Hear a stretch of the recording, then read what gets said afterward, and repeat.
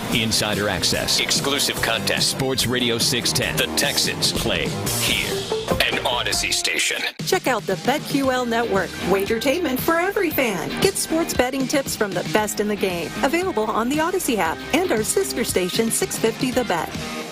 Sports Radio 610 presents Seth Payne and Sean Pendergast. We coming to H-Town. Let's get the work in, man. Let's go. Great day, great day. Oh, give me some juice, baby. Hey, what's happening, everybody? Happy Wednesday to all of you. Nice to be with you. Appreciate you getting up with us. We are with you till 10 a.m. this morning. I am Sean Pendergast. He is Seth Payne, and it's Hell Week. We got the Browns coming to town, and it looks like it will be Case Keenum Chapter 2 this weekend, my friend. Yeah, that's via multiple reports. I don't know who had it first, so I apologize. I saw several people planting their flags in it.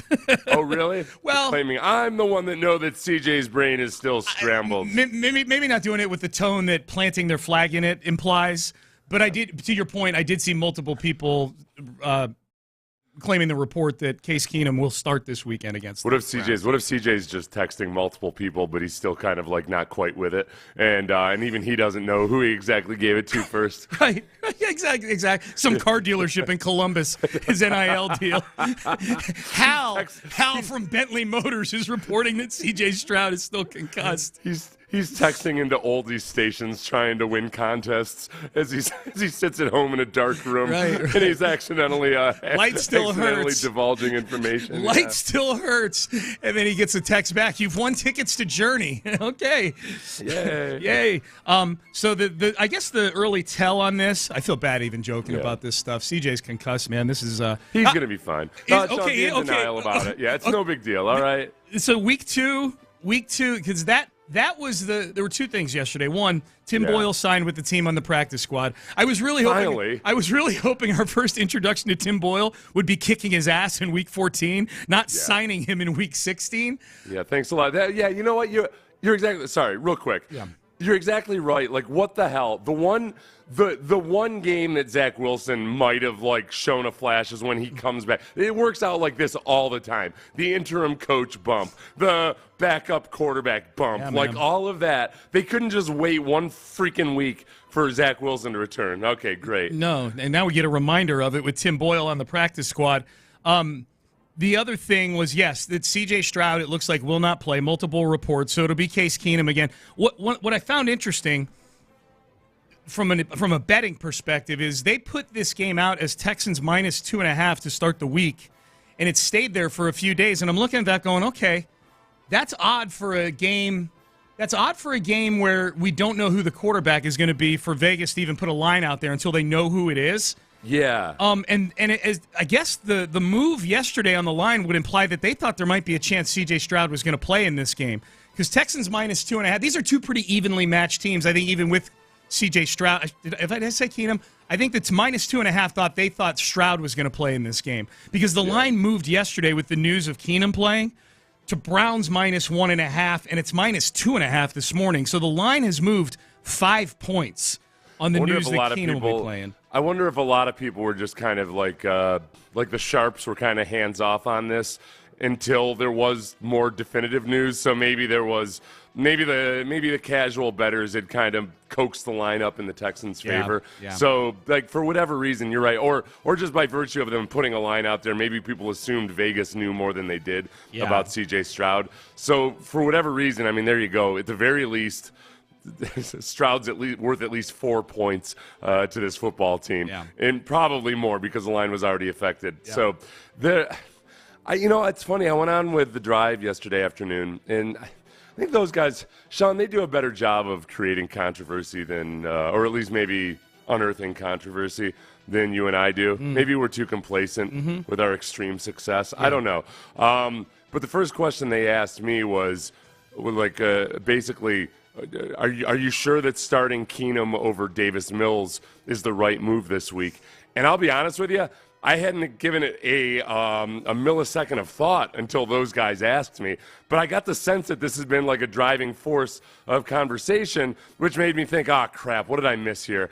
And I thought about it in the moment. I thought, I don't think I've missed anything. I remain unimpressed with Davis Mills as a quarterback. There might be unknown and unearthed upside there, but I think for the matter of just 1 or 2 or 3 games as a spell, I like the veteran guy that can get guys in position, knows where to go with the ball. I don't need him to have an electric arm. I need him to make do for a couple of weeks, and that's still Case Keenum for me. Yeah, for me too. Like I can't come up with an argument as to why you would start Case in Tennessee and then go back to Davis in Cleveland, especially considering that Case played well. I thought he played, other than the pick six, I thought he played pretty well given the weapons that he did and did not have in that game, right? Realistically, they didn't play well until the fourth quarter. It wasn't like I'm glad I went back and I rewatched the first half because I was reminded, I was just this wasn't a pleasant experience. But I think the argument would be that, look, Case's arm was clearly, he just does not have a lot of arm strength. He's not going to drive the ball into tight windows or anything. And when you go against a defense like the Browns, when they've got a weeks of film on Case Keenum and they can start jumping some of these routes, I think the big question becomes, all right, do you have Nico Collins or not? Because Nico Collins loosens things up, keeps a lot of those windows open everywhere else. And the other side of it, too, is, okay, if you can't rely on the run game, with Devin Singletary versus this Browns defense, where does that leave Case Keenum? So it might, I wouldn't be opposed to having a quick trigger if things are going really bad against that defense, but I just don't see any reason at all to all of a sudden to mix it up and take the guy that you didn't think was worth starting last week and now all of a sudden make him worth starting versus a better defense. The only argument that I can make, that if I were to want to make an argument, I want Case to start this game, just to be clear, but if I were given the assignment of making an argument for starting Davis Mills, I would say maybe they started Case last week because it was a road game, and the environment on the road maybe a little trickier. Davis hadn't played in a lot of big games. Hadn't played in any big games in the NFL or really in college. Now you're coming back home. You're coming off a win. The environment should be good. It should be a much more friendly environment. I don't know that a bunch of Browns fans are traveling to this game or not. I don't know if this is going to sound like the Denver game or the Steeler game in terms of it being 50-50 in the stands. I have no idea. That's the only thing I can think of because Case played well enough to keep the job last week. And yes, to your point, especially if you're without your biggest weapons on offense, this defense is a beast. They're going to need, I think the Texans, if there's no Nico Collins, and Case Keenum is starting, they're going to need one of these Joe Flacco 3-interception games, I think, to win this game. You talk about playoff environment or playoff circumstances, perhaps. In a lot of ways, for the Browns, this is as close to as a win and you're in scenario as possible. According to the New York Times playoff calculator, they have an 88% chance of making the playoffs right now. If they beat the Texans, they have a greater than 99% chance of making the playoffs. That feels right. The Texans right now are 55% right this moment to make the playoffs on this calculator. If they beat the Browns this week, they have a 76% chance of making the playoffs. Yeah. And then you add in all the other scenarios around it, obviously. But it's pretty significant for both these teams, more so for the Browns than the Texans. But that's a big boost with this victory for the Texans if they can get it. Yep. Texans would have the Titans next weekend, and then the big one. It's really it's looking, man, like in some shape, form, or fashion, all roads lead to Indy on not New Year's Eve. I'm sorry, on January, I guess it'd be January the 7th, Week 18. That game's shaping up to be maybe winning your in game for the Texans or the Colts. The Colts are at Atlanta this weekend, who just named Taylor Heineke their starting quarterback. They host the Raiders, who are a big wild card. The Raiders are not a good team, but they're not a horrible team. They've played some pretty inspired football at times with Antonio Pierce. I could see him getting them up to play that game in Indy. And then they play the Texans in Week 18. The Falcons game this week, the games that have the biggest influence on the Texans would be Bucs at Jaguars, Falcons at Colts, Chargers. I think, by the way, I think you've got those flipped backwards. Excuse me, Colts at Falcons. Sorry, and Jags at Bucs too. Yes, Jaguars at Bucs. Bills at Chargers, and the Bengals at the Steelers. Yep. So I feel good. I don't feel great about the Steelers beating the Bengals. I don't feel great about the Chargers beating the Bills. No. I don't feel great about the Falcons beating the Colts. I do feel pretty good about the Buccaneers potentially beating the Jaguars. Yeah, I feel best about the first two you listed. I think the two games involving division teams. I think Atlanta's going to put up a fight against Indianapolis. If I'm someone rooting against Indy, I'd rather Taylor Heineke be the starter than Desmond Ridder in that game. Taylor Heineke's got a little Case Keenum to him. So I'd rather. I mean, it's Taylor Heineke. It's it's not Josh Allen or anything. Former Texan Taylor Heineke. He is a Texans legend. Yes, he is absolutely. Starting left tackle for the Browns is former Texan John Christian. Yeah, dude. I just realized Will Anderson needs to do whatever he can to get that ankle right for this game. Oh yeah, he's got experience versus John Christian in practice. Yeah. John Christian has been on. I feel like John Christian has been on and off this team for like 8 years now. Who on and off of the Texans? The Texans. Yeah. Yeah, he started a bunch of games in the Culley season for them when Laramie was out. Laramie was out with that really, really, really, really, really long thumb injury that he had. He's only been on the team in 2021 and 2023, maybe with a practice squad stint here and there. But yeah. still. Or his name's popped up, that kind of thing. He's always on the Rolodex. All right, so the big news today, C.J. Stroud, it looks like, will not start against the Browns this weekend at NRG Stadium. How are we feeling about Case Keenum Chapter 2? I feel okay about it. Run game is going to need to be a necessity in this whole thing. All right, we got a lot to get to on the show today. John McClain is going to join us at about 8:25 on the show. So we'll get John's thoughts on the quarterback situation with the Texans. One quarterback situation we can finally put to bed. And we've been saying for a month now that this isn't going to happen. And confirmation yesterday, we can finally close the book on one of the biggest dramas of the NFL season. We will get to that next. Close the book on your holiday shopping with Zadok Jewelers. If you're looking for that slam dunk, this is the best gift I've ever gotten from anybody type of gifts, you go to Zadok Jewelers. It's as simple as that. The Zadok family has been in the jewelry business for 7 generations. They've been here in Houston for going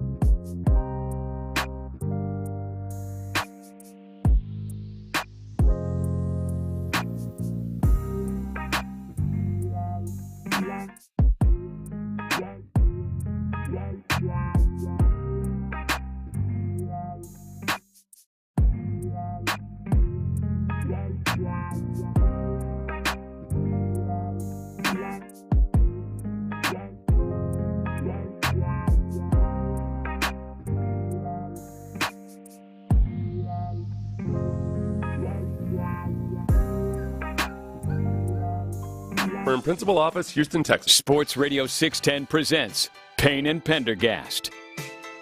This Case and Davis thing is twisting our brains into a pretzel during the break, man. Well, one of our listeners brought up that, he was mad that Case started at the time.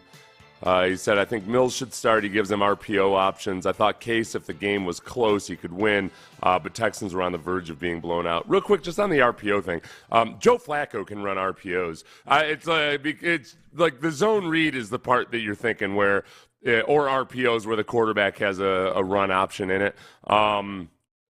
So whatever, you're splitting hairs on meanings there. There's an athletic ability that Davis Mills has that, I think should be utilized. I'm not opposed one bit to playing two quarterbacks in this game, having a broke-ass Taysom Hill option like in Davis Mills, just in that it's a rhythm changer. He can do some things athletically that Case Keenum can't. Bring him in for a series or two or three. I think you and I just feel better with Case's overall game management ability, and it's ironic that we're saying that when he also did throw one of the ugliest pick sixes I can remember. Yeah. I don't care where Ogunbowale was supposed to be. It would have been a dumb throw if he was exactly where the ball went. It could have still been a pick six if he got Case threw that ball blind. That was bad. I don't care what anybody says about anything. And there's a good chance that, given the scramble drill and however C.J. Stroud would have done it, that, Ogunbowale had gotten himself open. Case threw it directly to the linebacker. Yeah. So it's a closer race and decision than maybe it feels, after the victory. But I don't see any overwhelming reason to change your thinking or methodology. Whatever the reasons that they chose to start Case over Davis, I don't think that game looked one bit different than how they perhaps expected. No, that's a great way to put it. The reasons you chose Case over Davis did not disappear in 1 week after a win against the Titans. I think it had everything to do with the confidence in the huddle that guys have in Case versus Davis. I think that's what it boils down to. So who knows? We may see both guys. One guy we will not be seeing this year, at least on the football field. We'll still see him on the McAfee Show every week. Aaron Rodgers. Aaron Rodgers on the Pat McAfee Show yesterday closed the door on what everybody's been talking about. Big comeback from an Achilles tear in Week 1 in 2023. pushing to play. But the fact is, I'm not. I've been working hard to get closer to that, but I'm still, 14 weeks tomorrow from my surgery, and being medically cleared as 100% healed is just not realistic at 14 weeks. Yep. So you did a great job of keeping your name in the news for the entire football season, Aaron Rodgers. Yeah. That's all this was. It was an Aaron Rodgers reality show, right? Yeah. It was. It was curious, just like Tommy DeVito's agent there. What's his name? Sean Stellato. Yeah. I don't know. It's people inserting themselves into the conversation when they don't necessarily need to be in the conversation. And Aaron Rodgers, it's hard, though. It's hard for guys who are stud Hall of Fame caliber quarterbacks to all of a sudden, be told, or not even be told, but to take a back seat. Especially to Zach Wilson. It's it's understandable that he has eminent confidence in himself. He feels like he's the best option for the team to do something. So he figured he would try to do it. And to toil in anonymity or whatever just might not be his deal. But I don't hate him for it or anything. No, it became kind of a comical sideshow, especially in hindsight. The fact that he, at 40 years old, was going to do something that nobody had ever done in the NFL before. He managed to make that a huge conversation point when realistically, there's no chance in hell it was ever going to happen. Well, let me say a couple things positively about Aaron Rodgers. He's clearly been diligent in his rehab if he's even getting close to coming back from an Achilles tear in week 1 to play this season. So I give him credit for that. So that I will also say this. I have been very careful to criticize Aaron Rodgers and the nature of his involvement with the team this season, because I know if he weren't involved with the team and he was just sitting in Malibu, not with the team, I would be criticizing him for that. Like, hey, man, you're still on the Jets. You should still be there guiding Zach Wilson. And he was doing those things this year. Plenty of shots of him on the sideline with the headset on. Hell, we were speculating that it was him who called the Randall Cobb touchdown pass, that called that play instead of boob Nathaniel Hackett up in the booth. Yeah. So I'm careful about that. This I do wonder. I do wonder how much Rodgers' involvement and the tease of him coming back had to do with how the Jets conducted their business this year, when maybe they could have gone and brought Flacco back in to win some games for them. He played for them last year. Right. I'm guessing that Aaron Rodgers has so much influence in that organization. I'm guessing if they went to him and said, hey, look, we're looking to bring Joe Flacco in here, that's where Rodgers would have said, look, man, I can come back. I just bide your time with Zach Wilson. We got a great defense. And so I could see where it affected decision-making. I could see where it created confusion in the building about, is he coming back? Is he not coming back? What's the whole yo-yo thing with Zach Wilson going on? That is the hard thing, where if Aaron Rodgers believes in his heart and soul that he's going to beat this thing and come back and play with an Achilles, and you as a GM know that your fate is tied to the Aaron Rodgers saga, yeah, what do you do there? And you've seen exactly how Aaron Rodgers treated and thought about Brian Gutekunst, the GM in Green Bay. You're sitting there and you got Aaron Rodgers across the desk from you telling you, nope, I'm coming back. Yeah. No need to sign it. No need to sign Joe Flacco. That's a tough one, man. But they really But where would Aaron Rodgers actually feel threatened by Joe Flacco? That's the part that I'm okay. Yeah. Aaron, we're bringing Joe Flacco in because we want him to play until you come back and play. I don't think that's a tough sell to Aaron Rodgers himself.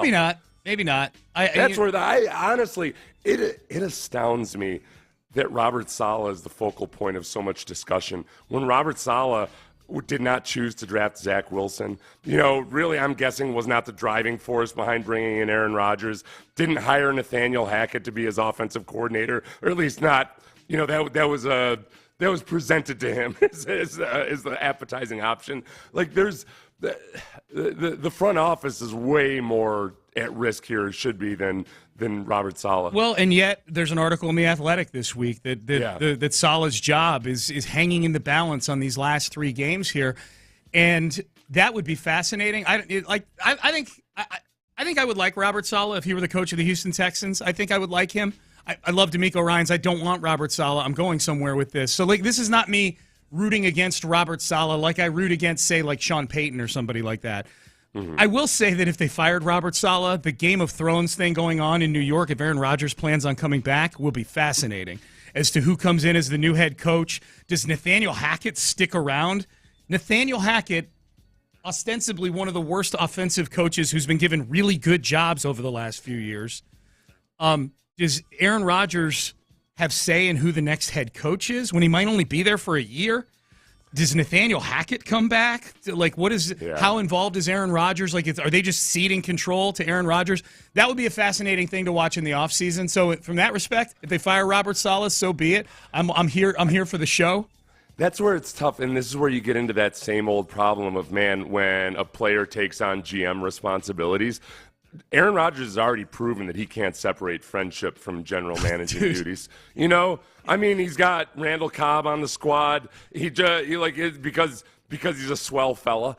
There's too many things where I think I can't imagine that he actually respects Nathaniel Hackett's ability as an offensive coordinator. I think he just likes Nathaniel Hackett. He likes having him around. Yeah. So, like, at what point does Aaron Rodgers actually start acting like a fake GM instead of, instead of using it as a guise to bring all his buddies around? This is where I wish Aaron Rodgers still had to do a weekly media session with New York media, not a fluff piece with Pat McAfee every week, where McAfee's just gassing him up every week about how awesome he is.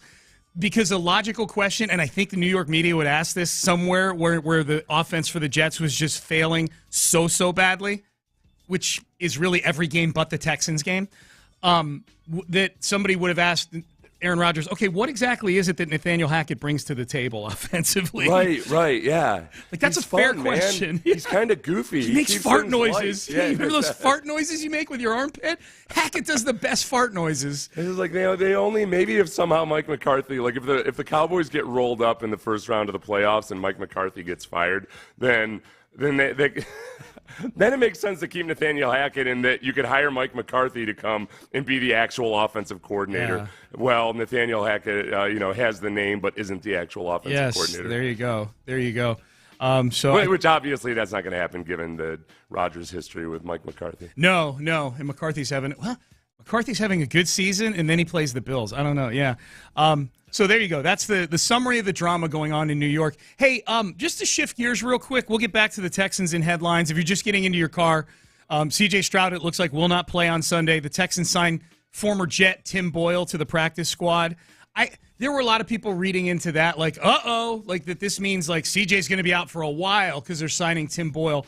It's a practice squad signing. He could be gone tomorrow.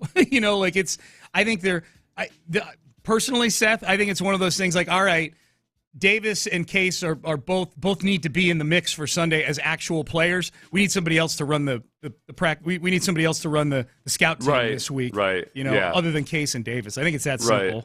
Yeah, and I do think somebody said, hey, Seth, they only put Davis Mills in to take a sack at the end of the game last week. They don't think he's going to play this week. I would say there's a chance that they had Davis Mills packages ready to go last week, and the game flow just never dictated that they used it, or the personnel groupings. You only got about 12 offensive drives in a football game, and I still think that's an option. Now, like, obviously the texter is joking. They put him in there to throw the Hail Mary, but Davis did manage to make it terrifying. So that's a part. Davis Mills and how terrifying he made taking a sack reminded me of why I was A-okay with Case Keenum being in there, even though Case had that really ugly pick six.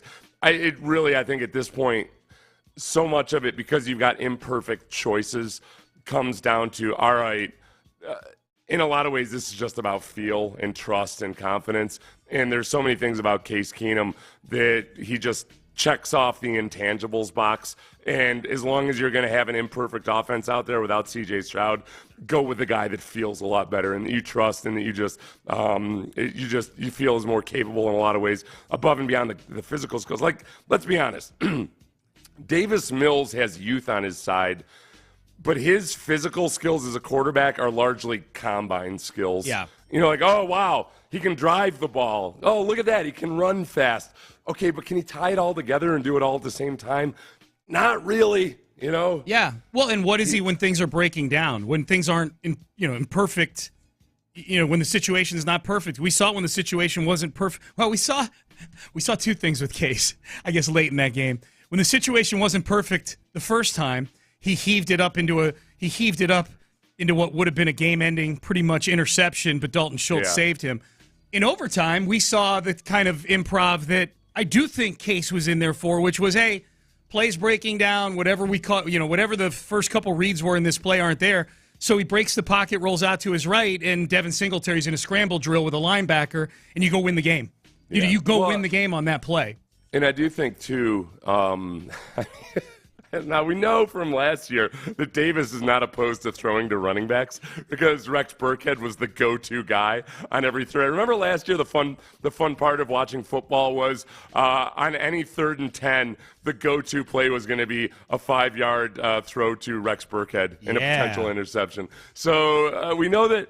I think that it is an asset of Case that he's willing to target Singletary a lot more heavily. I mean, that was the second most heavily targeted Singletary has been as a receiver all season long, and there needs to be more of that. But, yeah, the ball distribution, and really more than anything, I think getting the pass protection right and checking into the right run plays, that's a big kind of beneath the surface type of thing that quarterbacks do that I think Case is just simply better at than anybody else in the quarterback room. Yeah. Like CJ's not going to be as good as Case until he gets more experience under his belt. But like the pass protection issues on Sunday were much less about the running backs than they had been previously. The blitz pickup wasn't as much of an issue. Most of the issues on Sunday were more about just guys getting physically beat. So I think a lot of that has to do with Case. Yeah, and Devin's day probably had a lot to do with Case, getting into the right plays, all that stuff. Yeah, that makes a lot of sense. Text message,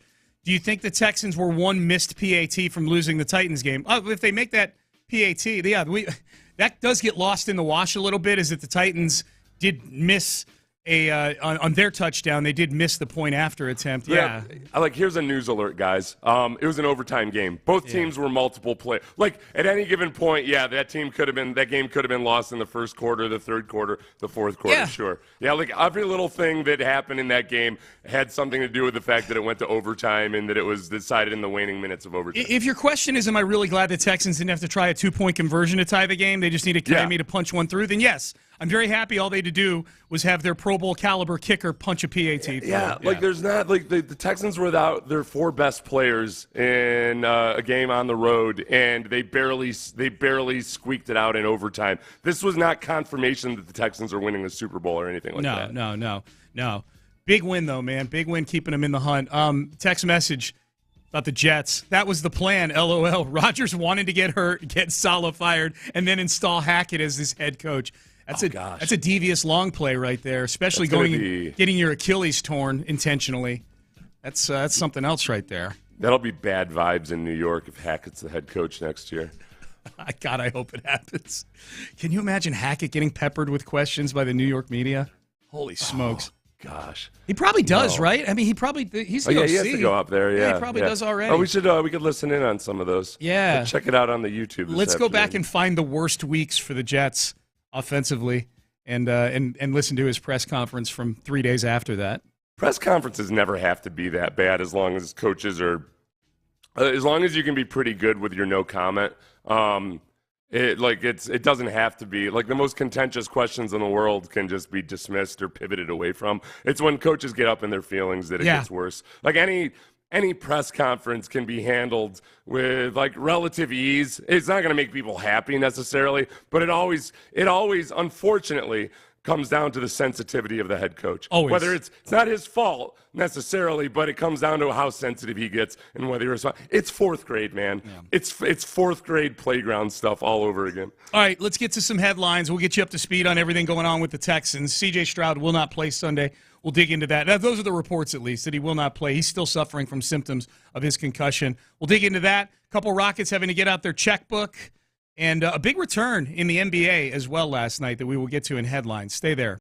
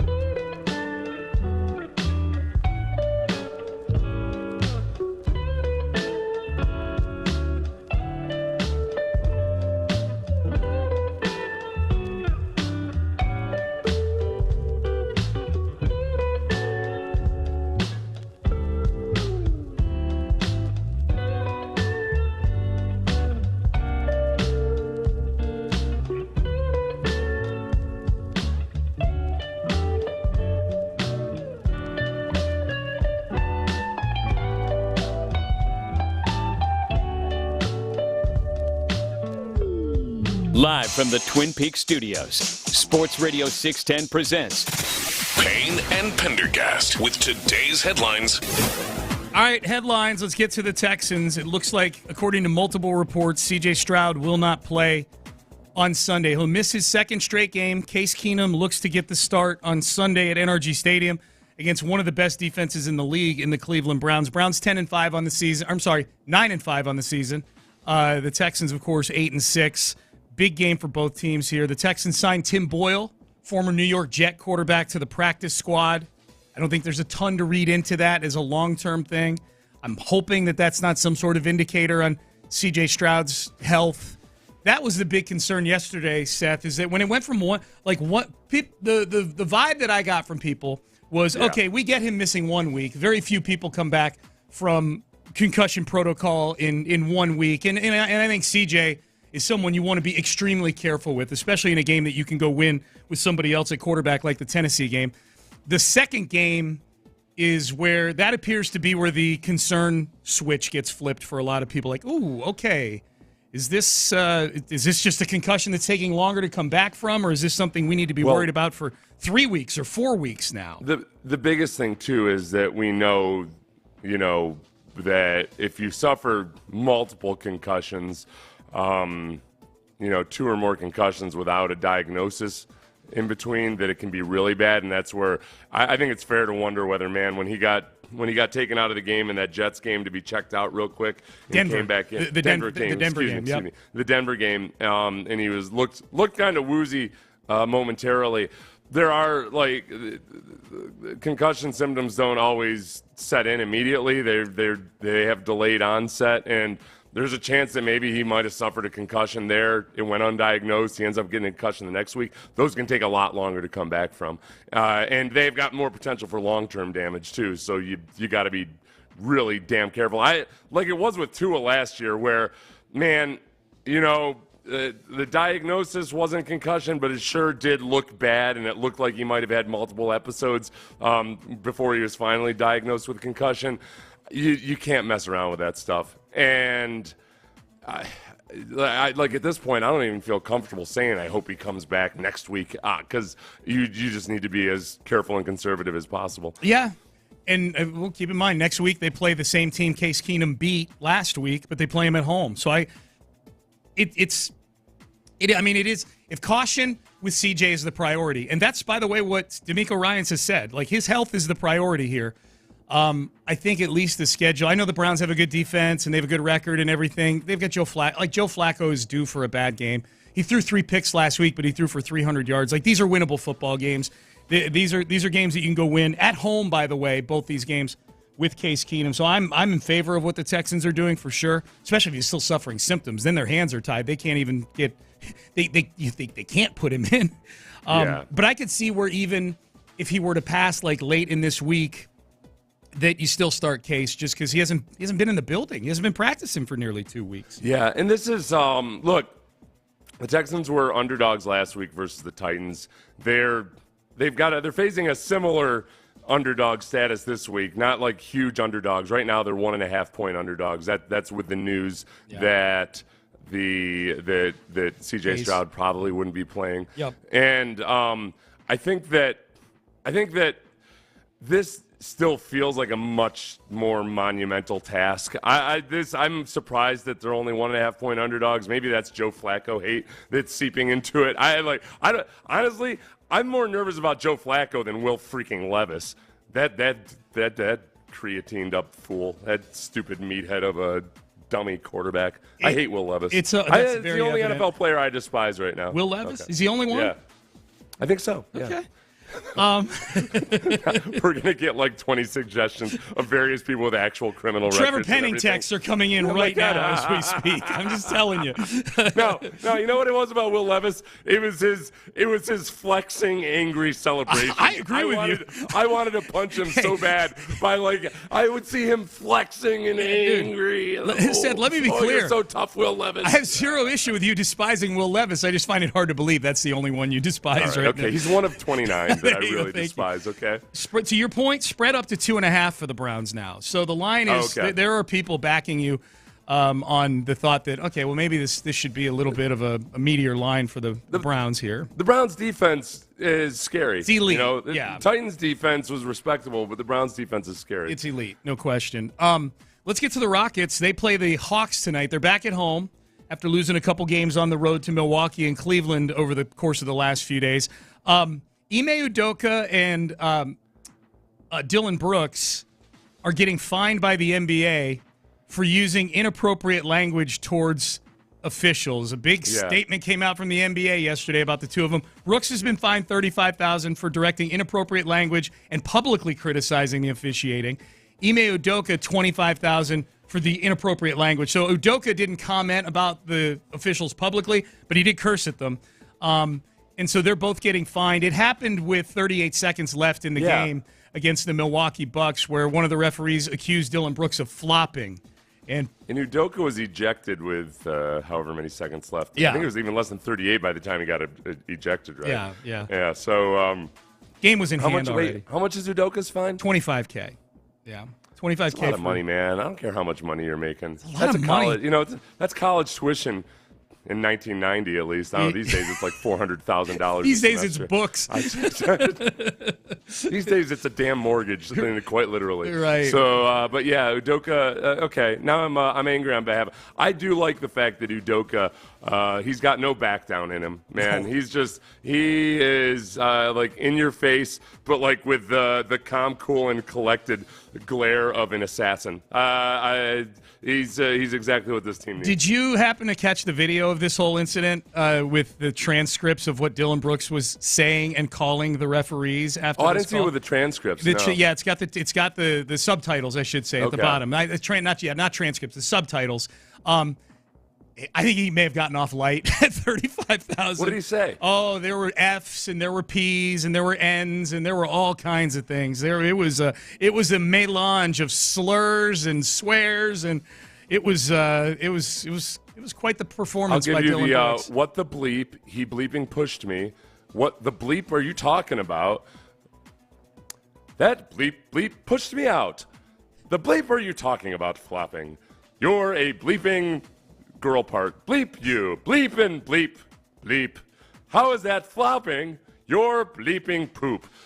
He said a different word. Go back to your bleeping screen. Yep. Seth is, I should tell people, Seth is literally reading the subtitles off the video right now. If you're in your car very confused as to why I'm not literally reading it. I'm also I'm swapping a couple words out. But yeah. I like when people, like when there's a 4-letter word and they just, like, why? It is weird. It's like you get away with just putting an asterisk on one of the words. Over the U. Yeah, like you put an asterisk over the U and like, oh, thank God they cleaned it up. Right. Now I have no idea what swear word they were using. Right. Daddy, what's folk? Yeah. All right, Payne and Pendergast with you. Aaron Rodgers confirms he is not coming back this season. We dug into that in the previous segment. Ben, if you still got Aaron Rodgers queued up in there, let's let the people hear him from the Pat McAfee show.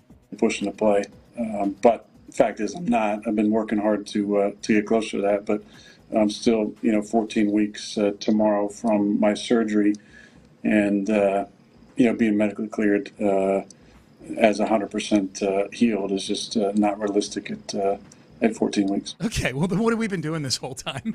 I know, it's just not realistic. Like, this whole time, it's like, could he come back for this game? Could he come back for that game? He might be back for December 10th. Could he be back by Christmas Eve? And then all roads lead to, it just wasn't realistic. Okay. It's really, man, it's like when any rich and powerful person just gets like a harebrained idea and people kind of just have to go along with it. Yeah, man. It's kind of terrifying how much we'll do with that, because we're herd animals, Sean. So the entire herd of the New York Jets was kind of like, well, we don't know what to do other than to follow the this Judas goat to our deaths. Yeah, but that's what we do. We're okay. That's what the Jets have been. We're gonna follow you. Jets have been. Aaron. The Jets have been okay, guy. Yeah, for the last. You know what a months. Judas goat is? I don't. Okay, a Judas goat was like a goat that all the other goats would follow, and they would use the Judas goat to basically lead all the other goats to the slaughterhouse. So Like they kind of train this goat. They train this goat to go to the slaughterhouse, and then all the other goats are kind of like, oh, all right, we got to follow the goat. That goat's the leader. Gonna follow him on in. That was a genius plan by the farmers right there. Okay. I'm getting out my list. I'm getting out my list of Seth of animals that could take over the world someday, and I'm crossing off goat. Judas goat. Yeah. I don't know how the whole thing works. I just heard a podcast about it once. Now if somebody calls you the GOAT at something, greatest of all time, I don't even want that designation anymore after hearing how stupid the Judas goats and the rest of the goats are. Tom Brady's the GOAT. Oh, no, I'm not. He's the Judas goat. Don't you dare. Would you be a goat or a Judas goat? That's right. All right, Payne and Pendergast. By the way, John Morant, the NBA player that came back last night, I mentioned in the tease, buzzer beater to beat New Orleans, came back from 23 down. So John Morant in midseason form after serving his 25-game suspension. All right, let's get into the 7 o'clock hour here. Are the Texans building a powerhouse? That is what one prominent national reporter is saying about the Texans, and it's all based on a conversation he had with maybe the most popular Texan right now. That is next. But I'll tell you what's popular, Yellow Rose whiskey. I've got some Yellow Rose ready to go as gifts for some close friends and business colleagues, so be ready. You got some Yellow Rose coming.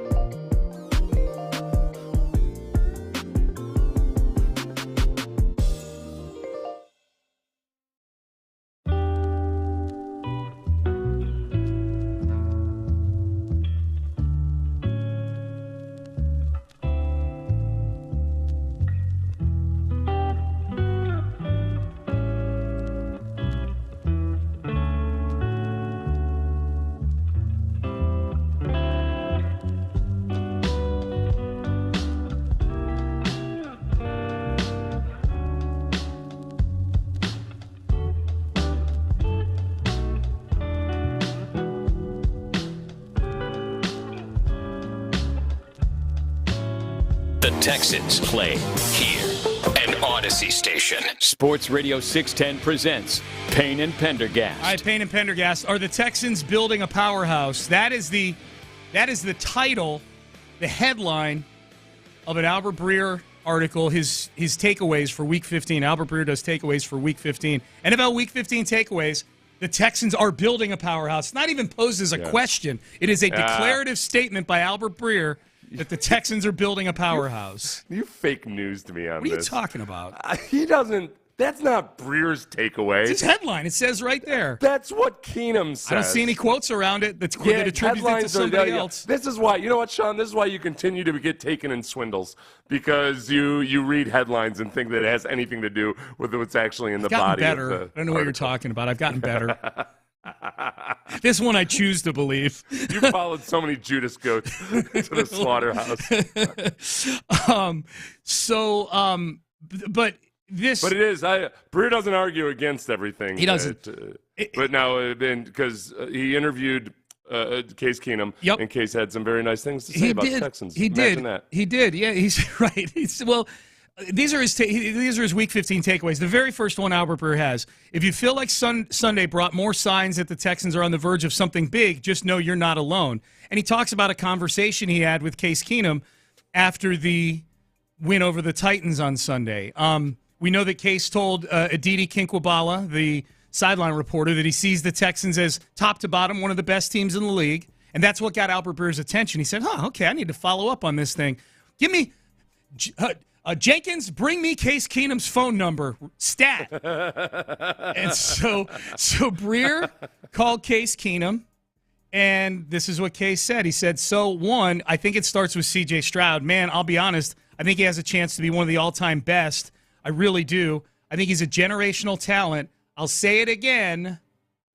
I'll say that again. Man, the dude is a dog. Great vision, great pocket awareness, athletic, can move. He gushes about C.J. Stroud as reason number one why they're a powerhouse. I think that, look, and that wouldn't come to a surprise to anybody. It is notable and worth, it's notable that Case has been around a lot of places and a lot of programs, and I do feel like he has genuine admiration for C.J. Stroud in just every interview that he's done about him. He's been impressed. I like hearing from Case because Case has been on the inside and sees how everything happens as the week unfolds, how CJ absorbs whatever lessons he learned and then put them out the next week. And at various times, Case has just made some comments that it does sound like he genuinely sees something different in CJ than he's seen with some of the other quarterbacks he's played with. This is how I know it's genuine, because every veteran quarterback would probably say nice things about young quarterbacks they were in a room with. But everybody says this about C.J. Stroud. Whereas, like, with Aaron Rodgers, anytime you talk about Zach Wilson, you're like side-eyeing. You're like, okay, bro, like whatever.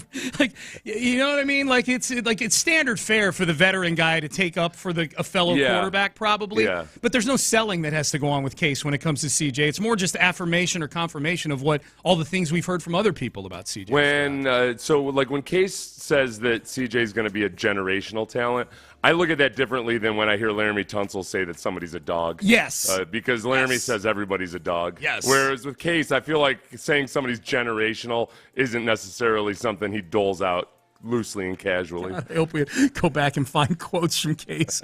Sam Bradford's going to be a generational talent. Who are the quarterbacks that Case has played with? No, I'd have to go back and look. Most notably, Well, he played with Josh Allen last year, right? He was in Buffalo, right? I think he called Josh Allen a punk loser. Okay, then that validates even more his C.J. Stroud opinion. All right, let's keep him moving. They loved him up there. Remember there was a clip of him asking Bills players for autographs at It was camp. great. Case was wearing like a bucket hat and going around and asking people for autographs. I think Josh was one of them. It was. That he asked, yeah. He's using like a fake accent. It was really funny. First thing that popped up was Bills backup quarterback Case Keenum offered Josh Allen this odd deal to get him to slide more. Oh, okay. Well, that's nice. He's giving him advice on how to create some longevity there. I like that. It was allegedly I may or may not have told him I would wear only a jockstrap to one of our walkthroughs if he slid in the game feet first with nobody around him. Okay, did it ever happen? That's what I need to know. I don't want to hear. Now I'm starting to fit. Even though Allen's memory of the event was a little fuzzy, that wasn't the case for his teammates. Fullback Reggie Gilliam has one vivid memory from that walkthrough: bare butt cheeks. Okay, so he did it. Okay. Yeah. Case's Q rating people just like Case keeps going up. Jock straps. Yeah, exactly. I didn't know they still issued jock straps. I thought everybody had moved over into the bike shorts these days. The only thing they like good for keeping it old school and knowing what a jock strap is. Case Keenum. That's right. The only thing they like more than Case Keenum's moxie, Case Keenum's butt cheeks. Absolutely. Yes. This story talks about a text that C.J. Stroud sent to Keenum and Mills before the game on the old QB group chat.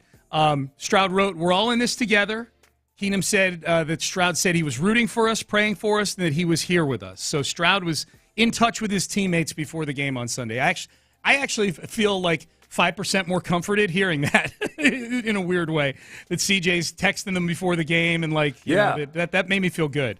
Yeah, that's right. No, this quarterback room is cool. Like, I think there are a lot of quarterback rooms where you hear the horror stories about what it was like with Aaron Rodgers and Brett Favre, and no matter how much exaggerated those may have been, it wasn't a warm and fuzzy place back in the day. Yeah. And then there are rooms where, look, you've got quarterbacks who tend to be confident dudes and who also usually tend to think that they're the best quarterback on the team. Ideally, every guy you have on a team thinks he's the guy that should be starting, and then it's how they handle it afterwards that can affect team chemistry. I think this quarterback's room, really with a lot of the leadership coming from Case Keenum, these guys getting together for dinners every week, and CJ feels the same way about it. I think they all understand that part of it, that, like, all right, we're obviously competing, but at the same time we're teammates, and we got to help each other. Like, being a good team player is helping each other. I get that vibe from all those guys, and it's cool when you're in a situation like this. Some of the stuff where the committee approach really helps a lot when you're in a backup quarterback situation. Case goes on to talk about the receiver room, mentions that we've got injuries to Tank and to Nico. But look at Noah Brown. He had a great game today, talking about after the Tennessee game. Robert Woods, man, he's just this crafty vet that does everything you ask of him. He goes on to talk about Dalton Schultz having a career year. I think some of the young guys in there are stepping up as well. He says it's so much young talent over on the defensive side of the ball, and the way D'Amico coaches them, it's special. It's really cool to see. Yeah. Here's a powerhouse to me indicates something long-term, and a lot of what he brings up there, especially D'Amico, that's going to be here a while. Yeah. I guess when you bring up names like Noah Brown and Robert Woods, and even Dalton Schultz, who I think has the best chance of still being here long-term of all those guys, that doesn't tell me, like, those specific names, how awesome they're going to be in 2026 or something, but maybe the fact that Nick Caserio can go find guys like this on one-year deals. Like, Nick has knocked it out of the park in free agency this year. Well, I think also, though, you got to remember, the way Case is talking about it, Sean, he's talking about the present. He told the Didi Kinkabuela that they're one of the top teams in the league right this moment. Yeah. And that's where some of the gushing loses a little bit of credibility just because he is talking about his own team. I would argue that they're not one of the top teams in the league right this moment, especially without Tank Dell. Who knows where they could have gone and what they could have evolved into if C.J. Stroud and Tank Dell were healthy the entire season. I think the defense has really, over this second half of the season, maybe started to show, and I would include in that, even though they blew it versus the Jets, they're starting to show signs of being a genuinely tough defense. Yeah. Offensively, I think there's just still too many gaps and holes for them to be truly one of the top teams in the league. Yeah, and to be fair to Case, it's not that they asked Case. I don't think Breer asked Case the question, are you guys a powerhouse long term, and tell me why. Yeah, I'm not asking. I don't expect Case to give the accurate power ranking. Yeah, I'm more critiquing Breer's assessment of the whole thing than Case in this. But I do think the quote he brings up from Case here that does back Breer's contention or hypothesis maybe that the Texans are building a powerhouse team for the long term. Keenum says, you can see how it's going in San Francisco with that system and that culture they've built. You add D'Amico and CJ to that, and I think that's the kind of culture that you want. It's the kind of powerhouse that I think Keenum does say that. I think it's the kind of powerhouse that I think the Texans are going to be for a while. End quote. Right. Yeah. Yeah, that's what I told you. That's where the quote, the article, the actual headline came from, was him saying it was a powerhouse. Yeah. I guess the big question there is just, Kyle Shanahan is also the actual offensive coordinator out there. Right. So Like, okay, are they going to continually be able to foster and grow offensive coordinators that can replace them? Like, if things go as well as you hope they're going to go, then, like, realistically, the Texans would be in a situation where their offensive coordinator is getting plucked to be a head coach, like, on a biannual basis, most likely. At that point, what you have to hope is that you've got a rotation of 3 dudes so that when one of those offensive coordinator invariably fails as a head coach, he comes back into the fold. Kind of like the Chiefs are right now with, what's his face there? The offensive coordinator. Losing Bieniemy? Yeah, but they've got Nagy. They got Nagy back. Yeah, Matt Nagy back in the fold. They got Nagy back, yep. Payne and Pendergast, so there you go. It's a good article. Go find it. It's Albert Breer's takeaways. Some good quotes in there about the Texans from Case Keenum's perspective. I'm fixated on this Judas goat thing that you brought up in headlines, where you compared Aaron Rodgers, the Judas goat concept, which I was unfamiliar with, where if I've got it correct, the farmers train one goat to really enjoy walking to the slaughterhouse, and then when it comes time to slaughter the whole crew, that's the guy that they all follow? Yeah. They use it for, like, getting on trailers or whatever. They just got one super smart and yet traitorous goat that leads everybody to their death. Yes. Yeah. This is my fear, and I think it's been hammered home by my clinging to the headline of this Albert Breer article. My fear is that of all the Sports Radio 610 hosts, who would be the one chosen to be a Judas goat? I think it would be me. I think if we did 610 hosts, the most likely to become a Judas goat, you know, you get trained by management to do something, and you're all happy about it, and like, okay, now everybody follow Sean. Yeah. I feel like I would be that one because I'm easily sold to. We've established that. I do think that I think I'm gregarious enough that if I wanted to get the whole group to rally to do something, that you guys would at least give it a shot at doing it, maybe. And I also feel like the rest of the staff most of it is appropriately skeptical about things. Like, I think there's no chance you would be the Judas goat. You question everything. Like, I think you would question that farmer doing that. I think with the Judas goat, you almost got to have kind of a lack of conscience about it. Like, after you watch all your buddy goats get slaughtered, you're kind of like, that's life. You know, I'll do it again tomorrow. Oh, so I didn't even think about that. So I don't get slaughtred in the whole thing? They just keep using me to lead people? No, that's why wow, I would definitely be the Judas goat then. The self-preservation. 100%. Yeah.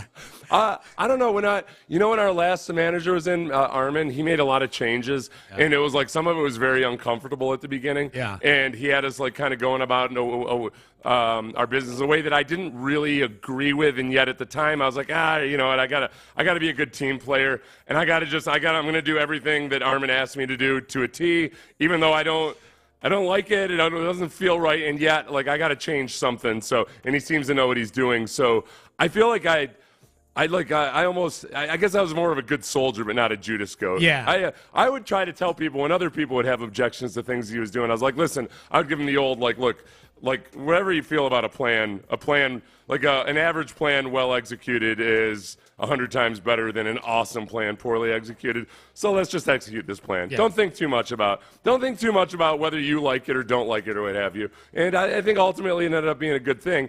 Now, Paul Gallant did get fired, so was I a Judas goat to Paul? I don't think so. No, I don't think so. I don't think you would do Judas goat. I don't think Landry would do the Judas goat thing. Yeah. Clint, I think, would. I think Clint's got that old quarterback in him, that whole leadership thing where the coach tells him what to do, and then Clint's got a big personality, and all the goats would follow him to the slaughterhouse. Yeah. I think Clint would be really good at it. Here we go, fellas. Yeah. So I get maybe, but what am I though? Am I the worst? Am I worse than the Judas goat if I'm the person that says nothing? And the biggest danger is when good people don't stop the bad things from happening. I don't know. I don't know if that makes you worse or not. I'm just realizing that Judas goat gets to live, and I'm fascinated by this now. They just keep using him over and over and over again. That's on the goats, man. If you keep following the Judas. Who's the most likely Judas goat? We got to look at the longest surviving members at Sports Radio 610, and right now that would be John Lopez. Yeah. And is it me? Yeah, on probably, air, guys? Probably.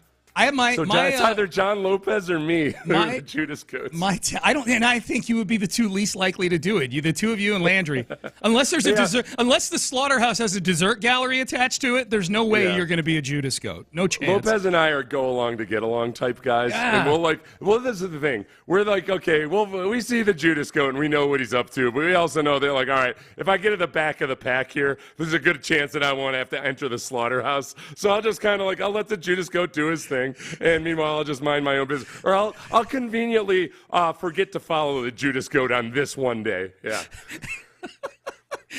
People are weighing in on this Judas Goat conversation. We got to read this text. We'll read them in the next segment.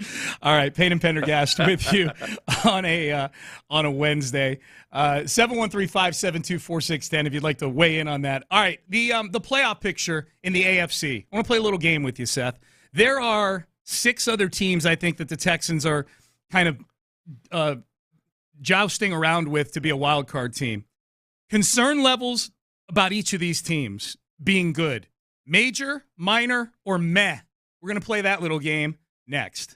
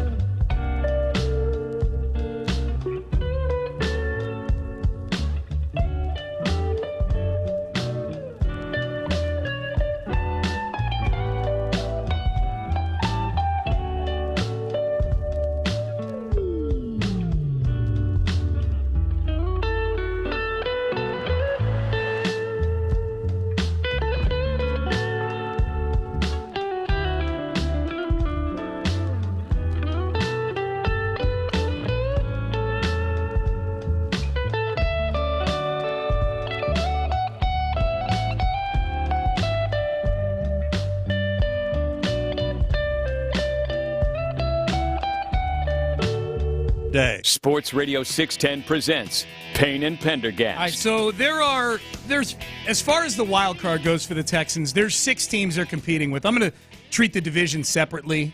Jacksonville's on its own little plane over here. Although they're 8-6, they may as well be mixed into the wild card argument, I guess, too. But for now, the 6 teams that are non-division leaders, potential wild card teams. How concerned are we about these teams heading into the final 3 weeks of the season as far as how they've been performing? Could they beat the Texans out for one of these wild card spots? I want to get your concern level on each of these teams, Seth, with 3 designations that you can choose from. Major concern, minor concern, or meh. Major, minor, or meh when it comes to the following teams and them boxing the Texans out of the postseason. All right? You ready? Okay. Yes. The Cleveland Browns, who they play this weekend. Is your concern level over the Browns taking one of the wild card spots major concern, minor concern, or meh? They're a major concern just because they're already at like an 88% chance of making the wild card. I'm with you. If they beat the Texans, they've got a greater than 99% chance of making the wild card. So they are DEFCON. Wait, what's the better one? The lower than people get this confused all the time. The lower the number, the more dangerous the DEFCON.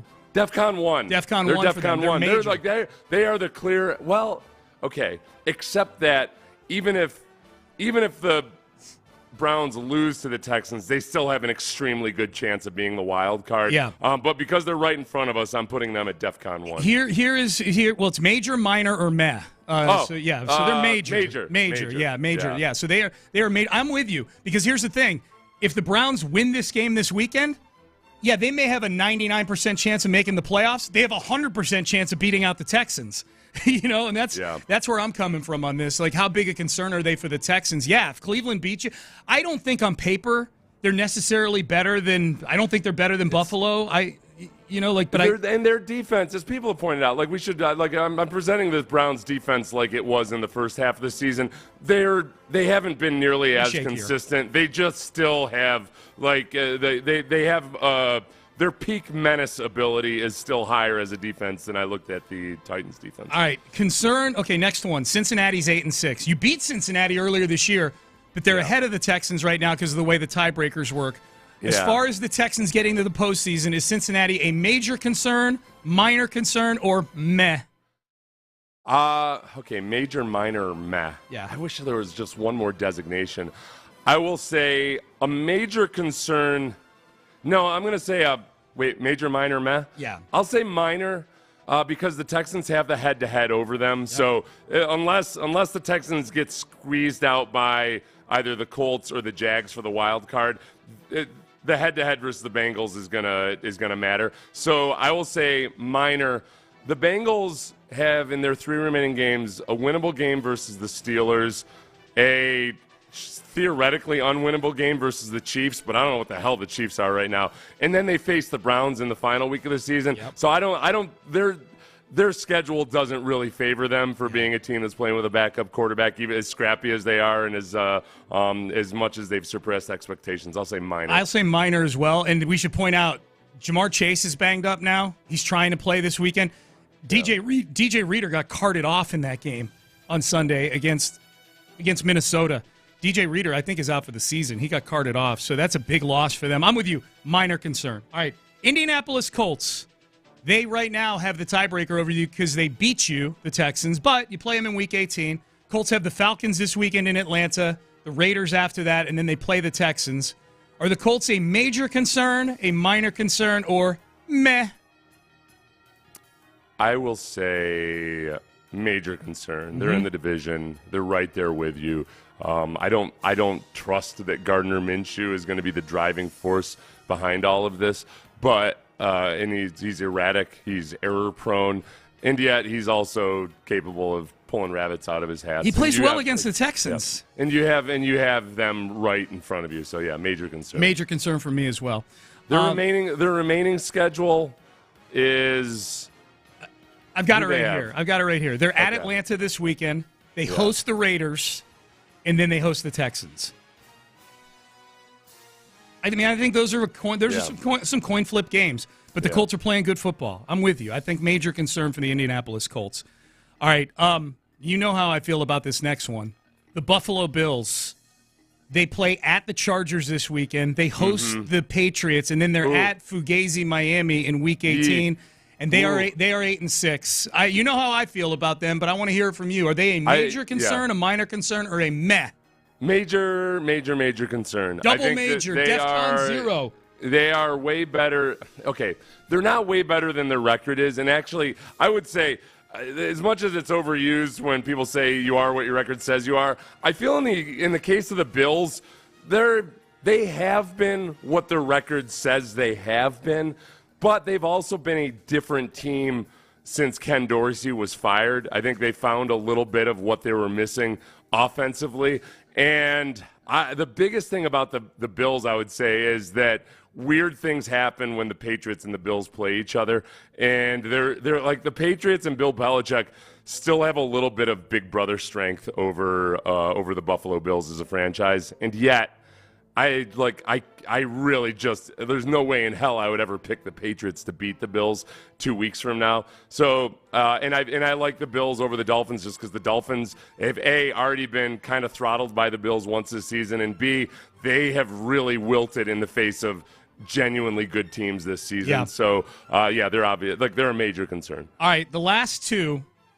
These are the teams that are 7-7, by the way. All the other ones we've gone through are either 9-5 or 8-6. But we'll start with the Pittsburgh Steelers, who are 7-7. They're on their third quarterback now. They're going to start Mason Rudolph this weekend against the Bengals. They have the Bengals at home. They are at Seattle, so they got to do a funky cross-country trip in Week 17 on New Year's out of the conference to come back home or to come back and play a road game at Baltimore in Week 18. That's about as unfavorable a schedule as you can give a team. Division game against a hot division team. Then you're traveling to the West Coast to play a team you have no rivalry or ties with at all. Yeah. To come all the way back across country and play a road game against the number one seed in the conference right now. Sean, you're down bad as a franchise when you have to say things like Kenny Pickett ain't walking through that door. So yes.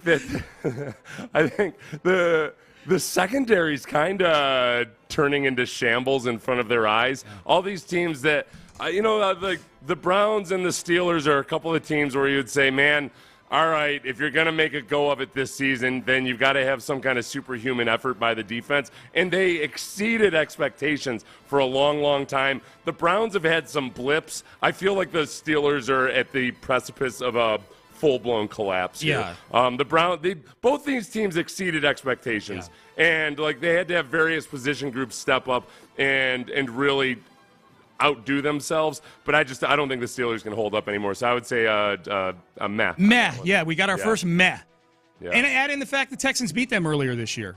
They've got the head-to-head over them. All right, last one.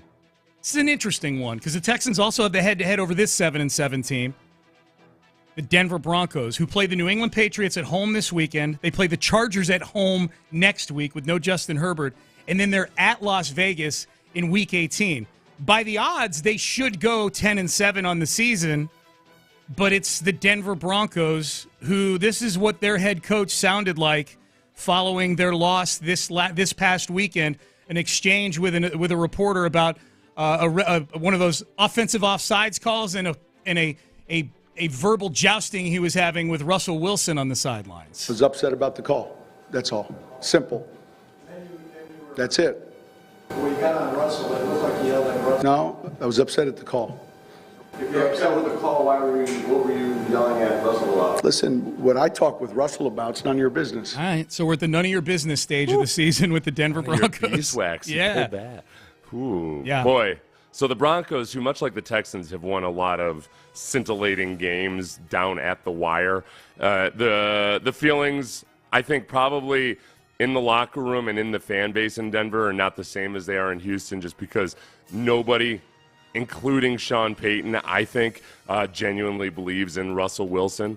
And yet here they stand facing the Patriots, the Chargers, and the Raiders.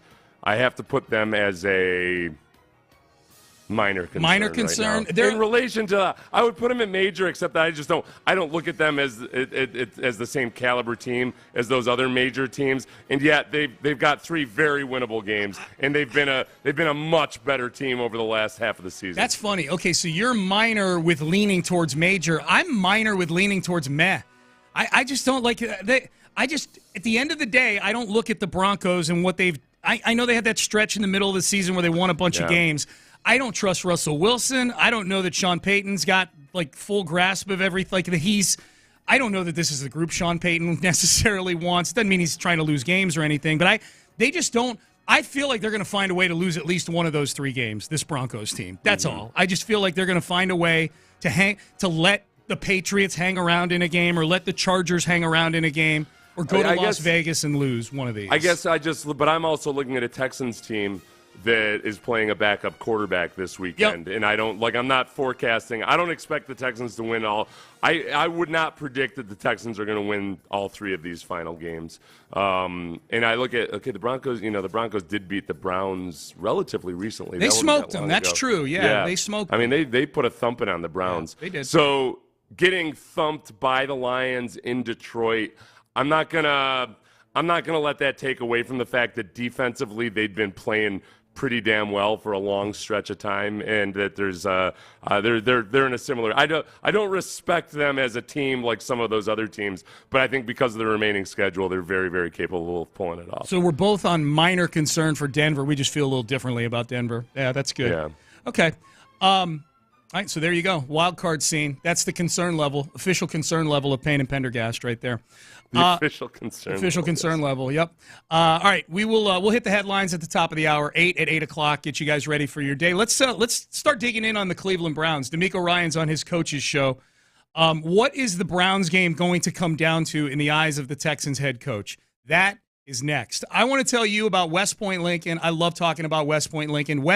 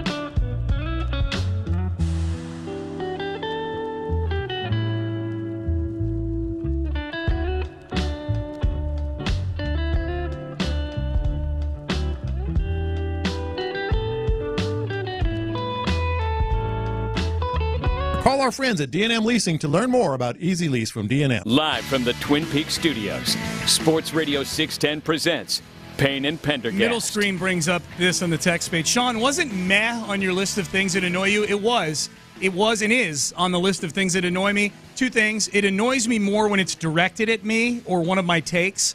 One. Oh. Two, I like alliteration when it comes to segments like we just did, and I'm willing to sacrifice my disdain for meh for the segment to be major, minor, or meh. I think stuff like that sounds easy to follow. You know what I mean? Like, I like the alliteration. Where do you stand on mid as a casual insult?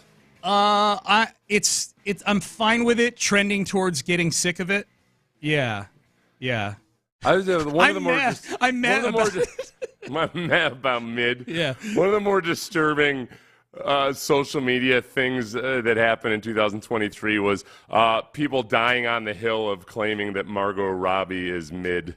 That was a big thing amongst young men. Like that, you proved just how high your standards were by really driving it home and having to make the point that Margot Robbie is mid. Like, all right, okay, fine, that's a cool hill to die on. I'll just go ahead and let you have that. I'll let you win that debate. I'm just gonna go off into my Margot Robbie room and think about it. You brought up DEF CON levels as a way to do it, which I like those too. That would have been a good way to judge the wild card contenders as well. Funny text. I'm not so worried about the Texans' DEF CON, literally short for defense readiness condition, as I am the Texans' OFF-CON, their offensive readiness condition.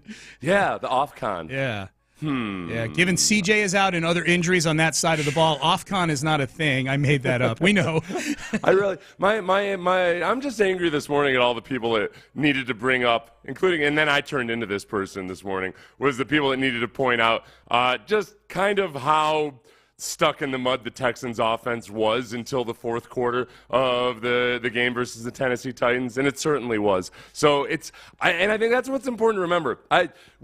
It's been one of the fun things about caring about football again has been the emotional highs and lows. Like losing to the Jets felt like the worst thing that's ever happened in the history of football. And then beating the Titans, in some respects, you start feeling like, well, they're back on their way. And you got to remind yourself, okay, all right, look, they won in overtime versus a bad football team. But the Texans were missing at least 4 of their very best players. So, on the sliding scale of, okay, where are you as a team?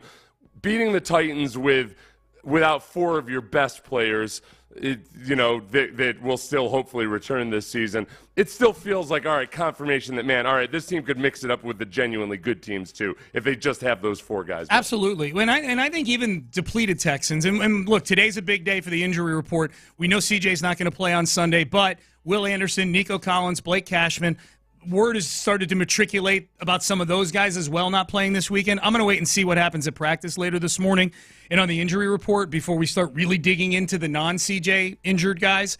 But I think we're going to hear from D'Amico here in a second. I think these are 2 very evenly matched teams, even with no C.J. Stroud at quarterback. I'll point out they have Joe Flacco, their 4th quarterback of the year, playing quarterback, who's done some good things, but he's also done some Flacco-y things.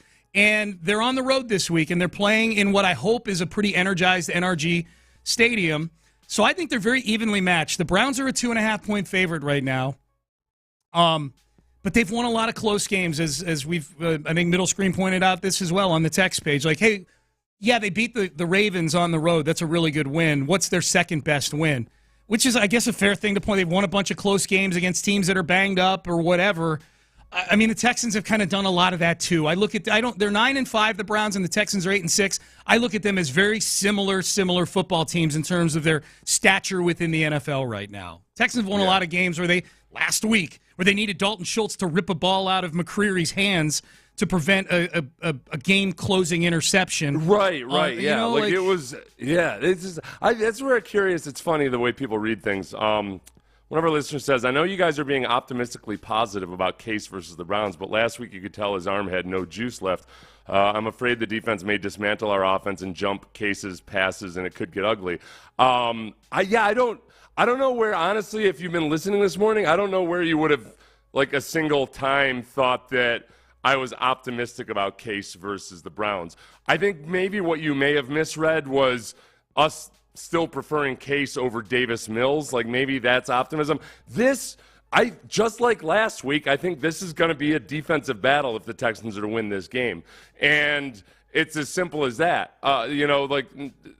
You look at last week's game, I think because of the final score, people kind of forget that, the Texans defense only let up 10 points to the Titans in 5 quarters of football, or in 4 2/3 quarters.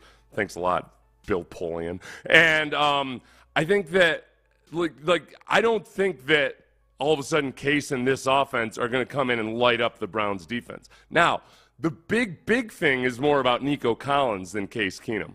If Case has Nico to help open things up and to hopefully allow the run game to continue to make progress, then I feel pretty good about it. But yeah, it's like as long as C.J. Stroud is out, I'm expecting the Texans to have to win low-scoring, close games. Yeah, I totally agree with that. Here's DeMeco Ryans on his coach's show earlier this week. What is the Browns game going to come down to? It's almost like we're the same team. Yeah. They're dealing with a lot of injuries. Guys are in and out, right? They lost their quarterback, so it's kind of, you're in the same boat, right? I mean, it's all about that next man up mentality, or man, let's go win these games as a team. In Cleveland, they're finding ways to win, and the same goes for us. We're all finding ways to win, so I think this is going to be a very evenly matched game. All right, and really, they play really good defense. We play really good defense. Yeah. So it's just going to be a matter of, for me, which defense plays the best. Yeah. Mm-hmm. This Sunday, that's going to be the tell of this game, right? We can take the ball away. They have Flacco, who's a ton of experience, has made a lot of plays, won Super Bowls, right? And he's done a good job for them over the past couple weeks. So we have to find a way, all right, to make it muddy for Flacco, right? And we have to stop the run game. I know they've lost a lot of offensive linemen, but they're a good run team. So we have to stop the run. I think the Bears did a good job of that yesterday, stopping the run. We have to start there and force Flacco to beat us throwing the football. That was DeMeco on the coach's show. Seth, if I had to put myself in the shoes of the opposition, radio hosts in Cleveland, and I'm doing a deep dive on this game and looking at the Texans, DeMeco hit on it at the very end of that cut. The biggest thing I bet they're talking about in Cleveland this week, as far as the X's and O's of this game, are the fact that the Texans had 7 sacks against a mobile quarterback, 7 sacks, 12 TFLs, and they held Derrick Henry to his worst game as a pro last week in the Texans' defensive front right there. And if I'm Cleveland, it's 2 things that concern me from that front. 1, Joe Flacco is not mobile, and 2, DeMeco touched on it, they've had major injuries in the offensive line this year. Major. Bitonio went out at left guard. That left them with 4 backup offensive linemen. Their left tackle is Jerron Christian, a guy that's had a couple stints with the Texans, was on the practice squad earlier this year. And I didn't realize this about Marquise Goodwin. I'd forgotten he was diagnosed with blood clots back in July. Then he missed a month with a concussion. And it's not like he's had an awesome year or anything, but he had a 57-yard reception versus the Bears last week. Like the Browns are like scrapping things together. I'm not saying they are scrappy. They are scrappy, but I'm saying like they're a scrapbook of players right now. They lost their beloved running back. They did and yet they're figuring out ways to make it happen, but they're also error prone because of all those moving parts. So the defense, in the way that it showed up as the game wore on. Remember in the first part of the game last week, Sean, Archuleta was talking about how the Texans weren't getting a pass rush at all. Titans had as much time in the pocket as they've had all season, and that changed pretty dramatically over the course of the game. I think this defense is really just starting to hit its stride, and that's where forcing Joe Flacco into multiple interceptions, shutting down the run game, all of that's where you win this football game. I think the offense can do some things, but it's got to be a defensive-driven effort. Yeah. The Browns defense is really good. Here's DeMeco Ryans on Myles Garrett and the Browns defense. So you talk about Myles Garrett, one of the best defensive ends in the league, right? This guy can wreck a game. So it starts there. You have to have him accounted for each and every snap. Then when it comes to their back end, I think their secondary has been the strength of their team. They can play tight man coverage, right? And they're going to challenge our receivers. They're going to be tight. They're not going to allow much space. So we have to be able to beat man coverage. And it comes back to what we did this past Sunday, though. If we can find a way to run run the ball, that softens the defense up. So we had to find a way to run the ball. But this defense, I think they're not number one. They're probably number one defense in the league. They've held a lot of opponents. You're not going to get many yards on these guys, so you have to earn everything that you get. It's going to be a tough matchup for our offense, but we have to find a way. And I know some people have pointed this out, that it hasn't been as intimidating a defense, the Browns, in the second half of the season. But like one thing you got to realize when you look at just points allowed, the Rams game where the Browns lost at 36-19, that was deadlocked going into the fourth quarter, and then it was a couple of mistakes, a couple of turnovers that gave the Rams some easy short touchdown drives that led to it being a blowout. But that was very late in the game that turned into a blowout. It was a defensive battle up until that point. Yep, sure was. One more from D'Amico Ryans, more specific to Myles Garrett and how the Browns use him. When you have a guy that's that versatile, like he can line up on the edge, it's kind of easier when he's on the edge. If you want to utilize a chip or you want to slide the line, slide the protection to him, that's easier. But what they've done a good job of, as you mentioned, they'll line him up over the center, right? And you try to give him, they put him in positions where he has a favorable matchup. So they find a way to make him a one-on-one matchup with the center, whereas how can you help him in that spot? So they do a good job of dictating protections to draw Myles a one-on-one matchup. We just have to find a way to hold up, get the ball out as quickly as possible, right? You can't hold on to it for too long because he'll find a way to get you down. This is a classic example where sometimes people rely on the sack stat a little too much because people have pointed out that he hasn't had a sack in the last 4 games. All right, that's cool, but he had 11 quarterback pressures against the Bears, which was the most he's had all season long. Really? You know? Yeah. Like it's not like he isn't affecting the offense. Yeah. He still has to be accounted for. He just happened to have the sack numbers in the last couple of games. It's funny because remember last year when Clowney went AWOL at the end of the year? For the Browns, Oh, no, he got sent home. He didn't go AWOL. He got sent home. He went to Mary Kay Cabot and started complaining. He publicly criticized the Browns for doing just what D'Amico was just talking about, that they were moving Myles Garrett around the defensive line to try to get him the best opportunities, and Jadeveon felt like they should be doing that for him as well. And the Browns said, all right, listen, man, that's not your role anymore, okay? So the lining up over the center and all that fun stuff that you used to do with Houston, that's not your job anymore. But now Clowney is having a good year. Shit, dude, you took the words right out of my mouth. I was just going to say Clowney's having a pretty good year in Baltimore, right? Clowney's doing exactly what he should do for the rest of his career, which is sign 1-year deals on teams that are willing to overlook whatever your personal idiosyncrasies are and just let you go out and play football. And that's what he's doing. Yeah. Okay, if Jonathan Grenard leaves in free agency, would you bring Clowney here on a 1-year deal next year? No, I wouldn't. I don't think they're. If you honestly, God, no. 2 or 3 years from now, maybe you got to have a really strong established culture, and like to the one where also Clowney is getting to that age where he is an old crusty vet now, and he shouldn't. Most guys his age aren't going to be practicing every day of the week necessarily. And they're not necessarily going to have to take all the snaps all the time, and you can overlook that. So it's just the personal history he has here with the franchise. It would be more of an issue if Bill O'Brien were still the coach or anything. For sure. But I could totally see Clowney loving to play for D'Amico Ryans a couple years from now. Yeah. But they got to establish more of a culture first. Yeah. Well, the clock's ticking on Clowney. Who knows what he's going to be? He's got a 79 PFF grade. He's 22nd out of 111 edge defenders this year. Pretty good. Yeah. Pretty good.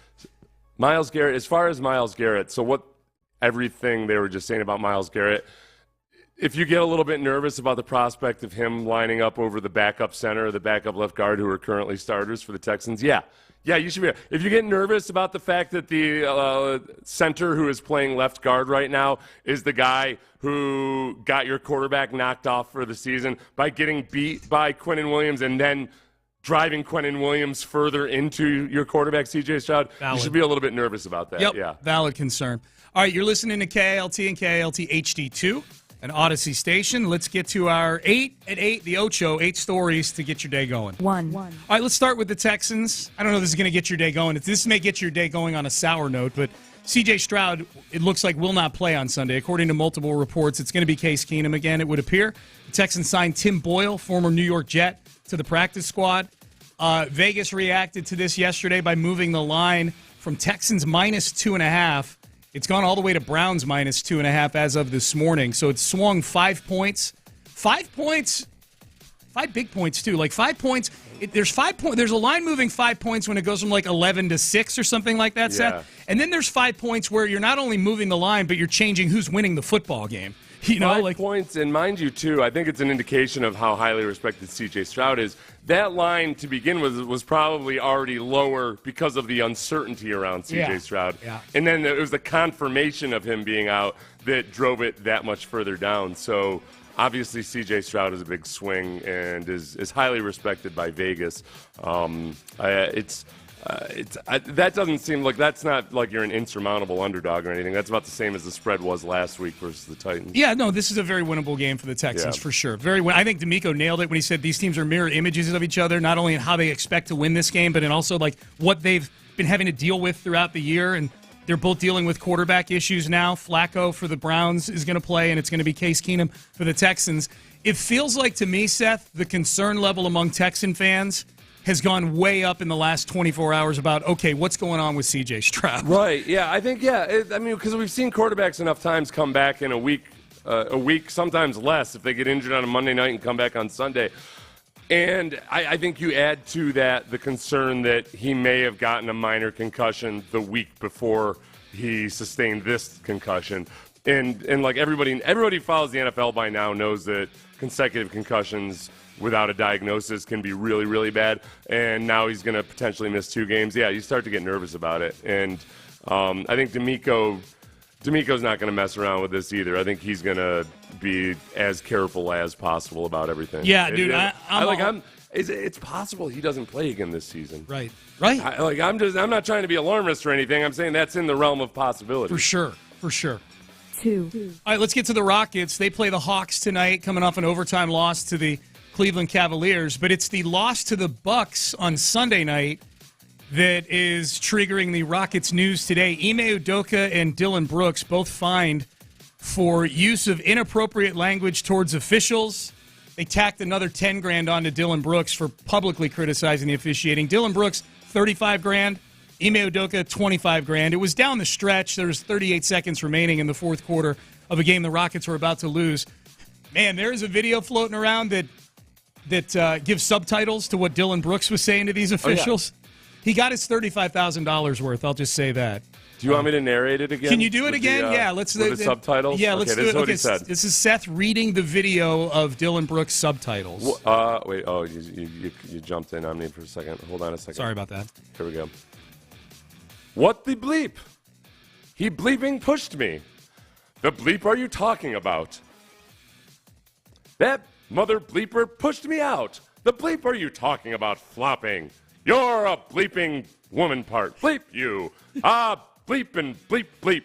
How is that flopping? You're bleeping poop. Go back to your bleeping screen. Wow. Yeah, it's pretty dramatic. That's a lot of bleeps. I mean, that's what I say. Dillon Brooks, his cursing efficiency for this transgression here, pretty solid. He squeezed a lot of stuff in there in about 18 seconds or whatever it was. Wow. Well, I mean, that's all cut up, That wasn't all one continuous string. I don't think. Okay, even if it's 3 minutes, that's a lot of curse words, man. So basically, the NBA officials are upset. The same way, like, somebody might get upset if you call them a slut.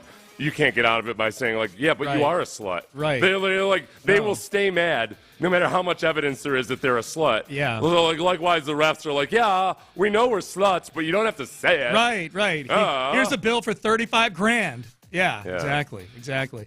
All right, so Rockets back at it. We say all that to say the Rockets are playing the Hawks tonight at Toyota Center. 3. Aaron Rodgers confirms that he is not coming back. Ben, I know I didn't put it in the rundown, but I know you've got Aaron Rodgers ready to go because you're good at what you do.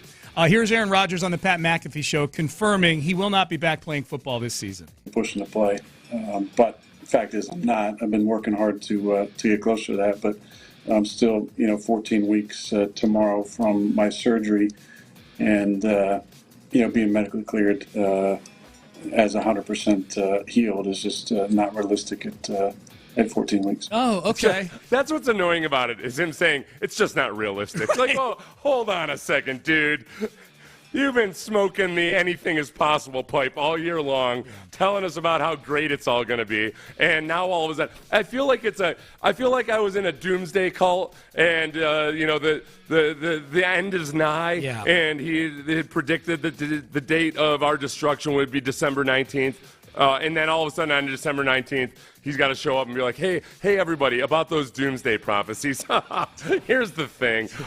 Turns out it was inaccurate. It's like, okay, cool. Everybody, you want to start working on building those 401ks back up? I know I had to cash them out, but still. Well, I mean, I think it's a fair thing, probably a deeper conversation than what we have in headlines, but I do wonder what they're saying up in New York about this, because I don't think it was good for the Jets that there was all this speculation about could Aaron Rodgers come back and that he was feeding into it the whole time. Yeah. Like in retrospect, like they and I know Robert Saleh leaned into Zach Wilson hard throughout the year, backing him. Zach's our guy, this and that, and eventually benches him for current Texan legend Tim Boyle.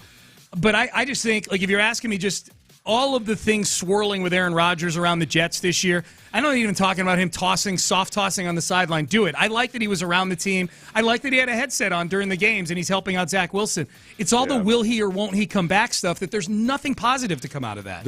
And the whole thing where it comes down to how they could have handled this differently, because they're still, they could have been the Cleveland Browns, I think. With the defense that the Jets has, if they just had a quarterback, like you had mentioned earlier, if they had Joe Flacco, then they could have been a much more competitive football team, and that wouldn't have harmed your long-term prospects with Aaron Rodgers at all. Aaron Rodgers still could have been doing his nice little comeback thing. So Joe Douglas, the GM, at least in the national media, I feel like his name is conspicuously absent from a lot of the discussion around this. I see all the headlines are whether or not Robert Saleh is going to keep his job, and I'm looking at him like, Robert Saleh didn't select Zach Wilson. Robert Saleh didn't go out and neglect to sign Joe Flacco or any other number of backup quarterbacks who ended up playing this year and playing pretty well for that. I don't understand how he gets out of it. And the other big thing about it is, I would say, like, there's a way of managing somebody like Aaron Rodgers. Okay, maybe Aaron Rodgers' ego prevents you from hiring a Joe Flacco or something because he's threatened. Just like I said about Brian Gutekunst, go do an ayahuasca retreat with that dude. Just go smoke whatever pipe he's offering and just get on his level and make him feel seen and heard, and you can do anything you want with him. You know, like, it's just some wolf will emerge from the forest and tell him that it's okay to sign Joe Flacco. Yes. And then there you go, all right? Like, stop being such damn football people about all this. Get on Aaron Rodgers' level a little bit. Go sit crisscross applesauce with him and make him feel heard. God, it's not that hard.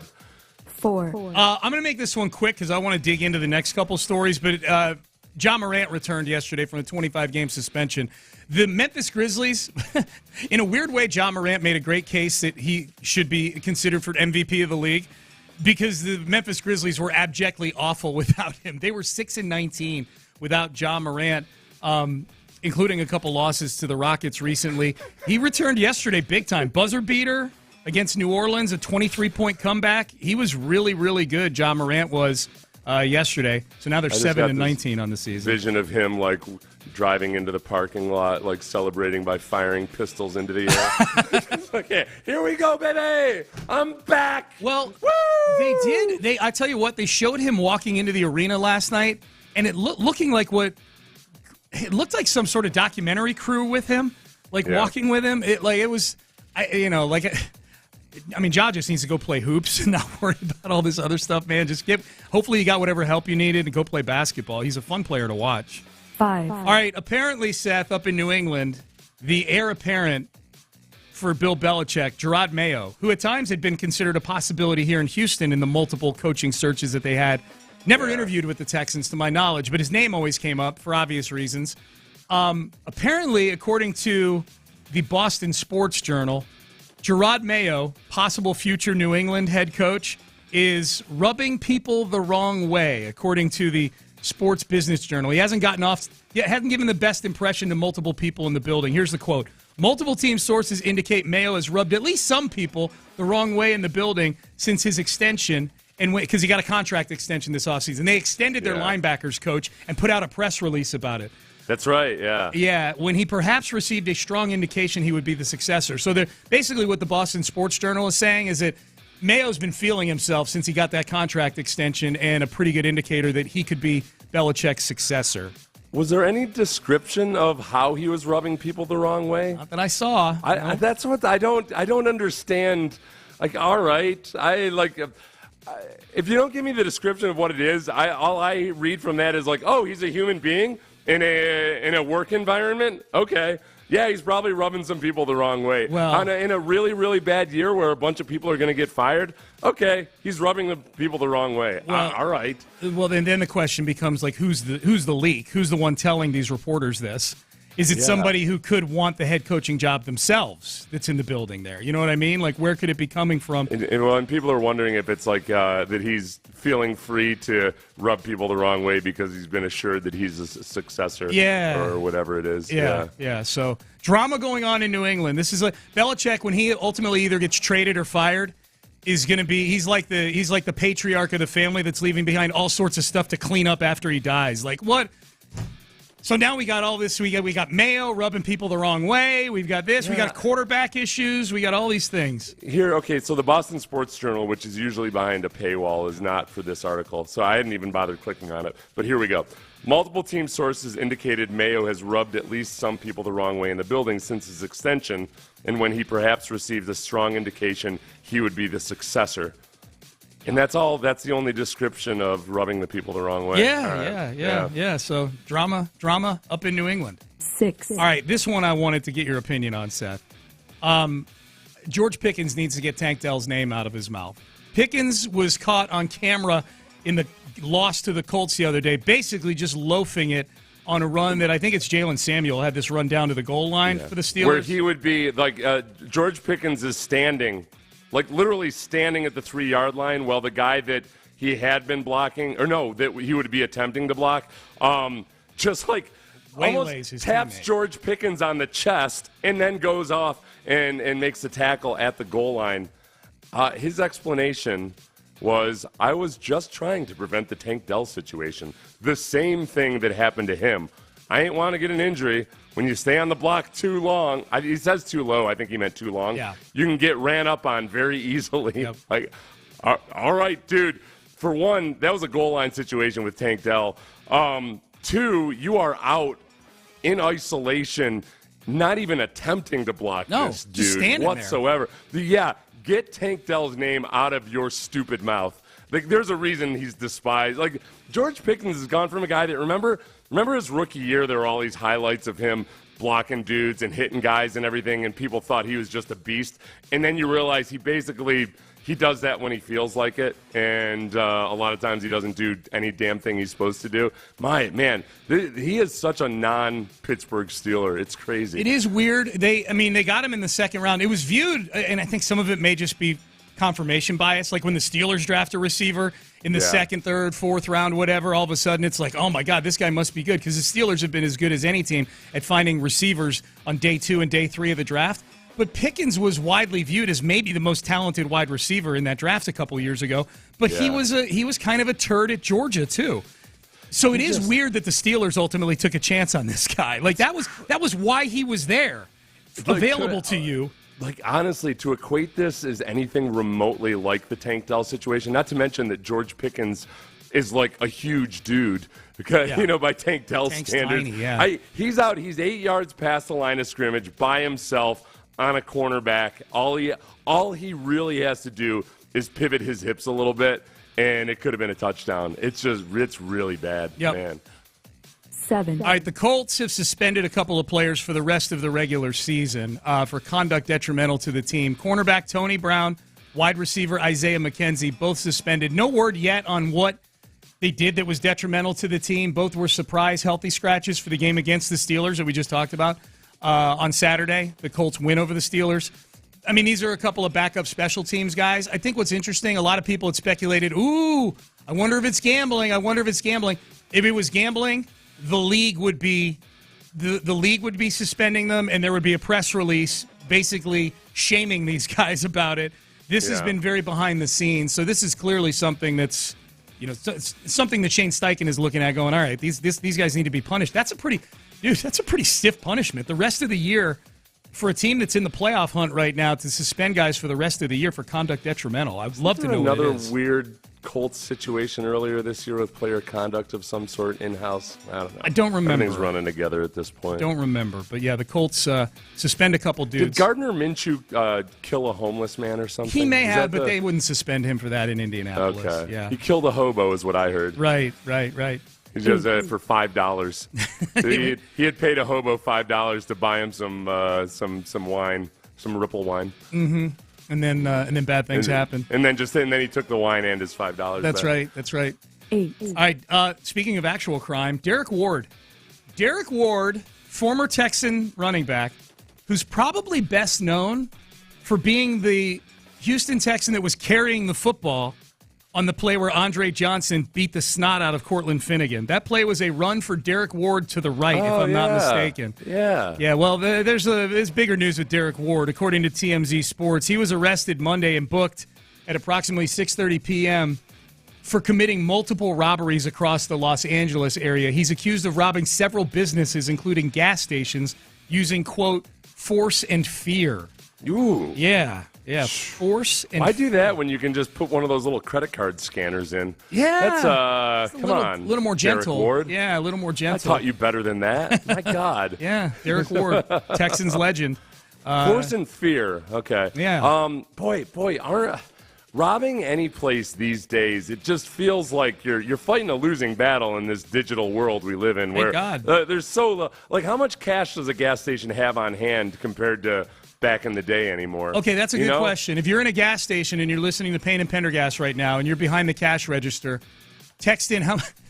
That sounds like you and I want to go rob a gas station. It's why in some states the dispensaries are targets, because in some states banks won't do business with them, or it's just harder because pot is still federally illegal. A lot of banks won't do business, so there's more cash involved, and a lot of them only accept cash. So they've become a target because it's one of the few cash businesses that's still out there. And it doesn't seem like gas stations really. Yeah, text in if you work at a gas station. Right. Seth and I are not coming for you or anything like that. We're just curious. I would never, as an ex-NFL. When would an ex-NFL player ever rob a gas station? With force and fear.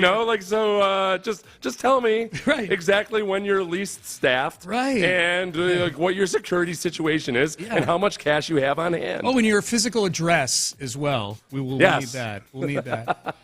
We like to know what parts of town they carry certain amounts of cash. I spend way too much time. Speaking of cash and what a pain in the ass it is, I spend way too much time trying to strategize. Avoiding ATM fees. I'll drive way out of my way to go find a Bank of America ATM, or just if I know that I'm going to be paying somebody in cash later in the day, I got to make 2 trips to the grocery store because there's a limit on how much they'll let me take out on a purchase. Yeah, I'm lucky. My my bank that I use it for reimburses foreign ATM, reimburses non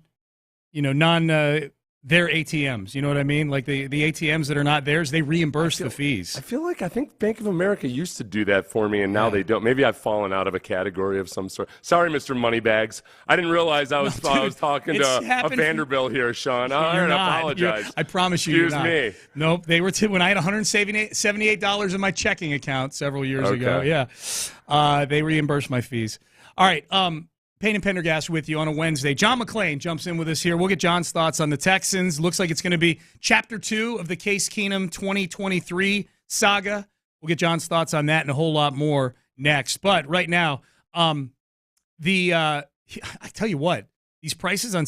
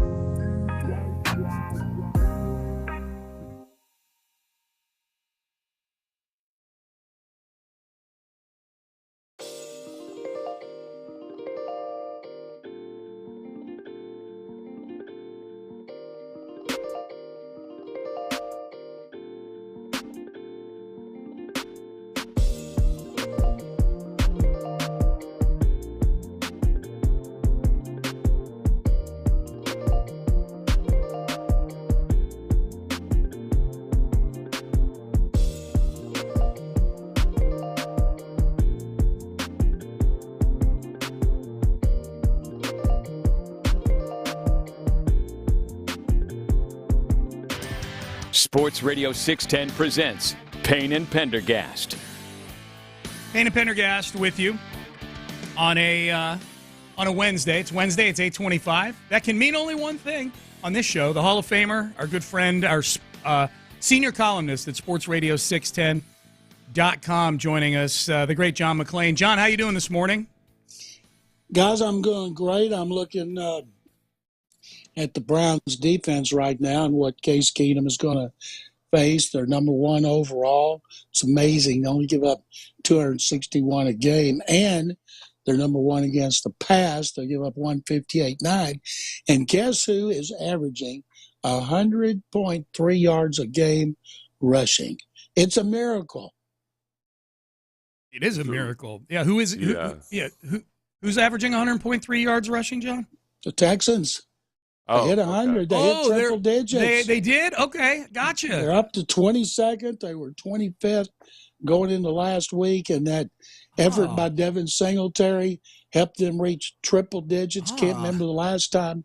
I don't think it's happened at all this year, but that is a threshold for this running game, and they're going to need it because the only thing the Browns are not stupendous against on defense is the run, and they're still 11th, giving up 102.2. So it's going to be a really fun game. Hey, John, at the beginning of the press conference on Monday, you asked D'Amico Ryans a question, and the whole room burst out laughing. I couldn't figure out what was so funny. What was it? I think it was the second question I asked him. I was doing a column on the playoffs and how coaches always tell the players not to look ahead. And so he said that. All the focus on the Browns, nothing else. So I asked him, in 2011, when you guys were closing in on your first playoff berth and division title, did you ever look at the schedule? He goes, I forgot. That's a long time ago. Oh, that's a good follow-up, John. Yeah. Yes, it was. Hold his feet to the fire. There you go.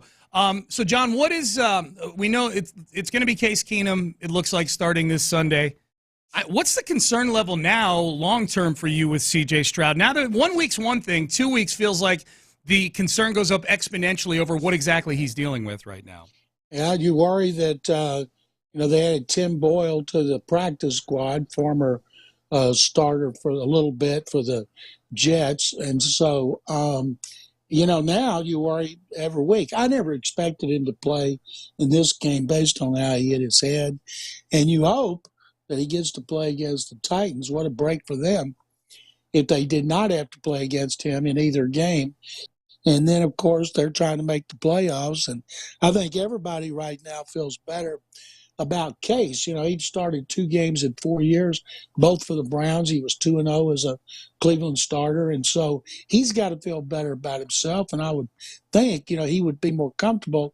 The problem is he's not going against the Titans. He's going against the Browns defense. And so I guess we're on a week-to-week thing with CJ. And, of course, they're not going to put him back out there until he passes all the concussion protocols. So and I think you talked about this yesterday on our Utopia Football podcast, until we see him on the field, even out there limited or doing walkthroughs, which is what limited does, there's going to be concern. Yeah, John, the point spread when the news broke that C.J. Stroud probably wouldn't play this week, the point spread swung from the Texans being favored in this game down to now being 2.5-point underdogs or so. So about a 5-6 point swing, whatever it was. What would Nico Collins, Will Anderson, let's say everybody that was injured last week, if they could come back, does that swing back things back in favor of the Texans in your mind? Well, Nico Collins, I'm thinking Nico is going to be able to play because last week he was close. And Will, not sure. When you have a sprained ankle and you require pushing and quick starts and stops like he doesn't so much your game is predicated on that quickness and change of direction. I'm guessing he might be out another game, but no insult to Case, but they're going against the best defense in the NFL. It's been fearsome all season, and I don't think Nico coming back would affect the point spread. Depend, maybe the bettors will go crazy, and but I can't remember what it was. Didn't it start off last week? It was reduced because of the uncertainty over Stroud. Same thing. Are you talking about the Titans game or this game? No, the Titans game last week. Yeah, the Titans. CJ wasn't going to play. Yeah, when CJ, it ultimately the line settled in at 3 or maybe even 3.5 in some places in favor of the Titans. It got big. The spread got bigger for the Titans throughout the week as it looked more and more like CJ wasn't going to play. Yeah. I think that people who bet are looking mainly at quarterback and how great Stroud had played. And then, no offense to Gase, he played well enough to win, and but he can't be throwing any pick sixes against Cleveland. No, John McClain. Whether it was his fault, he took the blame for that, like a good quarterback would. And we're never going to know if it was Dari Gumbawale, but I think it was impressive the way Case got right up there and started talking about his bad pass. John McClain joining us for his weekly visit. Hey, John, Aaron Rodgers goes on McAfee yesterday and says, well, I'm not going to play this year, and it's just really not realistic to think I could make it back in 14 weeks. I don't know what the rest of you, all of you were making a big deal out of it this whole time, but it's just not realistic. What do you think? Where do the Jets go this offseason? Because there's been talk that maybe Robert Saleh's job is in danger.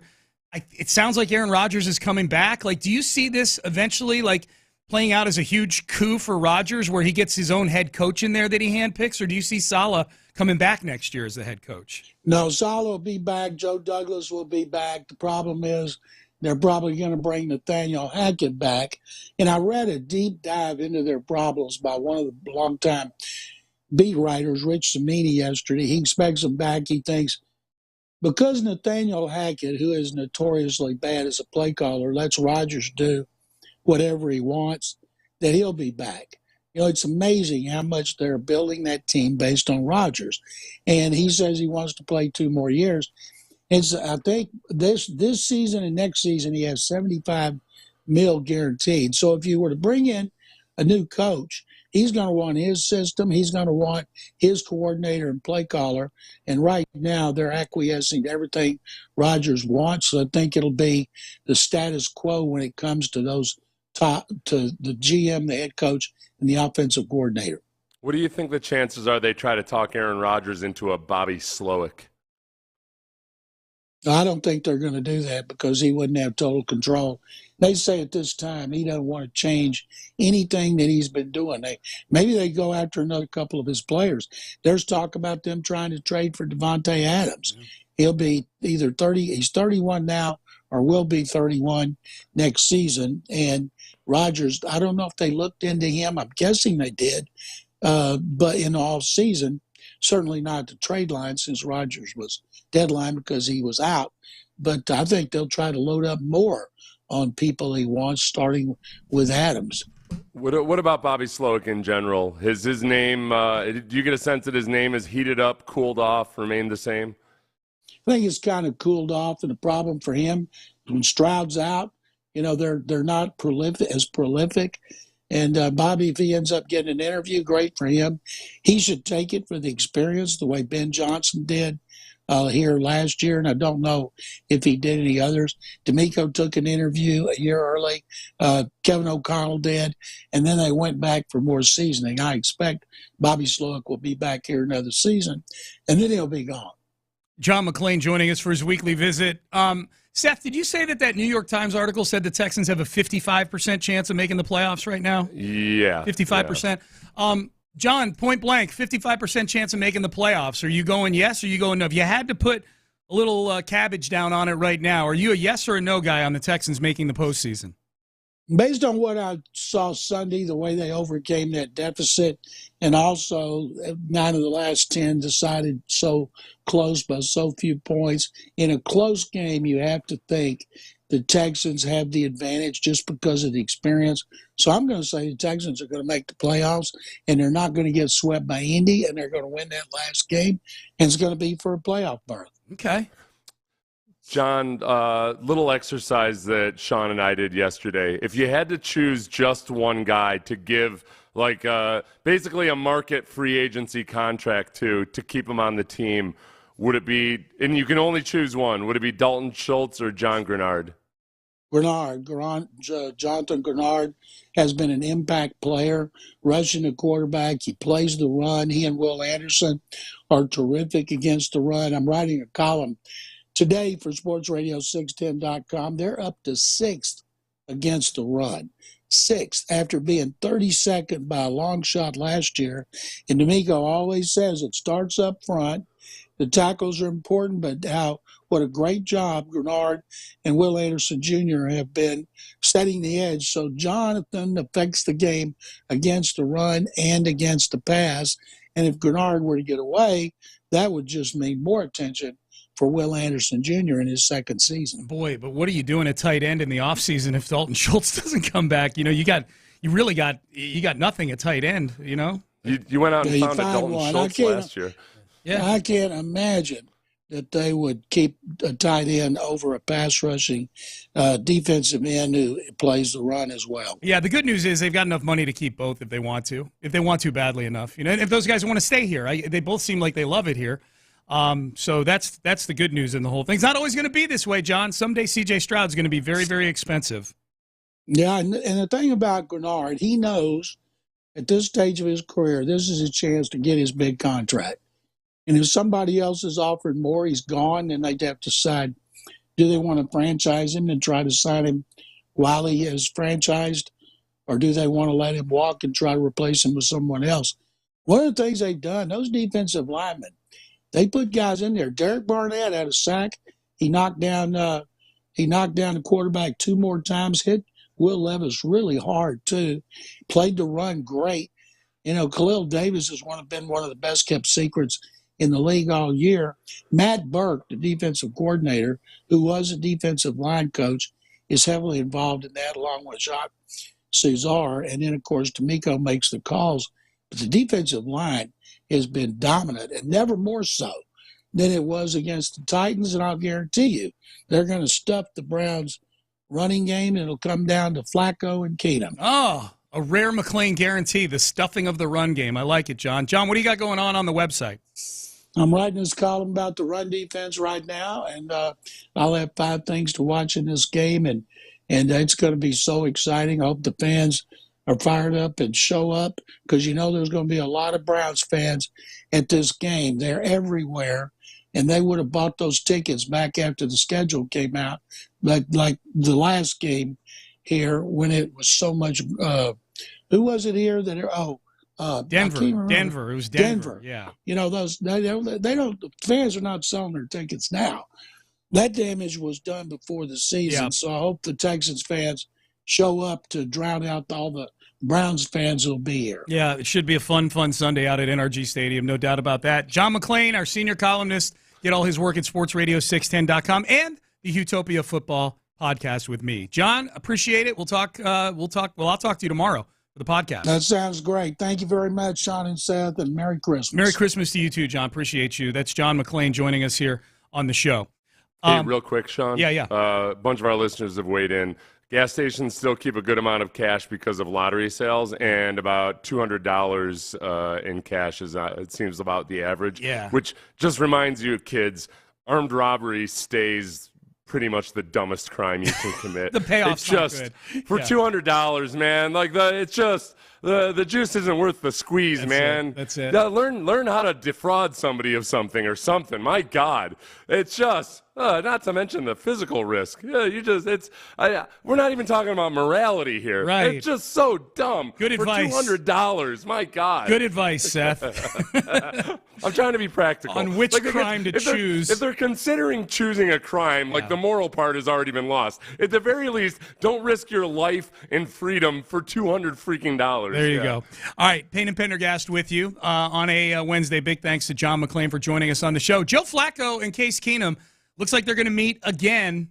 They have met on this turf, not this one. They met on that janky grass panel turf. They've met in this stadium once before in one of the more remarkable games in Texans history. We will relive some of the magic of Flacco v. Keenum back in the day next.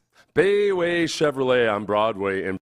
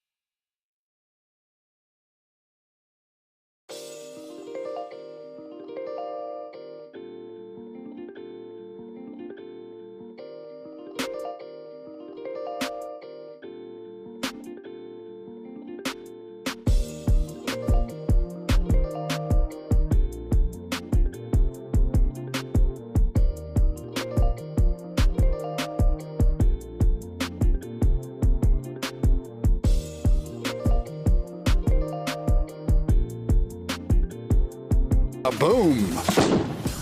Live from the Twin Peaks studios, Sports Radio 610 presents Payne and Pendergast. All right, so it looks like it's going to be Joe Flacco and Case Keenum on Sunday at NRG Stadium. Late in the season, Week 16, you're getting that feeling like, hey, feels like these two have met before in a game with some things at stake in Week 16 of a season. You would be right. A lot of parallels, too. Back in 2014, that was the week that the Texans pulled Case Keenum almost literally out of a deer blind, out of a deer stand, to come in and quarterback the team because they were out of quarterbacks. Ryan Fitzpatrick, gone. Tom Savage, gone. Ryan Mallett, gone. They were down to it. So they bring back Case, who was in training camp. People forget that sometimes. It's not as though Bill O'Brien just discarded Case Keenum the second he got here. He was in training camp with the Texans and was cut loose, went to the Rams, who had then cut Case Keenum during the season. So Case was still at that stage. Man, it's crazy to think now. Like, Case has been a starter for multiple teams. He was into his third year. Midway through his third year, he was out of the league. Again, the Texans, it's not as though he got cut one week, he went hunting, and they pulled him out. He had been out for multiple weeks at that point. So they bring Case Keenum in, Seth, to face Joe Flacco and the Ravens. The Ravens were a playoff team that year. They were 9-6 at the time. The Texans were 7-7. and ascending. Remember, they were coming back from that slow start to the season, and they were 7-7. J.J. Watt was having an MVP caliber season. You opened up the box score on this yesterday, and then I made the mistake of going home and doing the same thing, and I found so many fun things from this game.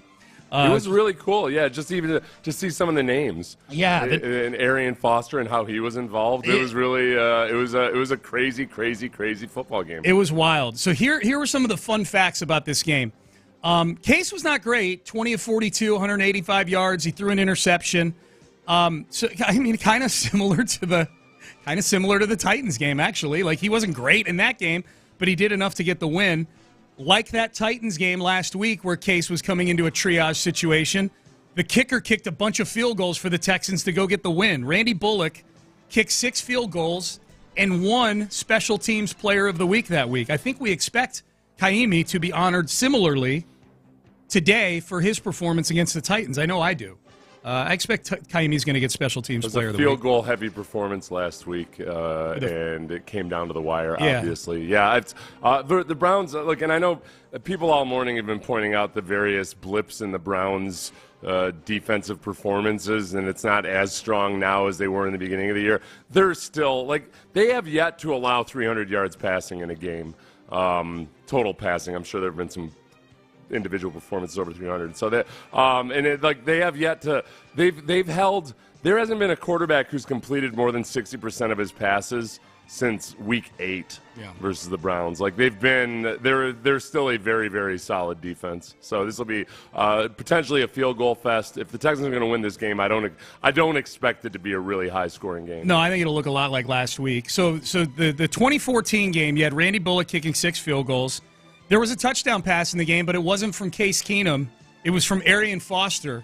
Fedorowicz in motion to the right. Keenum with the toss to Arian, running to the right side. Arian throws it to the end zone. Caught! Razzle-dazzle! Touchdown, Texans! Fedorowicz with the TD reception. There you go. Arian Foster with the touchdown pass to C.J. Fedorowicz. Alfred Blue, just going through the box score and some of the names. In this game, Seth, rookie running back Alfred Blue had 8 carries for 6 yards. Oh, damn it, Alfred. God, he's so frustrating. Alfred Blue, man. He was, boy, they treated him like a bell cow at times. That was one of the big, the frustrating thing with Alfred Blue is it just always felt like he was a guy that he just thought too much. Yeah. There are times where he just let it go, and you could see what his potential was. But then there were other times where he would juke himself into a defender, and it was just it was frustrating. But still, they didn't get a great performance out of Alfred Blue. I'm watching that Arian Foster pass. I forgot that somebody was in his face as he threw. That was a good throw, man. Yeah, boy, that was nice. It's a good throw. Joe Flacco in this game, this 2014 game, Flacco v. Keenum, Volume 1. 21 of 50 for 195 yards, 2 touchdowns, 3 interceptions. Yeah, that's the formula this week. The biggest key to the game. I'm going on Texans extra points today. I got to do 2 keys to the game. I've come up with one, and it's to just destroy Joe Flacco. Flacco rush the passer like you did last week against Tennessee, and Flacco will be there. There's no mystery. He will be there. They got to blister Joe Flacco. They need one of these Flacco 3-interception hat trick performances this Sunday. It's where Joe Flacco was a curious choice of game managers in my mind, just because when I think game manager, like Case, even though I disagreed with Cam Newton's take the other day about game managers, the one thing he said was, okay, avoid throwing interceptions. I think he said that. That's what I think of with game managers. So far in the year, Flacco has 7 touchdowns to 5 interceptions. In his career, he's always been a guy that was might be at risk of throwing more interceptions than touchdowns in any given year. So nothing has changed about that. It's not like in his old age he's become a wiser, smarter quarterback. Even since he started having limited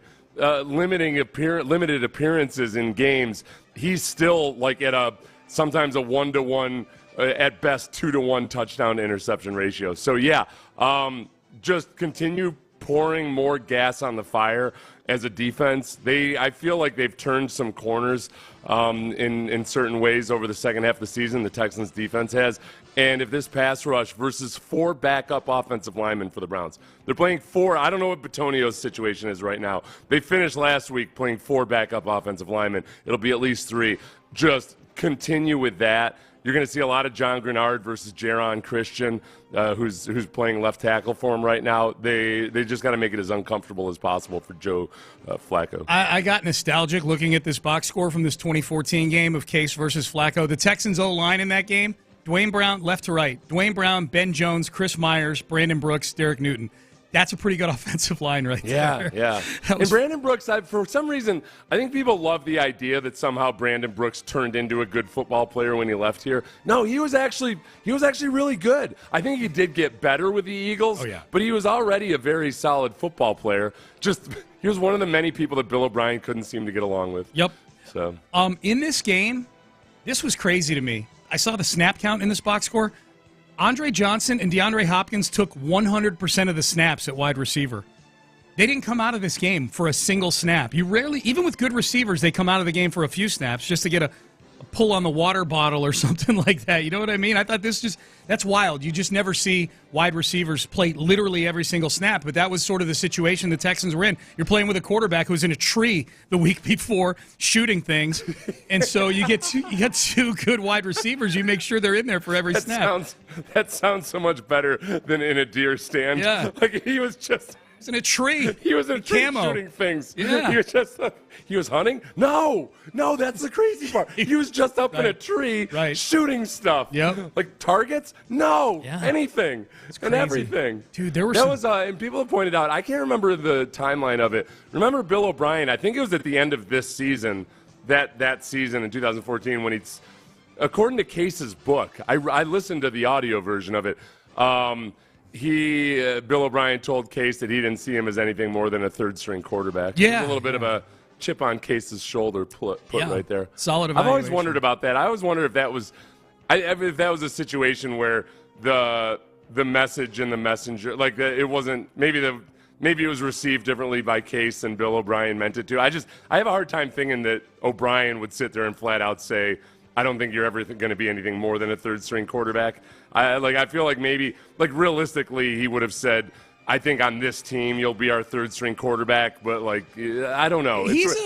O'Brien's got issues at times. Yeah. But it would be a weird thing to say. He's a hothead, but I don't think he would deliver a message like that disrespectfully or disdainfully, especially to Case Keenum, who's a good guy. O'Brien does like good guys, Right, yeah. So I could totally see Case kind of hearing it a certain way. I don't know. It's who knows? But it's not the biggest deal in the world. It was kind of a strange story. Yep. All right, Payne and Pendergast with you. So, just a little trip down memory lane. These two quarterbacks have faced off before with a lot of parallels in the current situation for these two teams. All right, Payne and Pendergast with you. We got to get you updated on C.J. Stroud. Case Keenum's going to be starting this week. Who are we keeping an eye on at practice today? This is going to be a really, really, say it every week, this is going to be a pretty critical injury report for this game on Sunday. When did DeMeco Ryans feel like Case Keenum kind of got his legs under him this weekend? And why is it? They asked Dalton Schultz, what is it about Case that gives you guys that confidence? You'll hear that next. What is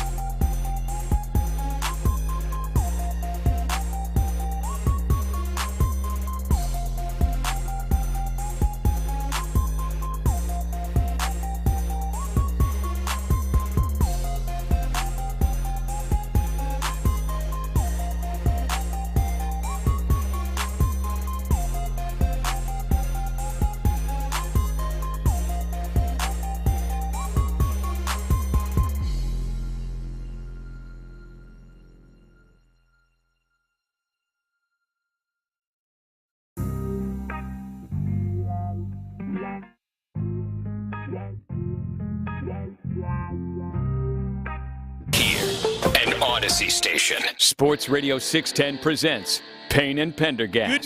Good news for those of you that are watching the Texans game at home. First of all, let me say I would always recommend listening to the radio broadcast on Sports Radio 610 with Mark Vandermeer and Andre Ware. But if you are of mind to watch it on TV and have the sound turned up, this is an Ian Eagle game this weekend.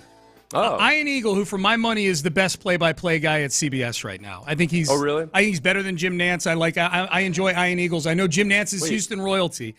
Wait, isn't Kevin Harlan at CBS? I enjoy Kevin Harlan too. Yeah. Well, I really like both of them. Kevin Harlan is the most guy. It seems like the guy you'd want to have a beer with. Yeah. Who's silky smooth, but probably also. Knows how to not talk like an announcer all the time. Yeah, this is where I'm doing one of those things. I'm going to straddle the fence here. You know what? Harlan, it's still Harlan, but I really like Ian Eagle. I like Ian Eagle's, his kid, Noah Eagle's very good. Yeah, I wanted to not like him because it reeks of nepotism. But, boy, he did a Notre Dame game this year, and I'm like, I am really enjoying this guy. Now, to be fair, I couldn't decide whether I enjoyed him because I liked him or because he wasn't Jack Collinsworth. I was having a hard time with that. I wonder how old's Ian Eagle and Kevin Harlan? They're probably about the same age, right? I bet Kevin's older, if I had to guess. It feels like in some way like the dividing line between some of the older dudes in sports media still have kind of like a diva flair to them. There's like they're from back in the day when things were a little bit different. There was no internet to knock people down a notch or seven, and I feel like Kevin Harlan is right at that dividing line where he's got a sense of humility about him that a lot of the older guys don't have. There's a fairly sizable gap between these two, more than it sounds like you would think there would be. How old do you think Kevin Harlan is? Let's play the guess. Gap between who? Kevin Harlan and Jim Nantz? And Ian Eagle. Oh, okay. Yeah. Kevin Harlan, I want to say. The fact that you're asking me that question tells me I'm wrong, obviously. I would want to say he's like 52 or 53. 63 years old. No kidding. Yeah, 63 years old. He's got a youthful vibe. He's peppy. To him. Yeah. He still has fun with it, Yeah. He doesn't take himself too seriously. Ian Eagle, 54 years old. Jim Nantz is 64 years old. So Nantz and Harlan are basically a year apart. I feel like Nantz is a little bit old school. No doubt. I would have come close to putting a 7 handle on front of Jim Nantz there on his age. Oh, really? Now he has the energy and verve of a youthful 60-year-old. He's just been around so long doing prominent stuff. It's going to be tough. When do your kids have to take the microphone away from you? You get the sense that Al Michaels, maybe the kids should have taken the microphone away from him at some point. You know what's funny? A lot of people. Go ahead. No. I saw there's. You mentioned Al Michaels. There was an anniversary yesterday of a highlight in the NFL where remember Dan Connolly, that offensive lineman for the Patriots, who scooped up a kickoff return against the Packers and just started running with it. Big fat guy running with the ball, and it's almost like the Packers forgot he was out there, and the dude ended up almost running it back for a touchdown. Mm-hmm. Al Michaels, it was on a Sunday night game on NBC. Al Michaels was doing the play-by-play for that game, and I got sad because I'm like, this is the Al Michaels I remember right here. Like he was into it. He's making jokes. He's laughing. He was on point, and I'm like, man, I miss this Al Michaels. I wonder if I think with Al Michaels, at least part of it might be broadcast partner. I don't know if him and Herb Street are the right guys for each other. They're both a little too. Laid back. Him and Dungy definitely weren't the right people. No. Yeah.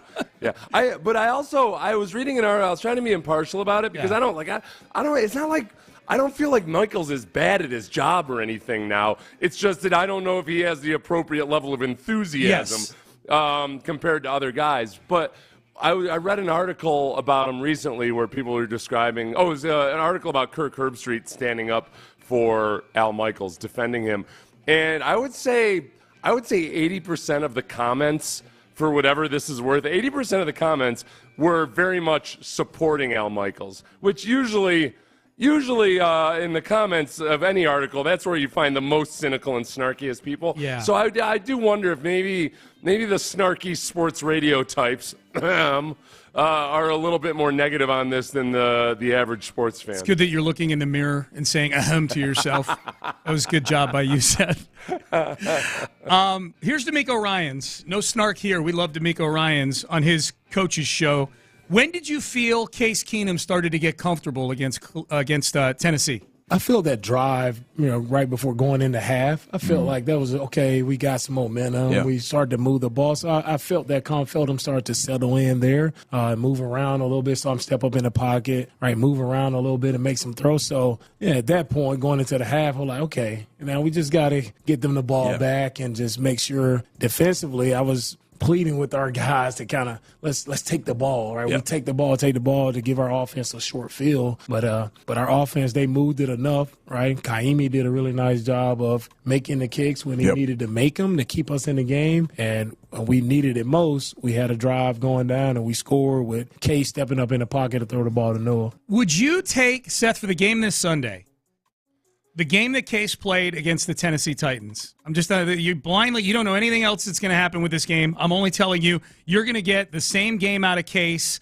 this Sunday that you got last Sunday. Would you sign up for that? Is that a good enough game for you to feel good about beating the Cleveland Browns on Sunday? All right, that's a tricky one because that was a game where the offense was I don't want to take away from the fact that they did have 3 field goal drives. They weren't spectacular drives or amazing or anything, but they did have 3 field goal drives. They just stalled out in the red zone versus a very, very good red zone defense. The best. So there is that. So they had scoring drives versus a really, really good red zone defense and then ended up scoring twice when it really mattered in the fourth quarter and in overtime. So I would say if you could just give me the same game minus the pick 6, then sure, I'd sign up for that. In a second, without the pick 6, I think. I make no bones about this. That the Texans can win this game. I feel very much that they can.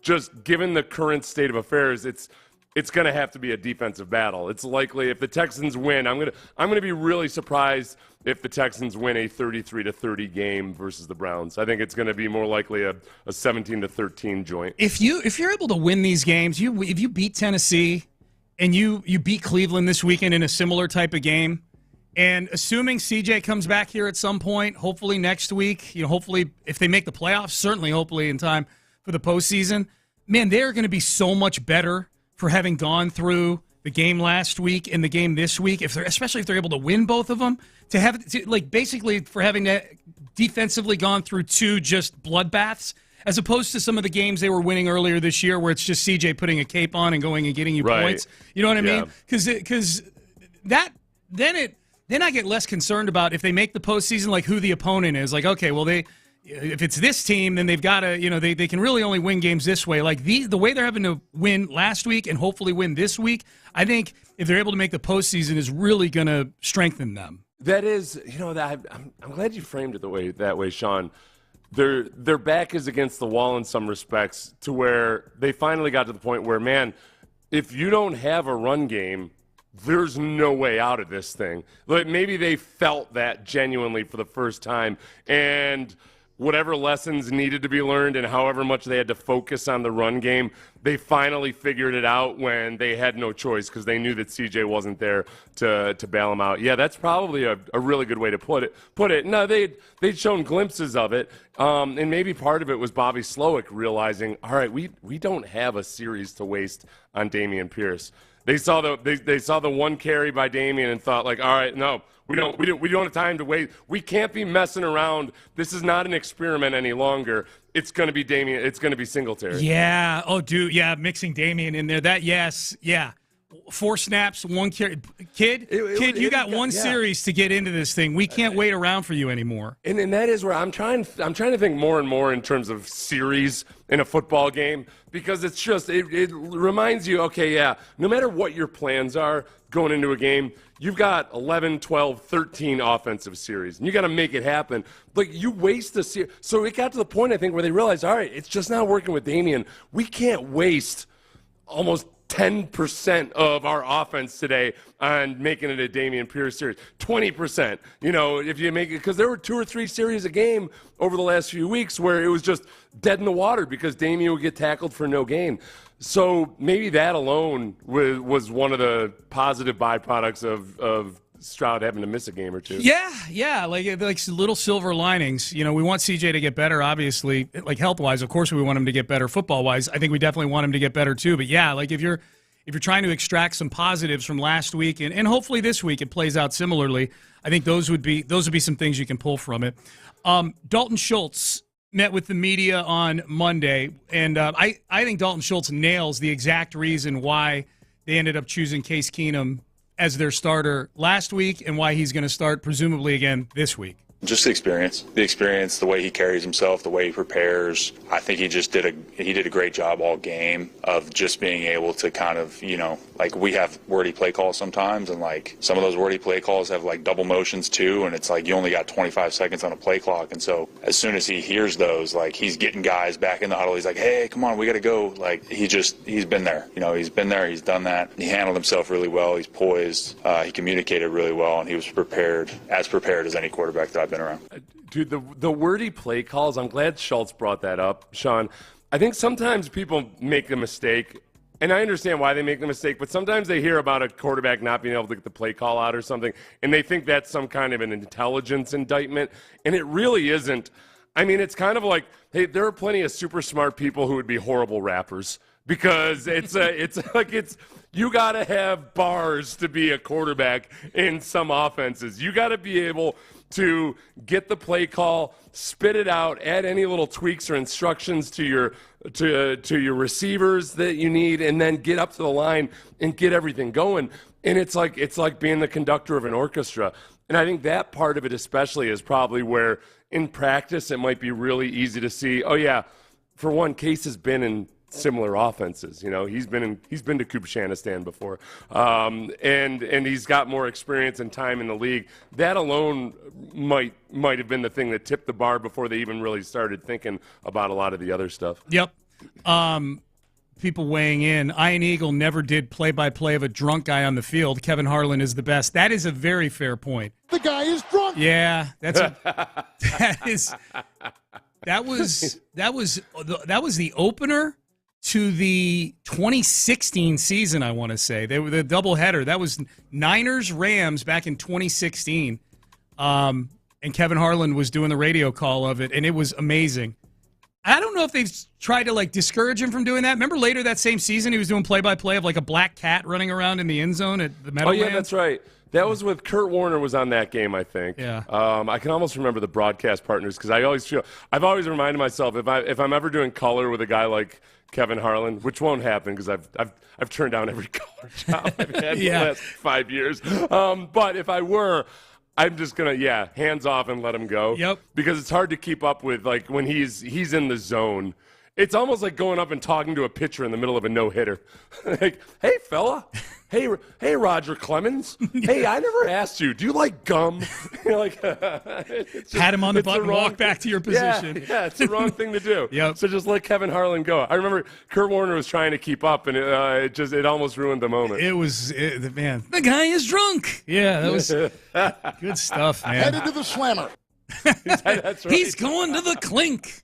That's so good. So good. Text message. Remember Jim Nantz and Fred Couples were college roommates? I remember that they were. That doesn't affect my opinion of the lineup of CBS play-by-play guys. I'm not going to, to me right now, I think Harlan and Ian Eagle are right there with each other, and I still like Nantz's work. I think Romo being there with him brings him down a little bit for me, but it's not like you're going to point out to me that Fred Couples was his roommate. I'm going to, then Nantz is first. Yeah. He's just bringing that up because we were talking about his age. It's like a reminder of how old Jim Nantz is. Gotcha. Yeah, see, I read too much into these so things. Argumentative about stuff. I know, I'm feisty about this. I'm passionate about these play-by-play guys. You know what, though? I mean, Case Keenum. Now, Jim Nantz, I would not be surprised at all if Case Keenum, let's say, were to still be starting as we come down to the wire at the end of the season. And Jim Nantz, as a fellow Coug, might agitate a little bit to try to get a Case Keenum game on the schedule. Well, I hope this isn't the case. For CJ's sake and all of our sake, I hope this isn't the case. But the Colts game at the end of the year could have the type of stakes that would warrant assigning the number one team to it. Yeah. The Colts and the Texans could be a de facto playoff game in Week 18. That would warrant having Jim Nantz and Tony Romo, regardless of who the quarterback is, But yeah, if Case were the quarterback, that'd be a fun little wrinkle. It would also mean that this concussion thing with CJ is super alarming. So I don't want that. I feel like if Case Keenum clinched the playoffs with Jim Nantz calling the game, Jim Nantz would go down to the field and give him his tie at the end. He would be Andre Ware's head will explode on every call. First and 10 for the Texans. Case flips it out to the flat, and Dameon Pierce gains 2 yards. Go Cougs! Jim Nantz and Andre Ware will be like leading a parade around the University of Houston campus after. They'll both be sitting in a convertible Cadillac doing the slow wave. How funny would it be if they did like announcer version of Wife Swap, and for one game, Dre gets to go with Jim Nantz on an all Coug Homer announced team. And Vandy gets slapped with Tony Romo for a day. I'll tell you what. Tony Romo on the radio, where you've got to be super descriptive. Oh no. I think I don't. It's weird. I'm looking at a schedule for Week 18, and everything's TBD for all these games. Yeah. So I don't know if the primetime games not been selected yet? They do everything the week before because it's all based on playoff scenarios. Bills Dolphins is obviously the marquee grabber, except that the Dolphins may have already kind of clinched everything they need to clinch by that point. And if, in that instance, I think there's a really good chance. There's not necessarily a lot of other really intriguing matchups other than Texans-Colts. Yep. All right, Payne and Pendergast with you. Hey, let's take a little bit of a detour for a second. Framber Valdez. Are Framber Valdez trade rumors real, or are they something that are getting discussed so much by people in our business that they've taken on a reality of their own? Maybe the most prominent reporter brings it up yesterday. We'll let you hear that next. Yingling flight. I know there's some Yinglings in my future.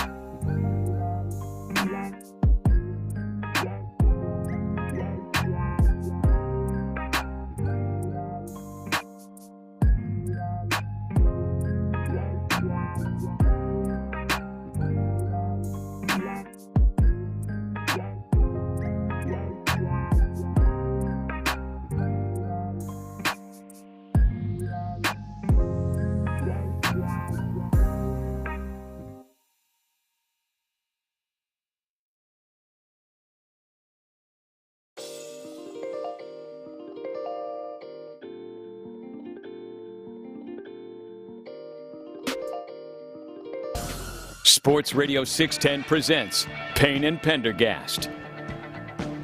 Payne and Pendergast with you on a Wednesday. All right, we not talking much baseball, but this Framber Valdez situation is interesting. Chandler Rome had a piece in The Athletic last week that was interesting, just speculating about what it might look like. The title was, If Astros Do Explore Trades, Could Framber Valdez Be on the Block? So it's a really good thought piece in that it explains, kind of what the thought process would be behind trading Framber, who's one of their young guys that I think has been in the discussion for a contract extension at some point and hasn't gotten there. Probably the pitching version of Kyle Tucker, if we're looking at it.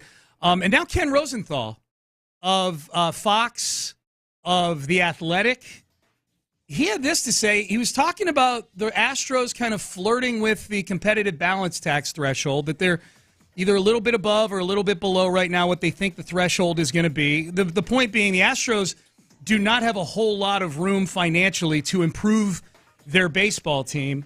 And so he suggests maybe Framber could be on the block. It's going to be really interesting to see what they do. They want to add bullpen. And if you look at it, right now might be the ideal time to take Framber Valdez to the market if you're not going to sign him to an extension. 2 years of control left. But at the same time, the Astros want their starting pitching intact, and understandably so. So I don't know where they're going with this, if anywhere, but yes, luxury tax threshold is an issue for them. So he's not saying they're trying to do it. He, like Chandler in his article, is suggesting that maybe it's something that they should entertain. We should point out, Seth, that the minor league system not nearly as flush as it was back in the beginning of this run of dominance, where they were able to just pluck from it and trade for guys like Justin Verlander and Garrett Cole and Zach Greinke. They're really on the flip side now, which is, despite the fact that they traded for Verlander again this past season, they're really the script has been kind of flipped, where now they've got guys who are young ascending players who have not been of mind to sign a contract extension yet with the Astros. I can't imagine they haven't gone to Kyle Tucker and Framber Valdez, at least with offers of some sort of contracts. But they haven't signed. Kyle Tucker really does feel like a guy who's looking for that 8 to 10 year contract. So now it's given that, plus you got to replenish the minor league system. Serious conversations need to be had about, do we do this, trade one of these guys to go get some big prospects in return? And if so, when? If so, when do we do it? If so, when? I guess one of the questions really that you start to wonder is, all right, if you're not willing to spend into the luxury tax, if you're not willing to give out long-term deals, at what point is Jim Crane perhaps not cut out to be the guy that's the steward of a perennially successful baseball team in the modern era? Is fiscal conservatism the way to do it? I mean, it certainly is in a lot of respects, but the bullpen needs to be refurbished.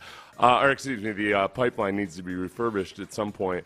I think with Framber, you look at how he was affected this year, perhaps by the pitch clock, the shift rules, everything, the stealing rules, all of those things that made him way more. They made a lot of pitchers more uncomfortable this year. But we know that Framber has always been a guy who has been a little bit erratic emotionally.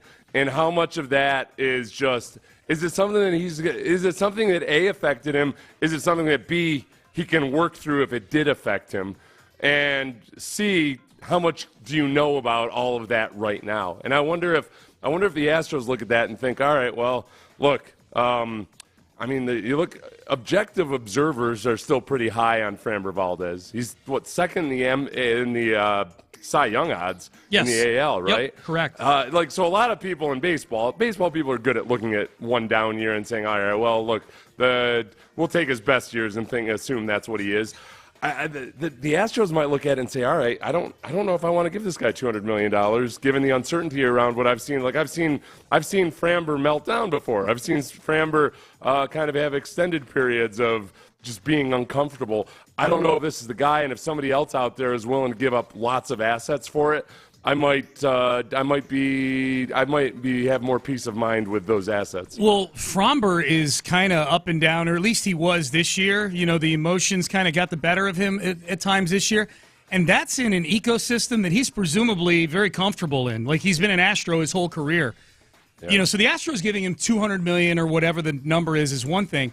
Like, it's a whole nother thing. Like, if you trade him, and look, if you're trading him to a team that's paying him that kind of money, it's probably a market where the media is, fairly rough, held to a high standard. There's a lot of accountability, I would assume. How Framber does in another ecosystem, to me, is a huge question mark. Now, if you trade him, it's not your problem anymore as an Astro fan.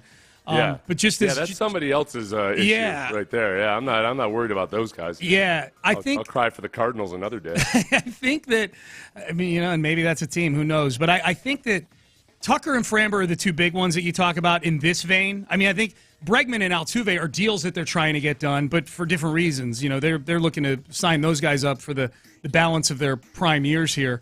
Framber is for sure of Tucker and Valdez, of Tucker and Framber. Framber is for sure the one that makes more sense to entertain conversation like this. I just think Kyle Tucker, you just ride it out. He's a great player. He's a top 5 MVP, top 6, whatever it was.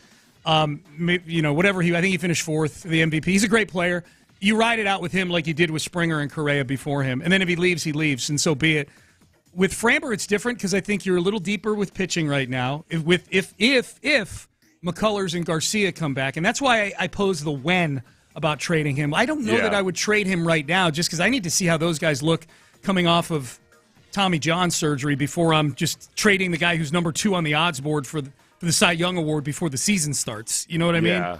The other thing to think about and just consider and remember also is that, like, over the last 4 years, he had the incredible year 2 years ago, but in general, this year he had the 15th best ERA in the league. A 3.45 ERA. He's generally about a 3.45 ERA guy. The 2 years prior, in 2020, 2021, that's what you're going to get out of him over the course of the last 4 years. If that's your low water mark, that's still a very, very good pitcher. And I think it's just we got our expectations up at MVP caliber stuff in 2022. Yeah. The biggest thing you're getting with Framber compared to other guys, though, Seth, and the Astros know this as well as anybody, is you're probably getting 200 innings out of him. Yeah, that's a big part of it. Yeah, availability is a huge part with Framber. Yeah, he had the 6th most innings pitched this last year. Yep. He's still a horse. That's where I feel guilty even bringing up the kind of the emotional volatility because, that's his weakness. That's his Achilles heel. He's still really good even when he has that weakness or that Achilles heel. It's just that, man, when he's got it dialed in, you can see, wow, he's incredible. Boy, I like your plan of waiting to see what happens this year because, he's the classic. You could see trading him away, and then all of a sudden he reels off, 5 Cy Young caliber seasons in a row. You don't know what you're getting with him, yeah. You don't know what you're getting with him. Text message, if you're not going to re-sign Tucker, you trade him and get assets. Yeah. Okay. It's more in play now than it's ever been because they need two things. One, they need some replenishment of the system. And two, we got a different GM now than we've had when these other deals have been made. Dana Brown is a guy who is kind of steeped in the whole scouting and building of a minor league system. Go look at Atlanta and all the young players they've got on that team. Those are all guys that Dana Brown's fingerprints are on. That young core that they've got with a team that's favored to win the World Series this year. Dana Brown's got some serious input on that roster over there. You throw money, everything else out the window. Who do you enjoy more on the Astros baseball team, Kyle Tucker or Framber Valdez? That's a good question. They're both very quirky in their own way. Boy, I really like Framber starts, though. Yeah, who puts a smile on your face? Framber. Yeah, Framber. Yeah, he does, doesn't he? Good Framber does. Now, bad Framber. Yeah. You know what I like about Framber compared to Kyle Tucker? With Framber, I worry that the problem is that he cares too much. With Kyle Tucker, I sometimes worry exactly just how passionate he is. Yeah. I like what is his drive? Yeah. And I like guys who care too much. It can be a whole handful of headaches at times with guys like that, and still you feel like at the very root of it, man, if I could just get this guy to care a little less, we'd actually be better off. Yeah. I like having that problem. I like that one too. That's why I'm smiling as I say this. Yeah. I like Framber. You talked me into it. I'm a Framber guy. The problem, text message, the problem with waiting to trade Framber is those two guys, I'm assuming Garcia and McCullers are the two guys, are coming back right up at the trade deadline. Yeah, it's not perfect. It's not a perfect situation. But I think they'll have a beat on exactly how Garcia and McCullers look. They may not be back pitching at the major league level at the trade deadline. And by the way, if you're moving Framber at the trade deadline, it means the season's not going the way you want it to. That's the other part. Like, I just flip Framber at the trade deadline. Like, no, I think I really want to win the AL West again and dethrone the Texas Rangers for the World Series this year.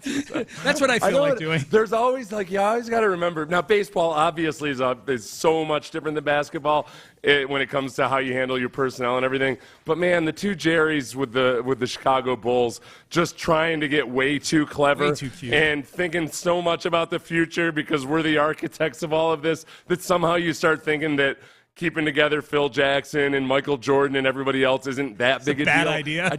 That's just, you always got to keep that in your mind. There should always be, what was the first season without those guys? 98, 99, yeah. Yeah, you should always have a poster up of that season of the Bulls to remind you, like, wait a second, I'm not that smart. It's actually about the guys we have, and we happen to have a bunch of good guys right now. Organizations win championships. Famous last words, Jerry Krause. Players don't win championships. That's Organization right. win championships. Oh, no, you're wrong, dude. You're very wrong. All right. A former player, now an analyst, proclaims the king is dead and the Texans killed the king. Oh, yeah. We got that for you. Hell yeah. Next. It's Texans Game Week.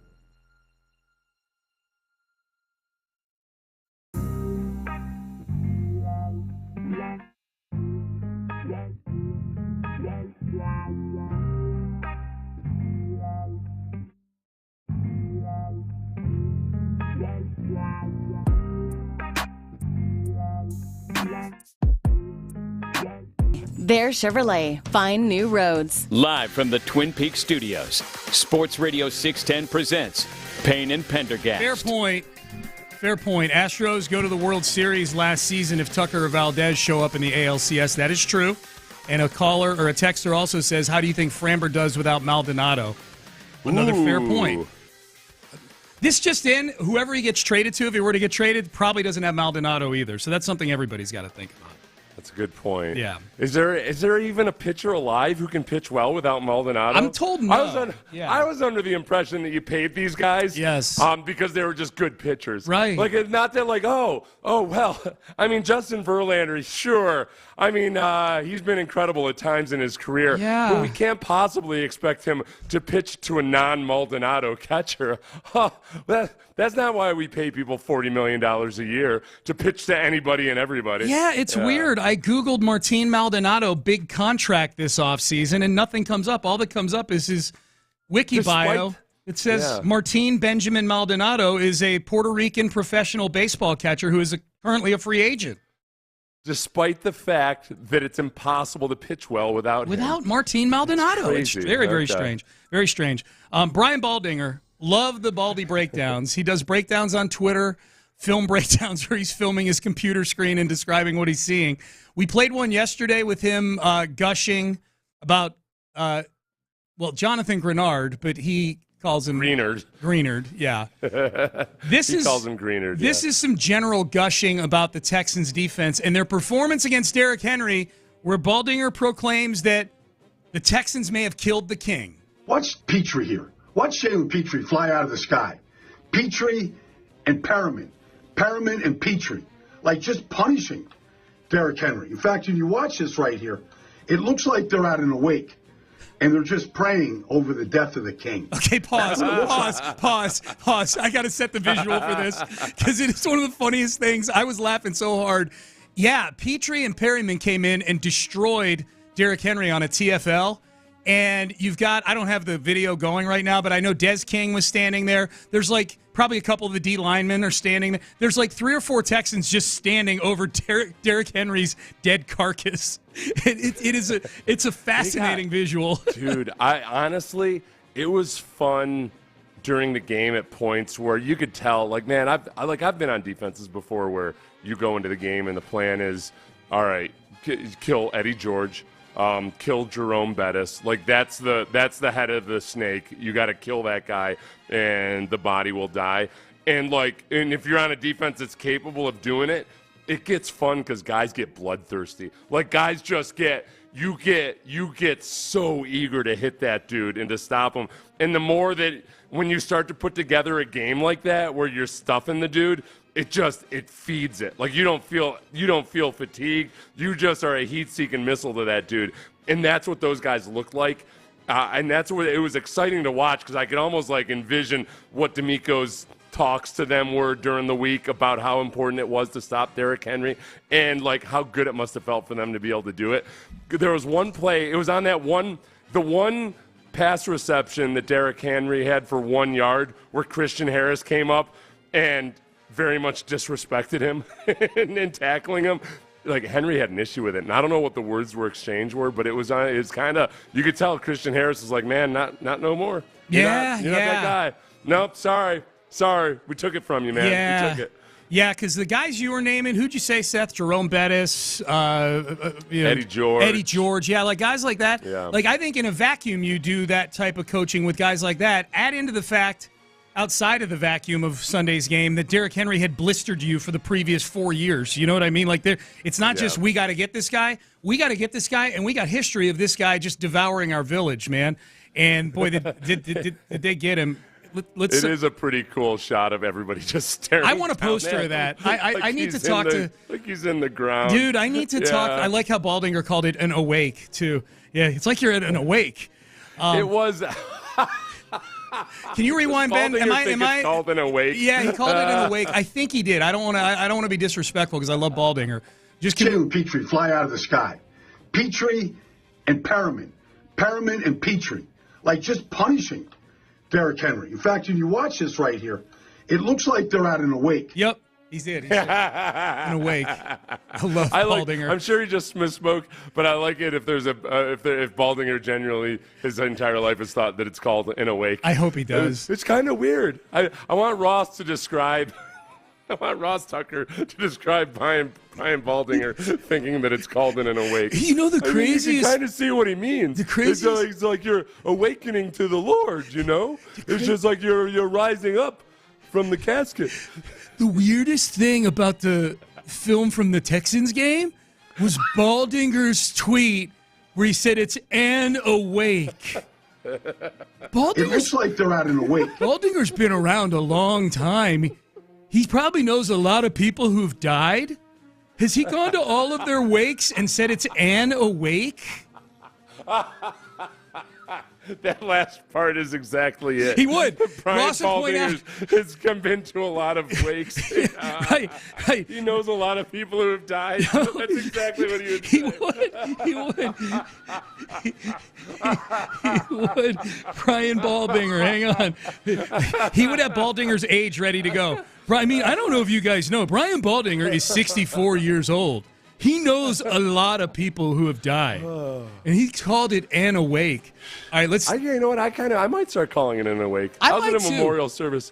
I'm not. It's weird. Like, okay, I've been to more and more funerals as you get up to those years, and I was at a memorial service this past weekend, and it does get I don't know. When I was a kid, I think I was always like stone-faced at funerals and always like you never know how to act or anything. And then as you get older, you realize, oh yeah, like if anything, like it's an occasion for a get-together for people to, A, remember the person, but also B, like sometimes not talk about the person at all. Right. It's like, which I think, like I'm thinking about when I have an awake, I would like the people to just have a good time, Dude. And just have yeah. Those instructions have been handed down by me. I'm like, mine will not be a maudlin ceremony. You guys will celebrate. There will be lots of beer. There will be, yes, absolutely. More from Baldinger on the Texans defense. It looks like they're at an awake, and they're just praying over the death of the king. That's what it looks like. They're just at a public viewing, the death, because there was a lot more of this that was going on. Watch Malik just explode right through here. Like the Incredible Hulk. Just splits the two rookies, Skoronski and Duncan. Down goes the king. This was impressive. Derek Barnett, like what a difference he's made right here. Just exploding right here on the scene. And he's got something to say to Derrick Henry as well. Like they shut him down. 16 runs for 9 yards? Like, this Des Kingman's playing with slot a long time. You just got to feel for it. That's a 2-point takedown. He went to Iowa, and Iowa, that's a takedown on the mat. They shut the king down. They didn't give him room to breathe. That's some defensive performance. There's Iowa. Dude, that's honestly, he had an Iowa wrestling reference. That was pretty good. That's good, man. That's a nice that's a 1 minute, 29-second masterpiece by Baldinger. Good job by Baldinger. That was really good. Very even good. with the in awake part, I like that. Makes it even better. That better. And then at the very end, they showed Derrick Henry getting up, and it looks like I think he's just pulling his pants up a little bit, but it almost looks like he's an old man clutching his lower back as he's getting up. Yeah, he may have felt that way. I'll tell you what. You pointed this out with Christian Harris, and Baldinger points it out with Derek Barnett, and I'll point it out with C.J. Stroud in that Denver game. And I think this is a direct DeMeco Ryans effect. This team does not take disrespect anymore. Like this team, this team will get back up in your. If you have something to say, they'll come right back at you and say it. And you know what we know? DeMeco loves that. DeMeco loved it when C.J. Stroud got up and got in Singleton's face from the Denver Broncos. Like Christian Harris doing a little Alabama on Alabama violence with Derrick Henry. Derek Barnett, who's probably got a new lease on life now, getting picked up by the Texans here, up in people's faces. Oh, man, I'll go back to remember when Shockey was talking smack to DeMeco, and who was Shockey with at Probably the time? New Orleans at the time, I would think. It was with the New Orleans, yeah. So Shockey had some weird story for why he was talking smack to DeMeco, and it had to do with he claims that DeMeco wasn't showing the proper respect during the national anthem. And mind you, this was long before any of this ever became, a protest or anything. DeMeco was just standing. They went back and they looked during the national anthem. DeMeco was just standing there. I think he had his hands behind his back or whatever. But Shockey, all of a sudden, despite nobody ever caring about this claim that the flag code was that you had to have your hand on the heart. And that's how he got mad at D'Amico and was talking smack about it all game long and in the post game. But so Shockey is talking all this smack to D'Amico early in this game, and D'Amico ended up destroying Shockey. Destroying him over the middle, completely taking his manhood, turning Shockey into the fool that he sometimes was. And then Shockey wouldn't stop yapping about it afterwards. It was one of Shockey's weirder moments. Yeah. Yeah, that's D'Amico. Do not, you know what D'Amico is? D'Amico is, do not mistake my kindness for weakness. Yes. He's that guy. He is. He's the guy that has to show that, hold on a second. Oh, you think I'm mild-mannered D'Amico, do you? All right. Boom. Yeah. Well, and not nearly as violent as what you're talking about, but I think that was, if I had to guess, that was probably the premise of his message in between the Jets game and the Titans game last week. I said that coming out of that Jets game. That looked like a defense that was taking advantage of a teacher that was too nice to them during the season, during the year, during that Jets game. What? You guys all talk about how much you love playing for the guy, and that's the effort you put out there for him in a game where points are at a premium. That's the effort you put out there on defense against Zach freaking Wilson in the second half of that game. I think last week was a don't mistake my kindness for weakness week for D'Amico Ryans. And it's good to see the defense. If that's the case, whatever the message was, they responded to it. 204 total yards. We need that again this week against the Browns. Somebody appropriately pointing out the most likely explanation is that he said, and wake. Yeah. There was just an in there. Yeah. Cool explanation. I choose to believe he thinks it's called an awake. I don't think for a moment that he actually thinks it's called an awake. I was as somebody that messes up at least 29 things per show. Yeah. I could totally see myself doing the same thing. I do think that I'm going to say this. Your Ross Tucker, I can tell that you have a hard time not slipping into Irsay at times. That's the one thing. The one little part is you almost start trailing off into drunken Irsay versus. I'm not going to tell Ross you said that. Hey, you know what? You know what, guy? Hey, Ross, Sean does a really good imitation of you. It really straddles the line between you and Jim Irsay. I don't know. I think Ross understands that he kind of. I think he understands that when he talks and it sounds like he's almost might be drunk, that's kind of endearing in a lot of ways. Yeah. He knows that part of Ross's appeal is that he's an intelligent guy, but he comes off like a big galoot. Yes. And I think he leans into it. I don't think he'd be upset at all. No, I don't think so either. Ross has thick skin, for sure. What's up, John Lopez? Speaking of thick skin. Well, I'm miserable. Why are you miserable? Oh, no. Because we have our quarterback in trouble again. Oh, yeah. Yeah, so what's your big picture concern over this?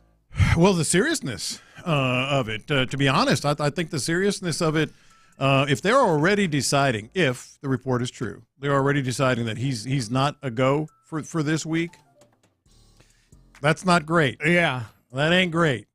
So that would be the biggest one. And then, of course, the obvious, the game itself. Yeah. Okay. Yeah.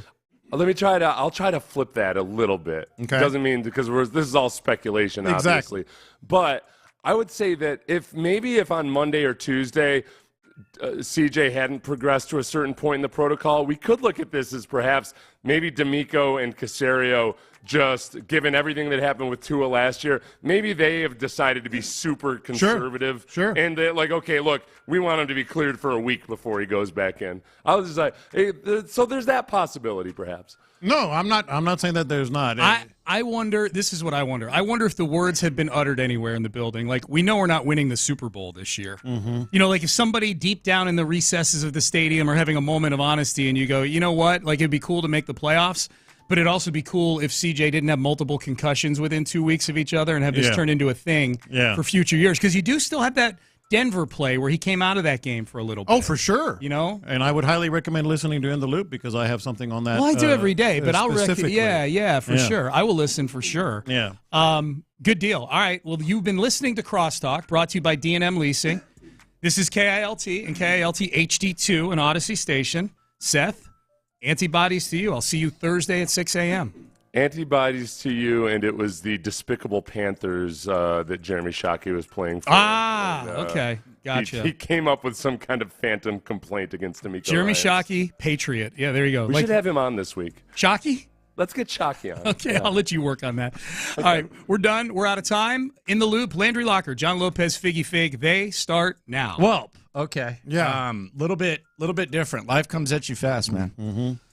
We were looking at Deshaun versus CJ. We were looking at perhaps meaning for one side of things. Early on, it appeared to be Cleveland might be playing for more. Then Deshaun Watson goes down. Not like that kind of down, like goes down, like gets hurt. Of course. Then you think maybe the Texans are going to have a little bit more to play for. And then the Browns go on this big run. And now all of a sudden we've gone from Deshaun versus CJ to the ghost of Joe Flacco versus the ghost of Case Keenum. It's Halloween, but we're going to be seeing ghosts on Sunday. I mean, it's Christmas, but it's going to basically be, they need to change the theme to Halloween.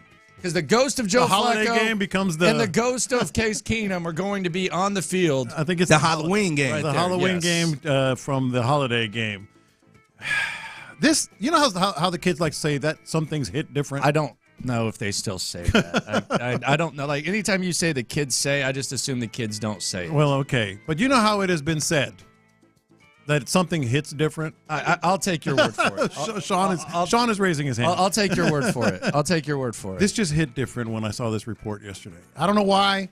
I was telling the boys just a second ago, Sean and Seth, it just kind of was like, oh, great. Well, for me, it's kind of this. Like, when, like, a toga party once a year or something like that, like back in the college days, is cool. Mm-hmm. It's gimmicky. You have fun. You know, you go get drunk. You drink your 40s. You do your keg stands, all that. Yeah. You don't want to do that every weekend. I don't want to watch Case Keenum play anymore. No. And I know that he's like a beloved hero. I know he's the gutsiness, the grit, all that is fine. Case Keenum was basically my toga party last week. I don't want to, like, Tommy's calling me and saying, hey, that toga party was fun. We should do that again. I'm good. I don't want another toga party. It was fine. I saw Case Keenum one time. Quite frankly, if you put the Browns defense in the place of that Titans defense, I think there's probably a couple more turnovers. And Kevin Stefanski knows Case Keenum better than maybe Case Keenum knows himself. They've been at multiple stops, including the best one of his career. I already had my toga party last week. Right. And I don't want another toga party. Well, you heard me say it before the Titans game on Thursday and Friday. I just want one. He just needs to pull one out of his, you know what, we thought it was Davis Mills, but they just need one game. And then again yesterday, I'm like, we're good. I was assuming that C.J. Stroud would be playing. And I said yesterday, I don't trust Case Keenum because he likes to take some risks. All the points that you just made are in play as well. And I guess that's why it, quote, hit different. I was like, this is really bad, man. This is really, really bad. From a Texans perspective, from a C.J. perspective, from the playoff perspective, it just kind of hit me in the chest. How the hell did this make you feel? 713-572-4610 here on In the Loop on Sports Radio 610. How did this make you feel? How did this hit you? You want to follow the money? Like, we don't even need to listen to us. We've been following the money all year long. You want to follow the money? Let's follow the money. How money. about a 5-point flip on the point spread? You see that? 5. From Texans favored by 2.5 to the Browns favored by 2.5. That's 5 points. That is like monster. That is like Tom Brady not playing for the Patriots flip. And you always account for the home team too. Well, it didn't matter. They flipped it. No, it's bad. It's a bad situation. Is it a lost cause? Hell no. Hell no, it's not a lost cause. I have my doubts. You have your doubts about Case Keenum. Doesn't mean he's not going to go out there and do it again. You should have doubts. He's older. Yeah. He was third string before last week. There were context clues that kind of playing with fire. Even in his prime, there were a lot of mistakes. Right. I guess they're going to go with Case Keenum. Is that a given? Are they 100% going with Case Keenum? We don't know, but I would assume it's a given. Okay. He's got that win under his belt. 100%? No, I would never say 100% because we thought it was Davis Mills last week. But Case is our starter. Will D'Amico say that today? All right, will he say we'll see? Yeah, he'll probably say we'll see. But just because I have my doubts and I have my misgivings about Case Keenum starting another one, doesn't mean he can't do it again. It doesn't mean he can't. They can't. But it's going to have to be. It's going to have to be a complete gutsy ass. The legend is going to have to grow. Yeah, it's going to. I mean, it's going to have to be a gritty game. It's going to have to look similar to Tennessee, and it's going to be more difficult than Tennessee. Yes. That's the best way I'll put it. And the other thing is this, I started, when Case Keenum played that full half in preseason, they had to bring in another quarterback because his ass got hurt. He was so sore that they had to bring in, what's the guy's name, E.J. Perry? I don't even remember. Remember that E.J. Perry fella? Yeah. So, how you feel about Tim Boyle? I don't. So, yeah, I wondered if maybe that was wise to run scout team, but now you have Case just played a full game against the Titans. I'm sure he's a little bit sore. How is he going to hold up? I don't know. I have doubts on Case Keenum, and I just wonder, is it a given that Case Keenum starts? I guess, maybe, don't know. Sure. But we're going to see ghosts on Sunday instead of Deshaun Watson and C.J. Stroud. So that's just kind of where we're at. That's just kind of where we're sitting right now, and it is what it is. It's Christmas Eve. I know you hate the line, it is what it is, but it just kind of is what it is in that situation. Wait till confessions. What do you mean? You're going to say it is what it is? Maybe.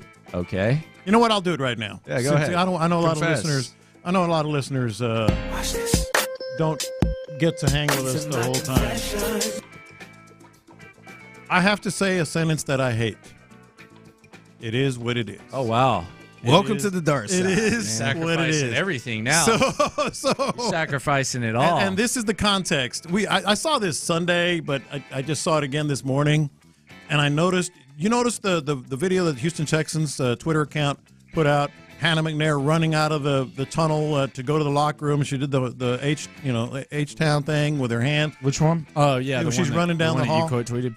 Yeah, and I run like Cal. Behind her, Cal McNair is running like waddling, running, and she's sprinting, looking like a sprinter, like an Olympian, and he's just kind of waddling.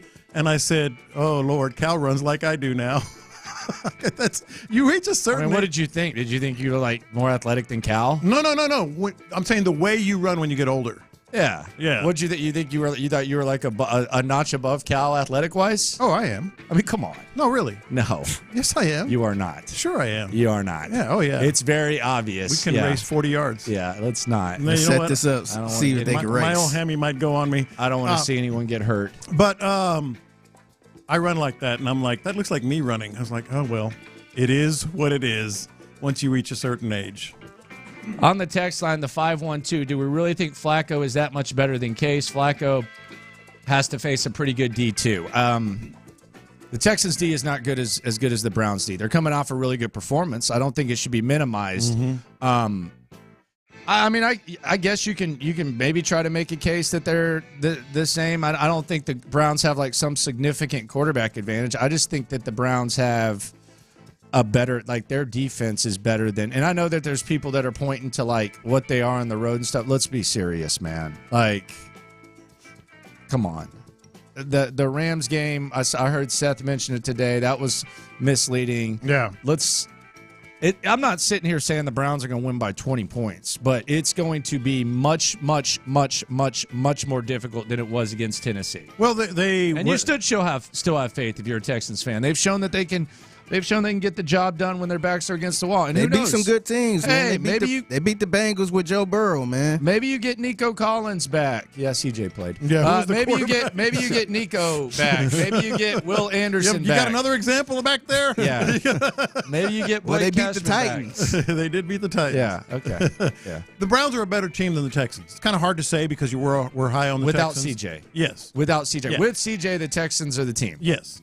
But the Browns, I hate to admit it, but if we're being, honest here, the Browns are a better team than the Texans, and now they've got Case Keenum, and they've got Case Keenum in this offense. You mentioned Stefanski. It's not look, I'll put it this way. I'm not confident, but I wouldn't be surprised. Yeah. All bets are off. Joe Flacco's a ghost, too. So he's old as hell. He's older than McClain and Cal. They might run the same. Does he run like them too. Cal? I don't know. It's weird that you're looking at and me Cal like that. I just noticed it today. You creep me out with the McNairs. I'll be honest. That's my confession. What? Because I saw him running. I went, that looks like me running. Creep me out a little bit, dude. I don't. Then you're talking about making like eyebrow accounts of McNair. Like I wake up this morning to Lopez being creepy with the billionaires. That's not creepy. Yeah, that's not creepy at all. It's subjective. I'm kind of creeped out by it. Yeah. Well, you might be alone. That might be. You might be on that island by yourself. Kind of creeping me out a little bit. But we'll see. We'll see how it goes. Funny. Is it? Yeah. It was funny. You think so? Yeah. Okay. Yeah. Different strokes for different folks. Mm-hmm. It's humor. Yeah. Some people Kevin Hart. Some people Dave Chappelle. Some people Chris Rock. By the way, did you watch that Netflix special? I didn't. It was good. And some people were John Lopez, Hannah McNair, eyebrow jokes, Twitter accounts. So and different Cal. strokes for different folks. Yeah. It was funny. Yeah. That's just kind of where we're at right now. Mm-hmm. I thought it was hilarious yesterday. Boy, I don't know if this was shameful, hilarious, or if it belongs in the slime off. John McClain yesterday came on. Come on, brother. I don't know how I became the face of inventing that he plays both sides of the Titans-Texans. I don't know how I became the face of that, but I'll take it. But here's my thing. John McClain comes on. We always react to the game ahead. Listen to how fast this slime ball tried to move on to Cleveland. I went back and listened to the tape. Listen to how fast, as we move on to the Cleveland Browns, we're officially doing it. Listen to how fast this dude tried to do that. Here we go. John McClain. The man, the myth, the legend, John McClain joins us here on In the Loop Sports Radio 610. How you feeling, man?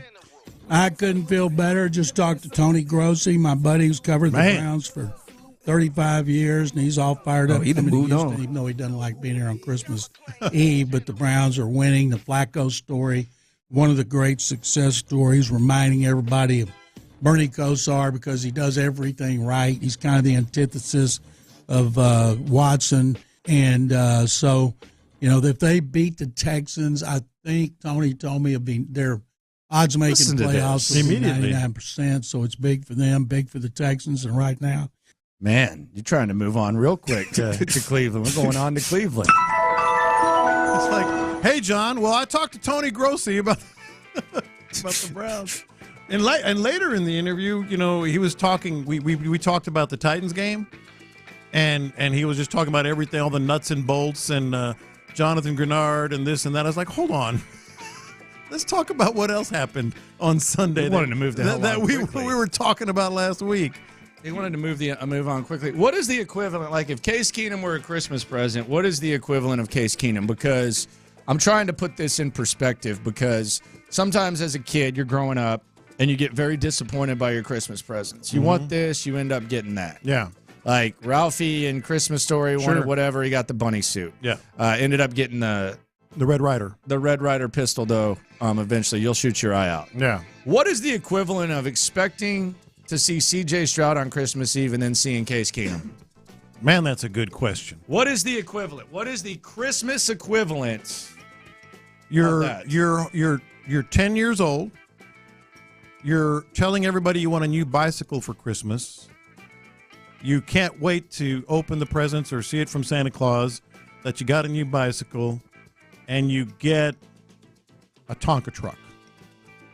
It's still kind of cool, A Tonka truck is kind of cool. Case Keenum is a Tonka truck. Okay.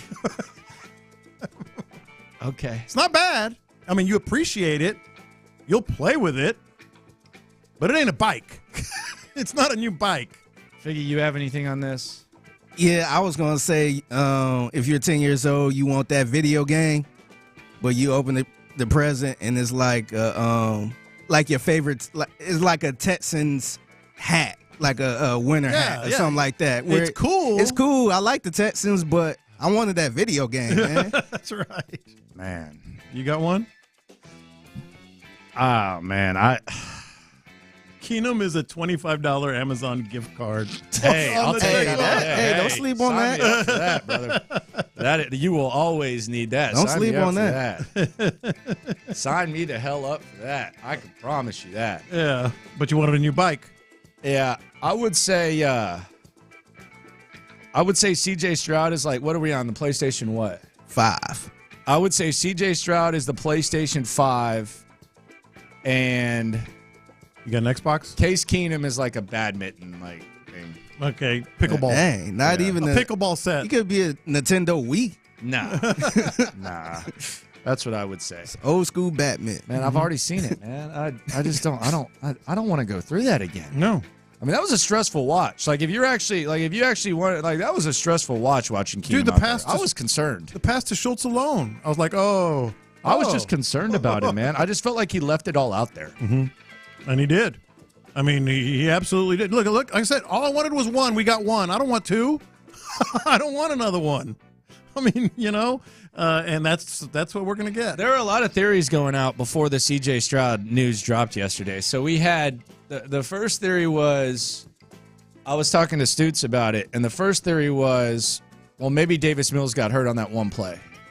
The bomb? The Hail Mary. Yeah. Like maybe Davis Mills got hurt on that one play. Other theory was maybe Case Keenum can't run scout team right now. And then the worst theory was maybe C.J. Stroud's not good to go. So there were like 3 theories. By the way, I don't know who broke it. I saw DJ Bieniemy was getting credit, and then I saw Aaron Wilson. I couldn't keep up with it. I did see, I think there's something on Twitter now that's kind of confusing where you can put out an original article, and then if you change the title or update the article, then it goes back to your original tweet.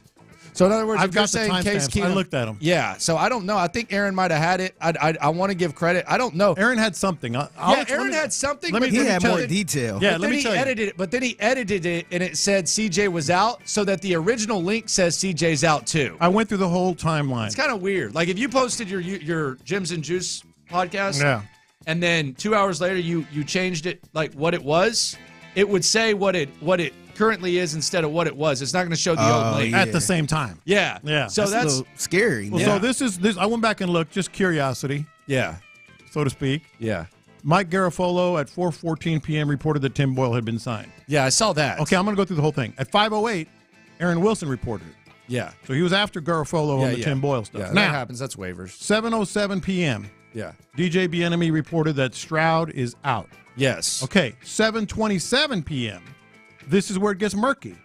Aaron Wilson reported that Stroud is out, but had more details about the sensitivity to light and other concussion syndromes and symptoms and stuff like that.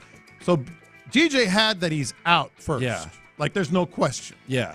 By 20 minutes. Yeah, because Aaron had an in-depth breakdown after the Boyle signing. Correct. Of the case. But then on that article, there's last updated, and it said CJ was out. So you could technically go back to his original thing and say, hey, oh, wow, it says CJ's out. Well, yeah, it says it's out because it says last edited 7/27. But tweets don't do that. No, the links do. Yeah, the links do. Yeah, but I'm saying when he tweeted and then it was to the link. Yeah. It was to the link. Yeah, when you tweet to the link, though, it kind of changes a little. I don't know. This is something that only we care about. We're probably No, I was just curious, but I just saw DJ was getting it. And DJ probably deserves credit for him being out. Yeah. Yeah. Yeah. And I think he's getting most of it. And Aaron deserves the credit for the Keenum scoop and all that. And the details. And the Texans need to figure out who the hell's snitching. Landry Locker, John Lopez, Figgy Fig. We're being honest, man. Goodness gracious. I thought the Easterby days were over. Common sense. Well, he's got tentacles. Coming up from Deshaun and CJ to Case and Flacco. Let's take a history lesson. Could I interest you in a history lesson? I love history. We got a lot of history here. We got about a decade of history between what we're going to see on Sunday. I've dug it up. We'll present it next.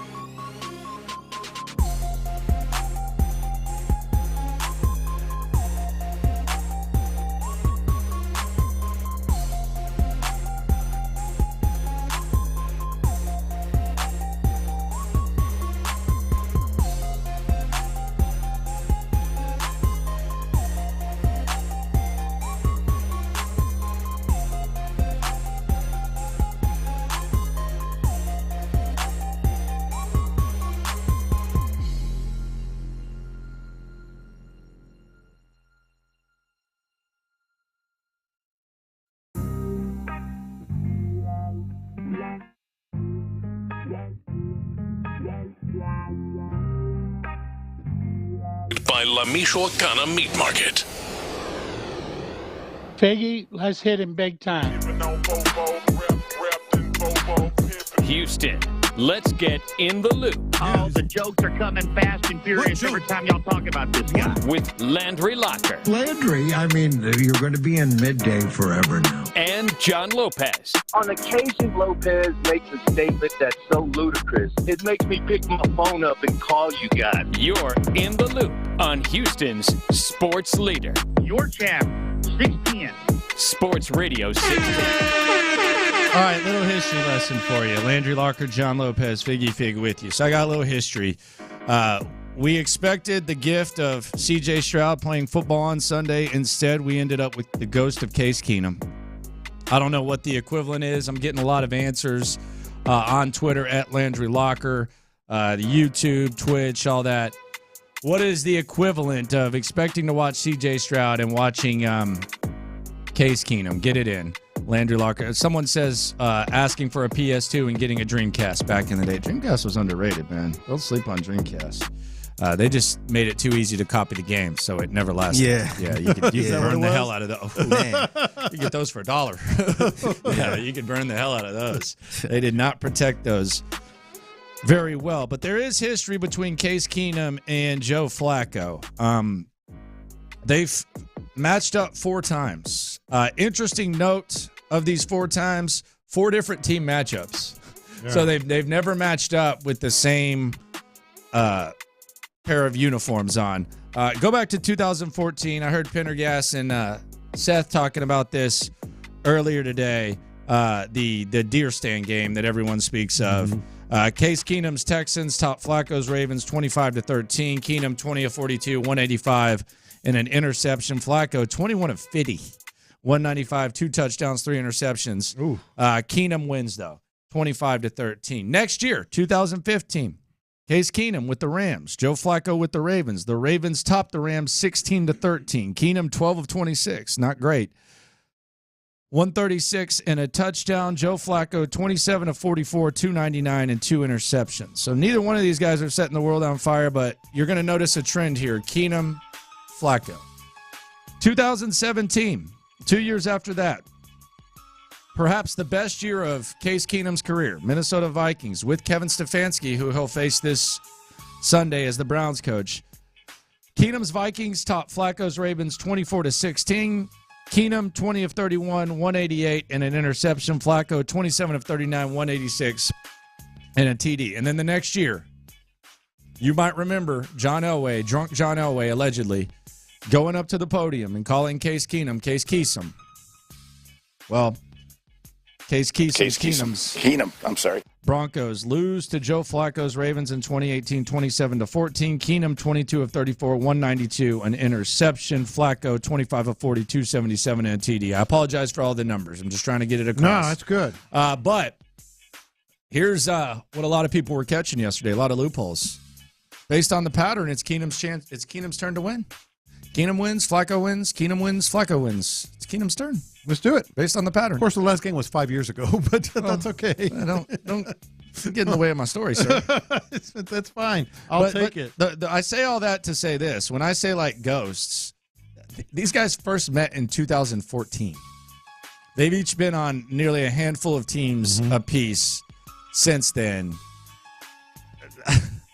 This is not like a promotional must-watch C.J. Stroud type of Deshaun Watson matchup. And that's why you're going to need get the bell ready, complimentary football, all that type of stuff to get this done. This is, it just kind of, you said it. It is what it is. It is. You know what I got out of this when I was looking at this morning? It's a lot of interceptions, man. There's a lot. This is in their prime. There are a lot of 8 interceptions, 9. How many? 3, 4, 5, 6, 7, 8 interceptions. 8 interceptions combined in 4 meetings. So I'm thinking, I looked at this. You get a pick. You get a pick. Yeah. You get a pick. When you posted this morning, I looked at it. I was like, okay, so there will be picks. There will be picks in this game. It actually kind of ties in with my first thought after I was kind of hitting the chest with the news of C.J. Stroud. Complimentary football, but you got to wreck a game. I mean, you've got to get somebody on one side of the ball has to. Maybe Will Anderson comes back and does his thing. Well, that's one guy that I thought could be key. I think Derek Stingley could be key. Obviously, Myles Garrett. Obviously, the Browns have a lot of guys that could be key. But if you got quarterbacks that are kind of free with the ball, and both these quarterbacks are, and they've thrown a lot of picks, and they're basically backups. Well, not basically, they're backups. In this game without a lot of experience. Neither one has a lot of experience this year. It's going to come down to making some huge plays on defense, and they'll throw it right at you. So that's where the Texans have to win it on the defensive side. No question about it. I'm going to ask something I don't want to ask. Okay. I know 255, right? I know he's been around for a while. Oh, okay. What were you saying? I said 255. I thought you were going to ask me how much I weigh. Oh, did not know that. 255? Yeah. What? You been standing on scales lately, or what? I just about a week ago. You got like a goal or what? No. Is that you comfortable there? I want to be under 250. I mean, comfortable. Obviously you're comfortable, but I'm just asking, are you comfortable there? I'm comfortable. If I can go to 245, I'm happy. Yeah, I'm trying to get down 229. Yeah. Got a ways to go. Yeah. So what question were you going to ask? Do you worry about Case Keenum eating the cheese and the rat poison? Because, I mean, I get that he's a veteran. I get that he's but I mean, the dude's on ManningCast. Mm-hmm. I mean, the dude goes from being the emergency quarterback and sometimes not even active when Peyton's out there to, I mean, he's on freaking ManningCast. I'm asking you, at this point in your career, you're probably content with what you've done. We know he's a battle, but I mean, of all the rat, normally when you talk about eating rat poison and stuff like that, you look at the young guys. Dude was on ManningCast, bro. Not in the least bit. Okay. Not in the least. And, all right, we're good. And let me explain. No, we're not good, because listen to my explanation. He's really confident. We heard him after the game. I'm built for this. Isn't that what he said? I'm built for this? Yeah. Which is pretty cocky, but I like it. It's pretty cocky, but I like it. I'm built for this. I think if he comes across looking like he ate the cheese, it's not going to be because he ate the cheese. It's because, as I just mentioned a while ago, I think he can be a little free with the ball, confident to a fault. So if you want to say he ate the cheese after he throws a pick or two, knock on wood that he doesn't, but after he throws a pick or two, then maybe you'll be kind of right, because it looks like it. I don't think that. I don't. I mean, I'm not going to sit here. I'm just saying anyone who says if he plays bad and he has a bad game, that's part of the Case Keenum roller coaster. Exactly. That's what it is. I think that's what it is. He's confident. He's loose with the ball sometimes because he wants to make a play, but it's not like, oh, look, he got cocky. No, not in the least bit. You worry about Stefanski knowing him well? You keep going back to that, and when you first said it, he knows him well. This is not like hey, he used to coach him. This is he knows him well. When you first said it, I was like, okay, there might be something there. But the more I dug in and thought about it, I'm like, he's spending a lot of time in that defensive room this week and saying, this is what he likes to do. This is where he's comfortable. They like to call plays, for out of this offense for him this way. So, yes, he is definitely a factor. Case Keenum's best year of his career, 2017, Minnesota Miracle. Kevin Stefanski was his quarterback coach. Yeah. Brought him to Cleveland, too. Had him, working close with him. I don't know if he was grooming him to be a coach or what, but, he knows him, incredibly well. Mm-hmm. And he knows what he likes to do. That's where it comes in. So I do think that's a factor. I don't know that it's the end-all, be-all, but I do think that it's definitely a factor. Coming up, got a few questions for Basketball Spo. Okay. Is it time to give up on a hopeful star? That's question number one. Question number two, is the best owner in town on the verge of becoming the worst? And Spillane might have a fever. Keenum fever. Next. Houston's biggest annual college football event.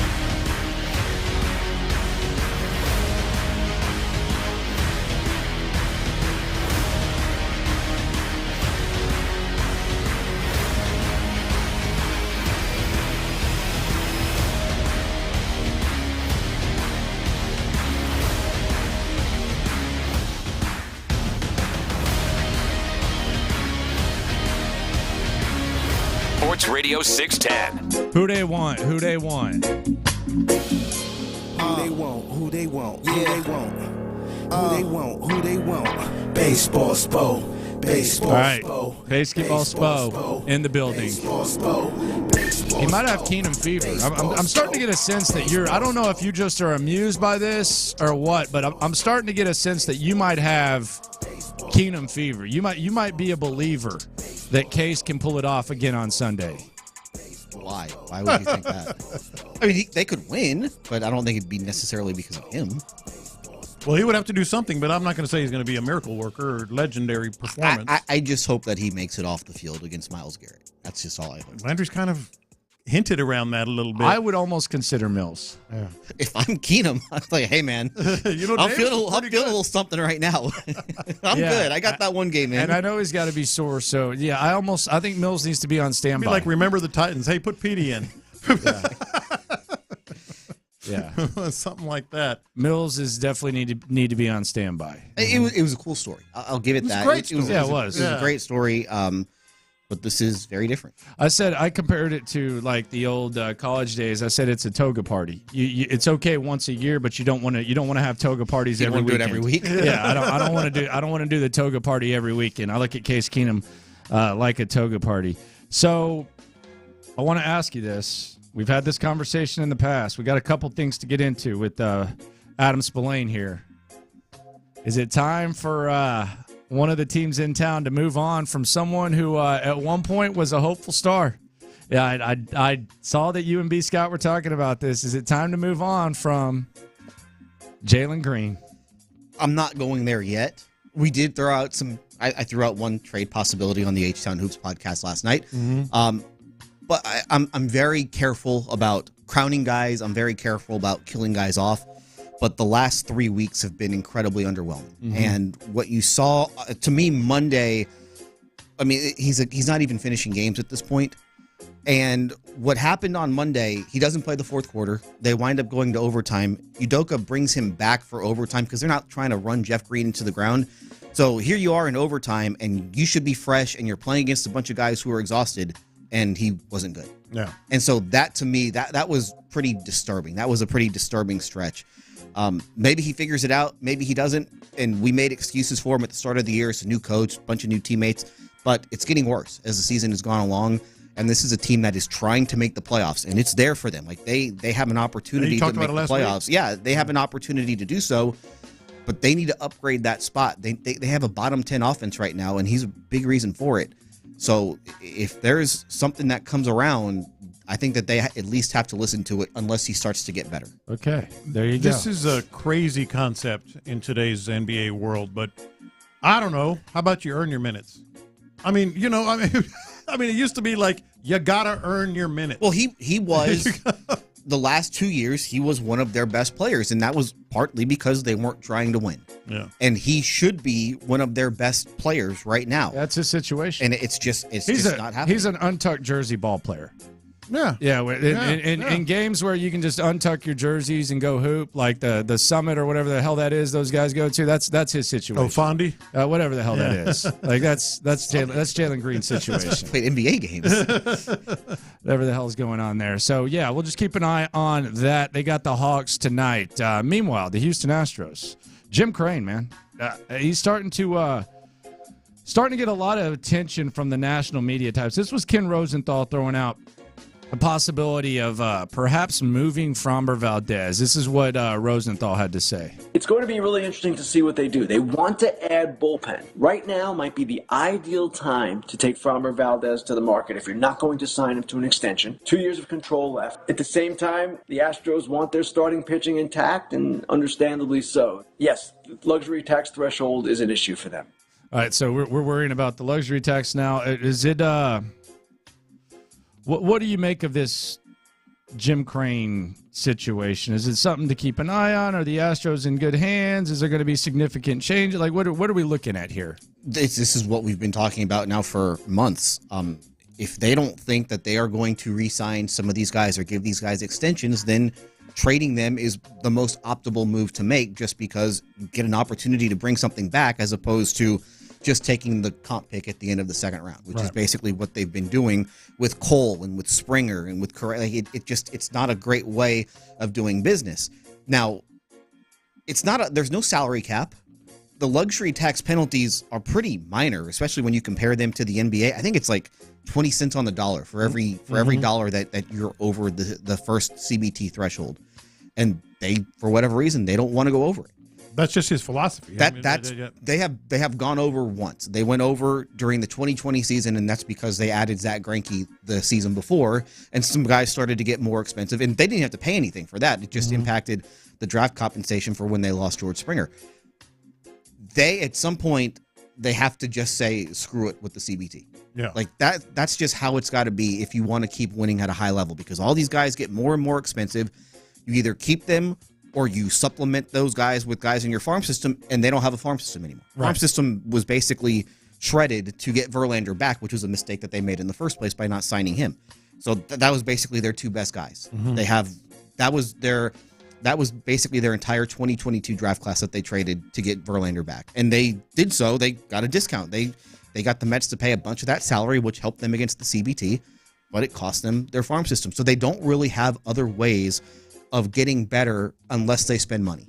And it doesn't seem like they want to spend money. They signed Vic Carantini. That puts them right up against the CBT threshold. So if they want to get better, they have to spend money, or they have to find ways to save money now so that they can spend it. Trading for Framber Valdez is one way. Well, how many other options are there even? Because they've already said Bregman's untouchable, or they're not going to trade, whatever they said. Like, they say a lot of things. Yeah. So you think anything is still on the table? If it's me, you have to keep the easiest thing to do is just sign everybody. Yeah. Like the easiest thing to do is just go out and spend money. And Jim Crane can do that. Like Jim Crane is very, very rich. Yeah. And the Astros have made him a lot of money, and he could sell the Astros right now at an enormous profit. And if he goes over the CBT for a couple of years, he's going to be okay. And, he's not going to have to fly commercial or do anything awful like that. So if you are a fan of the team and if you are a customer, you should be demanding that he goes out and spends some money and keeps this team together. And if you're a player on that team, you should also be doing the same thing. Like, hey, man, we have a chance to be a historic franchise. This is a historic run. We would like to be able to continue it. Go spend some money to keep this group together. But isn't it almost as dangerous if you just start spending money recklessly, though? Like, isn't there like a double edge to that if you're not focused? There's no salary cap, though. Like, this isn't a situation where it's like the John Wall contract and now it just hampers everything that you can do for the next 5 years. There is no cap. You can spend as much money as you want. Now, there are some penalties that go with it, but you're still allowed to do it. And again, you can pay those penalties and still be okay. Like, we're talking about the draft compensation that would be impacted by going over the CBT. You know how the draft compensation doesn't matter? You just sign everybody, and then you don't have to worry about losing your free agents and getting comp picks back for them. Let me ask you a couple things that I've heard. Like I haven't seen hard and fast reports, but I've heard that you might know a little bit more on, and why that this is he's so adamant about the luxury tax. That despite being the fourth largest market, they have their local TV revenue is not very high, and that might play into it. So is that true, number one? And number two, you mentioned he could sell the team. Yeah. There's a rumor, I don't know what it is, out there I've seen here and there, like, maybe in the near future he will sell the team. Those two things. So the first part, I've seen the same rumor about him selling the team. I don't know if there's anything to it. Yeah. I doubt it, just because I think that he enjoys being the owner of the Astros, and he enjoys owning a really good team, and he's kind of a guy in this city. So I don't see that necessarily happening. Who knows? The TV deal, yeah, that's huge, and it's impacting the entire sport. Because all these when it comes to baseball, you have the national TV money, but so they're not making as much as we would have thought locally, is what you're saying. No, I mean AT&T just went under basically, so they lose that. Whatever, they have their own network, but again, I don't think that's going to be making them a lot of money, at least not at first. So yeah, I do think that they have lost a pretty big revenue stream with the local TV stuff, but you just have to get creative and figure out a way to make that back. It's the same way as how you went a whole season without having fans in the stadium. You figured out a way to get it done there. So yeah, I do think that it's impacting them. And this decision on the field, I would assume so. Yeah, but again, you got a chance to win. and that makes up for a whole lot of other things. Like they drew 3 million fans next year. If they're really good, they're going to draw 3 million more fans. They're going to sell a lot of merchandise. It costs like $65 to park in the B lot during the LCS. Like, get to the LCS every year, you're going to make your money back. So, winning more only increases the value of the franchise. It only makes it a more valuable property. And so, to me, I'm not a businessman or anything. I haven't made billions the way that Jim Crane has, but I think you have to look at this just looking long term. Like, if we win a bunch of championships, we're going to be able to sell a ton of advertising on our new TV network. We are going to be able, and we're going to be able to sell that advertising at a premium, and we'll have all sorts of other income streams that we'll be able to have and supplement everything else. So we got to look at the long term here. The great Adam Spillane here on In the Loop, Sports Radio 610. Happy Hanukkah, my friend. Thank you. Merry Christmas to both of you. Merry Christmas to Figgy if I don't see you guys on Sunday. Thank you very much. Right. See how I didn't just go around saying Merry Christmas like Lopez? I'm a generous guy. And Merry Christmas, Happy Holidays to all the loopholes out there. There you go. My guy, Adam Spillane. Coming up, I'm looking forward to this. I don't know if I'm going to laugh. I don't know if I'm going to cry. I don't know what I'm going to do this next segment. But we haven't heard from C.J. Stroud in 2 weeks today. Not that I'm counting, but 2 weeks today. We have not heard from C.J. Stroud. We're going to go through the most wise words. Why are you doing this from to the yourself? quarterback we once knew? Why are you doing this to yourself?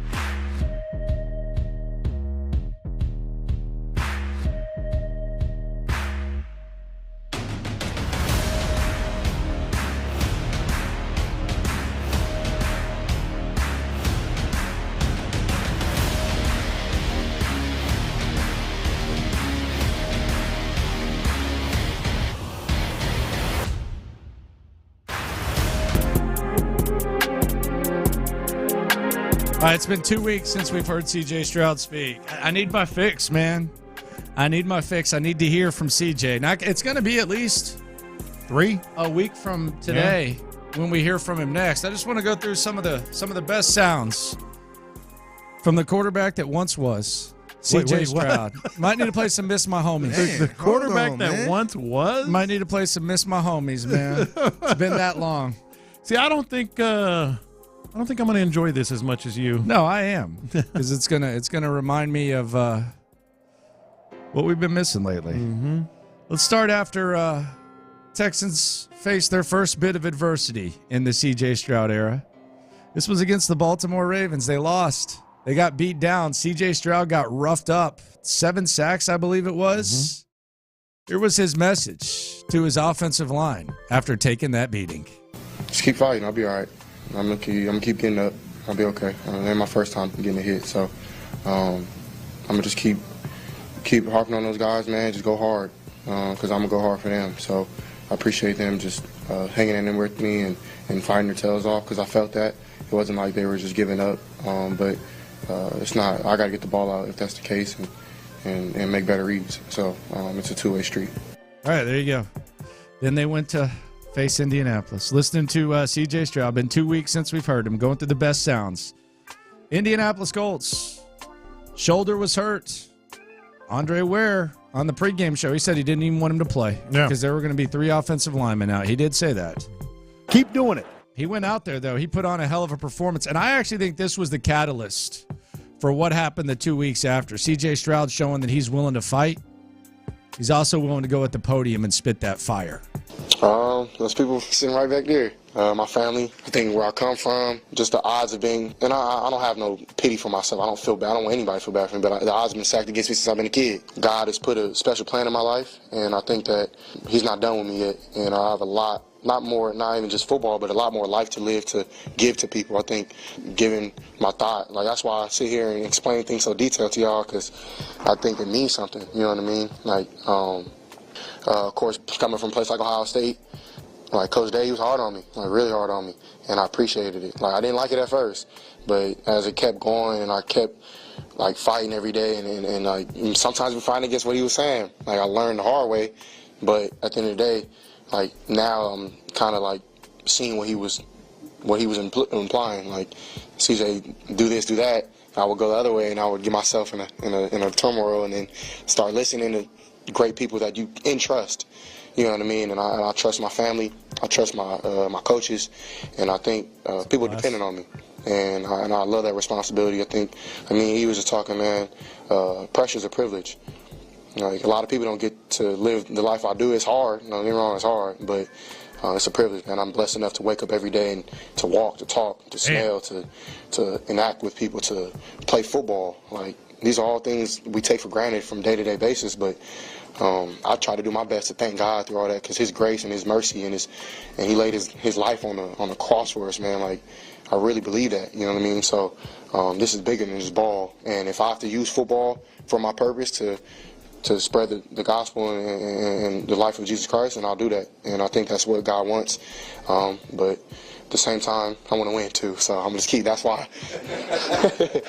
That's why I keep fighting, man. I'm gonna keep fighting my tail off, man. And you know what? The next 2 weeks, beat down of the Jags, beat down of the Steelers. Right after that, right after he put on that gutsy performance. Coincidence? I think not. We're reliving the words of C.J. Stroud. Been 2 weeks. He's not dead. If you're just tuning in, he's not dead. To me, I mean, for me, it seems like a lifetime since I've heard from him. It's been 2 weeks. Let's pause on this one for a second. Pause? Yeah, because USC? Yes. Okay. Because this was the moment. Keep in mind. No, this was the moment. Because this was the moment. Some analysts didn't want C.J. Stroud to play that game. Keep doing it. Because you have to keep into context. They were 0-2, man. Keep doing it. Right? Yeah. They were 0-2. And then he comes up there and does that. That was magic. This is the one. And then they thumped the Jags and they thumped the Steelers. We're going to hear some more here, but this was the one when we heard that and then we talked about it on air. I was like, damn. Like, this kid. Okay, we're getting motivational. Yeah, this got kid. to, man. Yeah, he ain't dead. This was the one here that had kind of opened your eyes to, I think they're going to be all right at the quarterback. Now, I will say this. It's not all good with C.J. Stroud. He's got a little slime in him because after that Jags win, he had a potty mouth. Man, it was a hell of a week preparing. Excuse my language. Heck of a week preparing. That was funny. He apologized for that. Excuse my language. Okay, sure. Yeah, I was appalled. So we've had Fine ball nomination. We've had C.J. Stroud. We've had him pump up his teammates. We've had him pump up his coaches, all that. After the Pittsburgh game, after that Indianapolis game, when they ran off 2 straight dubs, C.J. Stroud went up to the podium. We haven't heard from him in 2 weeks. We're reliving the best wisdom from your quarterback. Not this Sunday, but your quarterback. This was the message to the fans after the Pittsburgh Steelers on J.J. Watt Day showed up to NRG, invaded the stadium. It's been hell around here for a few years. Here's C.J. Stroud's message to you, the fan. I want to say, man, and I've been thinking about this for a long time, y'all deserve to feel special. Y'all deserve to root the Texans on. Like, not winning since 2021, I think it was around Christmas, like, that ain't flying from anybody in this building. I want them to know, like, we're flying our tails off every day to make sure y'all walk around with Texan gear pride. Y'all walk around with that swag that we walk around with when we get a dub. And for me, I take that real personal because I don't like being bagged on by my teams. Like, when my Lakers lose, I'll be pissed. So, like, I take that stuff real serious, man, and it's up to us to work every day and put the work in. And the Steelers fan came and they showed out today in our stadium, and we sent them home. And I think our fans felt the energy, like, man, we ain't playing today, like from the get-go. So I just want to say, man, like we're gonna keep fighting every day just so y'all can walk around with that swag. I think that's huge, man, for this team. That's something that we want to keep building on, and it's a blessing to be able to be in Houston, like a great town with a lot of stuff to do, great people, Southern hospitality to its finest, and I'm falling in love with the city little by little, so it's a blessing. See, this ain't so bad, is it? This is making you feel a little bit better, right? No, this is making you feel a little bit better. 2 weeks since C.J. Stroud. We're on Pittsburgh right now. 2-2 Texans. I thought it was going to make me feel a little more depressed, but it's nice to know that man. He's still there somewhere. Hear from him. He's still there. Gotta hear from him. He's still there somewhere. He's not going to be there on Sunday. We can hear you, man. Yeah. We can hear you. Yeah. Here's the Atlanta loss. This one, the Atlanta loss sucked. C.J. actually had what should have been a huge victory. Found Dalton Schultz. This was the same stadium where many people believe he boosted his draft stock against Georgia the year before when Ohio State ended their season. He went up there. I thought he was about to go crazy. I mean, this is crazy for C.J. Stroud. This is the second straight L he'd taken in that stadium, and you might be laughing. He ain't. It's a blessing, man. Just want to thank God, my Lord and Savior Jesus Christ, for the opportunity to play in this great league against a great opponent like the Falcons. But yeah, man, it's tough. It's hard to go out like that. And yeah, I've been done bad in this stadium 2 times now, so I don't think it's funny. But it is what it is. I think there were probably some people smiling like he was trying to be. No, it ain't funny. Well, y'all shut the hell up. Yeah. Pardon my language. It ain't funny. So then after that, the Texans, they fall to 2-3. Dub over the New Orleans Saints. Get the dub. Get the job done. And then you got the Carolina Panthers. And this was bad. But I thought this was another layer to the onion that is C.J. Stroud, because I thought this was public accountability and putting that to practice. This was C.J. Stroud. Keep in mind, the Carolina Panthers hadn't won a football game yet. No. Bryce Young was getting mocked. He was getting ridiculed. And the Texans ended up going and laying an egg. And this was what C.J. Stroud had to say. Yeah, we have some talks here and there. I'll sit down with those guys. I always do. So it's not. I'm not talking about Bobby. I'm not talking about anybody specific. I'm just saying as a whole offense to reward our defense for getting stops and things like that. We have to be explosive and like make plays. You can't live on third down. And I mean, it's unfortunate that we had to take a L today, but we'll learn from this. And I thought it was like a public call out of Slowick. Slowick in his press conference had a public call out of CJ, a healthy call out. And you know what they did after that Carolina thing? It started. They put together 3 of the most magical weeks that a quarterback has put together in franchise history. Step 1, Tampa Bay Buccaneers. We remember this one. This was the Dare game. This was wild. This was a wild, wild game. You thought it was over? Nah. 42 seconds?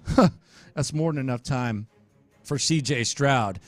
Texans improved to 4-4. Here was C.J. Stroud. Haven't heard from him in 2 weeks. Here was what C.J. Stroud had to say after that. I challenged them guys at the beginning of the week. And, man, y'all are the heartbeat of this team. We move our line. Simple and plain as that. We have, I think, the best left tackle in the league, especially when it comes to pass blocking. And then everybody else, like Titus. Thank you for clarifying. Into a new role. Dieter steps in. Shaq has been solid all year. George has been solid all year. Like, those guys up front are very special. I told them boys, like, we're going to go as far as y'all take us. Of course, I got to make the plays and throw the ball where I got to go, but I can't do none of that without y'all. So they had a great game. I think I only got sacked twice, and I appreciate those guys for just battling and fighting. And I just told them, like, man, we're gonna go win this game. I don't know if y'all believe it or not, but I know I believe it, and I know y'all look at me in my eyes, y'all can tell.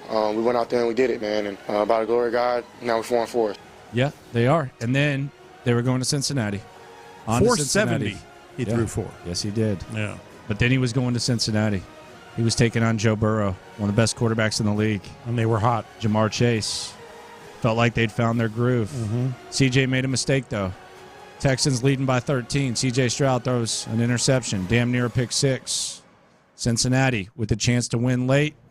They take the lead. CJ Stroud, though, he leads the game-winning drive. Here's CJ Stroud. Haven't heard him in 2 weeks. This was him after the Texans won perhaps one of their most improbable games, at least of the CJ Stroud portion of the season. And by the way, he'll be back, hopefully, against the Titans. Just trying to get our little fix on. Here's CJ after the Cincinnati dub. Heck of a play, Tank. I mean, Tank probably almost saved the day right there, which is giving our defense a blade of grass to stand on.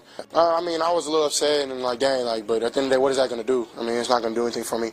I have to move on to the next play, and I mean, I had such a great game at that point. Like, man, I had a lot of great plays instead of that negative play. I can't just harp on that one negative play. The next drive, man, I just went to D'Amico and let him know, man, I got you. We're going to win this game. And he looked me right in the eye and said, I trust you. So it's amazing to have trust in your head coach, and I'm a rookie, and my OC, Bobby, man. Like, I think Bobby, we need to give him his flowers. He called a great game again, leaned on his players and took risk, and I appreciate him for even doing that. Then the Texans go on to get the dub over the Cards. We've talked about that one. Then it's on to Denver. This one was big. You take the L to the Jags. You're going on to Denver. This is the human side of CJ Stroud. Haven't heard from him in 2 weeks. By the way, on the text line, shout out to all the loopholes for looking out, man. This is like this is top notch. Y'all can sometimes be our eyes on the streets. The 281. Y'all know CJ is still out for Cleveland, hasn't passed protocol. It's going to be Case again. Oh, wait, what? What? Source? Wait, hold up. What? Source? Hold on, huh? Wait, what? Oh. Wait, he's not playing against Cleveland? Wait, he's out? Wow, thank you so much, text line. Damn it. Yeah. Oh, my Lord. There we go. Gotta rip up this. I can't believe this, man. I gotta refund my jersey. Why y'all ain't talking about this? I don't know. Back to CJ as we get our fix in 2 weeks later. Some of you people are crazy. Tank Dell goes down. By the way, Tank Dell's getting blamed for laziness. We'll get into that when we go around the NFL. You ought to be effing ashamed of yourself, sir. This is bizarre. This is pathetic. Pathetic and bizarre. We'll hear this at 1 o'clock. Yes. But Tank Dell goes down. We know how tight him and CJ are. Here was CJ after one of his brothers. Man, he's got a lot of brothers. He's got a lot of brothers. Got a lot of brothers around this league. Yeah. Here was CJ Stroud after Tank Dell went down.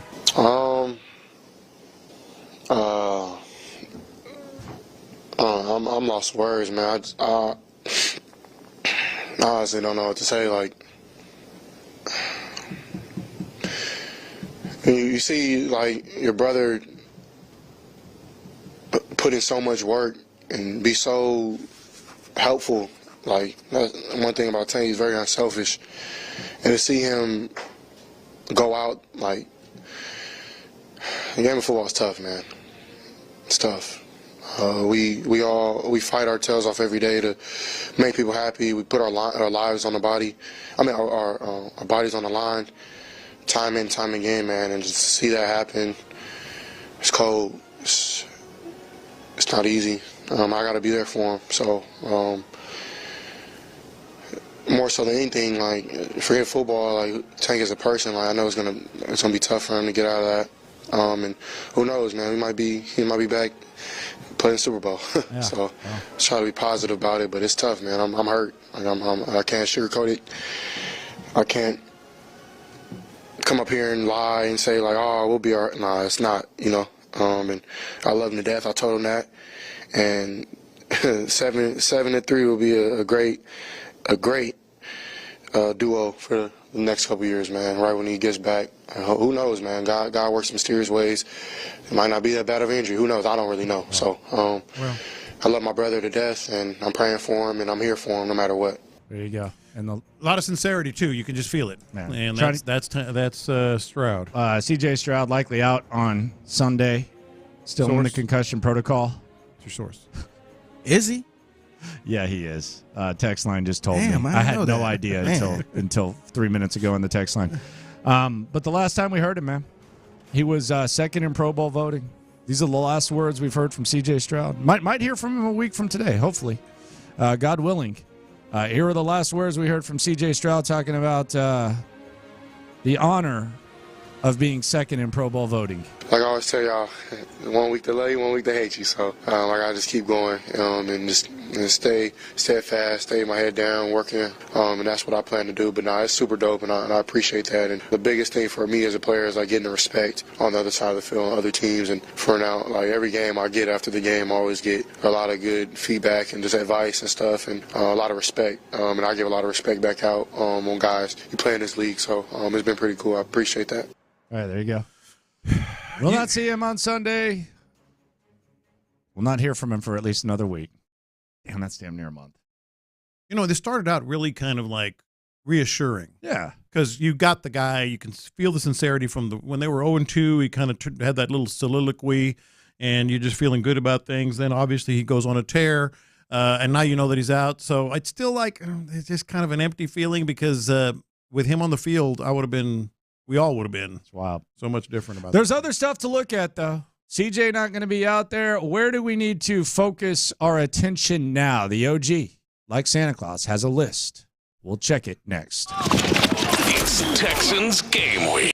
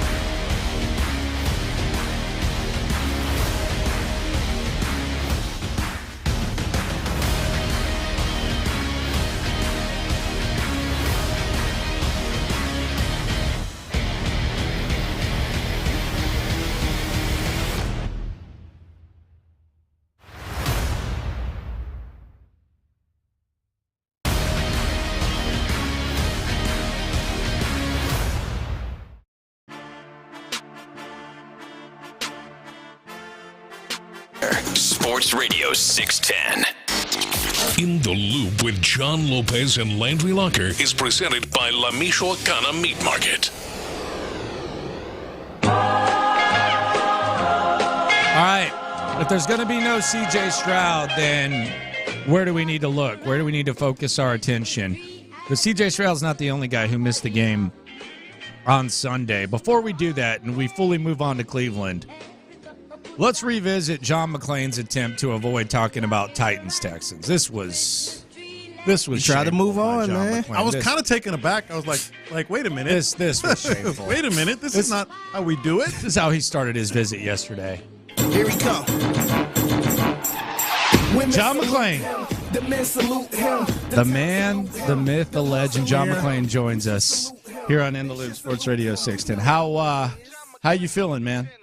I couldn't feel better. Just talked to Tony Grossi, my buddy who's covered the Browns for 35 years, and he's all fired up. He done moved on. Even though he doesn't like being here on Christmas Eve, but the Browns are winning. The Flacco story, one of the great success stories, reminding everybody of Bernie Kosar because he does everything right. He's kind of the antithesis of Watson. And so, if they beat the Texans, I think Tony told me their odds of making the playoffs will be 99%. So it's big for them, big for the Texans. And right now, man, you're trying to move on real quick to Cleveland. We're going on to Cleveland.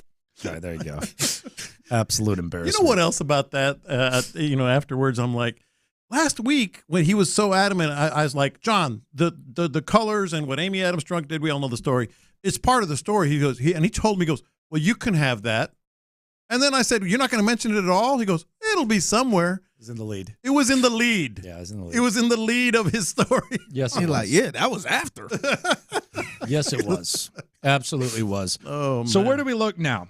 If we're not looking at the quarterback and we're not keeping up with the protocol and crossing our fingers that CJ is going to be back, where are we looking now? Where do we need to shift our attention? Well, we're going to find out a lot of it here in the next, 45 minutes when the Texans get on the field. But you and I are kind of on the same page. Added to the legend Case Keenum did on Sunday. We're not real confident of him adding to the legend. But I think 3 players are going to help a lot. I think 3 players are going to help an awful lot if they can get on the field and if they can do these things. Number 1, and I don't even think it's close, we talked about this a little bit yesterday, is Nico Collins. Like if Nico Collins, and by the way, I think he will get on the field. Remember, he was on the field Sunday just trying to get ready for the game and ended up not playing, but he was close. We'll see. It's soft tissue. Yeah, he was close on Sunday, so I would expect him. Like, you have to have Nico Collins. I get what Dalton Schultz did. I get that Noah Brown was a tough SOB and made 8 catches and had a good game. But you have to have Nico Collins against the Browns in this game. That's one. And then we always keep coming back to this. Will Anderson also missed the game, and we're going to say the same thing that we've said 3 or 4 times. If you're going to wreck a game, totally wreck a game, you need Will and help win it. You need Will. This is the game. Yeah, I mean, the Tennessee thing spoke for itself. It was a historic performance, and you asked the question, did they miss Will Anderson? The answer was no. But does that mean they don't need Will Anderson? Hell no, it doesn't mean that. No, and he's had, was it the Denver game where he kind of broke out a little bit? 2 sacks, field goal block or punt block ish, and tip on the Stingley INT. But let's it's almost like non-negotiable. You got your backup quarterback. You got a huge game against a defensive-minded team. You got a quarterback that is older, stiff, maybe can make some mistakes. If Will Anderson is going to help this team win the division or get to the playoffs, this has got to be the game. He's got to wreck this game. Then the third one, I'm really confident in. I think this is a real possibility, and that's Derek Stingley. Derek Stingley is just... He's probably going to lock up Coop. Yeah, and he's been all over receivers. I saw this DJ Bieniemy, who broke the story on C.J. Stroud not playing this Sunday. You sure? Yeah, DJ Bieniemy, who broke the story on C.J. not playing this week. Okay. Yeah, it was DJ Bieniemy. Hey, bro. So I got this stat from DJ Bienemy, who broke the story. Bro. I had it. I just didn't say it. He's got the second highest pass breakup rate. They call it hawk rate in the NFL over since he's They call it what? They call it the hawk rate. Hawk? You're a ball hawk. Mike? Never mind. Go ahead. Oh, no, not that. And so I think Derek Stingley. Speaking of Will Anderson, You know Mike, don't you? No, don't say it. Don't say it. Hawk? I thought it was. No.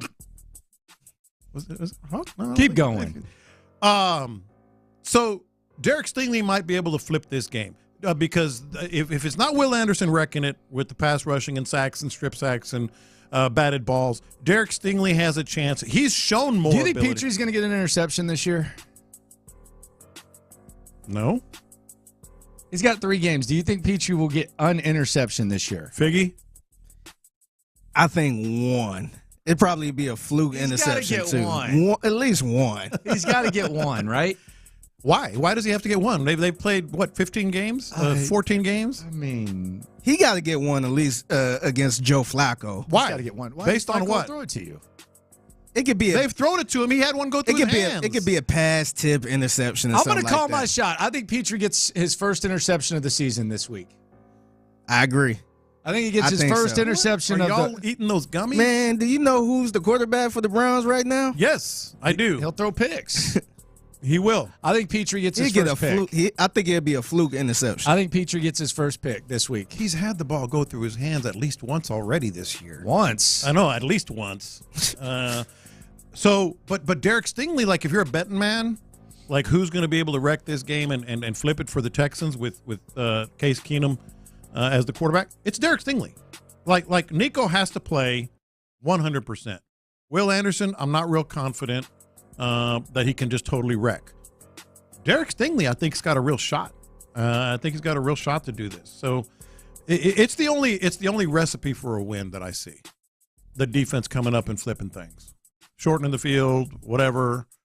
Flacco throwing it to you, man. Yeah. All 3 phases, special teams. Frank Ross game. Yeah. Andrew Beck returns another kick. No. Can't rely on that.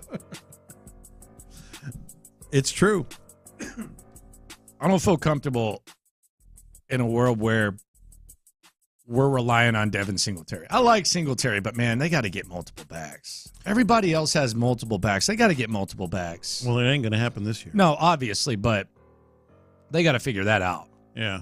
And I think, well, that's the other part of the recipe. And I do trust, like, with between it being a free agent destination, which was what Andre Johnson told us last week, and what the 40-minute man has been able to do the last couple of years, I do kind of trust it. What are you laughing at? I'm not laughing at anything. Nick Caserio, the 40-minute man. Yeah, you didn't say his name. Yeah. Nick Caserio, Texans GM, joining us on the show. Nick, you okay on time right now? Of course. Look, their defense is going to make life hard. An episode and a third of Home Improvement. on Case Keenum. You ever thought about that? What? 40-minute interview is an episode and a third of Home Improvement. Yeah, what do they do? 26 minutes of actual 30 time? minutes. Like if you're sitting down watching of actual TV, 30 and 10. Product is, I think, 26 minutes. No, 22 minutes, something like that. It's a Seinfeld episode for you. For Seinfeld episode in 10 minutes. You act like you didn't like Seinfeld. I didn't. I appreciate it now. I never loved it. Mm-hmm. I never loved it. It was okay. It's more about your lack of courtesy on it, but it's okay. Lack of courtesy? Yeah, your references. When I say I don't watch the show as much, you'd like to give me the references, man. I used one reference last week, didn't I? 2. Was it 2? It's 2 in the last 2. Yep. I don't believe you. Yep. 2 in the last 2. I don't believe you. Have you ever gone to a restaurant and ordered cereal? Never, not once. Okay, I'm just asking. Like for breakfast, you get eggs and stuff. Yeah, I see some some older folks going to like restaurants and diners and stuff, and you're like ordering cereal, and I'm just like, man, that defeats the purpose right there. Yeah, cereal's the quick breakfast at home. Yeah, cereal. You don't want to. Who wants to leave the house to eat cereal? Hey, That's the worst thing ever. Let's go have breakfast. I can't wait to order my cereal. Yeah. Why even leave? How much it costs? Exactly. How much is cereal? I want to check that out. Hold I on. never ordered cereal a day in my life, man. Let me go to How Avalon much do it Diner. cost? Avalon Diner's For a bowl cheap. of cereal. Avalon They have Diner's cereal? cheap. So let's see what they got. If they got the cereal, breakfast sides. Oh, here we go. Cereal. Dry crisp cereal with milk, a bowl. You want to know how much? And Avalon Diner has good ass prices. It's probably overpriced. Like, to put this in perspective, Avalon Diner, like if you want to get like a chicken fried steak breakfast, it's $12.95. If you want to get like an elite omelet at Avalon, I mean it's about $12. And like an elite, like if you want to get a chicken fried steak dinner, it's $12.45. You know how much a bowl of cereal is? Well, based on that, it can't be more than $4. $3.25. Yeah. The hell out of here, man. That's a box, man. You could get a box. That's a box. Yes. Yeah, like that's a full box. And that's for a bowl.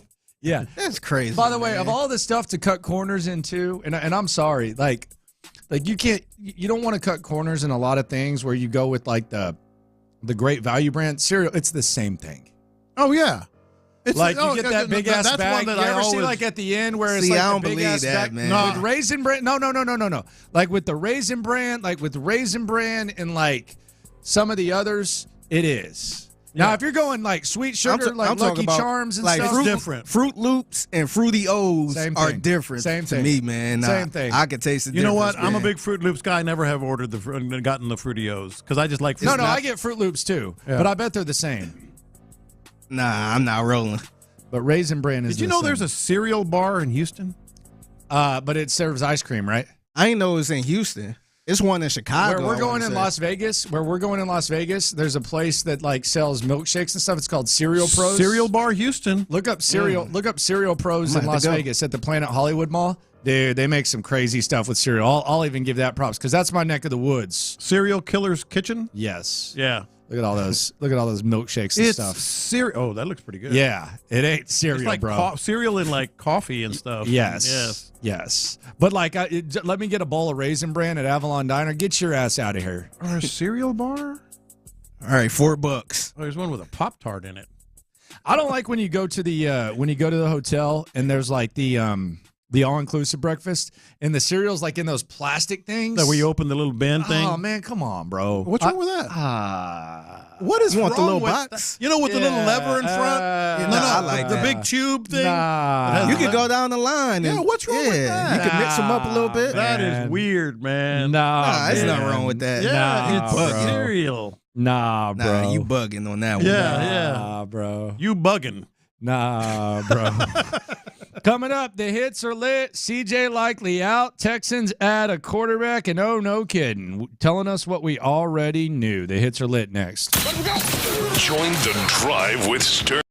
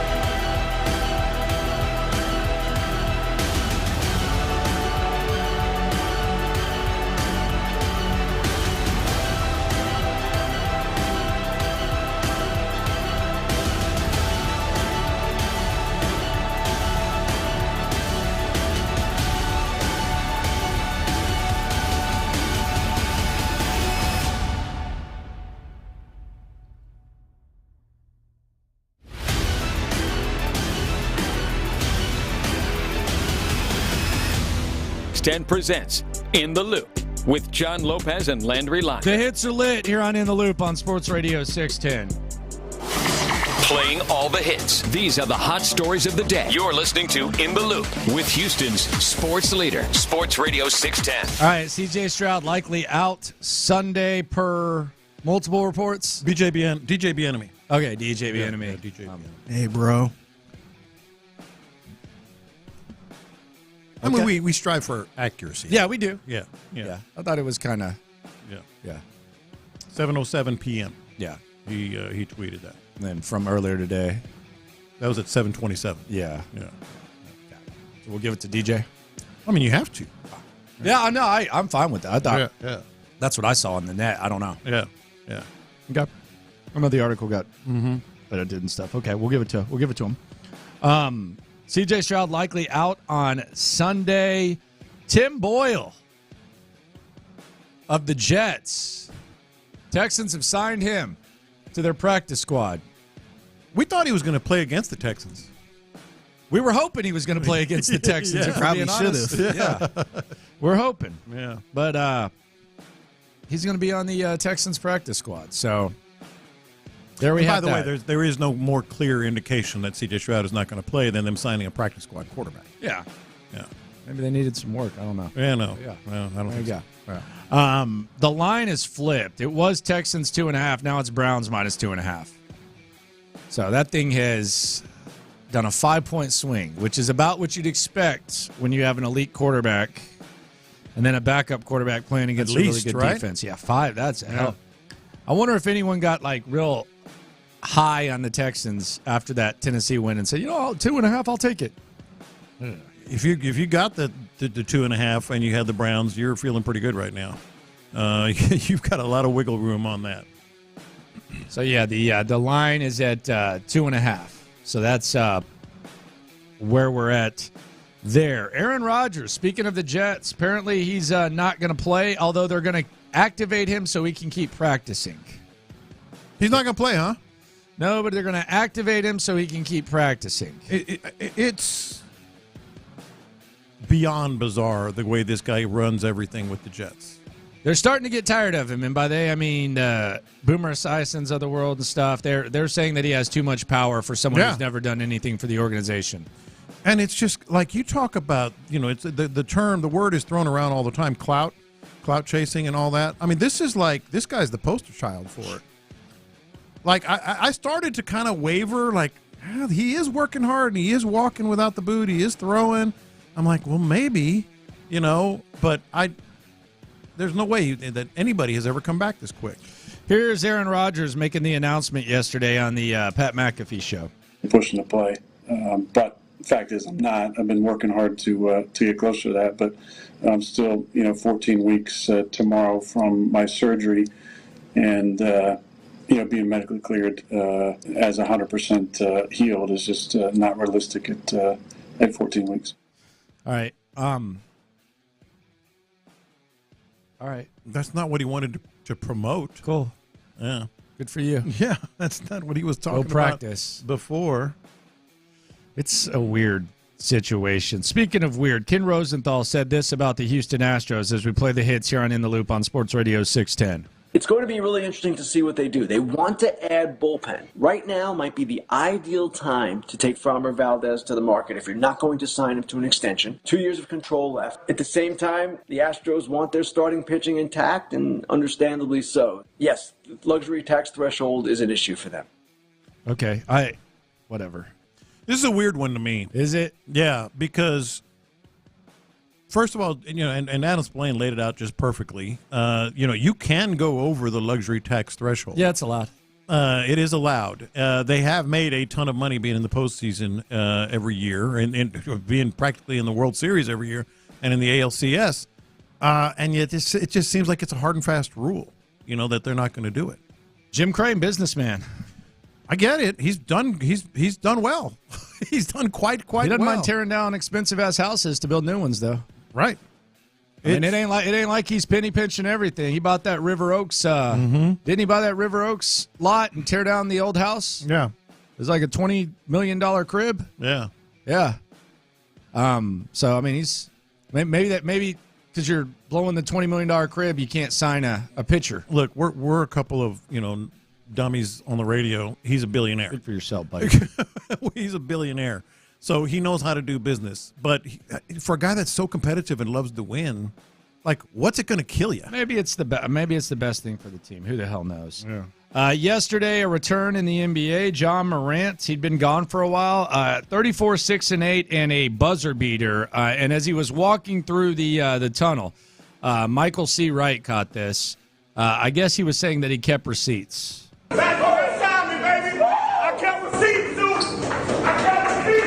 What receipts? What does he mean? What does that mean? Like people criticizing you for flashing guns on Instagram? I don't know. What does that mean? I guess. I don't know what that means. That must be. I'm rooting for the young man. I like the young man. I don't know. He's like a hell I of a don't. player, but man. Don't start like. You don't need to develop too much of a chip, man. Just go do your thing. Go play. You don't need to make up a chip on your shoulder. Yeah, you're But fine. a lot of man. athletes do. You're fine. Figure it out. We But get it. yeah, I'm rooting very much for the young man. Rockets tonight. They return to the court. They got the Atlanta Hawks. Apparently, there's a referee named Ben Taylor, who's the crew chief. I'm not Adam Spillane. I don't sit here and wait till the referee assignments drop to get into it. But I guess Ben Taylor has a history with Fred VanVleet. This was Fred VanVleet last year after Taylor officiated a Raptors game. I mean, I don't mind. I'll take a fine. I don't really care. I thought Ben Taylor was f***ing terrible tonight. On most nights, a couple of the, out of the three, there's one or two that just f*** the game up. You come out tonight, you're competing pretty hard. The third quarter, I get a bullshit tech, changes the whole dynamic of the game, changes the whole flow of the game. Most of the refs are trying hard. I like a lot of the refs are trying hard. They're pretty fair. They communicate well. And then you got the other ones who just want to be dicks and just kind of f***s the game up. Nobody's coming to see that. They come to see the players. I think we're losing a little bit of the fabric of what the NBA is and was. And at a certain point as a player, you feel it's personal. It's never a good place to be. That's not why we lost tonight. We got outplayed, but it definitely makes it tougher to overcome. Okay. Man, how do you really feel about this dude? All right. Yeah. And he's calling the game tonight, right? Yeah, he's the crew chief. Yeah, well. So, yeah. They do have memories. Yeah, they got a history. Yeah. See if there's some love there. There won't be. Yeah, I doubt it. Yeah. Today is National Signing Day. Not what it used to be. Doesn't really mean as much because you can transfer next year and be on a completely different team, which I'm fine with. I'm okay with it for all parties involved. I support the current state of college ball, but today is National Signing Day. I've seen people say, well, they need to go back to what it used to be. That's idiotic. No thanks. That's idiotic. No thanks. It's the same thing's still going to happen. Yeah. You're still going to sign guys, and if they don't like the way things work out or they see something else or NIL money, they're going to move on. Yeah. Doesn't matter if it's December or February. Yeah. It's no big deal. I'm with you. I'll see some posts and stuff. I'm like, all right, that's cool. I guess I don't know. I mean, if you land some studs and they end up staying, awesome. Then you end up being in the college football playoff or beyond. I do acknowledge that Texas is kind of a cheat code right now for the current state of college football. I'm not saying it's right. I feel bad for the Oklahomas and the teams that have Oklahoma States, the teams that have done a really good job of building programs. Texas is just kind of a cheat code right now. Everyone's transferring in and all that. Mm-hmm. I said it the other day. I said Texas is a cheat code when it comes to getting players in the current layout of college football. I'm not saying it's right or wrong, but they're thriving. That's the best way I can put it. Some wise ass decides to ask me, can you explain this sentiment? I'm curious. Well, they're just hot. And I said, what needs to be explained? And he said, I'm just asking what the natural economic advantages Texas has versus its relative competitors in the college football landscape when it comes to attracting and signing transfer talent. And I just said, LOL. I mean, I should have to explain that to you, sir. Well, like Texas is a really hot team right now, doing a lot of good things. They're in the playoff. The NIL is they're going to give you a lot. They of have bread. the money. Yeah, they have. Yeah, it's just kind of it's. I mean, what are we doing? Can you explain a little more? Yeah. Can you explain it, relatively speaking?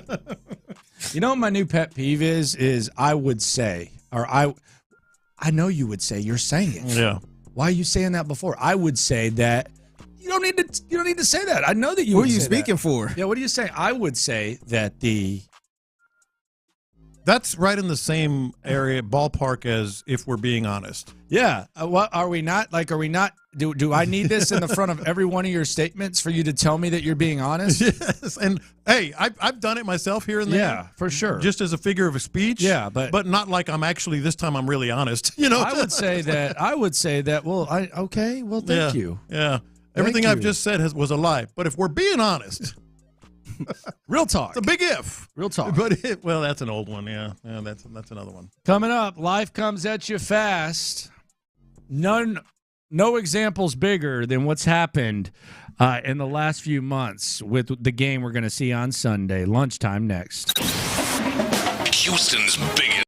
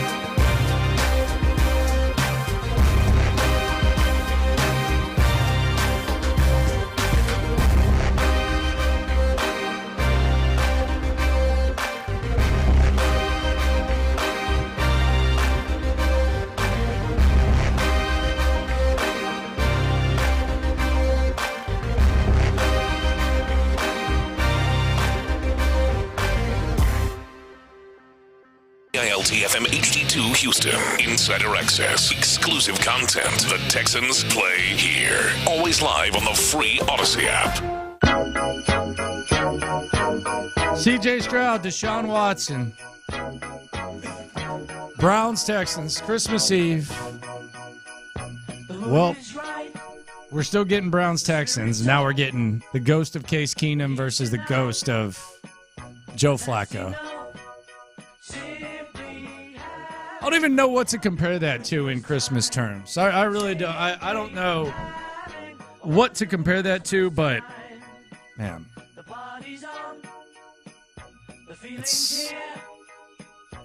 I don't want to say it's going to be a tough watch.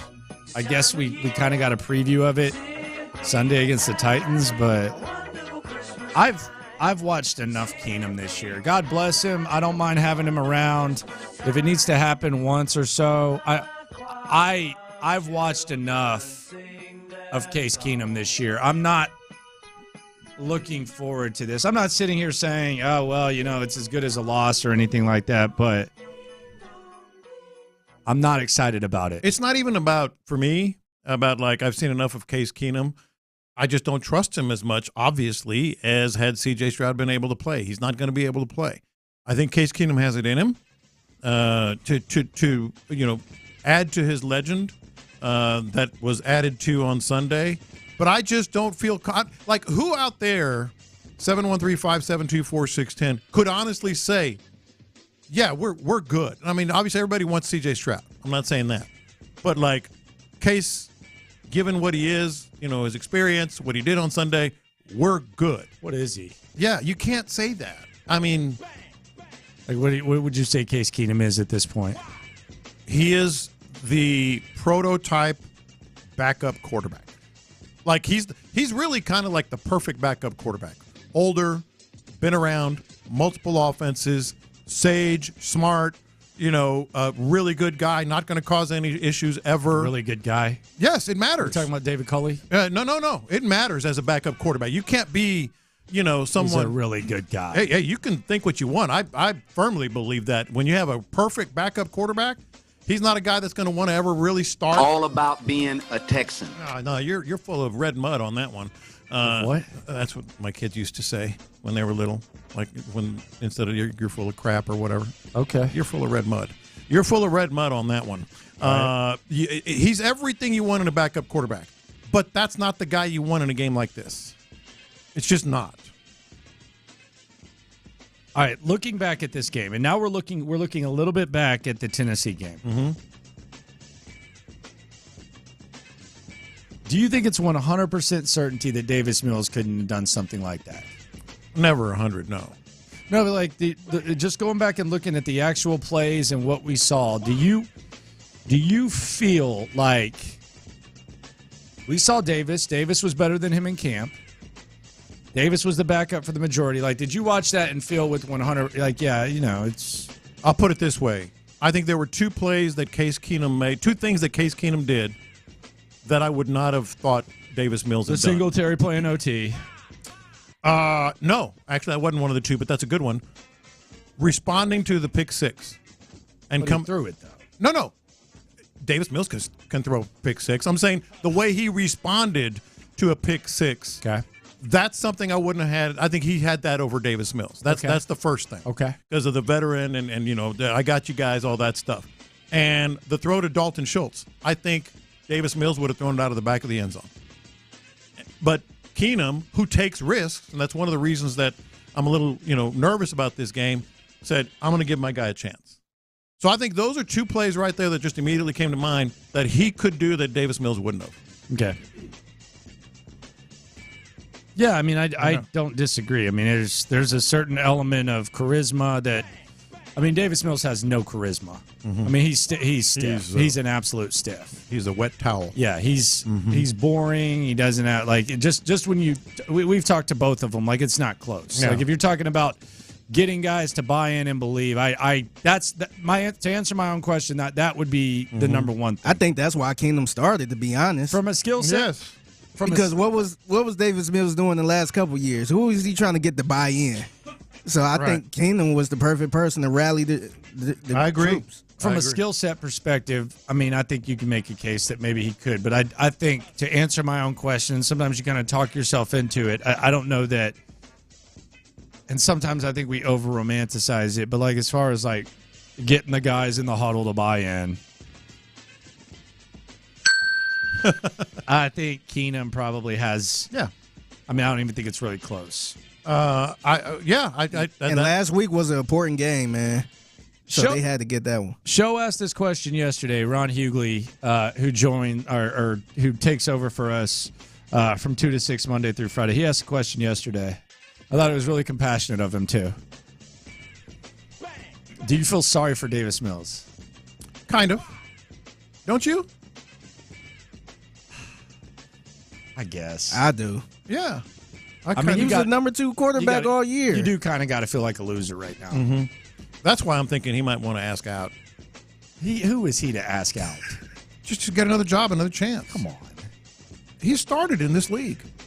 Okay. Yeah. He's young. Ask out. That's not unprecedented, Landry. That's not unprecedented by any stretch. But that's neither here nor there. I think I do feel a little sorry for him, but I really applauded the decision, not just in retrospect. I was like, all right, I see what they're doing. You think that maybe they'll get rid of that Hail Mary decision? That was kind of embarrassing for Case. That was kind of.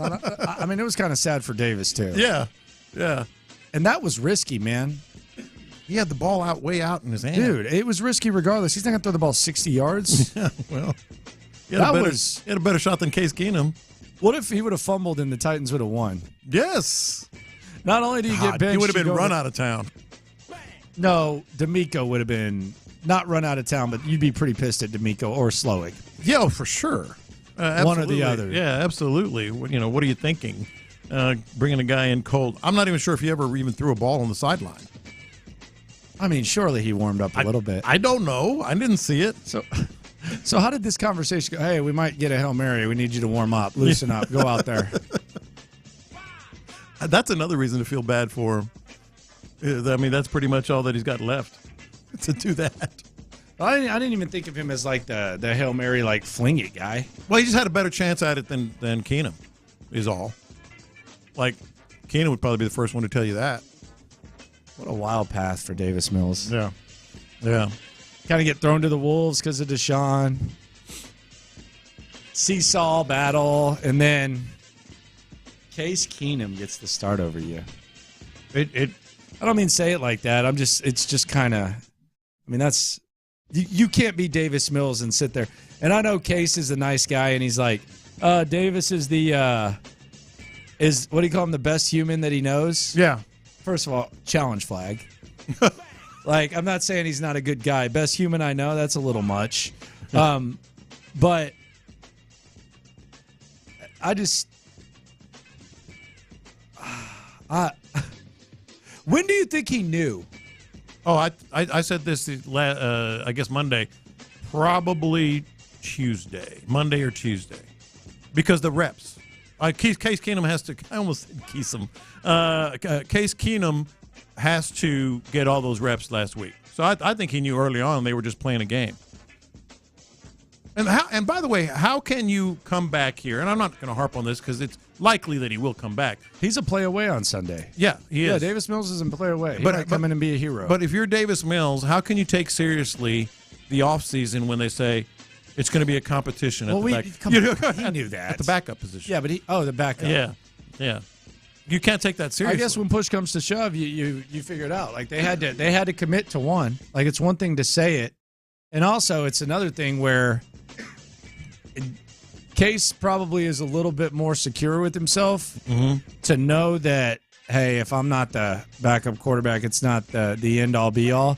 So you don't want to just like completely throw Mills. But then as soon as you get to the time, you're like, hey, Davis, you're backing up. I mean, he got demoted. Like, do you go? They're going to be available with their lockers tomorrow. You going to go talk to Davis? So what'd you think? I think Bajani should go up to Davis Mills with a straight face and be like, so take us through that Hail Mary. That had to hurt, huh? Take us through that Hail Mary. What was going through your mind there? Yeah. I don't know. They just told me to throw the ball as far as I could. On the text line, the 832, y'all are a joke, feeling sorry for Mills when he was given the freaking job for 2 years. Your response, John. He earned the job. Terod Taylor was the starter, by the way. Yeah. And then he went in and earned it. So get your facts right, first of all. Right? Yeah, I mean, I don't know that, given. I mean, he earned it. They sucked. They sucked, and he earned it. Kyle Allen, it was a back and forth, yeah. Yeah. You can feel sorry for someone when they have a job. I don't know, I feel sorry for the situation. Is there a depth chart of feel sorry for someone? Yeah, there's a do and a don't. You do feel sorry for someone in these cases, but not in these. No, he earned it last year. Apparently, Case Keenum earned the right to start Sunday. So we got Christmas. We got a Christmas gift. We got Flacco versus Case Keenum, and we got instead of Deshaun versus C.J. Stroud. Mad Dog Russo was just on First Take, and he listed 5 things that he hates the most about Christmas. Oh, I love this. So I want you to react and tell me if this sucks or not. Christmas thing. Mad Dog Russo lists. As only he could do, I'm sure. As only he can do. Number 5 was mom's veal pasta. So I guess his mom makes a crappy dish. Do you have a crappy dish that your mom made? Did your mom make anything that you thought was crappy? No, I really didn't, man. We come from a family of people that love to cook, and if it wasn't good, you don't. That's the other thing. If it's not good, you don't bring it out in Christmas time, right? That's just like. Yeah, but some people think that they cook something good and it ain't good. Well, that's true. Yeah, sometimes it's like, hey, did you try that? Did you try that? No, I really didn't. There's a reason no one else did either. It looks awful. Yeah. That casserole looks terrible. No, I don't think anybody, most people don't, right? Next thing that Mad Dog says sucks about Christmas, going to church an hour early. God, yes. Yes, and yet. Let me add something to that. Shout out to Good Shepherd Episcopal Church. You go to church an hour early, and at some point, either before or after the service, some old dude is going to come up to you and say, "Hey, John, haven't seen you in a while." Oh, passive aggressive. What was it, Easter? No, I've come a few times. Now, you go to church later. That actually probably makes people not go to church because they don't want to be judged. It's always passive aggressive. That's exactly why people don't want to go to church. So, what have you been up to? Yeah, exactly. Oh, okay. And there's also a point of no return. Like if you miss a month or month and a half of church, you almost get to the point where now I can't go. Yeah. Now I can't go because people are going to be saying stuff. Next thing that Mad Dog Russo hated about Christmas, putting presents under a tree. He thinks it's a waste of time. Is he Scrooge? He doesn't like the presents. This is the same guy that don't like Thanksgiving either. That's a big I can't wait to hear the other ones. Next one, the hanging of the lights. All right, I have a twist on this one too. I love hanging lights, but this is something I hate about Christmas. The people who just toss their lights on a bush and say, "Done, we're good." Just a little effort, put a hook or a staple or something and line them up. Just a little effort. I know so many people you drive by houses and you could tell they just got their lights out of the attic and just plugged them in and just went, "Boop, there's a bush. All right, we'll just throw them on a bush or something." Just a little effort. Final one, and I think this could have been 1 through 5 for me. Mm-hmm. Boy. It's a Wonderful Life. The movie's not that great. We've got to start to acknowledge that in a world where there are a lot of really good Christmas movies, some classics and some underrated ones, It's a Wonderful Life is not a very good movie. Okay, well, I'm not a fan of it. I've watched it. Everybody has. But at some point, don't you and I don't watch it every year. I haven't watched it this year. Don't plan to. You kind of well, let's watch It's a Wonderful Life. It's the classic Christmas movie. No. Et cetera, et cetera. No. It's a Wonderful Life is because you were made to do it. Right, Your because of the grandparents tradition. liked it, your parents liked it, but like move on, find something new. Find something new. Like there's plenty of other options. Film has come a long way since your grandparents were. But there is were a there. sense of tradition. Yeah, but Like you put the same star on top of your tree because your mom did it or you did it when you first got married. Whatever. But It's a Wonderful Life. It's not. I'm not a big fan. It's a waste of a couple hours. I'm not a big fan. White Christmas is not a great movie, but I like to watch that one. Yeah, I never really watched that one. That's the one with Bing Crosby. Yeah, I didn't. It's not great, but it's kind of just like it's the epitome of old school Christmas. So I watch it. Home Alone, Christmas Story, Elf, National Lampoons, Bad Santa, Elf, Bad Santa. Underrated. I think that Arnold Schwarzenegger Sinbad movie is underrated. I don't think it's like something that you put on the front. I think it's worth watching. The New Grinch, whether it's the Jim Carrey one or the cartoon one, old one sucks. No thank you on Die Hard. Not at Christmas. But yeah. Yeah, no, not at Christmas. It's Friday after next, a Christmas movie. I don't know. It was Christmas time. Yeah, I don't. That's what everybody keeps saying about Die Hard. How do you feel about Miracle on 34th Street? No. Not terrible, but yeah. I'll watch that one. Is that the one where he worked at the bank? At Macy, it allegedly, whatever. What's the old movie where the guy worked at a bank and his wife and him were all in love at first, and then they have a kid and he starts turning into like kind of. You got to help me here. I'm trying to it's think. It's a classic. Yeah, I know which one you're talking about. What is it? It's pretty good. Yeah. It might be a little bit. Someone help me. He like works at a bank, and then someone robs from the bank, like someone steals from the bank or something like that. Yeah. The chick and him like fall in love, and then they have kids. He becomes kind of a bad dad, kind of a slime ball. I think they eventually end up. Help me out. Like someone's got me on this. How do you feel about the Santa Claus? It's good. Yeah. Santa Claus is good. Yeah, the Santa Claus is good. It's very good. Very, very good. Not sure. Is that the one with Tim Allen? That is Miracle on 34th Street? Is it Miracle on 34th? Dude, Tim Allen's hilarious. I've been watching Home Improvement. It just travels so well. Mm-hmm. He's so manly, dude. No, I thought Miracle on 34th. The best is when he tries to talk to the kids. Like he gathers up the. By the way, who was a bigger wuss, Mark from Home Improvement or Roseanne's son? Like seriously, it's a close. That is a pillow fight right there. Roseanne's son or Mark from Home Mark Improvement? was so irritating, man. He wouldn't shut up and quit whining to his mom. I know. Jill. Can't figure out. And Jill remember the either. episode they said they thought he was going to be a girl? Oh yeah. They thought she was having a girl. He got so mad. And so his brother started teasing him over it. And then Wilson just gives the advice, and Tim Allen's just like so clueless. Heidi ho, neighbor. You know his rival Bob Vila or whatever. Bob Vila was like the tool guy that was like his rival that everyone loved Bob Vila. From the 346, that is It's a Wonderful Life, you moron. Okay, well, I'm sorry. I obviously said I don't really like it that much, so there you go. That tells you everything I need to know. How about that? Trading Places with Eddie Murphy is at Christmas, I guess. That popped up on the list. I ain't. Yeah, I mean, if it is, then it's right near the top. Coming up, Lunchtime Confessions here on In the Loop on Sports Radio 610. All right, Low T Center right now, guys. There's a lot.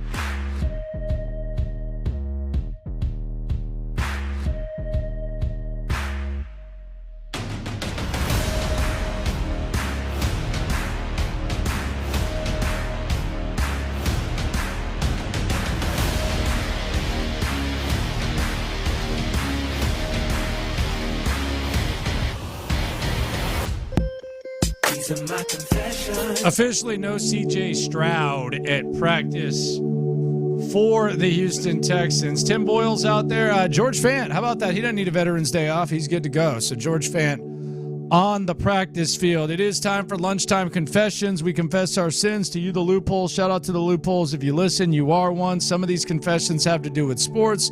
Some have nothing to do with sports, but we're transparent with you 24/7. Let it hang a little bit lower during lunchtime confessions. It is time to confess. Watch this. These are my confessions. You're going to destroy me for this. I think maybe a lot of our loopholes are going to destroy me for this. But I want to make it very clear. Not this week. Okay? 100% not this week. But I'm kind of low-key pulling for Joe Flacco this year. Low-key, huh? Yeah. Yeah. Like I want him to have success this year. I think it's a really cool story. I think he's so likable. He's always been, just one of the better talents in the league. Got his Super Bowl, but a lot of criticism too. Not this week, but I really like the Joe Flacco story this year. I really do. Okay. That's it. Watch this. These are my confessions. I gotta confess, I don't feel comfortable with you saying low key. What are you doing? What's wrong with that? Don't say this stupid stuff that these kids have started saying. It's not a kid's thing. thing. Low key, like low key, they misuse it. It's like literally, we got to stop this, dude. I What are used you it doing? correctly. Yeah, just come on. It's not a kid's thing. Come on, dude. Come on. I low key hate that take from you. That's sweet. Yeah. Watch this. These are my confessions. I don't understand, and this is gonna come off so bad, but it's a confession. Think about it before you speak. No, I did think about it. I don't understand why the basic rules of journalism are being ignored so much. Okay, I got to hear this. Yeah, are just being ignored so much. By who? By people. I'll give you some examples here. And I've told young journalists this for years. If I'm talking to a high school class, in college, whatever. You feel like it's only young kids doing it? No. I'll give you some examples. You're going to get your stories. If you work hard enough, you know the right people, you're going to get your stories. Mm-hmm. When someone else gets it first, just say they did. They got that one. It makes you look better because at least you're acknowledging what happens. Let me just give you an example. Just random. Maybe it's relevant. Maybe it's not. Random, huh? So Mike Garafolo at 4:14 p.m. yesterday reported that Tim Boyle was going to sign with the Texans. 4:14. 5:08, Aaron Wilson reported it as news from, quote, sources. And it sounds like I'm picking on Aaron Wilson. The argument would be that he would say, well, I confirmed it. That's not journalism. Sorry. But what if he did get it from an actual what if he source? texted someone after the fact? Yeah, he didn't get it first. Why did he text someone else after the fact? Okay. Because he saw it from Mike Garafolo. That's not journalism. And it always irritates me, and I know we have a lot of people that are listening that are either in the media or want to be in the media or whatever. That's not journalism. It's like an ongoing circle, though, because, like, on the other hand, someone will say, well, they don't credit me. And then that person will say, well, they don't credit me. That's a reflection on them. I mean, do you want to do it right or not? Let me just tell anybody out there who might be listening that is busting their butt on a beat or whatever. I think a lot of people understand this. You're going to get your stories if you just work hard enough. So when someone else does it, don't act like you got it. Simple as that. I mean, simple as that. It's irritating. And I thought DJ did his thing yesterday. I don't. DJ got the other story first. DJ doesn't do that. Yeah. I'll say that DJ doesn't do that. No, he doesn't. No, DJ does not do that. Yeah. And he's a young cat. DJ's out there. And there are DJ's more than just Aaron Wilson. I used him as an example. That's why I said an example. There's more than. And by the way, we gave Aaron his credit for the. He's been kicking butt. Yeah, he's been kicking everyone's ass on that beat. Yeah, he's been kicking butt. So I'm just saying, like this, it's just like.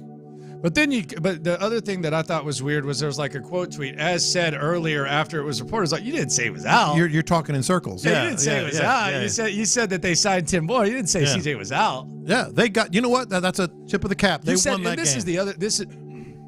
Watch this. You bastard. These are my confessions. The other thing that drove me nuts about this was it was being reported that, well, CJ is still experiencing symptoms and he's in concussion protocol per sources. Yeah, no kidding. That's why he's in concussion protocol. Like, it's literally a protocol. Like, it's not like a sprained ankle where you can go out there and play. Like, the NFL literally has a protocol where until you clear symptoms, you stay in that protocol. So if he's in protocol, I don't need to even waste my... Matter of fact, let me just throw this phone over there. I don't need it. I don't need any sources because he's in concussion protocol. What got him into concussion protocol? He's in concussion protocol. Obviously, he has sources. Symptoms. Yes. Why do you stay in concussion protocol? Because you have symptoms. Who's the source? The concussion protocol is my source. Yes. It should have just been C.J. Stroud is in concussion protocol due to symptoms per concussion protocol. That's your source. Yes. Watch this.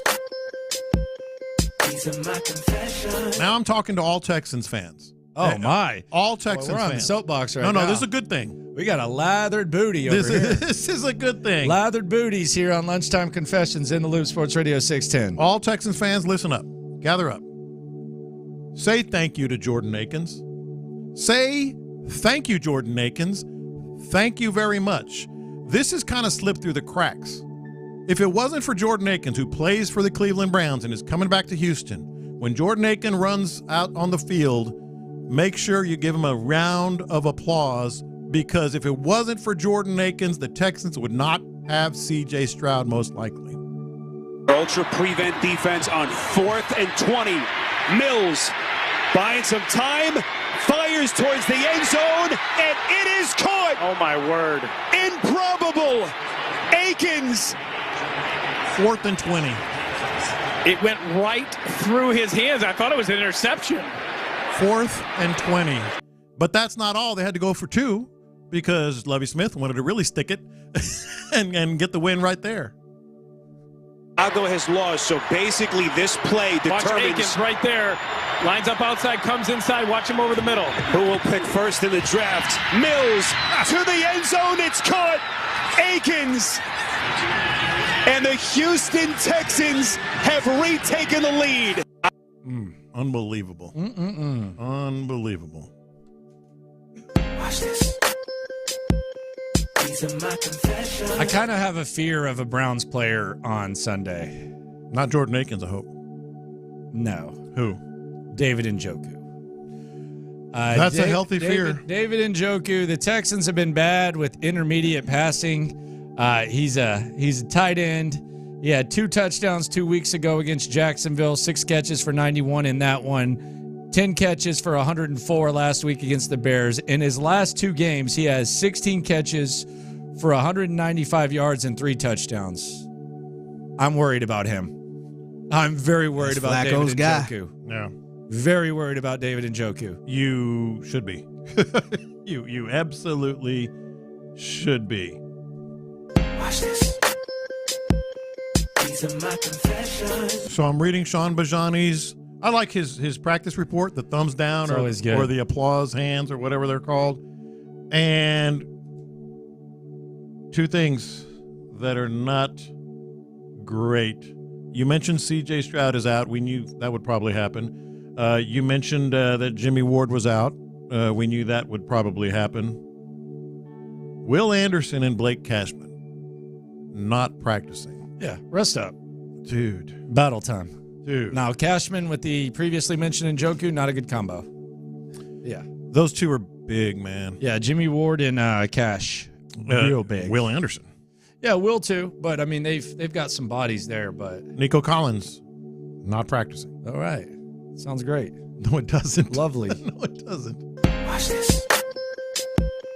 These are my confessions. All right. The internet went nuts with the Rashad Mendenhall tweet about the all-white team versus the all-black team. This was Delaney Walker on Bussin' with the Boys talking about that. He got hacked. He had to get hacked. Think so? Bruh. I don't know. Bruh. He just brought us back 50 years. So he got hacked. He got hacked. All All right. He didn't get it. He's laughing. Yeah, obviously he didn't. Here's my confession. I just can't take anyone serious that took the Rashard Mendenhall tweet serious. Like, I know there's a lot of times Who where took it serious? I mean, you'll see like that's reverse racism or all that type of stuff. Like, I didn't see a lot of that, but I'm sure it happened. Yeah, it happens all the time on the internet because the internet's the internet. Yeah. But like, if you really took that like extremely serious and got offended by it, I can't take you serious. That's my confession. You might not take me serious. It might be a circle of lack of seriousness. I just don't see how anyone could take that serious. I agree. I have a quick one here. Watch this. These are my confessions. We were talking about things we don't like about Christmas because, by the way, Mad Dog's list was awful. It was god-awful. But a buddy of mine texted me about one that I think might be number one on my list, definitely top 3. He said, how about those obnoxious luxury car commercials where the mom and the dad each get a brand new $100,000 vehicle?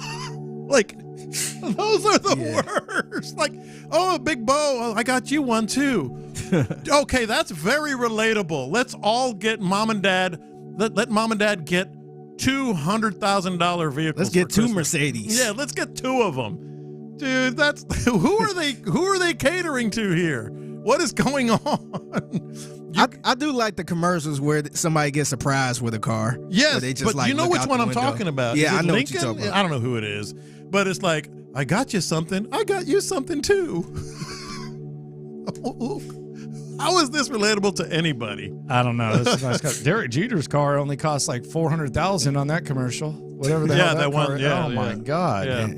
I mean, goodness gracious. Those lunchtime confessions here on In the Loop on Sports Radio 16. Coming up, the latest on C.J. Stroud, the latest on the Texans, and perhaps a reason to be concerned about Keenum Magic next. It's Texans Game Week.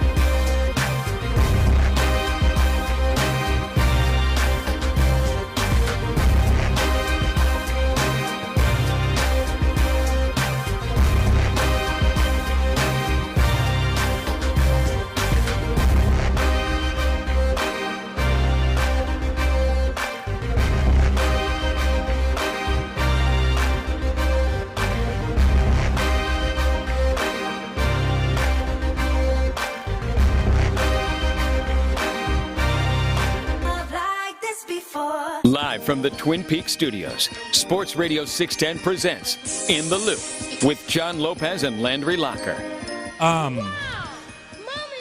So Davis Mills got some first-team reps at the open media portion. First group. Yeah, per Sean Bajani. So yeah, something to keep an eye on, perhaps. Maybe Didn't he not. get this last week? I don't remember. There was never I think it was just assumed. Yeah. I don't know if it was reported by Bajani, but little Davis Mills action never hurt anyone. Well, I mean, football teams. The thing is that's weird about it. This is why I don't know how to feel about it. They know when the media is there. You know? Like every program, every team knows. They're not trying to trick you, though. Well, maybe trick is a little harsh, but just plant some seeds, because they know it's going to get out like it just has. I'm not going to tell you that. Yeah, exactly. So the practice update from our guy Sean Bajani: CJ Stroud not practicing, Nico Collins not practicing, Noah Brown not practicing, but he's there and limiting a little bit. Will Anderson not practicing, Blake Cashman not practicing, Jimmy Ward not practicing, Laramie Tunsil not practicing, rest day, George Fant practicing, Shaq Mason there but not dressed, and then Robert Woods, we think Veteran Day. He's out there. Same thing with Laramie. Did you mention Laramie? Veteran? Yeah, of course. His typical Wednesday off. He's got a rest, so there you go. There's a lot to see there. John McClain tweets out about Case Keenum. Case Keenum is 3-0 as a starter over the last 4 seasons, including 2-0 with the Browns 2 seasons ago. He should be very familiar with the defensive players he'll be going against, but it's against a new system under Jim Schwartz. Thanks, man. You're going to slice and dice them up now. Thanks for the update. What if they decide to start Davis on Sunday? Scale of 1 to 10, how much would that shock you? Pretty shocking, I think. I mean, this is a more important game now than the Titans game was, and they had the confidence and faith. Well, what if Case is sore? Well, sore doesn't mean injured. Sore means you can be fine by Sunday. Like 3 weeks last time he played a half of football. Well, he got hurt. He actually got hurt. I'd say 9. 8.5, 9 at this point. It would shock you 9? Okay. Yeah. You? 7, 6. So still surprising. 6, 7. Yeah. Something like that. They trusted Case Keenum last week. D'Amico was, in his post-game locker room speech. Do you think they're watching that tape and saying, "Damn, he played his ass off"? Like, honestly, because normally you slice and dice it. Do you think Bobby Slowick's putting in that tape and saying, "Damn, Case Keenum really brought it"? No, I think they're saying he really fought. Okay. He really. That's easy. It's easier to fight the Titans than it is the Broncos. No. Or the Browns. The Browns. No, it's not easier. But I think that's why he started, because he was the guy that was going to kind of just. What if they put the tape in? They said, "You know what? That was awful. This might be time for Davis." Yeah, that was bad. What if they win a game with Case and Davis in 2 weeks stretch? Gosh. Give him the coach of the year now. Like, you go from that guy after a win to another guy. That's not, you talk about chess, not checkers. That would be it big time. Case is going to start, right? Case is going to start. I think this was just kind of like, let's see what gets out there, to the media. It's going to be all over, It's got to be Case now, right? Now, the Browns' offense is going to have problems, too. Or it should. Mm-hmm. I think there's going to be at least 2 interceptions in this game. Now, both from the same team, different teams, who knows? Both these quarterbacks are known to take some chances and trust their arm and their instincts occasionally too much. Both defenses are playing very, very good football right now. And the Browns are not really running the ball very well the last few games. I think 82 and 29 yards rushing in their last 2 games, if I'm remembering that correctly. And that means they're going to have to throw the ball. The Texans, you need Devin Singletary. Like, this practice report, I mean, it's going to get more and more important as the week goes on. We always know that Wednesday's the weirdest, though. Yeah. Wednesday's but where Will you get Anderson? a lot of veteran West. Dude, he's hurt. He's in a boot. He's not Trevor Lawrence. He's actually hurt. I don't know if he's still in a boot, but do you expect him to play? He's actually hurt. No, I don't. I want to rest him. Rest him. Seriously, rest Will Anderson. Have him Nico? ready. Rest. Nico's interesting because he was actually on the field before the game Sunday. The numbers are that if you lose to the Browns and then you win the final two, you have a really strong chance to make the playoffs. Like, real strong. Because of the division? Yeah, so just rest guys. Yeah. Like, rest them. Will, rest. Nico, rest. Go out there and battle. And you're mailing it in. I'm not mailing anything. So rest for today or rest for the game? Rest. Get ready. Get ready for the final stretch. Will, we don't need you battling through it. Screw it. Look, start Davis Mills then at this point. It might be the better option. As much as I said it, though, they didn't really miss Will Anderson last game. Like, and I'm not saying that they're not going to miss him and they're not going to need him. Like, if they're going to win playoff games, they're going to need that higher ceiling type of player than Will Anderson. But, like, they can hold it down. Like, some guys. They did. Like, some guys, based on depth, you can hold it down. I don't know if they can hold it down without Blake Cashman with Njoku out there. I mean, I don't know what they're going to do about the Jimmy Ward situation, but you can hold it down with the bodies and all that. You can figure it out. Nick Chubb's not running the rock for the Browns. The problem with He's gone. Is if you lose this game, you have to win the next two. Probably, depending on what the other teams do. So, like, are you going to put all your eggs in, like, we're going to win the next two games? I mean, I'm not putting all my eggs in that. I just think that might, instead of, because if you go out there and you try to gut it out and then you get hurt, then all of a sudden you're in a tougher situation because then you're banged up. Like, it gets worse.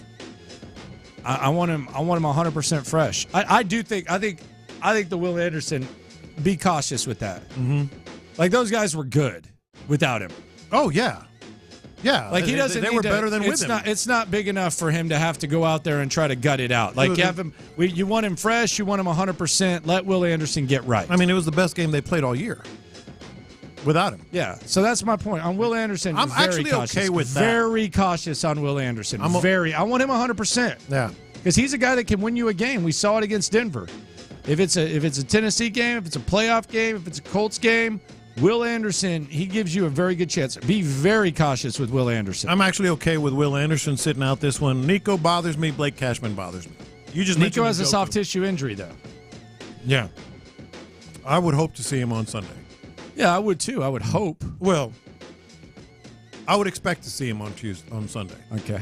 Now, I don't know what's going on with Blake Cashman, but, like, against their tight ends and what they can do, he's crucial. I mean, Blake Cashman is crucial on that defense against the Browns. Yeah, and Jimmy Ward. I wouldn't expect to see Jimmy Ward, though. No, I mean, it's always something, man. Mm-hmm. Body's acting up on him. Bad luck. I don't know if it's bad luck, just one of those guys that gets hurt a lot or what. But my top two right now are Cashman and Nico Collins to get back. No shot at Will Anderson. Will can chill. Will can chill. Will can chill. That's the line for Sunday. Will can chill. Yeah. Will Mills kill. I'm keeping an eye on 10. I'm really keeping an eye on 10. Mm-hmm. Might be playing some chess here. Bobby. That's not going to happen. Bobby comes out here. See, you got suckered in. What if Bobby comes out here? Hey, I think I can win me like one the with matchup. Davis. I really like the matchup. I can win me one with Davis. Yeah. Let's get Davis out there, see if he can win. What if Bobby wins with Bobby? He's with Case Keenum and then Davis Mills. Yeah. Well, he'll get a job by the time he leaves the stadium. He'll get a head coaching job. I mean, why wouldn't he? That would be the wildest thing.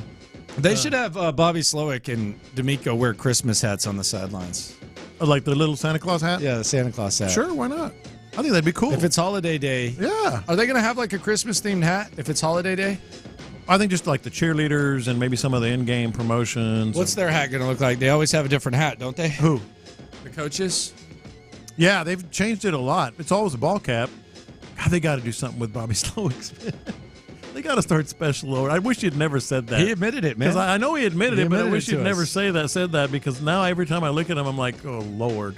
This last one was really big. Oh, yeah. On his big flat bill and the hoodie. Yeah. And it kind of looked like a hip hoodie. Yeah. I didn't see it. Was he rocking skinny jeans and some skater shoes? They almost look like, I did remember this. They almost look like those dry fit pants. Yeah. Like Seth wears. You know? I don't know what kind of pants Seth They're wears. like that thin material. No idea. I have like one or two pair, but I don't wear them as often as Seth does. Yeah, they were like dry fits. It was fine. No, he's fine. It was just the hat was like extra big. It always is, man. Sometimes they just hand it to you. You got to wear it. It's not optional. Mm-hmm. So that's where we're at. So that's the practice report. Not looking great. Tomorrow, as always, tells more of a clear picture. We'll keep an eye on that. Coming up, Tank Dell. We know he ain't playing, but he's getting blamed for a player quitting. You won't believe this when we go around the NFL next. Join the drum.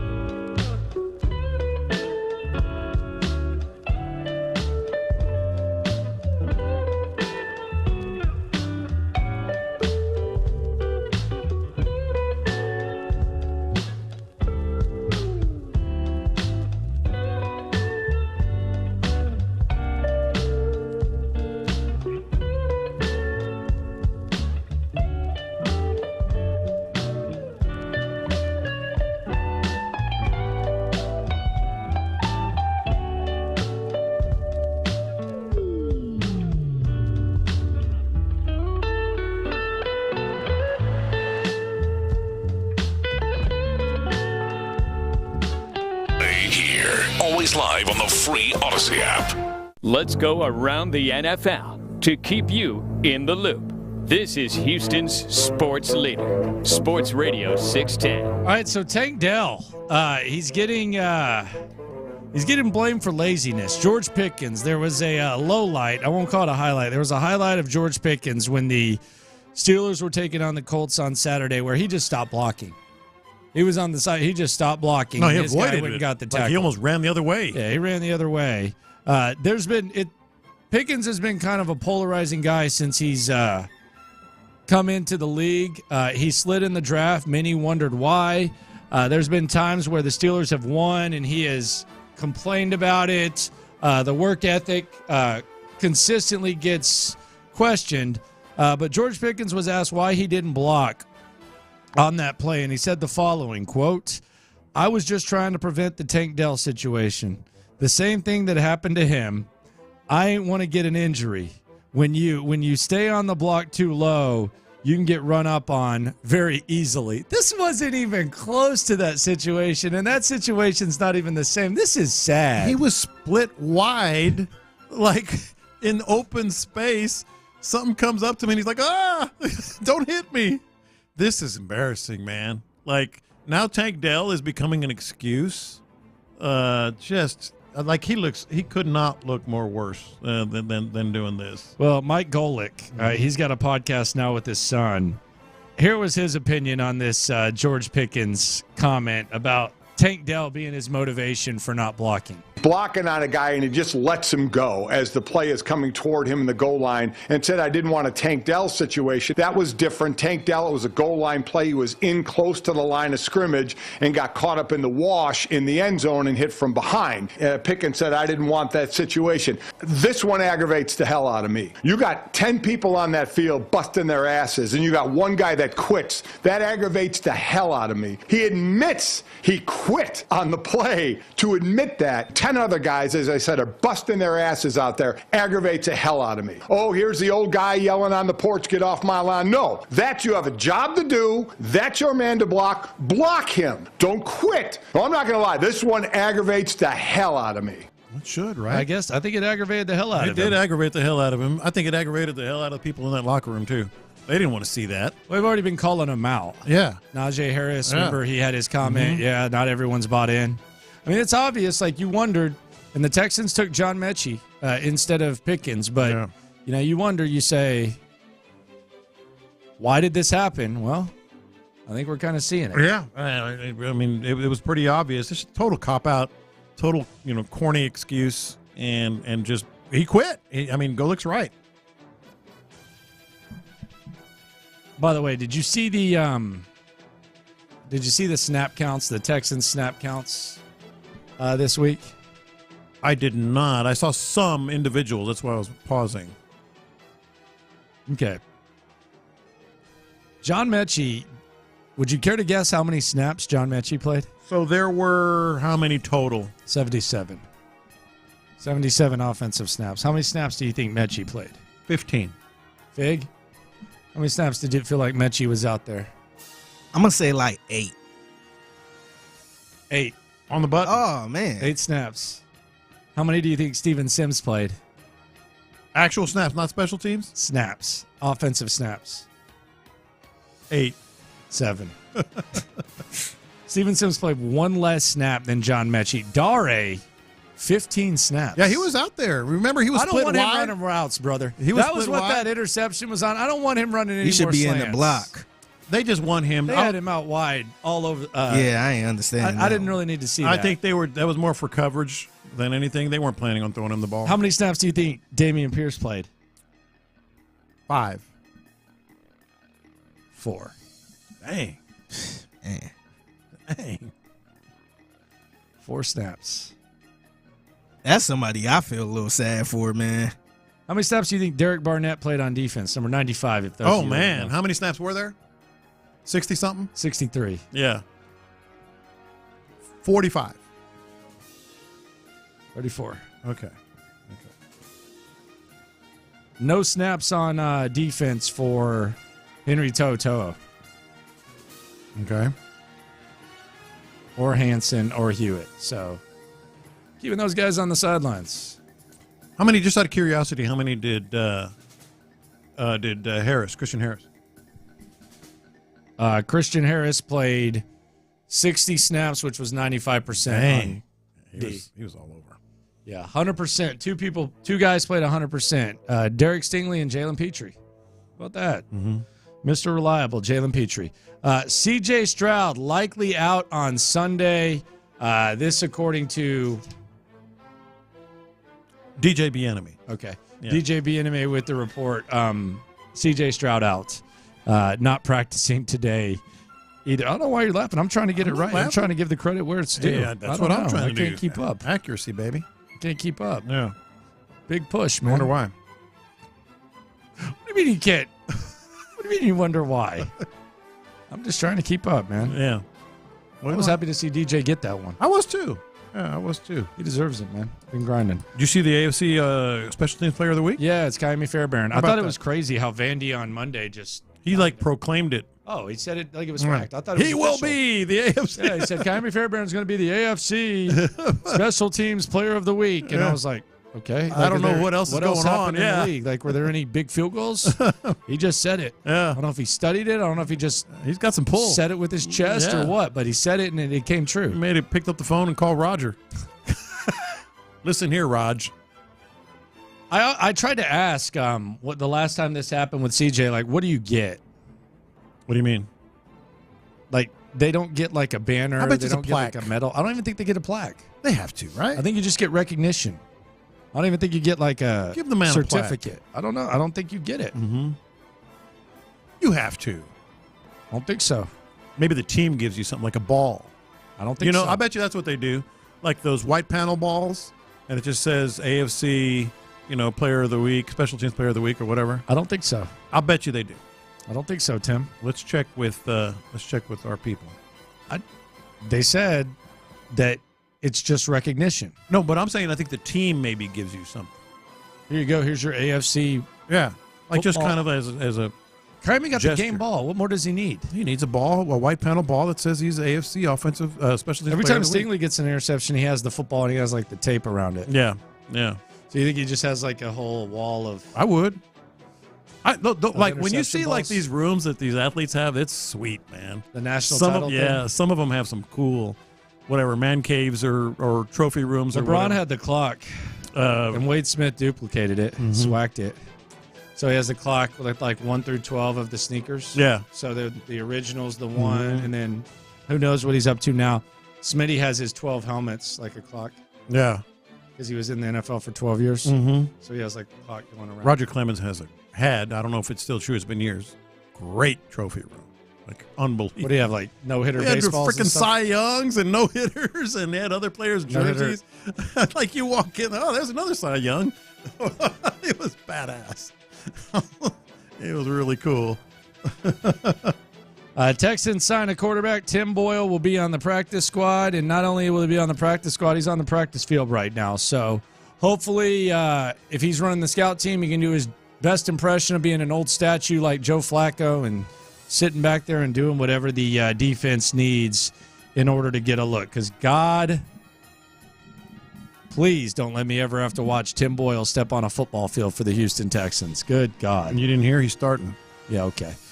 Colts visit with Jarvis Landry. Jarvis Landry's been sitting around for a while. He visited with the Colts. What's he been up to? What's going on? I have no with that? idea. He just didn't want to play? Yeah, Or yeah, what's no going idea. on? I forgot about him. Yeah. What's he up to? Mm-hmm. Jamal Adams. So he was a healthy scratch this week for the Seattle Seahawks when they got their win over the Eagles. Apparently he was not in the stadium. After learning he would be a healthy scratch, he just went home. Pete Carroll said, I think he was at the crib. Yeah. Okay. Which you can do. Yeah. I mean, that's not like, No, I'm he's sure sitting he on the was sidelines. ticked off, Yeah. but you can stay on the sidelines, you can go home when you're not active. He does that hashtag Prez thing after he says something. Yeah. I don't get that either. Hashtag Prez. Yeah. Hashtag Prez. Okay. So Danny DeVito. Tommy DeVito, not Danny DeVito. Danny DeVito's a little loudmouth actor. Tommy DeVito. We're going to get into this and the internet going nuts, too, because Mike Florio, you ought to be ashamed of yourself. Sir. But Tommy DeVito, there was the controversy that Apparently, he agreed to go to a pizza shop for $10,000. The craze went crazy, and apparently his rate went up to $20,000. The pizza place put out a statement that they could not afford to have him there. Well, apparently he made right yesterday, and he showed up to the pizza place for free, took photos, signed autographs, ate pizza, drank some of their homemade, like Italian type of soda, whatever the hell that is. Like a cream soda. I I've don't seen know what those. that is. Yeah, I don't know if they're good or not, but and apparently there was a mix-up or whatever. DeVito didn't even know what was going on. So he went and made right and went to the pizza shop. I have a couple thoughts. We'll get into that. Are you going to give Florio a pass? No. I'm talking about something else. Falcons owner Arthur Blank said the team will, quote, let the season play out and go from there, close quotes. When asked about head coach Arthur Smith's future, you got to move on. Sure, you are letting it play out. It's played out. You got to move on. It's played out. Yeah, it's been a fun ride. Move on. Yeah, it's done. Fun. You'll be good. Absolutely done. Move on. Tight end Sam Laporta. So he went the pick after the Texans. Would have had the Texans traded that second-round pick for Will Anderson. That pick actually ended up going from the Cardinals to the Titans. They selected Will Levis. The pick after that ended up being a tight end, Sam Laporta. Sam Laporta is the first rookie tight end with over 70 catches, 700 yards, and 7 touchdowns. He's got a couple of games left. I love him. I think he's a really good player, man. When you watch him, we saw him again on Thanksgiving, and I've watched a couple of other games. He's the best tight end in the league. You say what you want about Travis. Well, he's played the best. Yeah. First team. Yeah. Probably. Mm-hmm. I think. Maybe. Andrews went down. So Patrick Mahomes' wife, we're going around the NFL here on In the Loop Sports Radio 610. So Patrick Mahomes' wife apparently is learning that mo clout, mo problems. That's not a quote from her. It's a quote from me. She's hit the town with Taylor Swift a couple of times. And she also is obviously been a target of football fans. But she posted screenshots of some of the stuff that's being said to her. Dude, it's pretty wild, like some of the stuff that people are saying to her. And she went on Instagram Live and said this, quote, recently there's been a lot more rude-ass people on here. Way more than normal. I'm not sure where y'all came from, but you should probably go back where you came from, please. They're called Swifties. Thank you. That is what they are called, Swifties and NFL fans. You take Swifties, you take NFL fans, you mix it in, it kind of happens. When you sign up for that, you sign up for all of it. I mean, I feel bad for you, kind of, but that is what you got. You got the most crazy mix of fan bases that you could possibly have. I definitely feel sorry for her, but we said it when it was first starting and she was going to go to a game and all that stuff. I don't think people truly understand.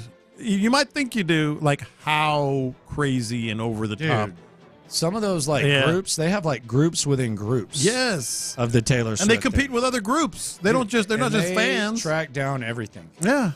Yes. They're psycho, dude. It's a different world. And it's one thing to be, Patrick Mahomes, superstar, NFL.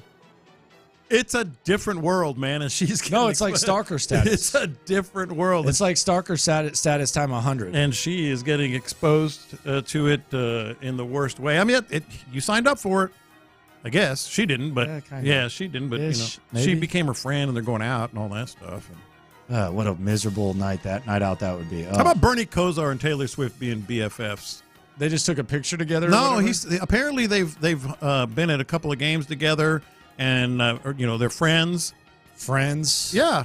Well, you can be a friend. Friends. He posted a picture with it like a couple months ago. And then again this week. I thought it was a Photoshop. No, then again this week. that's weird. That's random. That's random. But they're not friends. They're friends. He said they're friends. Okay. She made him and Travis some a close friend. Cinnamon rolls before a game. I would not eat them. How do you know Taylor Swift might be a great baker? I would not eat them. You would not eat? She made them? Taylor Swift made Travis Kelce and Bernie Kosar cinnamon rolls. You think rolls. she know how to cook? Why would she not? What kind of meal is that before a game? I don't know. I'm just Is that a telling you. pregame meal? Yeah, before the game. No wonder he's been sucking. That explains my damn fantasy team and my gamble of taking him in the first round. So you're telling me she's feeding his ass cinnamon rolls before the damn game? Yeah. I mean, good God. No wonder he can't get off the line like he used to. Cinnamon rolls? Cinnamon rolls. Do you like cinnamon rolls? It's too rich. It depends, man. yeah. Too much. I don't me. like those ones in the airport. Once in a while. Those ones in the airport are gross. Cinnabons? Yeah, those are. They're too much. Schlotsky's has them too. They got like the whole Cinnabon cinnamon roll section. Here's Bernie Kosar quote. Taylor is so nice. She comes in by herself. She's very cool. We've been friends. She made her homemade cinnamon rolls for Travis and me. Do you think she actually made them? Why would you not believe that she made them? I'm just asking. Like, you think Taylor Swift went and put an apron on, went into the kitchen? Here's what she did. She told her assistant, go get me those can-ass Pillsbury Doughboys, and then she had the assistant cut them, and she put them on them. All she did was the icing. No way. Yeah, Why? All she did was the icing. She just. By the way, those are probably the best cinnamon rolls, if you ask me. The ones. So you're the calling ones the Taylor Pillsbury's. Swift a liar? For sure. Yeah, she lies all the time. Right? I don't know if she lies all the time, but got to. There's no reason for me to believe that she did not. You think she's making cinnamon rolls? I think she's making cinnamon rolls. Okay. Yes. She's a big enough star where she ain't got to go in the kitchen But and make people anything, like to man. cook. Yeah, but she ain't making no cinnamon Rich rolls. people like to have hobbies and like to cook. She ain't making no cinnamon rolls. She ain't no ordinary rich person. No, she's not. Yeah. But She's Taylor they Swift. like to cook too. So she just created a cinnamon roll recipe. Look, here's another one. Jeff Eisenbahn. Show me a picture of the cinnamon roll. Well, I don't know about that, but like he says, Bernie Kosar went to Travis Kelce's house because they're friends, and ended up eating homemade cinnamon rolls made by Taylor Swift. Okay. Made by the chef. Why can't you believe this? I just don't think, like, if you would have told me that she made, like, some spaghetti or she made some, like, I don't know, like some cookies or something, I would believe you. She did not make cinnamon rolls. Homemade cinnamon rolls? Homemade No, she cinnamon did not. rolls. Yes. No, she did not. I think that Unless maybe they were made at home, but at the most, she bought one of those cans, she put it on the thing, and then she sprinkled did some icing not on get it. the Pillsbury can. Yeah, I think that's a little more accurate. Way. Yes. No Yes. way. That's Yes. less likely than her making. She peeled a little sticker off. Or she took some of those cheap ass ones in the plastic and put them in the oven. No way. She is not making. Taylor Swift does not have a homemade cinnamon roll thing going on. Recipe? I'm sorry. Yeah. You think Hannah McNair cooks? Why would she not? I'm just asking. Like people who are affluent. Do you think Hannah McNair cooks? Millionaires, billionaires. What do you think Hannah McNair's best dish is? Let's see. She is from here, right? The hell's that mean? I'm trying to think like what meals we might from here be known for around here. What does that mean? She's from Texas. Okay. Yeah, like what do Texas people make? What is Do you think Hannah cooks? Yeah. I don't know. Probably not a lot. I don't know that Hannah's a cook. Probably not a Cal lot. likes to grill. Cal loves to grill and barbecue. He says he likes to grill. And smoked meats. And What do all you that think stuff. Hannah makes? I don't know. What do you think, Figgy? I bet she's like got a go-to like Costco thing. Like I don't think she cooks. I think she like has like a go-to frozen Costco thing. No, I got That's one. good that she puts her own little flavor onto. Like some sort of like. I got one. Lasagna. Come on. Yes. It's a little. It's Come not on, as. It's not bro. as easy as spaghetti. Come on, bro. Dude, You can put your own signature. Why would anyone in their right mind, if you can afford a chef, want to cook lasagna? That looks like the most tedious, unnecessary process ever. That is a waste of time. Because of the effort. No, Because spaghetti. of the I'll say hobby. spaghetti. No, maybe. spaghetti's too easy. Yeah, but lasagna is too hard. No. When you get to that level, and I love lasagna. Lasagna is like, oh man, Yeah. she ain't make lasagna. She's not. Next that time we crazy. talk to her, You ain't making no lasagna. we're gonna ask her. I feel like she a casserole person. No. She can make a good casserole. Oh, get out of I here. bet with you the she'll say that. casseroles. It's got to have some kind of effort, some kind of signature, like her. Lasagna is too much, man. No, lasagna. I bet you it's lasagna. That's asking too much. I don't understand why you don't think like billionaires like to cook and wouldn't cook, because they do. They're just like us. I think Taylor Swift don't have to cook. I don't think she tours cook all at the all. time. She might She's really. never even home. She's not making Yeah. a homemade She's home cinnamon enough rolls. to go to games She's and been invite them famous over to since her she's house. Been 14. So if she's home, Since she's been 14, she's been all over the Yes. place. It's not like she just all of a sudden started doing this. She's not making cinnamon rolls. but if she texts homemade cinnamon if rolls. she texts Bernie Kosar and say, "Hey, Bern, why don't you come on over?" They ain't this texting morning?" either. And then Travis He doesn't Kelce have her comes phone on. number. He just said it. He said they're friends. He said he was at their house with That's Travis fine. Kelce. He might have Travis's. He does not have Taylor Swift's phone number. No, he got the PR person. There ain't no way. There ain't no way got Bernie the PR. Kosar has Taylor Swift's phone number. Guarantee he does. And she ain't making homemade cinnamon rolls. No, I'm saying, but here's Your the ass deal. can't even make lasagna. I don't like. That's not one of my dishes. That's not one I make. I'm just saying. Yeah, but what I'm saying is, like, if she's home for that, she can make cinnamon rolls. If she's home and invites Travis Kelce over and Bernie Cookies. Kosar I'll over, have my assistant do it. Cookies. no, hell no. She might do cookies with the batter and all that. She ain't doing cinnamon rolls. That's too much. You know, one thing she's not doing: homemade tamales. Is not. Internet goes nuts. A lot of drama around Kinda went here nuts yesterday as well. Headline porn gets called out at the most extreme level, plus a marriage proposal from someone we haven't heard from in a long time. Next. Houston's biggest annual college football event returns to primetime at NRG Stadium Wednesday, December 27th. Texas A&M takes on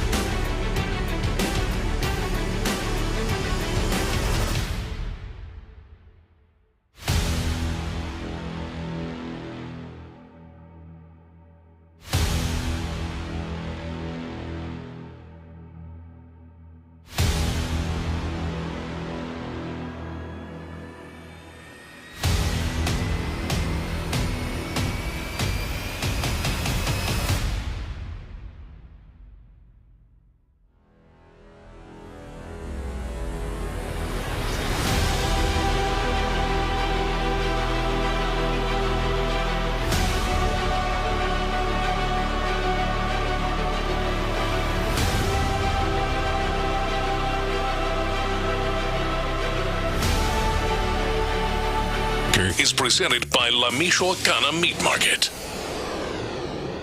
I got the internet going nuts. All right, internet going nuts here on In the Loop on Sports Radio 610. Landry Locker, John Lopez, Figgy Fig with you. Headline porn. So, Tommy DeVito mended fences with the pizzeria owner after the miscommunication over $10,000, all that type of stuff. Well, Mike Florio put up a headline that was one of the most misleading things that I've ever seen in my life. So, apparently Tommy DeVito has hired a new marketing manager. He still has the same agent, which is Sean Stiletto. Yeah, the guy with the hat. Here was the headline from Florio. Just heard. Tommy DeVito mends fences with pizzeria owner. DeVito also hired a new agent, freezing out Sean Stiletto. Now, Mike Florio put this out for 3 hours, but then the new community notes on Twitter corrected it, like below for Mike Florio, and put the following note, quote, "The headline of this post is potentially misleading. Within the article explains that DeVito simply hired a marketing agent while keeping his current agent, Sean Stiletto, which is not what the original headline in the post, freezing out, implies." Florio then decided 3 hours later to come back and say, sorry, DeVito has hired a new all-caps marketing agent. DeVito hasn't hired a new football agent yet. Football agent handles standard football contract and gets small percentage of, in this case, a minimum contract, blah, blah, blah, blah, blah, blah, blah. Point is, come on, Florio. I love that feature by Twitter, by the way. Yes. That'd be exposing a lot of people. Need it. Oh, yeah. Yes. Need it. Oh, yes. That's a really good feature. That's sorry. That's sorry work. He does it all the time. He does it a lot. He does it with, like, hot rod topics, too. Yeah. No, that is absolute headline porn. It's too bad. And he doesn't need to do this. He's Mike Florio. I mean, Twitter need to keep an eye on his account. Yeah, exactly. And I'll go so far as to say that I wouldn't be surprised. I don't know this, but I wouldn't be surprised if Sean Stiletto had something to do with getting this marketing agent. Like, it's not like he went behind Stiletto's back and said, screw you, you can still do my football stuff, but I'm going to get a marketing guy. A lot of times the agents are the ones that direct you to marketing people that they know or trust or whatever. Freezing him out. He didn't freeze anybody out. I bet you he was involved in the decision, because this thing is getting big around Tommy DeVito. And by the way, really good move by him to do this. It's what should have been done. I said yesterday, at least honor, the original price. Well, he went beyond that and just showed up and did it for free. So good for Tommy DeVito. It was quite the coincidence that as he's walking into the restaurant, there's already a camera inside filming it. But I mean, he needed it. He needed it with the attention he was getting. He needed it, didn't he? Yeah. But it certainly put some things in better perspective. I got the internet going nuts. Mike McDaniel has the internet going nuts, and with good reason. This is awesome. It's from the in-season Hard Knocks.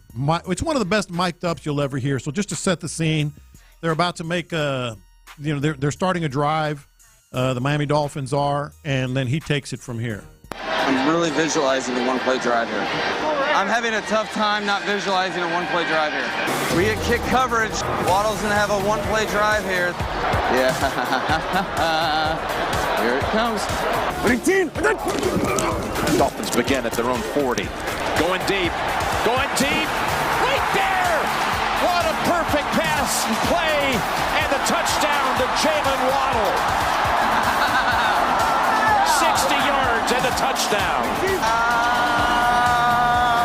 Talk to me. That's so cool. Like, he called his shot. He saw what was happening, made the play call, and lo and behold, he goes 60 in one play. He visualized it, and it happened. That was some really good stuff. I got the internet going nuts. Cameron Diaz. We haven't heard from her in a while. What's she been up to? You tell me. She retired for a minute. I guess she did. I didn't know she was married to Benji Madden from Good Charlotte. Did not know that. Maybe I should have. I just did not know that. I was not hip to that. I'm not sure who Benji Madden is. I'm looking it up. It's Good Charlotte. Back in the day. They were like a big, oh wow, yeah, punkish band type of dude. Good for him. Yeah. But she had this to say on the Lipstick on the Rim podcast. She has a marriage theory. I want you to tell me how you feel about this theory. By the way, we should normalize separate bedrooms. Thank you. Thank you. Yeah. Thank you. Quote about it. If you're true, you're like, I would just meet. That's to me, like, I would literally, like, I have my house, you have yours. We have the family house in the middle. I will go and sleep in my room. You go sleep in your room. I'm fine. Can I tell you something? Like we have the bedroom in the middle that we can convene in for, this is going to be a bad headline. You should not. I've already said it. Yeah, she's already said it. No, I will tell you something else before. But by the way, I don't feel that way now because my husband is so wonderful. I had said that before I got married. Yes. So there she goes. Oh, come on, Figgy. There she goes. How do you feel about this theory from Cameron Diaz, the separate bedrooms? It's not one that I would subscribe to, but let me add this. If the woman requests it, I would be more, I guess acceptable, to doing it. But not the man? Yeah, because then you're just a jerk that doesn't want to cuddle, But if the woman says... As opposed to what? Her saying, you snore too loud, you have a restless leg. What if she snores too loud? Or what? You're SOL. Too bad. I mean... the reality is too bad. It's really the woman's call. It's absolutely the woman's call. I would be down with it if she said, like I said, you have whatever, snoring, you move around too much at night. I need my whatever. I'd be down with it. But if a guy said that, ain't gonna happen. Ain't gonna happen. It's kind of a line in the sand though to too much of separate rooms, right? Yeah, like she sounded like she was describing, and I read the story this morning, like she was describing like separate wings in the house where you kind of just meet in the middle occasionally for dinner. Sometimes I feel like my wife's not upset if I fall asleep on the couch and she can just go upstairs and chill. Yeah. It's okay. Yeah. It happens. That's cool. But like, let's go in our separate rooms and like McClain and wifey they go to the movies and go to separate movies. They go to separate states. That's true. They go to separate states. They take two different vacations. Yeah. This is true. I got the internet going nuts. So the internet in Houston was going a little nuts with one Clint Stoerner. Yep. Yesterday. I got to mention this because I'm sitting there doing the podcast, Figgy, and my phone's buzzing. And I'm getting texts. Are you listening to this? Are you listening to this? They're having a fight over your tamales. And I finally listened to it after I did the podcast. Dude, Tyler was legit hot. He and Anthony got something in common, bub. We're winners. We're winners. Guess what I just did? What did you just? Went back there to that kitchen. I was a little hungry. I was kind of just fishing through some stuff. Found me some tamales. You want to bite? No, I don't want to bite. I really hope you're not eating my tamales right now. Oh, that. It did say Tyler on the foil, but I didn't realize. If you're eating my tamales right now in front of me, this is one of the most disrespectful things you have ever done. We're gonna halt the show. Go and check. This better not be. Tyler, go check. If this is real, this is. It went on for 11 and a half minutes. Clint went in the fridge and took Tyler's tamales. Wrapped in foil. And he was fishing around in the fridge. That's what he said. It had Tyler's name on the foil. Okay.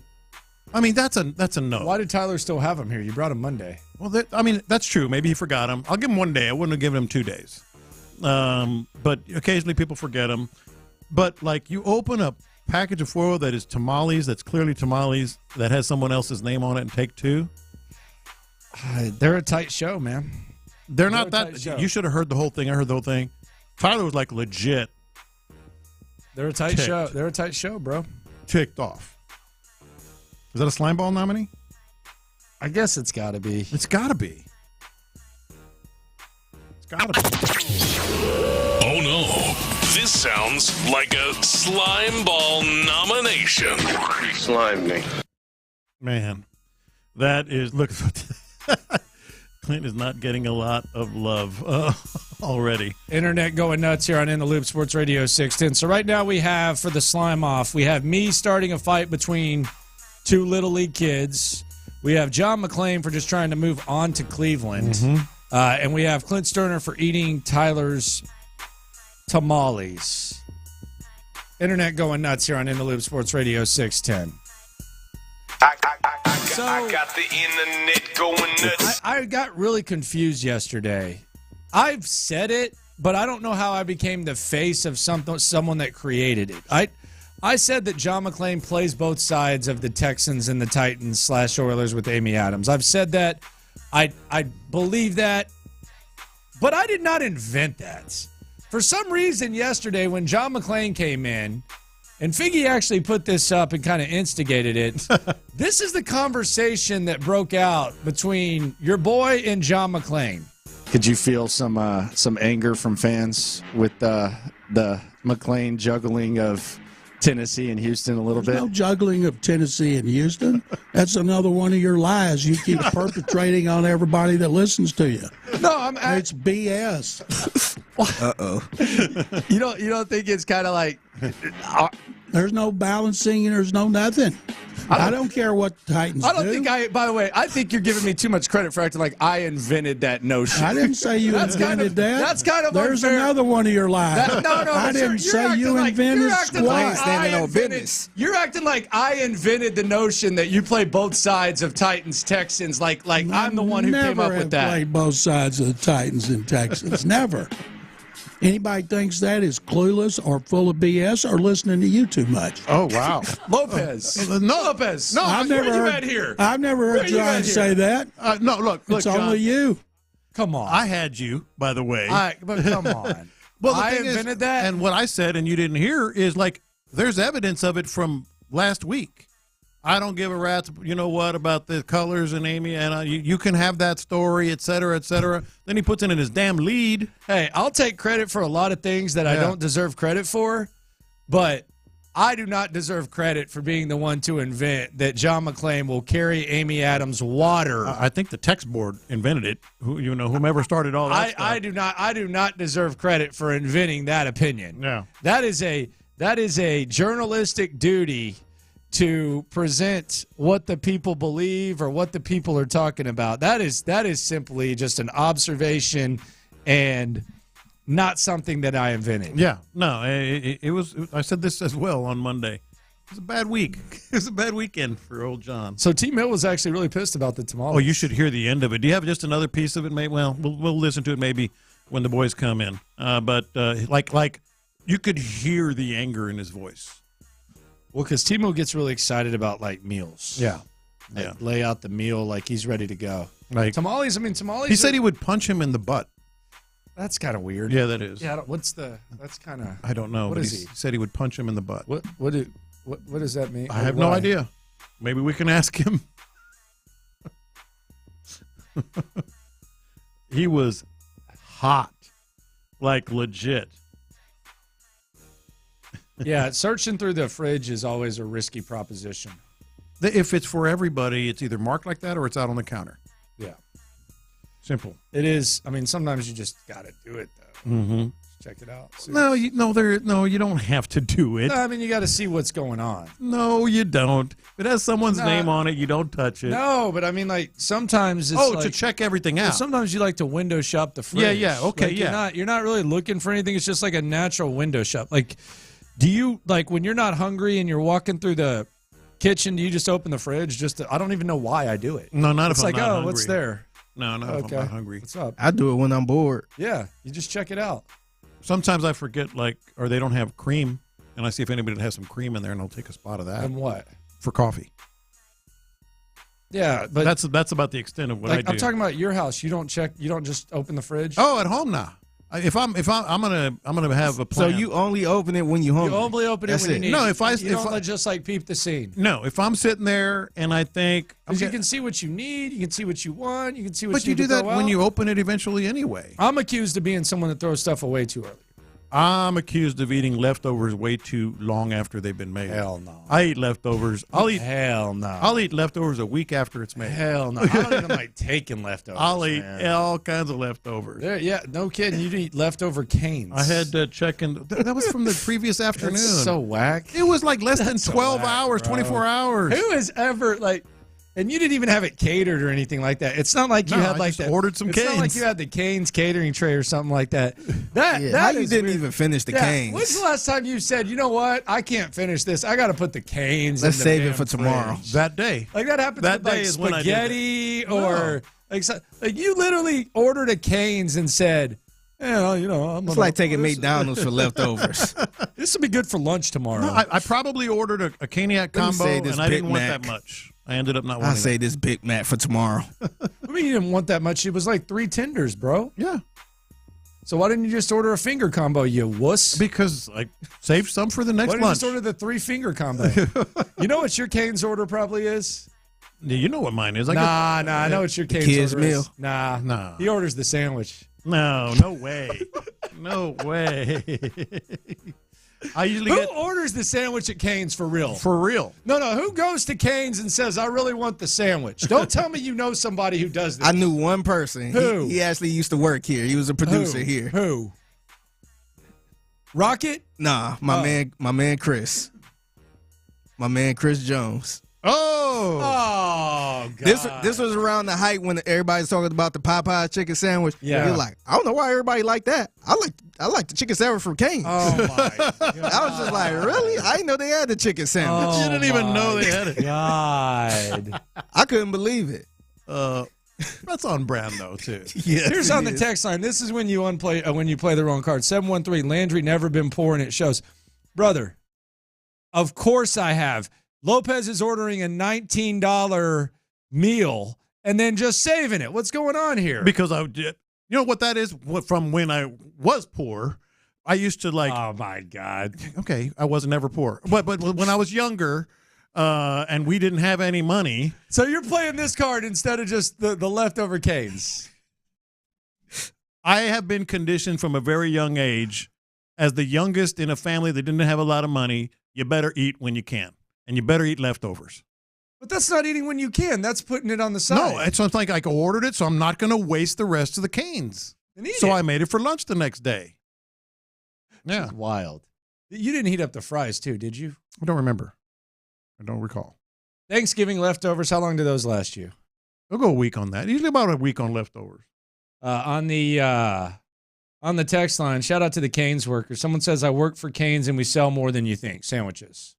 Oh, I'm sure. I just don't. They're there for a reason. I've just never gone there and been like, I want a sandwich. Could really use a sandwich. Yeah. And the sandwich is just chicken strips with the bread. I'm just going to get the Texas toast and wrap it in that thing. Yes, that's all you got to do. Wrap the Texas toast. That's all you got to do. Because you don't want to cheat on the Texas toast. Like, could you imagine going to Cane's and eating bread other than Texas toast? No. That's one of the best parts. That's the other problem. Yeah. That's like going to Olive Garden and saying, let me get some Miss Barrett's at the table.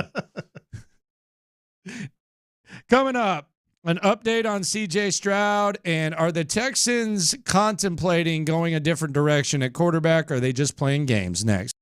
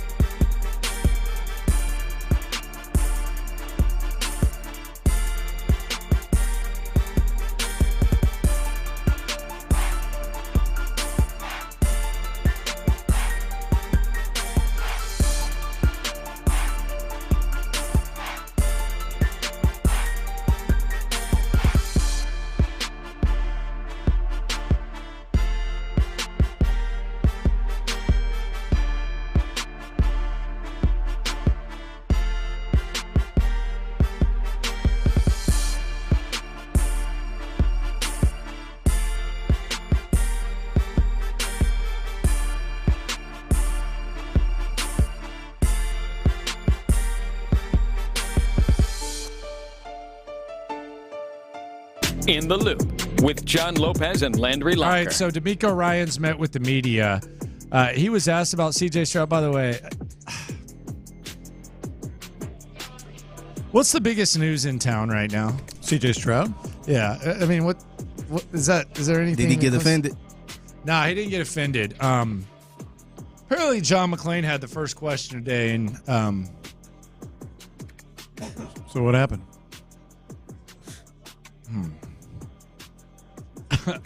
What's going on? He asked about Matt Burke. He did not. He did not. On God. And then the next question was about Myles Garrett. From John? From Aaron. What are they doing? Like they know better. No, I'm not criticizing them, but that doesn't even sound like them. That was the first question John McClain asked was about Matt Burke today. Like everybody's on the edge of their seat. D'Amico Ryans is up there. Word on the street is the first question was about Matt Burke. They know better than that too. They just must telling have you had what their I heard. marching orders or whatever.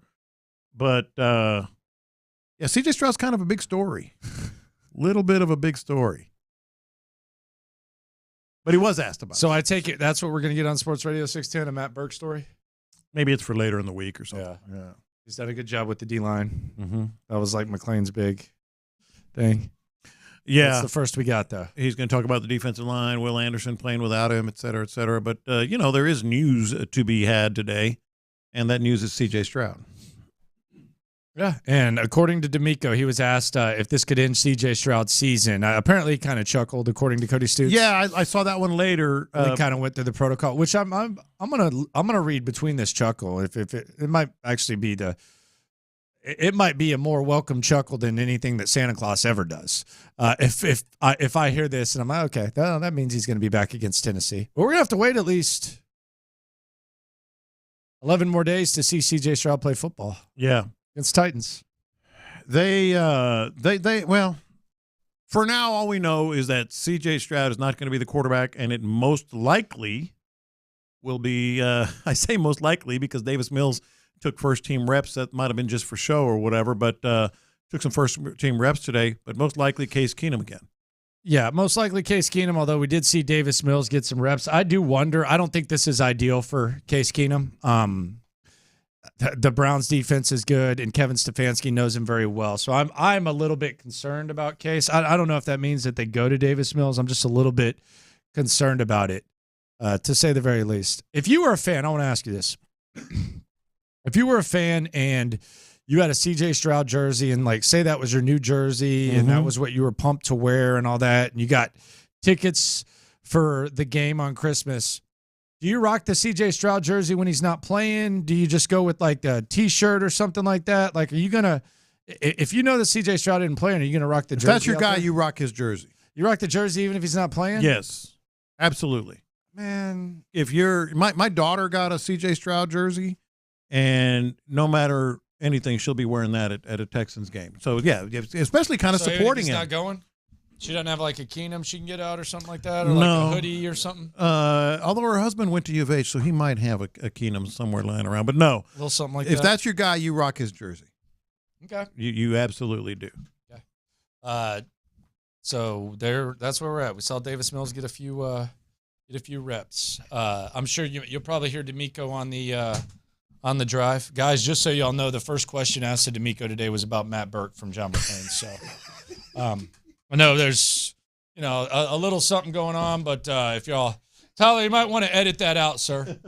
When you get D'Amico's presser, just so you know, the first question was from John McClain, and he asked about Matt Burke. Oh, yeah. You heard it?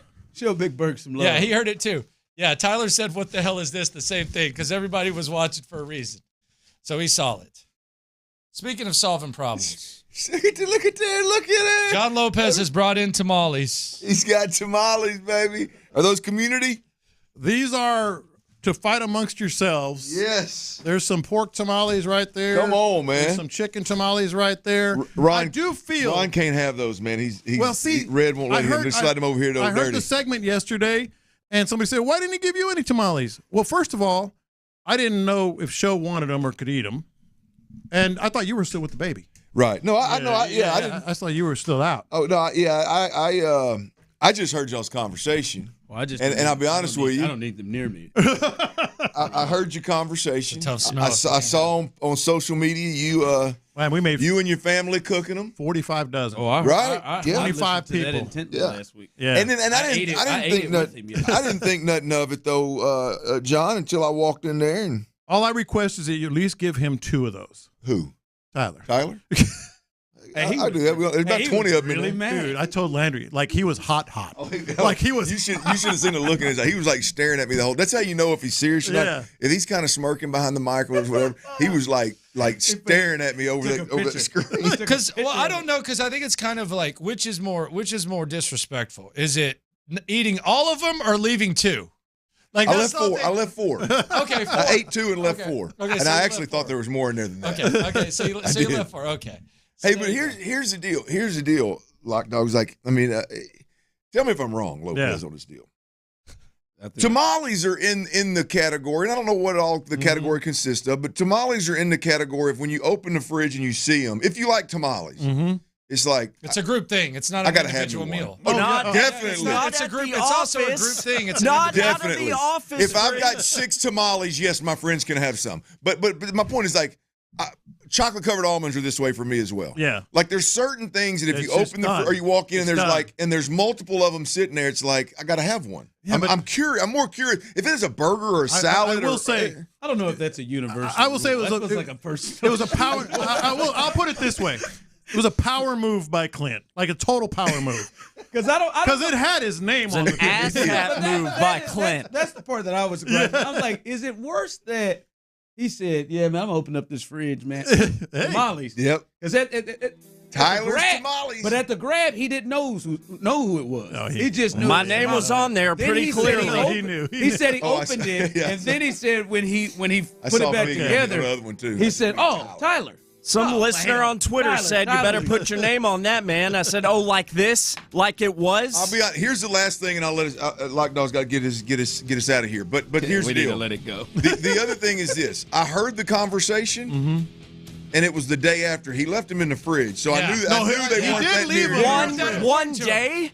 One day? No, that's one too many. What? That's one too. When they have, I agree and with it has his name. Because I was gonna take Pendergast brisket one day because he left it for 2. And my thing is, if you know that a family had a damn assembly line making tamales, and we they made bring 45 with dozen. your name on, I forgot one night. So really, you're disrespecting. And I set an alarm yesterday so I would not forget. I mean, if it has his name on it, he could leave it in there for 30 days, right? No, hell no. If it's his, you don't touch other people's food in the office fridge. I'll smoke it. I do. Yeah, brought this back. No, you do. It does. It does. You're listening to KILT-AM, KILT HD2. The Drive is live. That's right, baby. The Drive is live. The Drive is live. Tyler, I'm sorry. We do have more important things than your 4 tamales.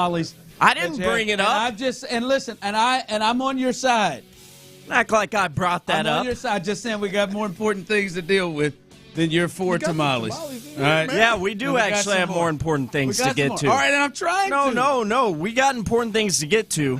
Like you having a problem with people farting. That's something you got a problem with, right? You don't like it when I fart around you, right? Sure. But you can belch directly in my face as we're coming in for this show. I don't think it was in your face. You can burp directly into my mouth. It was a walking out of the studio. And then you appeared. Bro, I tasted your whole lunch. You may have tasted it, and I do apologize for that. But was it soup, onions, and soup? No, it was salad. I was walking out, and you appeared as my belch came out. It wasn't on purpose. All right, man. I'm just and then I tried to give you a soft hug to tell you that I was sorry. Well, I was trying to clear my nose out, man. I'm just trying to let you know. I mean, I'm just saying I didn't do it on purpose. You purposely do it. Listen, we got more important things. He was hot. To talk about. It's fine. I'm sorry. I apologize. Y'all done pissed me off this mine week. Was not on purpose. You literally just fart in there, and knowing you've done it at least 10 times after I clearly expressed to you in a serious tone. And it's a pushed out wet fart most of the time too. No, I didn't fart in your face like you just burped in my freaking mouth. Listen, that was clearly I didn't know you were going to arrive there as the burp was complete. Have some awareness. Again, well, hell, I didn't see you. All right. Okay, mess with my awareness. Hell, I opened the door. You appeared after the bell. I ain't that skinny. I know it's a door. The door. He exhaled in your nose, huh? Take the hell directly into my freaking mouth, nose, this face. Right here, onions, ketchup. I think this is straight up hurt people. Hurt people try to hurt others. Now he mad at you because you stole his tamales. Yeah, I got to try to push him. Now he didn't just swung. How did I win in this deal, though? I don't know. How did I win in this deal? I think you got to get Tyler. Yeah, that doesn't seem right. I got old two-bagger. I ain't gonna lie to you. They said there were 3 different. I get some foil with like 6, and you get a double bag full. You only got pork and The chicken. hell? You get the third one, so that's not fair. Someone texted in, "Oh hell no, Ryan." Oh, hell, I burped. I burped. I was gonna say belch, burp. I burped. I didn't know he was there. Okay, all right, whatever. All right, I here should is. get to owe you one. Would you rather somebody burp in your face or fart sitting across the table from you?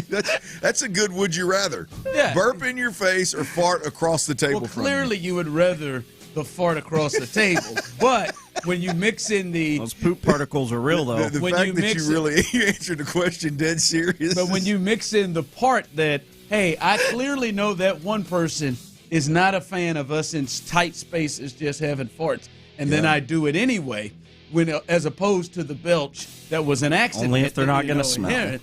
Then I leave the studio cramping and uncomfortable every day at 6. Good, man. I'm a gaseous person, and I hold it in for you. I don't know. You walk out several times. I may break wind out there. Yeah, you walk out several times. All right, C.J. Stroud. This is the latest. We got a report from many people. Ian Rappaport, NFL Network. He reported earlier that Texans quarterback C.J. Stroud is not yet back at practice. He was not at practice. Sean Bajani also lets us know that that is a bad sign for his availability this week. Stroud is still in the concussion protocol. There were reports yesterday, Aaron Wilson saying that it looks like that Case Keenum will get the start coming up. But from the head coach himself, who spoke in the last 30 minutes, D'Amico Ryans, he was at the podium in NRG. Here is the latest from the head coach on C.J. Stroud. Yeah, CJ he's doing better, improving, but he's still in the protocol. D'Amico, is there a chance that this could end his season? Oh, why you say that? Oh, don't shock me like that, man. No. Wow. No, it's just we're going through the protocol, and each person, each concussion, right, is different. So each person, it takes a different amount of time for each person to heal, just like with anything else. So he's just going through the protocol just like everyone else has throughout whenever they've been in the concussion protocol. And we just, at the end of the day, like I said last week, and it still stands today, like the most important thing is making sure CJ is healthy, and when he's ready to go, he'll be ready to go. I'll let you guys know. Just making sure we give CJ the best care possible that we have here, right, to make sure everything is fine with him medically. And as again, when the time comes for him to be back playing football, he'll be back. But until he's ready to go, we'll worry about the football part later. But it's about CJ's health and him getting back healthy. All right, that's D'Amico Ryans and Clint. Last Monday when we came in the show, I said based on what we're seeing, CJ's not going to play. It is Wednesday. He did not practice today. Listening to the reports, listening to the people who are close, and then listening to D'Amico Ryans there, Clint, I'm to the point where I'm going to say he's not going to play on Sunday. Still experiencing symptoms, not at practice. He's not going to play on Sunday. And I got to be honest with you, I'm starting to move into a place of concern of how long it's going to be. Because now, we talked about it yesterday. You give me a week, that we can understand. Hell, that could just be almost the politics of football right now with how important the concussion issues and just for the look is. But now we're getting into 2 weeks, and he's still having symptoms, and he's not out there. Like D'Amico in his presser said, all concussions are created differently, and we see some different ones. We see some guys come back in a week. We see some guys miss 5 weeks. We see some guys miss long term. I'm starting to get concerned because we're now reaching the territory of, you really don't know when he'll return. Yeah, I couldn't have said it better myself, Ron. The use of getting beyond a week and still having symptoms, it is confirming that it's moved beyond the politics of football and just appeasing the NFL and sitting a week out and making sure the optics of it are okay or acceptable, that kind of thing. We're outside of that window now. We're into a window where if he were able to play and if he weren't having symptoms, he would be playing and he would be practicing. For me, it's him not practicing today. Obviously, is a bad sign, but I just don't believe, and I don't think DeMeco Ryans and the Texans are this kind of organization either. I think there are some organizations out there that would potentially push it a bit. But I don't think this is one of them. I don't think DeMeco Ryans is the kind of coach that's going to do that. I look at this particular situation, and I think it's sensitive enough. Maybe I don't know if sensitive is the right phrase or right word, but I think it's critical enough or an important enough situation to where there's also not a, hey man, let's keep our fingers crossed that this guy's going to clear protocol on Friday so that we can get him on the field on Sunday. Yeah. You know what I mean? Like it. To me, it's one of those of like, hey, I'm less worried about the protocol at this point in time and more worried about you just getting right. Don't worry about this football game. Don't worry about Wednesday, Thursday, Friday, Saturday. Don't worry about all that.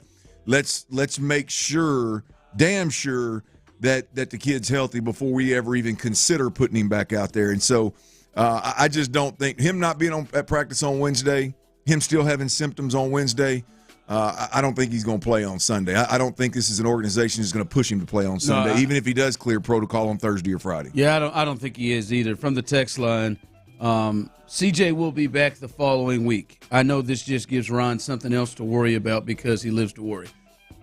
Okay, you're not worried. Sure, okay. I'm just saying, yeah, I have concern of, first off, hoping that the cat is all right with the concussion.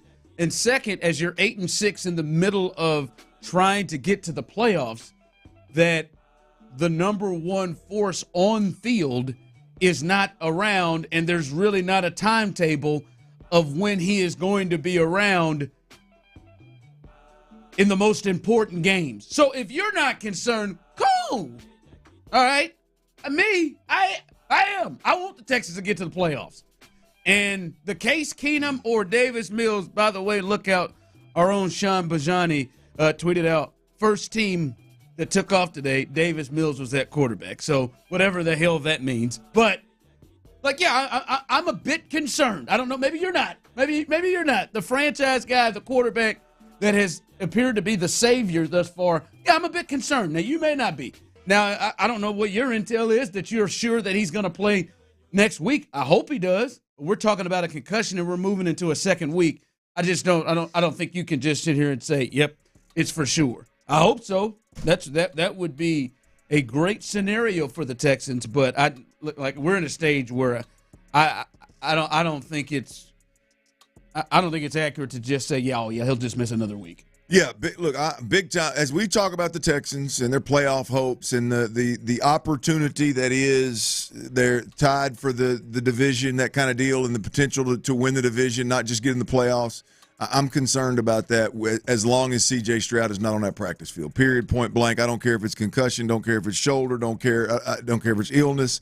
I am concerned about that. So, we're speculating on when he's going to be back. If whether you're talking about this week or next week, but in my opinion, I just don't believe this is – I think he's close, but I don't think this is something that this organization is going to push. Yeah. So the next step there is I was going to say, yeah, Case Keenum's the guy, right? And I think that's still the case. Those are reports. But Davis Mills is out here getting – yeah, I don't know. That is the case. I don't know, Ron. We've got a sample size, Chief. We've got a game to watch, and as I told you yesterday, there were throws there in that ball game that just flat out have to be made this week if you're going to have a chance to win. And I'm not even talking about the ones that Davis Mills is capable of making and Case isn't capable of making. I'm not talking about the ones down the field. I'm talking about, the 18-yard over route to Dalton Schultz, the seam route to Dalton Schultz that was open for a touchdown. I'm talking about those. I'm talking about the ball placement on the screens and things of that nature. I'm not banging on Case at all. He went out there and did an admirable job and put us in position to win a ball game. But if you're looking at it through the lens of do you have a better chance offensively to execute down in, down out and making those throws Davis Mills out there and his ability. I'm not talking about what we've seen from him and whether he'll turn into a Charlie check down or whether he'll. I think there's, based on the film, I think there is a possibility. I don't think it's likely. I was going to say, so you're not 100% that it's going to be Case? No, I'm not. Really? No, I'm not. No. Are you, Tyler? Are you not 100%? You think Davis has a chance to start? No, that's not the case with me. Stop doing this. What? All I can do is tell you. All I can do is tell you that if you look at the film, there's throws on there. I agree with you. That just got to be made. The case is he's just got to make them, like you said, dude. Yeah, no, I'm with you. If that's, I don't. Here's my thing. I think Case Keenum is the starting quarterback for the Texans, but it would not shock me if this Saturday we didn't hear that they're going to go with Davis Mills. If that's the case, I'm going to be shocked. I'm going to tell you, this defense has the ability. The Cleveland Browns have the ability to suffocate you, to squeeze you, and force your quarterback to throw it in tight windows and throw it over the top. And the best option the Texans have for that, is healthy right now, is Davis Mills. In that case, I got to trust you, dude. Because, you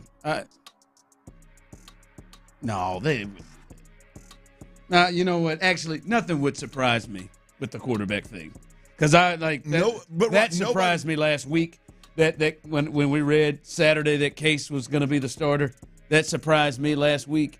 So if they went back with that would be weird to me to go back with Davis. They're rotating backup quarterback. Look, but all I'm saying is from a football sense, right? Oh, I hear you. I could see where D'Amico Ryan says, "Hey, the first week Stroud's out, got a lot of guys injured. We feel like we at least should be able to run the football against the Tennessee Titans. I don't know if we will be, but here's the deal: we're going to roll with we can beat the Tennessee Titans without having to throw the big ball over the top, or without having to take a bunch of risk, or without having to have a young, bigger arm at quarterback. I could see where a coach would go into a game versus the Titans and say, that's my best option. I can also see where a coach would go into a game against the Cleveland Browns and say, I've got to have a guy that can drive the football down the field a little bit. Yeah, I can see. I'm not saying I would make that decision, but I don't think that's crazy. Well, the thought is they can't have the quarterback play they had against the Titans, to me, and win Sunday. Agree wholeheartedly. And if that means a change, I would think maybe it would be the thought of, all right, that's the first time Case has gotten a lot of snaps in a long time. I mean, as we said, he had 72 pass attempts in 3 years, 7 last year. So the thought is, all right, maybe that's the first game back getting snaps, and he'll improve upon his play from last week. Or it could be we watched and we see the throws that have to be made. They are just not possible to be made there, because there are some throws there to me that, in my mind, if Denzel Ward is on coverage, he will pick off. Like some of the outside the number throws, Ryan, I think he'll pick off. Your assessment of the lack of arm strength is absolutely spot on. You are Bobby Slowick is definitely handcuffed in terms of what he can and can't call on the arm strength front. Whether we're talking about down the field or to the wide side of the field, you have to take some things out of your game plan, or Case has to eliminate them from his possible throws throughout the game. And you wouldn't have to do that with Davis. Now, whether Davis can execute him in terms of seeing it, processing it, and making the throw, but physically he's able to do significantly more than Case Keenum can. And against this defense, I didn't think I'd hear you. I didn't think that would be your thought, that it wasn't a shoe-in that Case. Yeah, all right, CJ's not going to play. Bam, it's Case. Based on what I watched last week, I don't like Case didn't. He won the game, great job, but there were some plays, a good number of plays left on the field. Well, a good number of plays left on the field, and he was living right. And he threw a pick six. And he was living right a few times. The Dalton Schultz play. Yeah. He was living right. There were some drop picks or potential interceptions that were out there. I still think Case is your best option, but I could see where D'Amico Ryans could be still, the jury could still be out on who they're going to start this week. Yeah. I don't think it's crazy, Ron.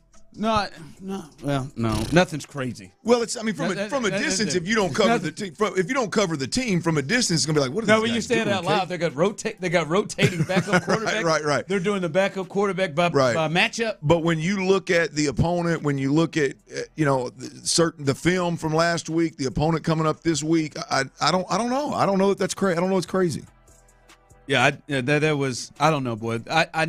I'm just going to take this because one thing we've learned about D'Amico and this staff is they love the gamesmanship stuff. They love to hold stuff close to the vest in any way to kind of getting ahead of their opponent, and knowing it's going to be reported that Davis Mills took first-team snaps from the media is interesting, just like it was all last week, the thought that Davis Mills would be the starter. So that is interesting. It looks like Case would be the guy, but maybe not 100%. All right, let's look at this because I think this is a good thought, and I want you to think about this through the break, and we'll talk about this on the other side. Who has more pressure in this game for the Texans? Is it the quarterbacks? Potentially, we think Case, but maybe Davis factors into this, or that defense? Who has more pressure on them in this game on Sunday against the Browns? We'll discuss and talk about that coming up next, but before we get there, gentlemen out there, fellas like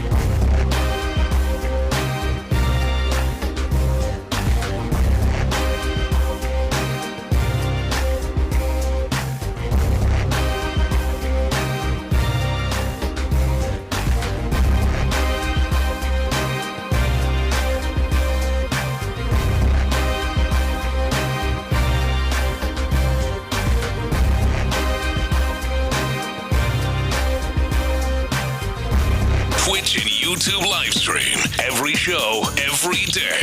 See your favorite 610 hosts like never before on YouTube and Twitch. Houston's sports leader. Sports Radio 610. Sports Radio 610 presents The Drive with Stoerner and Hughley. Are you listening? In the lane, the snow is glistening. A beautiful sight, oh, we're happy tonight. All right, welcome back to The Drive. Our own Sean Bajani, I can't wait to hear this. A little bit later on, we'll have this for you. Our own Sean Bajani stopped by and had a conversation with Davis Mills. Can't wait for that. Are we going to have Sean on later? Sean will be on with us. He's going to come in for B. Scott. He's going to come on for B. Scott. In our Texas report, he's out there as maybe, as we talked about yesterday, the most important. I think he needs to go by Texas Johnny. Johnny? Yeah. Bada boom, bada Like, bing, drop Johnny. the rest of it, man. Just Sean, the B, everything. Just Johnny. Oh, just one name. Just one name, yeah. Johnny. I'm going to call him that from now on. Yo, Johnny. Absolutely. Johnny, what's up, babe? Not Johnny. Not Johnny. Not Johnny. Not It sounds Johnny. Like you're saying No. Johnny. Yeah. Johnny, not Johnny. Well, Johnny. He stopped by and talked with Davis Mills, and in particular talked about Davis Mills' feelings about not playing on Sunday. So we'll have that for you. I can't wait to hear Getting that. passed over, huh? Yeah, we'll see how he feels about By that.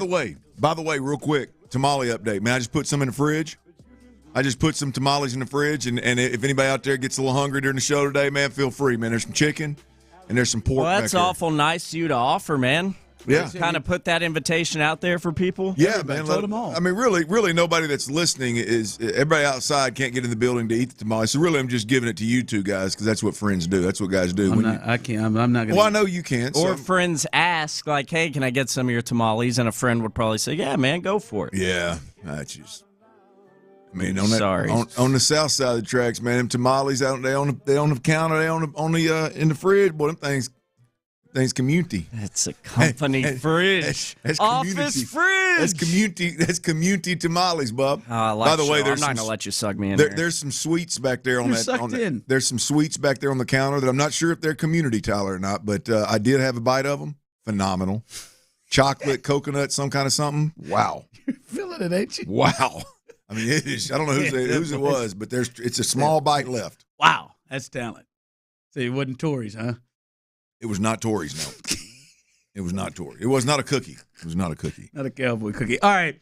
Let's dive into this because I saw some people texting in on this and appreciate however you're listening. Odyssey app, 610, Sports Radio 610. And if you're listening or watching us on YouTube and Twitch, we appreciate you can communicate with us through the text line 713-572-4610 and on YouTube and Twitch.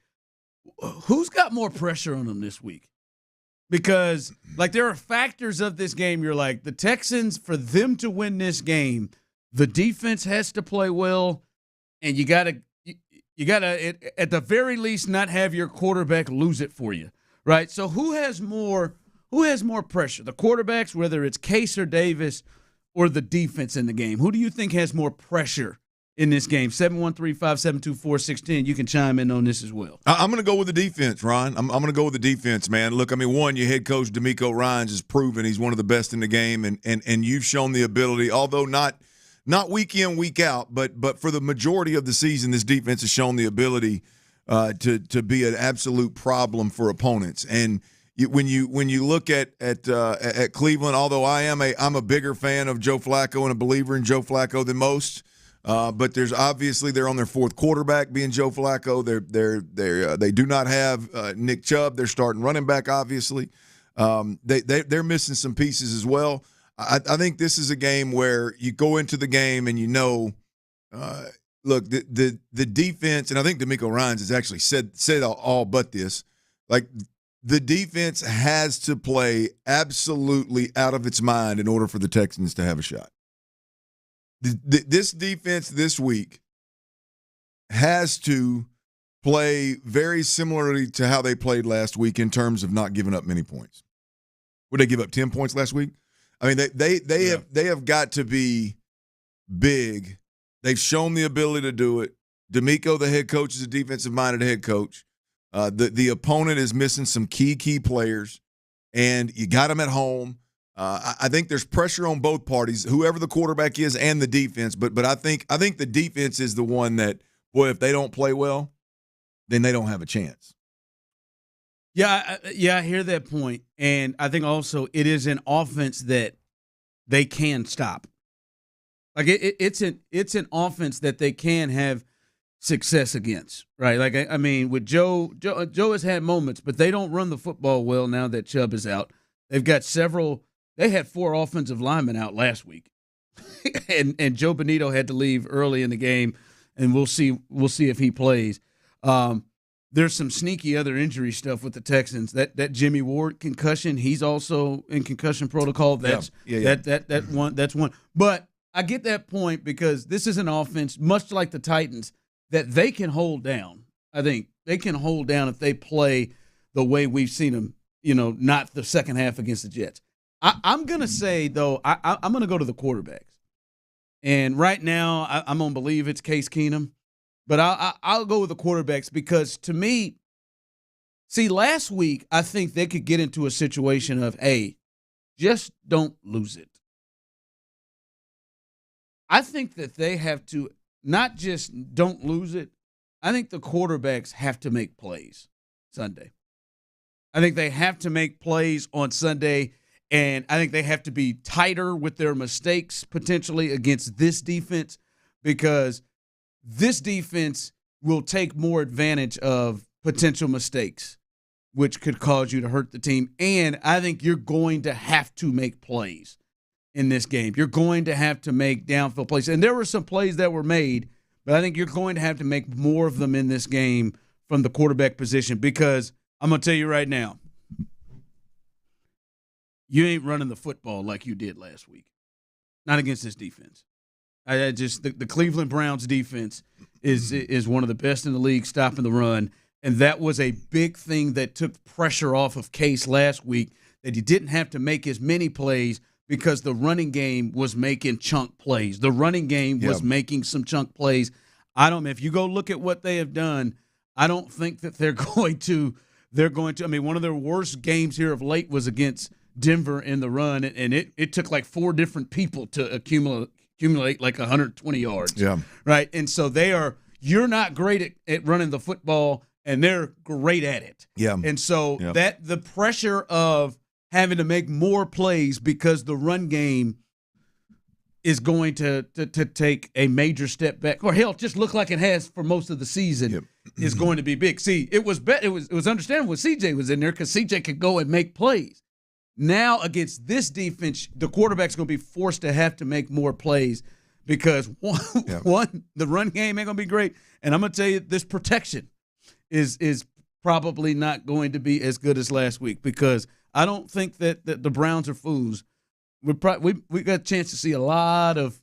Hopefully, George Fant comes back this week and didn't practice again today, but we got a chance to see a lot of Myles Garrett against Charlie Heck. Ooh.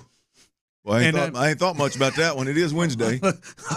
Time to start getting there. I thought about that one. So, to me, I think both have a lot of pressure, but I think the quarterback's going to be called upon to do more than just don't lose it. Yeah, massive pressure on both parties, no question about it, and in terms of being able to win the game. DeMeco Ryans, again, has already said it. The team that plays better on defense this week is going to win the game. I think that the expectations, the bar, if you will, for this defense is higher right now than it's been all year long, and the pressure's ratcheted up, man. Yes. All right, coming up, we'll let you hear what Davis Mills had to say about not getting a start last week, and Danny Cannell, as college football is heating up, bowl games are starting, and we are this weekend, 2 weeks away from these huge games, the playoffs leading into the national championship game. We'll talk to Danny Cannell coming up next on The Drive. All right, it's the holiday season, y'all. College bowl season, pro football season, NBA season. I tell you what, Twin Peaks is where you need to be watching all these live sports. Plus, Santa's little helpers are making their way from the North Pole to Twin Peaks. Y'all know what that means, man. You can visit Twin Peaks December the 20th through the 24th for the Red Hot Costume Party.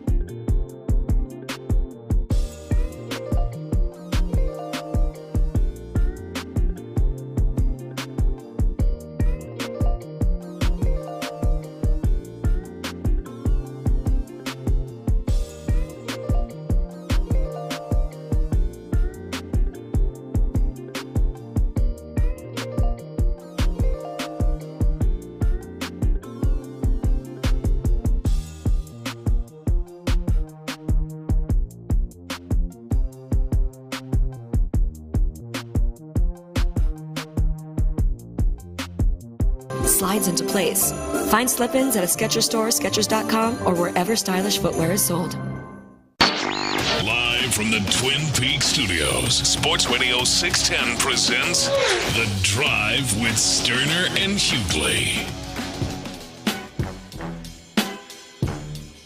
All right, Danny Cannell coming up soon. We'll get his thoughts about, his alma mater, and as well about Florida State, as well as Texas is in the college football playoff. We'll see what his thoughts are on the Final Four as they take on Washington. Maybe we'll see how he feels about the hire at A&M and see what his thoughts are there. That's coming up here in a few minutes. Sean Bajani, or as Clint calls him, Johnny. He caught up with Davis Mills. Davis Mills, who did not get the start as many thought he would in last week's game. Did not get the start. Here was Davis Mills on being passed up for Case Keenum last week.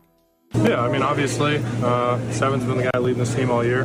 Hoping he can clear protocol soon and get back this week. But, I mean, preparation's the same every week. I think we always treat it as a next man up mentality. You got to prepare like you're the starter week in and week out. Was it frustrating or disappointing to have the team go with Case? I mean, I wouldn't say it's frustrating. I mean, it's part of the game. Obviously, I want my opportunity to go out there and compete, but winning's everything here. Case went out and won and did his job. That's the Davis Mills I expected to hear from. Yeah. Not frustrating. We did a little something last week, Clint. Tyler, or the alter ego of Luther, where he really expresses what these people mean. He did a great job with D'Amico last week. Tyler, why don't you check that? Luther, why don't you let us know what Case Keenum really meant?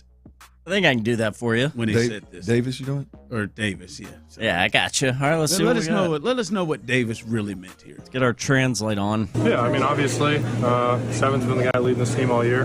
Hoping he can clear protocol soon. And look, it's obvious to me. It's obvious to you. C.J. Stroud, the rookie in this locker room, he's already shown he's got this job. Okay, I'm coming to terms with that. I had my shot. This guy's freaking talented. C.J. Stroud's our dude. Hope he can come back, but I'm also going to capitalize if I can. Come on now, let's be real. Get back this week, but I mean, preparation's the same every week. I think we always treat it as a next man up mentality. You got to prepare like you're the starter week in and week out. Look, I've been here, 3 years now? Y'all know that I got this coach speak down. Y'all know I know how to talk to you without really talking to you, so I don't want to see any surprised faces when I tell you it's next man up here, okay? We were told to tell you that. We're going to keep saying it. You'll probably get tired of hearing it, but I'm going to keep telling you it's about the next man up. So as long as C.J. Stroud's got a brain that's kind of messed up right now, I'm going to do the best I can. We're all going to do the best we can, and we're going to do next man up every time. That's the answer you're going to get. Y'all know I'm great at this. Seems like next man up except for Davis. Was it frustrating or disappointing to have the team go with Case? I mean, I wouldn't say it's frustrating. I mean, it's part of the game. Obviously, I want my opportunity to go out there and compete, but winning's everything here. Case went out and won and did his job. Not only have I mastered coach speak and how to talk in code to you people, you media types out there, I've learned that, I've mastered that. I've also gotten really good at lying to y'all. Because I can't tell you right here, right now, that I haven't been frustrated for the past 4 days. The second I got told I wasn't playing in that game last week, I was pissed off. Who wouldn't be? But I'm going to lie to your face because that's what I needed to do to be a team player and to continue being a backup quarterback in this league. Yeah. Davis, out. Oh, that's Davis out. I think you should have done 10 out. Money Mills, 10 out, Money bitches. Mills out, yeah. All right, he's not swearing. Let's just be honest. Man, I feel bad for that kid. I think, my only... No, I wasn't frustrated.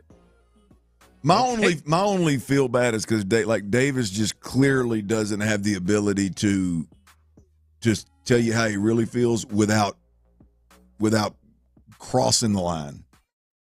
You know what I mean? Like he's so scared to say, well, yeah, I was frustrated. What athlete that's been a backup that works hard every day and nobody would have been mad at him if he said that. Yeah, but I mean, clearly he is scared to say those kind of things because of whose toes he'll step on in Nick Caserio or D'Amico Ryans.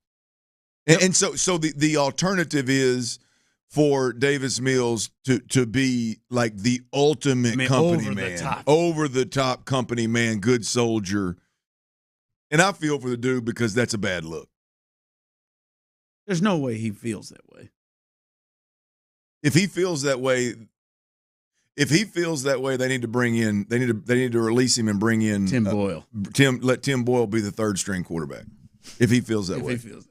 Oh, yeah, next man up. Except me. If it doesn't piss you off, yeah, next man up. It's next man up until they jump your ass and go to Case Keenum, and then you don't like. Now, if you're not frustrated and pissed off about that, now I'm not saying you acted ass. Yeah. But if you're not pissed off and frustrated about it, then I just I don't want to play with you. Yeah. Here we go. I don't want to put you in. Here we go. Our guy Danny Cannell As college football, the most important time of the year, is starting to creep up on us. Danny is joining us, as always, courtesy of BetOnline.net. Check out BetOnline for updated college football championship and bowl game lines. All right, Danny, we always enjoy hearing from you, man. We got to kick this thing off before we get to these important games. Hey, did your alma mater get screwed?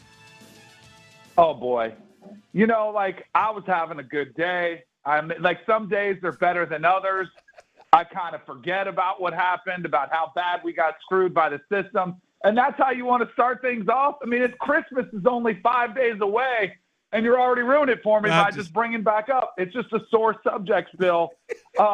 I kid. I'll be able to get past it. I feel gutted for the players on Florida State's team. You know, like, I feel gutted for them. They'll never get over this. You know, like, they'll be sitting around in 30 years at their reunion, and they'll be saying, I can't believe we didn't get a chance.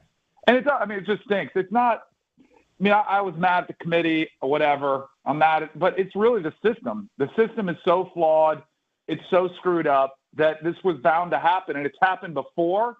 It was just never this egregious where everyone kind of sees that it's really not a system based on merit, but it's about style points and eye tests and all the crap that they tried to tell you when they picked the 4 teams they wanted in. Well said, Danny. Gutted is about the most acceptable term, in my opinion. And I'm not even talking about I'm talking about just a college football guy, not a former Seminole, right? I mean, right? Because it depends. And Danny, I don't keep score. I'm not that. I'm never that guy, so I don't remember exactly where you stood. But I tell you that. The interesting thing with the Florida State situation, right, is you've got folks out there that talk college football that no matter what happens damn near during the season, it's about they want the 4 best football teams in the college football playoff, which I can understand. I don't necessarily always lean that way, but I can understand. And then you've got another group of people that say, well, who earned it? Who earned their way in? And right now, that's where Florida State sits, is they earn their way in. But I don't know where you sit, but I don't believe that without Jordan Travis that they're one of the top 4 teams in America, right? I mean, that's where I don't believe that. Yeah, I don't think so. But here's what I don't get comfortable with. Like, because I do agree the system is to try to get the 4 best. But how many times are we wrong about the best? Who the best is? You know, whether it's in week 1, week 2, week 5, week 8. I mean, I heard Oregon was definitely one of the 4 best for the last 6 weeks of the season, even after they lost to Washington. And going into the Pac-12 championship, they were a 10-point favorite against Washington.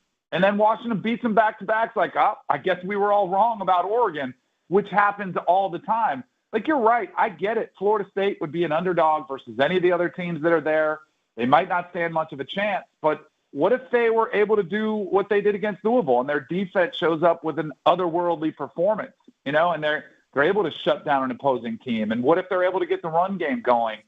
So, yeah, I mean, clearly they deserve to be in, and then the committee can change their, direction and say, well, we don't think they're the 4 best. And they can really make a case because it's a convoluted system where it's an evil genius behind it, because you can pick any 4 teams and make the case and make it sound reasonable, even though I think even the most basic fan can look at it and see it's incredibly flawed. Does that make sense? You know what I mean? Yeah, absolutely. I mean, that's college football, right? It's flawed in so many ways, but we love it. We can't get enough of it. Well, hey, what about what we learned? What I learned from the Florida State situation is that you better have a backup quarterback somewhat developed and ready.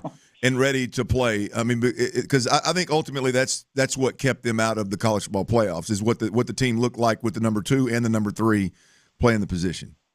Or I think even more, Clint, you got to try to get your butt over to the SEC or Big Ten. I mean, because I do think that it was very clear that even before Jordan Travis got hurt, some of the most powerful voices in college football, Joel Klatt of Fox and Kirk Herbstreit and Desmond Howard of ESPN, were like, I don't know if Florida State hasn't looked that great and the ACC is down, and I don't know if they're a lock to get in. And then he got hurt, and it was really like, oh, they better blow out Louisville in the ACC championship game. And then clearly that game was ugly.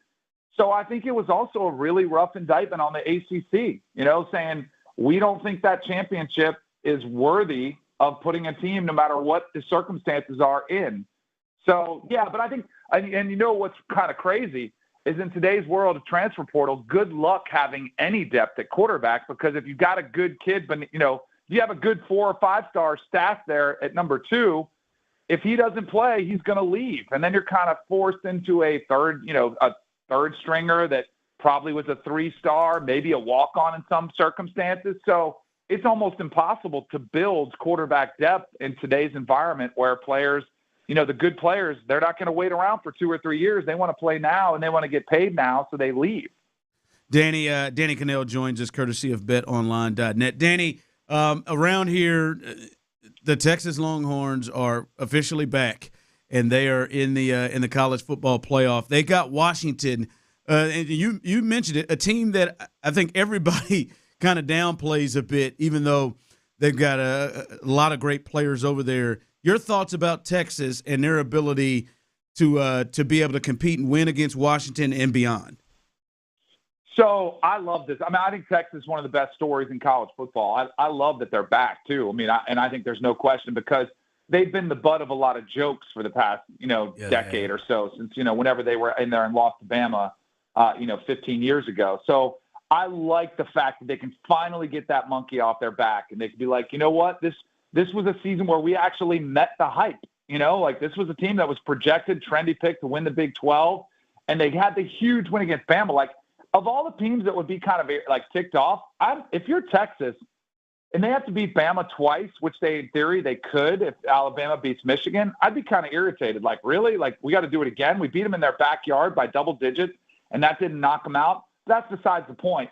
The Washington matchup, I do think people are sleeping on Washington. I really do. They did beat Oregon twice, and here's what makes them scary. Is that they actually, the back end of the season, their stats were dropping off. They had a bunch of one-possession games. They had injuries. They were banged up. Their running back, Dylan Johnson, was walking around in a boot for the last 2 weeks of the season. Jalen McMillan, one of their better wide receivers, didn't play for the back end of the season. Roma Dunze was banged up. He's an incredible wide receiver. So they were banged up. Now they get healthy. I think that's what makes them scary. So I'm with the odds makers who think this is going to be an absolute shootout, because there's too much, offensive firepower on the field. I think it'll be a higher scoring affair, but I'm curious to see Texas's defensive front seven, which is really good. I want to see if they can get Michael Penix off his game, because the Oregon Ducks could not, but I do think Texas, I think they can. So I do like Texas, but I also think it'll be a higher scoring affair. So I like the over in that one too. All right, Danny, we can talk to you all day long, but we got to get you out of here. So we appreciate you jumping on with us, man, and we'll keep watching and enjoy these bowl games leading up into these big playoff games. You guys are the best. And Clint, welcome to the world of girl dads, multiple girls. I got 3. I know you just had another one. So congrats on that, and enjoy it before they're teenagers. That's my piece of advice. Hey, shoot me your contact info, man. I'm going to lean on you for some advice here in the next couple of years, Bub. It's hell on wheels already. Yep, you got it. Anytime. We'll see you guys. All right, there you go. There's Danny Cannell, who joins us as he always does, courtesy of betonline.net. All right, coming up, we'll give you the latest on C.J. Stroud, and not just C.J. Stroud, but many other injuries for the Texans and who practiced and who didn't. All of that coming up next on The Drive. Got a little spare time? Got a few days off around?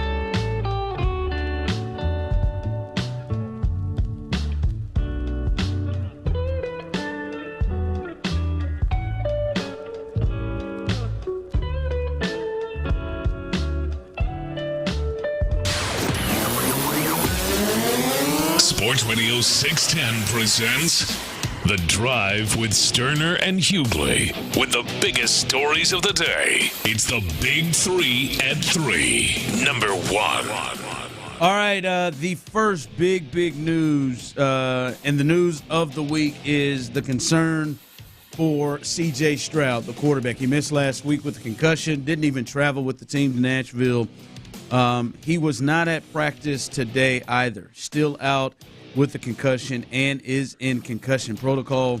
And this is even coming from Aaron Wilson. Case Keenum to start in this game on Sunday against the Cleveland Browns here at NRG.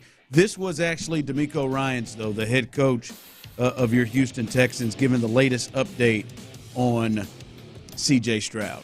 Yeah, CJ he's doing better, improving, but he's still in the protocol. D'Amico, is there a chance that this could end his season? Oh, why you say that? Oh, don't shock me like that, man. No. Wow. No, it's just we're going through the protocol, and each person, each concussion, right, is different. So each person, it takes a different amount of time for each person to heal, just like with anything else. So he's just going through the protocol just like everyone else has throughout whenever they've been in the concussion protocol. And we just, at the end of the day, like I said last week, and it still stands today, like the most important thing is making sure CJ is healthy, and when he's ready to go, he'll be ready to go. I'll let you guys know. Just making sure we give CJ the best care possible that we have here, right, to make sure everything is fine with him medically. And as again, when the time comes for him to be back playing football, he'll be back. But until he's ready to go, we'll worry about the football part later. But it's about CJ's health and him getting back healthy. What's the read you get from that, Clint? Pretty simple to me, man. I mean, I applaud D'Amico Ryans for the way he's handling this thing, and I know it's just coach speak, and it's working with the media, and that messaging gets overlooked unless it's something negative usually. But I applaud D'Amico Ryans for the way that he's handling it. Look, if he's still having symptoms on Wednesday, I don't think a rookie quarterback that's playing at an MVP level that goes out there and I think back-to-back games has an incident that involves some level of a concussion. It gets picked up by the NFL. They sit him for a game. He's still having symptoms on Wednesday. I just don't believe this is something that you look up and you go, hey, man, let's push this guy to see if he can clear protocol by Thursday or Friday so we can get him on the field Sunday. It seems to me like this is at the very least going to be a 2-game miss for C.J. Stroud. It seems like the way that D'Amico is handling it, and I think it's the right way to handle it, by the way. If you can't, as a quarterback, if you can't practice Wednesday or Thursday because you're sensitive to light and you're still having concussion symptoms kind of deal, then it would be a risk anyway throwing you out there on Sunday having not been able to practice for 2 weeks, right? I mean, it would be a risk, not even talking about the concussion. I'm talking about just throw you out there and ask you to play against the Cleveland Browns defense after not practicing and not participating for 2 weeks. I think that would be a serious roll of the dice and a huge gamble by D'Amico Ryans. And so here we sit Wednesday. I think they're beyond doing that, and they're not going to play C.J. Stroud until he is fully able to participate throughout the week, which I think is the right way to deal with it. Yeah, it was serious to begin with.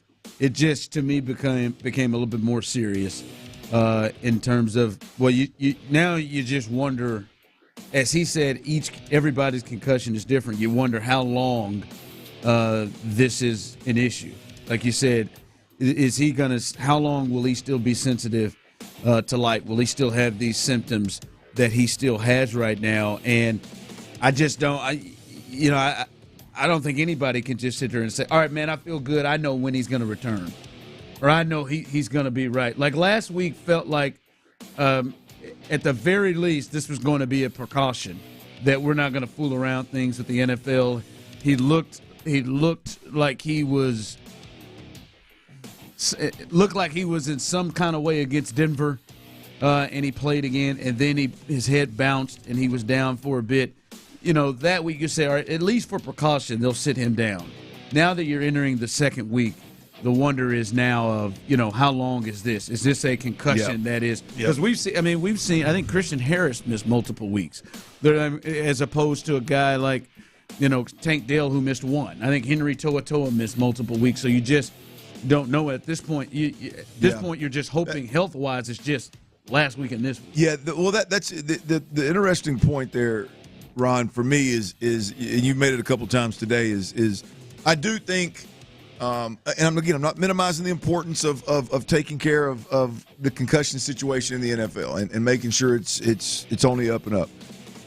But I think one would be crazy to believe that there's not a some level of football politics involved of, hey, man, you have a concussion, you wobble at all, you're going to miss a game. And that's just how we're going to do it in the NFL.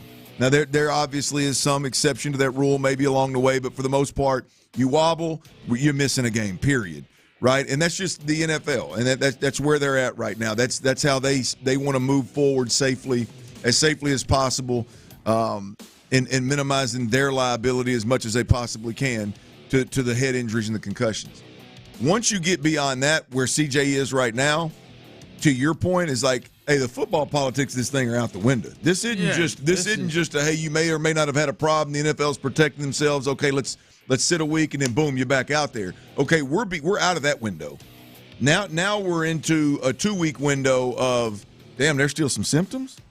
Damn, it was 2 weeks in a row that you came up with some kind of concussion issue.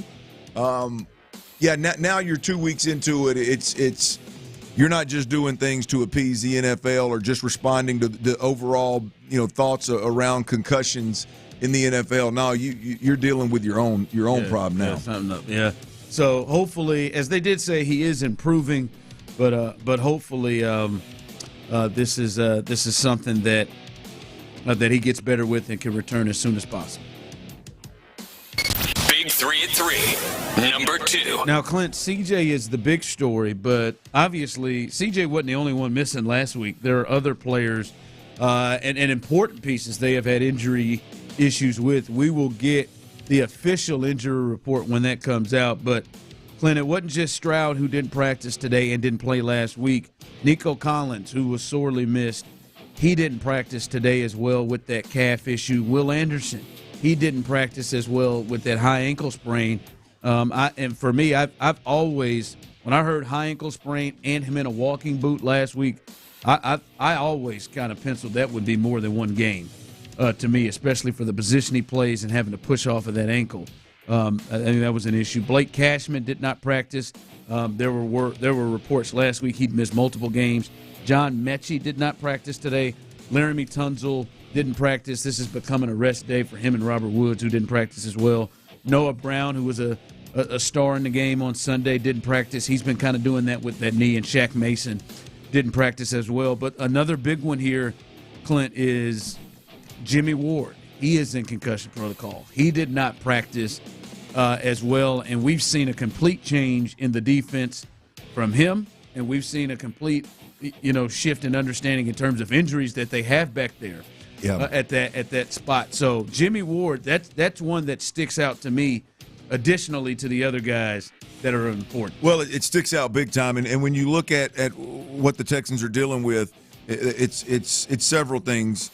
Blake Cashman is your fastest, twitchiest, most explosive interior linebacker. I'm not talking about your nickel defenders or your safeties that roll down and play in the box. I'm talking about your true linebackers. I think he's your twitchiest, fastest inside linebacker. Jimmy Ward is your best safety in terms of coming out of center field or coming off the roof in terms of playing deep safety and helping in man situations or even playing some underneath zone. So you're missing both of those guys. And I don't know if there's a guy that's hotter right now at the tight end position in the NFL more so than David Njoku. And he's got a quarterback right now. Say what you want about Joe Flacco. Joe Flacco, you're not going to fool him. He's going to know how to attack voids and zones. When it's man, he's going to go to his man beater. And right now, Njoku is hot as ever. Not only is he playing well, getting a lot of catches, he's had a huge impact in the red zone, catching touchdowns. And so the combination of those two guys both being injured, along with Njoku being the tight end that's kind of coming to town, it could be a problem for the Texans. So D'Amico's got to figure that one out for sure. Des King obviously is going to have his hands full but it's going to take more than just Dez, because you look at it, Henry To'oTo'o and Perryman in at the middle linebacker position. When those two guys are in, they're a problem in pass coverage. Yeah, I mean, I'm not disrespecting or banging any of them, but at the end of the day, those two guys are they don't cover near as well as Cashman or near as well as Christian Harris, and so that's going having an answer at that linebacker position and that nickel defender safety position where Jimmy Ward's at. That's going to be something DeMeco's going to come up with. And obviously, we know all of their safeties have been injured. Yeah, the year they've got several on IR. So it may be Kadar Holman, who's kind of played a little bit here and there at safety. We'll see. But the Jimmy Ward one, the two concussions, and we know about C.J. Stroud, but that Jimmy Ward concussion is pretty important as well. So that is where they are. Good news, though, Kaimi Fairbairn. He is named AFC Special Teams Player of the Week. He kicked the game-winner 54 yards, but he also made a 53-yarder and also 2 additional shorter field goals, but they needed every one of those kicks for them to win this game. So you return and you win AFC Special Teams Player of the Week. Good for him. And the Texans have taken a lot of hardware this year for Players of the Week at different spots. So that is the latest there with the Texans and their injuries. Big 3 at 3. Number 3. All right, the Rockets, they are back at home tonight. They are looking as they face the Atlanta Hawks to win their 12th straight game in a row at home. Don't know why I said all of that together, 12 straight game in a row, but 12 in a row. They're looking really put an emphasis. Yeah, man. really, this is really impressive. They've lost 2 in a row. They had a little winning streak going there. They've lost 2 in a row. They look to try to get back on it at home. They've been really, really good at home. They've only lost 1 at home, and trying to get back into winning ways. And I'm telling you, watching basketball last night, a couple of great games, Clint, it is hard not to watch what Ja Morant did coming back from suspension. His first game, he'd missed the first 25 games of the year, 34 points, 8 assists, 6 rebounds, 2 steals, a block, big plays late defensively and offensively, clearly affected the game. It is hard not to look at him. And Brandon Scott texted me last night. Chris Santiago, same thing last night. Jalen Green can never be that. And that is who a lot of people would compare, like the athleticism, the size. And you look at it, you're like, can he beat both number 2 picks? Can he be that type? I mean, it is crazy. That guy hasn't played all year long, and the way he impacts the game. And we watch similar size, similar athleticism.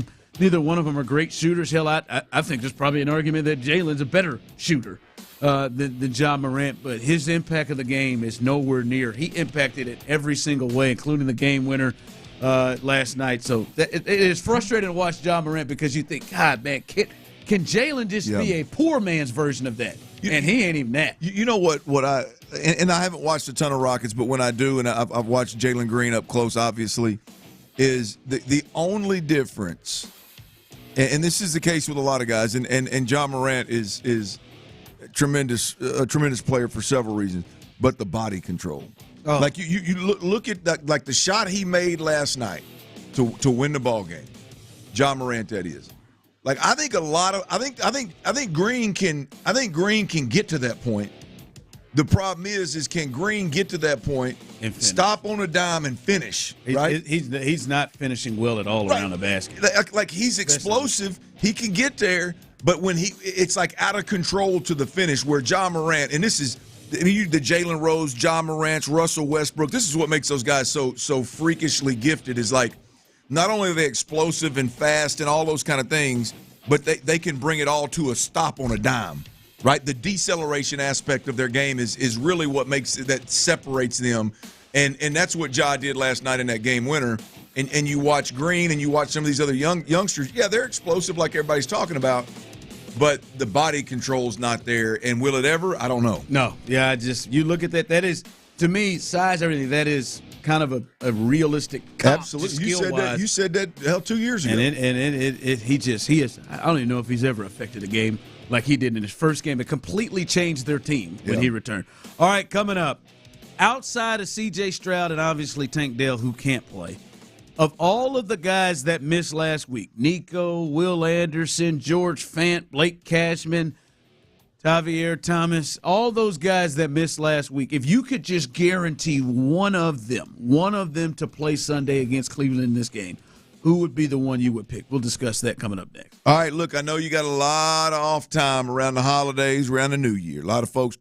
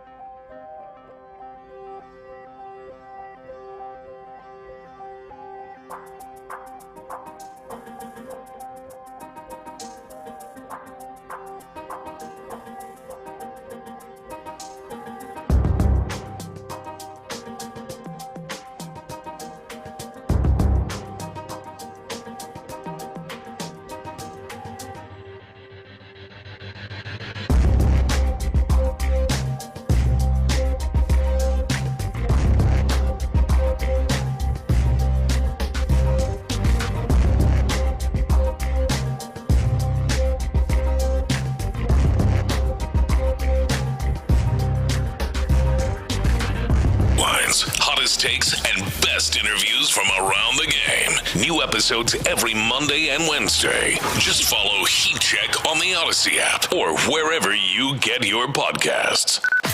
Sports Radio 610 presents The Drive with Stoerner and Hughley.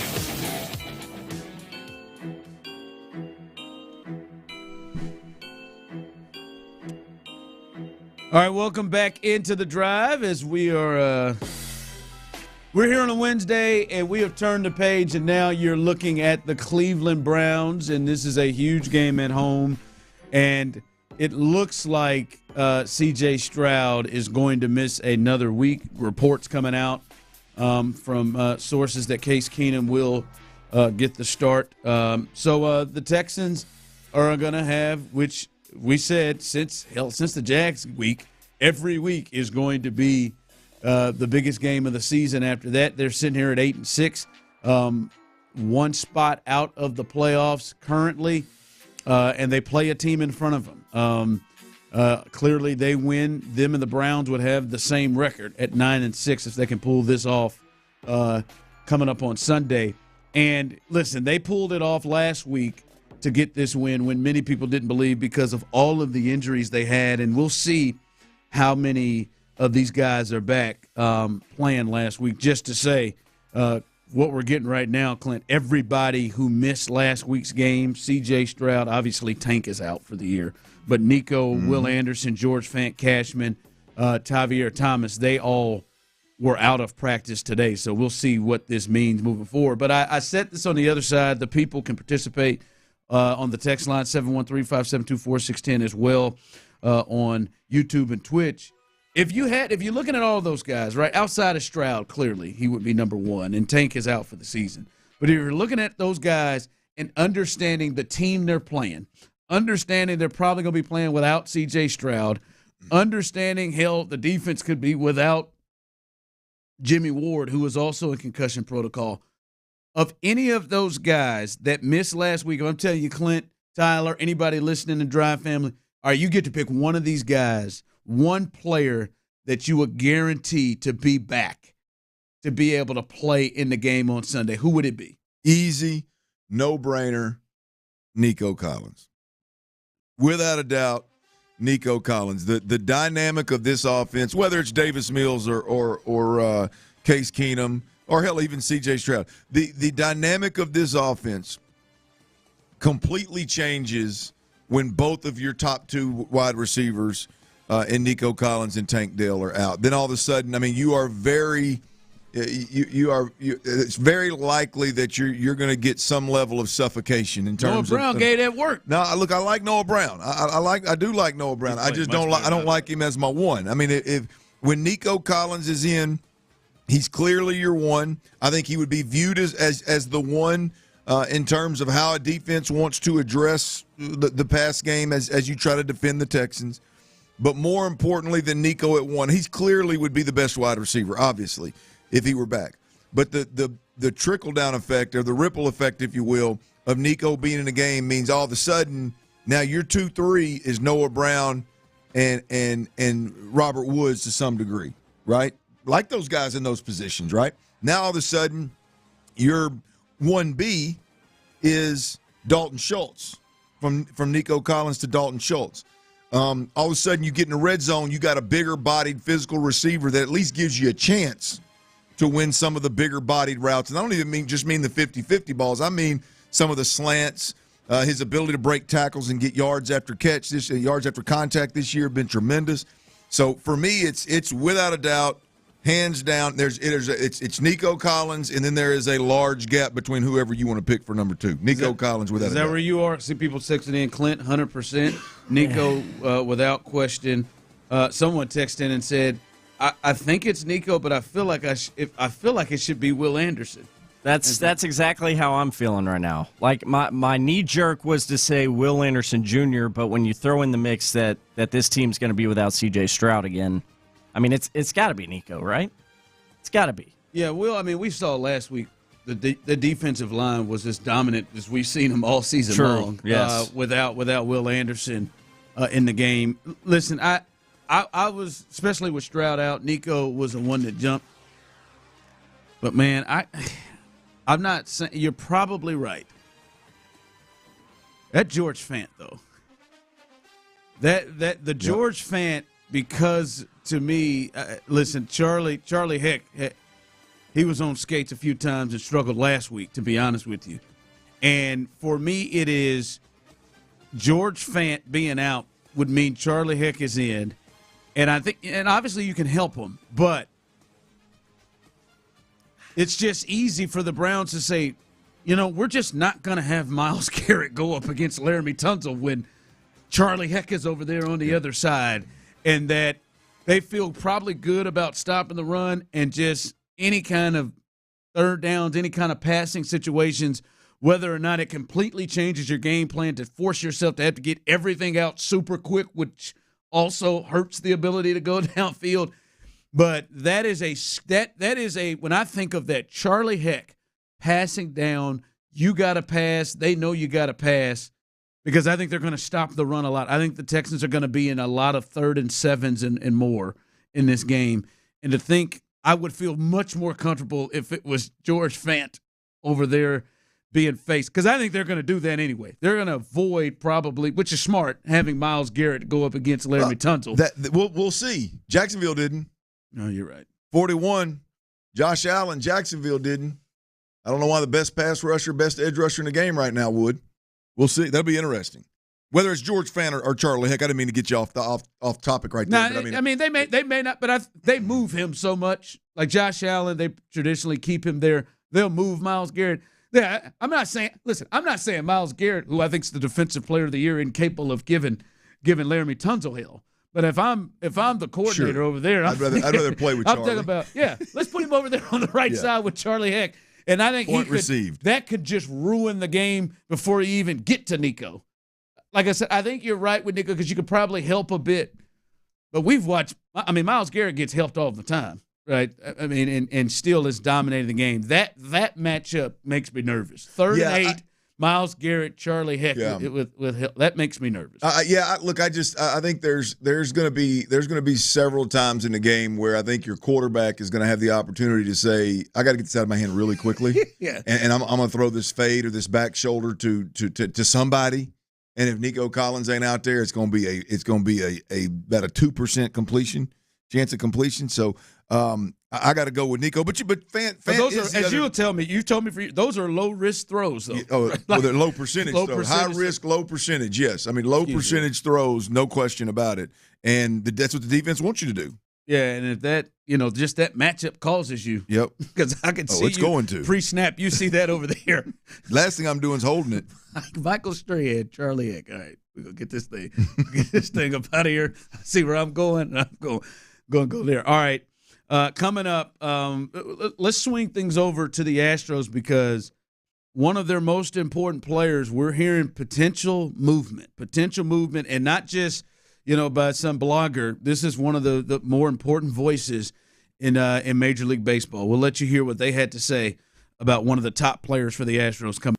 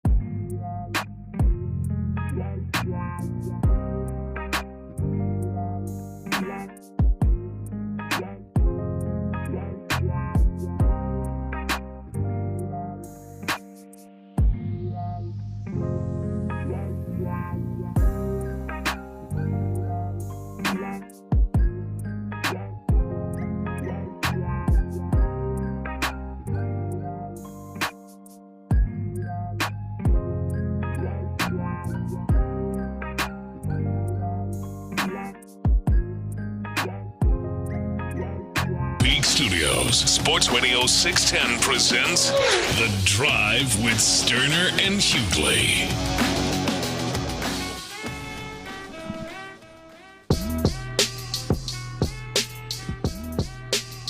Had a real embarrassing moment with the guys earlier as we were doing the show.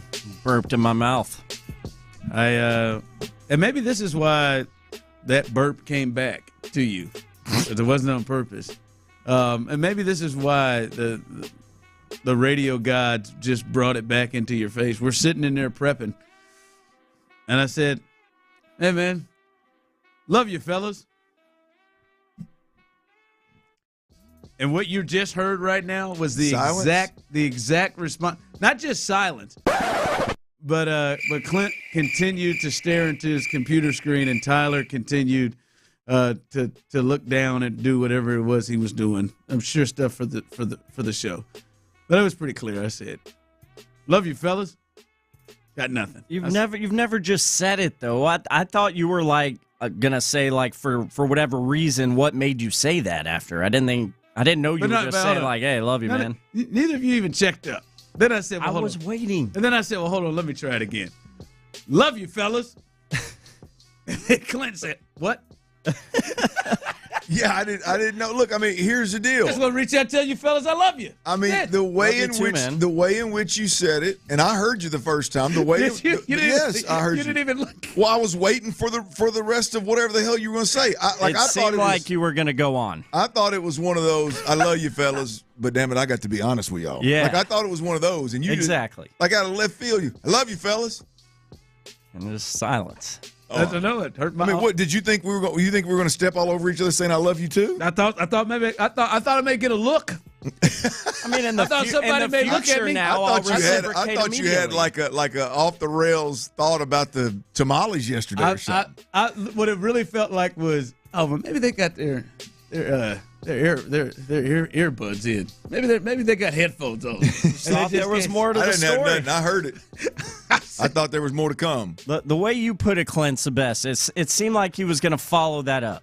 It seemed like I followed love up with something smart ass too. Yeah. I didn't think it was going to be an endearing statement. Like I love y'all fellas, but damn, y'all some jackasses. Love you, boys. Love you too, love bro. Love you, man. Love you, bro. Love you, potato chip. I said, damn. Potato chip. They don't call me potato Love you, chip. bromosexual. I said, man. Bromosexual. I said, Potato damn, chip. man, they ain't say. Love you, bro Sidon. I cleared my throat. I don't know if you heard me that second time. I said, excuse me. Let me try that again. You do talk soft sometimes. Oh, the second time I knew something was off. So I was missing something. Supposed to be an insult. Jeez. No, man, tell me. You've been real cranky lately. I'm soft talking. Oh, man. Shoot, say man, it with your chest, bro. Reach out. I say exactly how I want to say it. Shoot. Love you, bro. Love you, man. Feelings, boy. That damn near got me. It's all love, potato chip. I don't know why you potato chip. Why he keep putting bro and tater chip in it? I don't know. Just want you to feel the love, bro. Potato chip. I'd have felt potato it. Look chip. up. I mean, that was not even a checkup. Oh, I'll reciprocate right away in the future. I needed to do it in sign language. I don't have it, but I do. Thanks. He's doing sign language. If you're on YouTube or Twitch, you can see Tyler banging out "I love you" in sign language. Is it this? Is it like? Is it something? Well, that's the shorthand for "I love you." Yeah. But if you wanted to spell it out, it's right here for you. There it is. It is. Good for you. He's nailed it. Clint is really staring it down. Because I doubt it. I doubt that he's got No, I had to learn sign language at Baytown Christian Academy. It's part of the schooling. Did you go to BCA? I did. That's where I started my schooling. Oh, here we go. Yep. At what point did you go to the public schools? 4th grade. Okay. K through 3, I was over at the old Christian Academy, Yeah, learning sign language. Got in some trouble, then they moved him over. He got in some trouble at some young age. Kicked him out of the Christian Academy. Nah, I was moved a him good on kid. over. All right. That stuff came later. Baytown Christian said, "This guy's a perv, man. Get him out of here. We got to get him out of here, man. This kid's got public school written all over him. Yeah, there ain't no way he's gonna be straight laced. Yeah, he needs 28 people in his class. He's not good with 12. He needs some heavily populated hallways so he can act a fool before he comes to class. Yeah, he need a real recess. All right, Ken Rosenthal, one of the top writers and voices in Major League Baseball. He's on MLB Network. He's on Fox. Writes for The Athletic. He does a lot. He spoke about Framber Valdez. Framber Valdez, who, for the most part, overall had a pretty good season, but below his standards. And then towards the end of the season, especially the second half, and then in the postseason, he seemed to really, really struggle. This was Ken Rosenthal about maybe what the Astros could be thinking with Framber Valdez. It's going to be really interesting to see what they do. They want to add bullpen. And if you look at it, right now might be the ideal time to take Framber Valdez to the market if you're not going to sign him to an extension. 2 years of control left. But at the same time, the Astros want their starting pitching intact, and understandably so. So I don't know where they're going with this, if anywhere. But yes, luxury tax threshold is an issue for them. So potentially Framber Valdez, a guy, hell, we started the season last year. This dude you got to pay. This dude you got to pay. He's going to cost a lot of money. This is a dude you got to pay. And now I think probably the thought on that you got to pay is probably changed. I think there are still some people who think, yeah, I'm about a long-term deal with Framber Valdez. I'll be honest, I'm in that camp. But, Clint, if you were Jim Crane and you know, man, I ain't paying this. Like, I'm not paying what it's going to take to get Framber Valdez. I mean, I think you should be at least trying to do what you possibly can to get the most out of him. I'm not saying I agree with that, Clint. I'd like to see Framber Valdez back because I don't think that's just who he's going to be. But if you I'm not paying this, then I think it's your due diligence to be looking around and get the best deal. Well, a lot has changed since the conversations that we had to start the season. Yeah. A lot. I mean, clearly he didn't have the year that everybody expected him to have. Had a good year, but didn't have the year that everybody expected him to have. Was not anywhere near as dominant, overall as everybody thought he was going to be. Number one. Number two, the rotation changed because they went out and made a deal and brought Verlander back, and so now you've got another ace in the mix if you want to consider it that. And then the most important part of the puzzle here is what you mentioned. To me, if this whole, which I've been fed this since I've been here at Sports Radio 610, And I have no reason. I mean, Jim Crane has done nothing but make a believer out of me. Is he's just not going to give longer term contracts. He has no problem giving a massive deal for 2 or 3 years, but it's not going to be 8, 9, 10 years. It's just what Jim Crane has done since I've been here, and what everybody that's covered the team closely has told me that Jim Crane strongly believes in. And so, if you strongly believe, I don't need to agree or disagree with that. But if that's your strategy, that business strategy. If that's what you're going to do, then hell, I don't think it's one of those. Well, they should consider. I think they should do it. Oh yeah, if you know you're not going to, like, to me, like, they knew they weren't going to. Maybe they didn't know they weren't going to sign Correa, but they probably knew, like, we're not going to get up there to what he's going to. They probably could have got something to add to the farm system. Not probably. They could have got something to add to the farm system, but they were in the middle of, a run, things like that. The question to me is, do you trust what's behind him enough to make the move? That's the thing for you all. Do you think they can still compete trading Framber with the guys they have? Can they still do you trust they can still compete? Lance back there and Garcia and Hunter Brown, growing, and obviously Christian Javier. Are they still able to compete? I would be okay with seeing if they could, because for one reason, because I've seen this organization multiple times make monster moves at the trade deadline and bring in a starter. We've watched them they did with Verlander. Yeah, like I would have confidence. Like if it was Verlander and no Framber, and then the rest of the staff, and we were in trouble at the trade deadline and say, man, you need help. We've seen this organization go out and get really, really good quality depth. I mean, really, really good quality starters, frontline starters at the trade deadline, and pay them good money, big money, assume big contracts. I believe that's the way that's their business strategy, and I believe they're good at it, and they've shown the ability to do it. So I would be willing. I can't answer the question of whether those guys behind Verlander would be enough without Framber, but I trust that if they're not enough, that Crane and company would go out and find the help that they need to keep this World Series window open, to keep this thing humming at a high rate. It's just, for me though, it is hard for me to give up on what he can be, even when he is not, because I do think he could be the best pitcher in baseball. I think he can. I think his Cy Young odds, Tyler, I think are second currently right now in the American League. Framber has been pretty good. And, man, he just, even when he is not at his best, he's still going to get you around 200 innings. And that is hard to find in Major League Baseball right now. And if you take him out of it, that's why it is just hard for me to just pass upon on what he can be. But to me, if you know, like, hey, I know what it's going to take. And it's probably going to take 200. It's probably going to take, 35 to 40 plus a year over 5-6 years. I know I ain't paying that. Like, I know I got priorities that I'm going to try to extend, Altuve, maybe Bregman I want to stay. Maybe I want to sign Kyle Tucker. I'm not paying that. Then you got to go and get the absolute best haul that you can possibly find, and make that decision. Like you said, if that's what your call, if that's how you're going to go about it, then make that decision. All right, what you got coming up at the 4? All right, who's going to start Sunday at quarterback for the Texans versus the Browns? It's not as cut and dry as you think. And who is the favorite to win the NFL Coach of the Year? I saw some odds. Where does D'Amico sit? Where does the Houston Texans head coach sit? And is he a legit candidate to potentially win that? We'll dig into what we know, cuss and discuss next. But before we do that, I got to tell you about Coshada Casino Resort. No matter who's quarterbacking this weekend, if you're at Coshada Casino Resort, they got the Rez Sportsbook. You can bet on them Texans.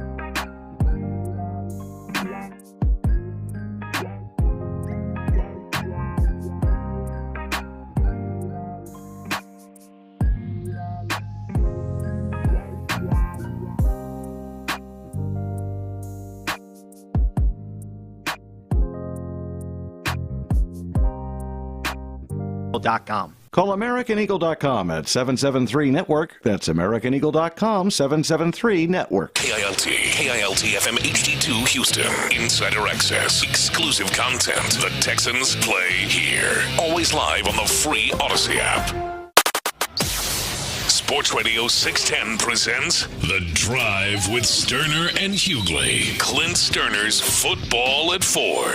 All right, big game coming up this weekend for the Houston Texans versus the Cleveland Browns. Cleveland Browns got Joe Flacco in at quarterback. They're 4 starting quarterback. I believe they've had 4 different quarterbacks win ball games for them this year. But if we're honest, I don't know that Joe Flacco doesn't probably bring a little bit more confidence to what the hell the Cleveland Browns can be than anybody that's played for him this year. Hell, I'll even include Deshaun Watson in that. Deshaun's obviously a better quarterback, but Deshaun's yet to hit his stride in Cleveland and was injured on and off and appeared to be disconnected from the organization. Not real sure what was going on there. P.J. Walker, Dorian Thompson-Robinson, the kid out of UCLA, freshman out of UCLA, a rookie out of UCLA, I'm sorry.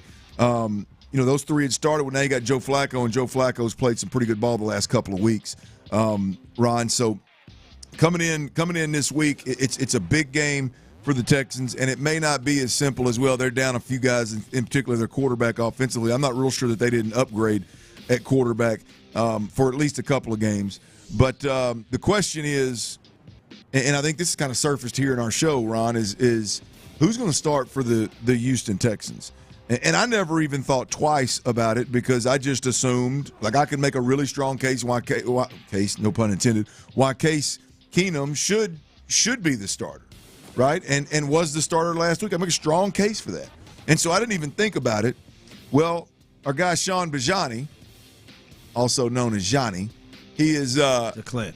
He's at practice today, and apparently Sean Bajani looks out there, and old number 10 Davis Mills is going with the ones, is repping with the ones early in practice. Is that something, or is it not? Kind of just came up in conversation earlier. And, Ron, I don't know about you. I know from a distance that's like, man, what the hell is D'Amico doing? The Texans, they don't even have a backup quarterback. They're rotating their second and third stringers week by week. But if you really look at this thing, you look at what happened last week, the opponent they were playing last week, you look at how Case Keenum played, and then you look at what Davis Mills, the strengths of Davis Mills as you bump them up against Case Keenum. I don't believe it's as crazy as some folks may initially think that there's a chance that Davis Mills could be the starting quarterback this week. Because, see, walking into today, I was 99.9% sure that Case Keenum was going to be the starter. As was I. And very close to jumping up to 100%. Based off, clearly it was like they trust him. Like they trust him more than they trust Davis Mills. But when you see that, then you're like, well, what is this just more gamesmanship from D'Amico or not? But I guess if you really talk it out, and understand, okay, well, what would make a change? What would be a reason for a change?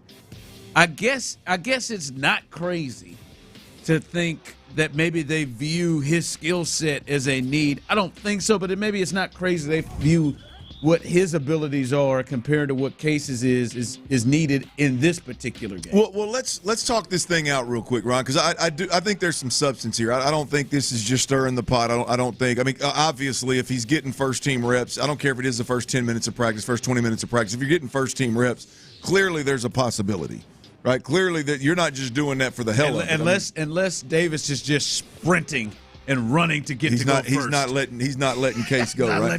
But let's think about this, or let's talk about this, right? Here's DeMeco Ryans spoke to the media today, and he was asked about Case Keenum and what does Case Keenum bring to the table. Here's DeMeco Ryans. The thing that's helped Case the most is experience, right? When you played the position for such a long time, right, you have to have that experience, but there's also that experience gives you confidence. Right? When you've done it multiple times, you've seen multiple defenses and how teams try to attack you, right? Nothing should shock Case. He's seen a little bit of everything, right? He's calm. He does a great job of operating. Pre-snap does a great job of commanding the huddle and making the other guys around him better. All right, division game on the road against the Titans. 5-win football team. I think if you're a head coach, if you're an offensive play caller, you can say everything that DeMeco Ryans just said, and we're going to go to Tennessee and play a 5-win football team, and that's going to help us win the ball game. Right? So I understand where you could think that going into the Tennessee game. In fact, I think it, and I felt it, and I understand the value as well. Now, the game happens, you win the ball game, you go back and you review the film. And you look at the film, and there's several plays that were left on the field, right? Whether you talked about them yesterday. Yeah. There's a touchdown that was missed before one of the field goals that he never threw it. There's a chunk play that was made that was available on the interception that was thrown. And look, you can watch any game film, and not knowing the play call and not knowing the reads and all that, you can watch every game film and say, well, the quarterback, boy. In fact, I hate when people when Odell Beckham Jr.'s dad did it to Baker Mayfield a couple years ago, last year, whenever it was, of look, my kid's wide open the whole time and he's throwing it the other way. Like there's keys and indicators that take you away from the open guy. I'm just saying, if you look at that film, there were opportunities to drive the football down the field. There were opportunities to take clean, immediate shots down the field. And the veteran quarterback that's never going to be surprised, that's not going to be flustered, that's going to have confidence, that's going to have command of his huddle, did not make those throws. A couple of them didn't see. And then on top of that, you look at the quarterback, and there were a couple of ball placement issues in the screen game, which is what is you hope that's not the case with a veteran quarterback. And so now we've seen a one-game sample size. And you go, okay, now you get the Cleveland Browns. That whole, confident in the huddle and nothing's going to surprise him. Ron, I don't know if that approach to the quarterback position this week against a 9-win Cleveland Browns team, I don't know if that's going to be enough to win. Yeah, I mean, when you look at it straight up, he has to flat out play better than he did last week. And he'd tell you that. Yeah, and the Texans need, and I'll even say this, even minus the pick six, even if you say let's take away the pick six, he's got to play better than he did last. Like the throws that you said, if they get opportunities, they have to make those plays. They have to make those plays because they're going to need to make more plays to me in this game. So I think he understands he has to play better. And actually, I do think, this is the first time he's played in a while and had a lot of game action. You absolutely. would think there would be some improvement. But, even not just big things. We think about the turnovers and that spicy throw he got away with Dalton Schultz. But he probably took some sacks that maybe he shouldn't have taken. Even small things like that. Right. And as you talked about yesterday, just ball placement.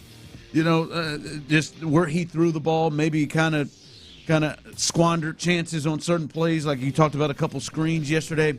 And he's so he's got to play better than that. It's going to take a better game from the quarterback position for them to, I believe, win this game against Cleveland. Yeah, because this defense is significantly better than the Titans. Yeah, look, I think, and we were talking about this a little bit at the break. I just like there's a chance either quarterback you throw out there is going to throw a pick six.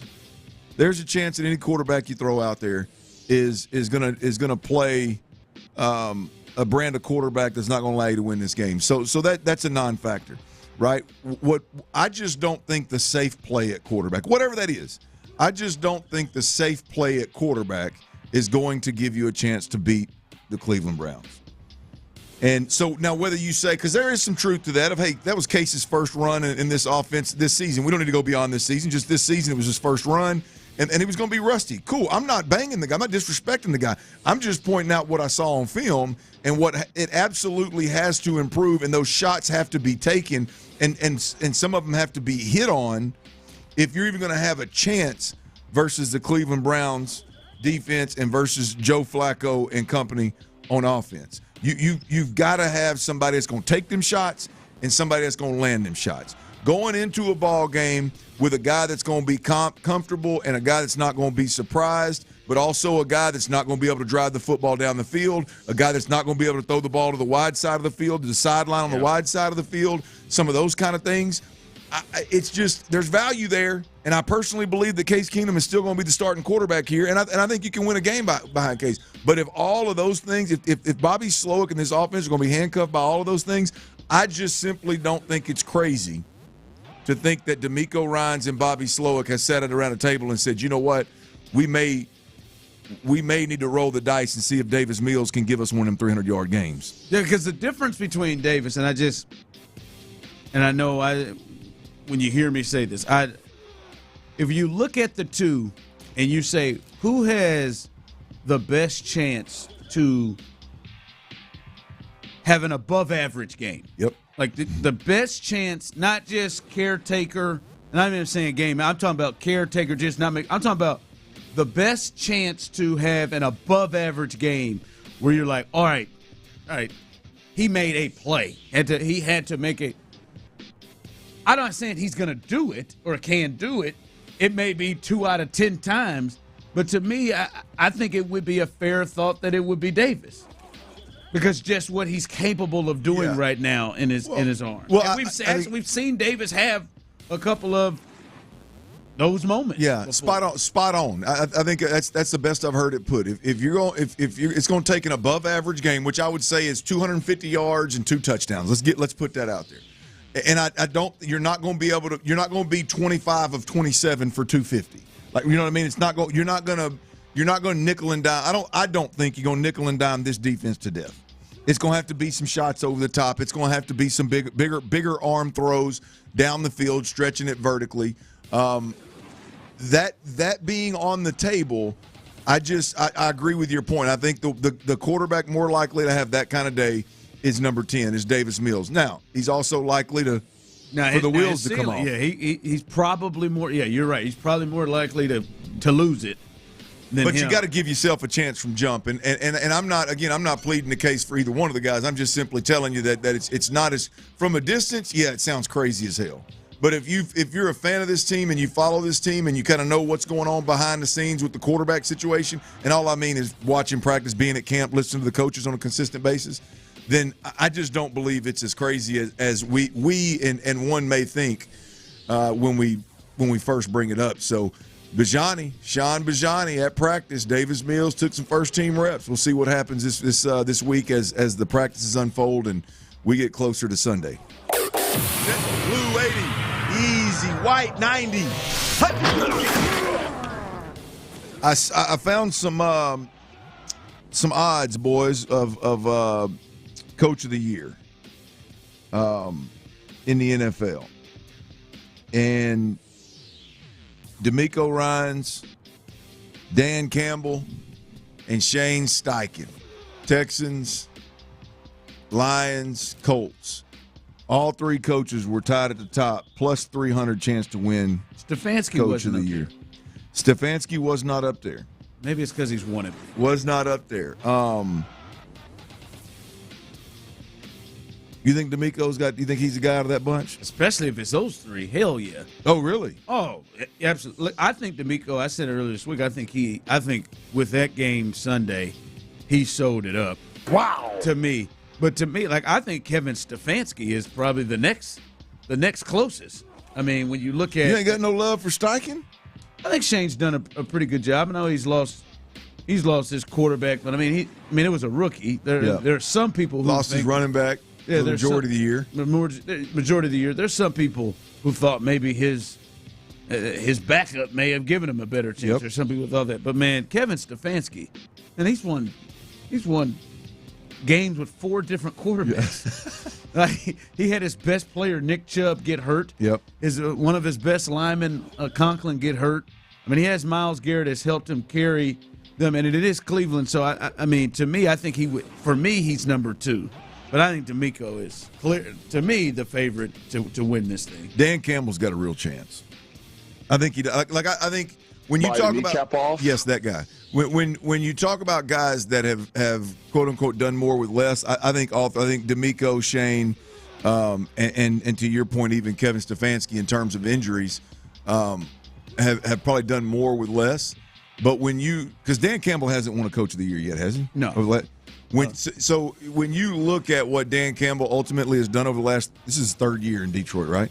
Yeah. Over the last 3 years in Detroit, I think he's due. Take your other kneecap. I think he's due. They're going to win the division. He may be, but I think the tough thing is coming into the season. I think that's what they were. I think they're doing exactly what people expected them to do. Yeah, and Green Bay with no Aaron Rodgers, and Minnesota with a hurt Kirk Cousins, and Chicago is an absolute mess. And so I think people, but. I still I guess my point is with Dan Campbell, I think he's probably going to get more love from previous years, and he's got 3 years of evidence where these guys just have won. So I think I think Dan Campbell's got a real shot. He's got a shot. No, I'm lying. No, I don't think he does. Yeah, we'll see. If D'Amico goes. If they go 0 for the rest of the way, well, yeah, there's football. There's another thing, but I don't know, man. I just when you come out and say, all right, what do we expect the Lions to do? The Lions were a sexy dark horse team to get to the Super Bowl. Yep. By some, but it was damn sure expected that they would win their division, and they're doing it. And they're not and they've had some tough games. Like they lost to the Bears 2 weeks ago. They lost to the Packers at home on Thanksgiving. They've had some weird things. But man, when you compare that job to the quick, fast turnaround that's done here. Yeah. Well, look, I think with Indianapolis and with Shane Steichen and D'Amico Ryans both being in there, I think one of them is going to move him forward, is going to win more games. The other one's going to fall out of the playoffs, and I think that'll help decide it as well. Yeah, maybe we'll see. All right, coming up, I think there is a possibility that this was thought to be a hot take before. I don't think it is now in the NFL. I think it's time for a coach to move on. And I don't think it's a hot take anymore. We'll discuss that coming up.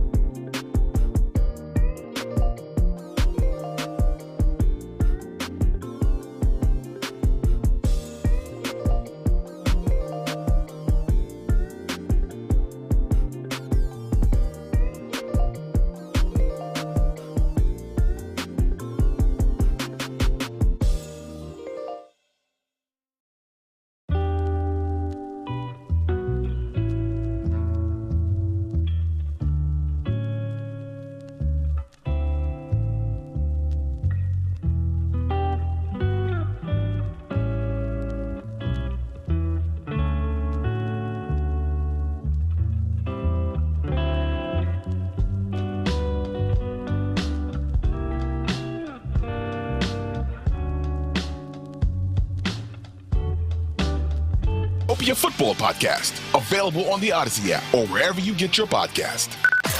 Sports Radio 610 presents The Drive with Stoerner and Hughley. And if you ever saw it, you would even say it close.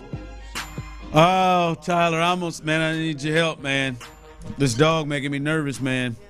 Oh, your new pup? Yeah. Bear? You know you're with him every day, and you can't see how big he's getting? Mm-hmm. I was just telling Clint this. But then he does stuff where like, damn, he wasn't able to do that. Well, I was smoking some turkey burgers, part of my food plan is chicken.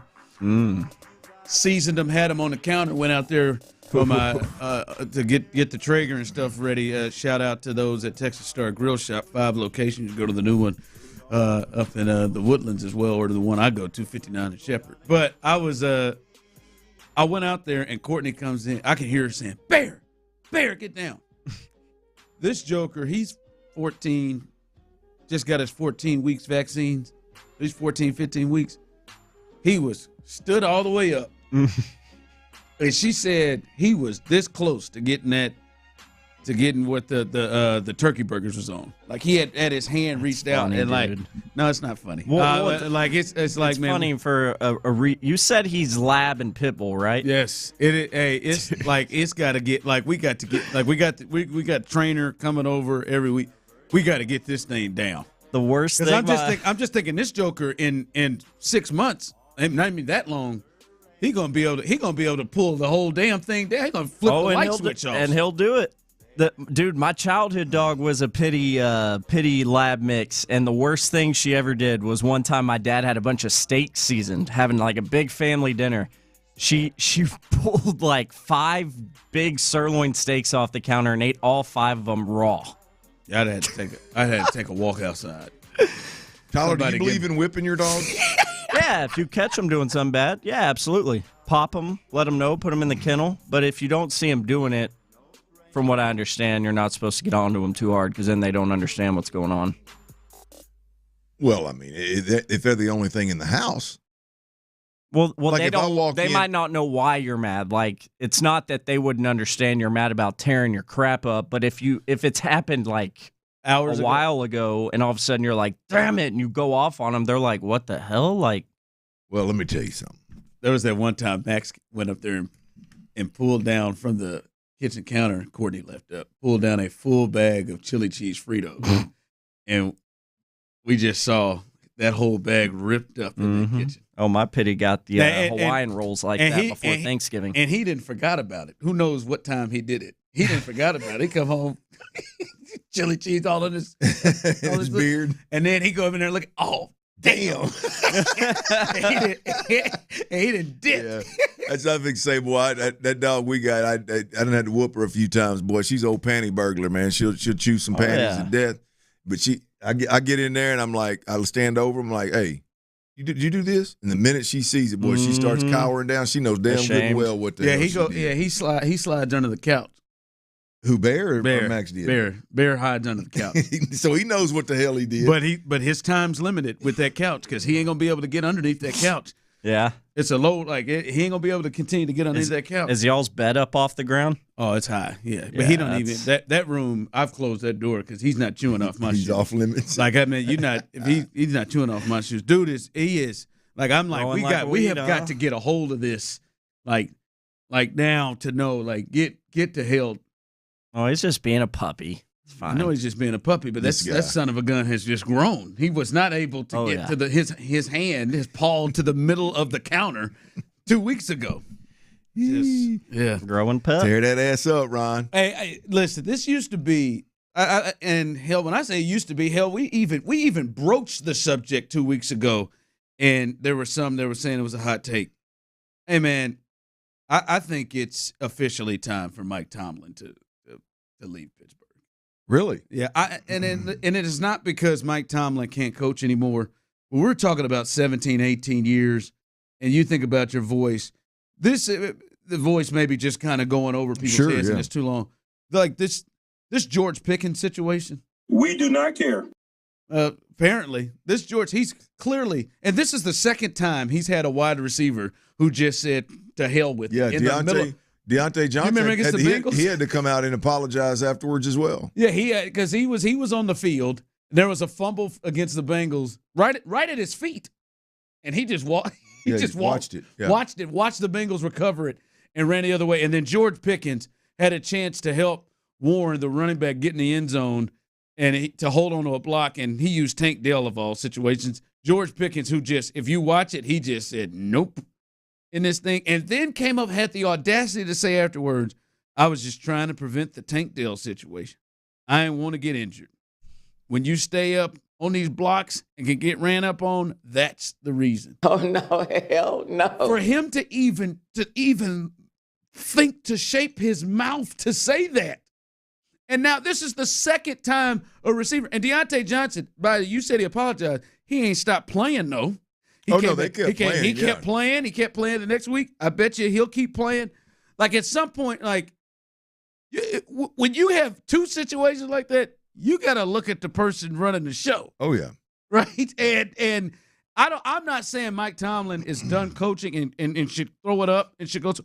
It feels like his time in Pittsburgh is potentially coming in because they're not hearing him right now. Well, it's interesting. The interesting thing is, like, Ryan Clark on ESPN, he spoke up about the culture, and it was after the Deontay Johnson thing, and it was basically the Steeler way is not to allow stuff like that to happen. What Deontay Johnson did, just complete disregard for hustle and teamwork and accountability and being there for your guy and all that kind of stuff.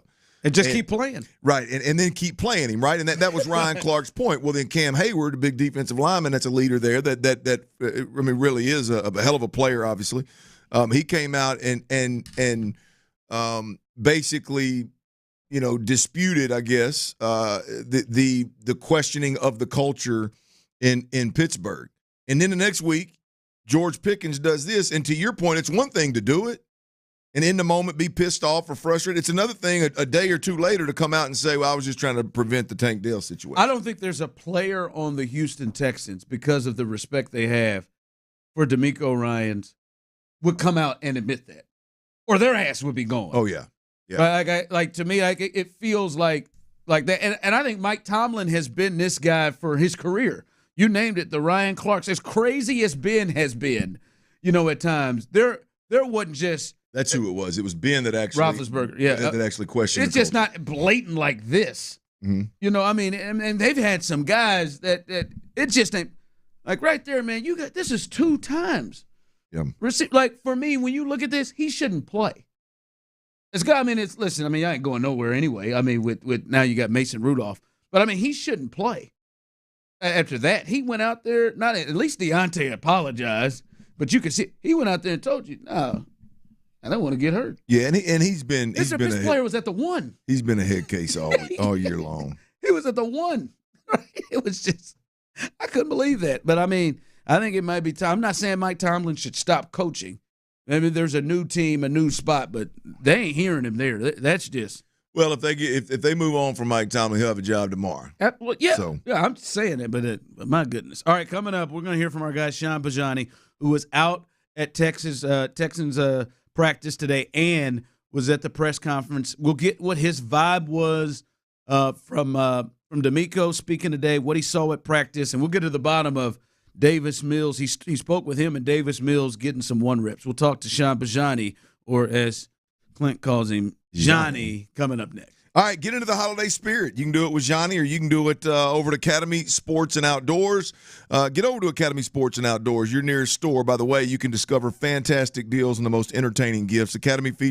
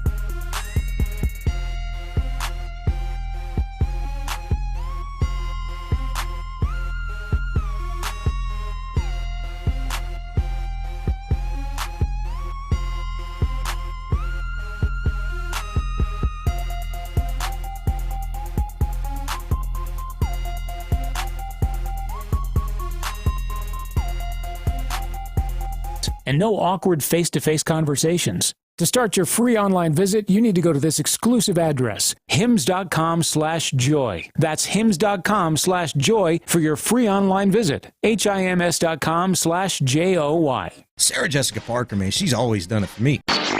Live from the Twin Peaks studios, Sports Radio 610 presents The Drive with Stoerner and Hughley. Welcome back into The Drive. Not one I usually think of. Sarah Jessica Parker, always doing it for me. That's not who I come up with when I think of doing it for me. But, hey, to each his own. It is that time. Texans report. We talked about it yesterday.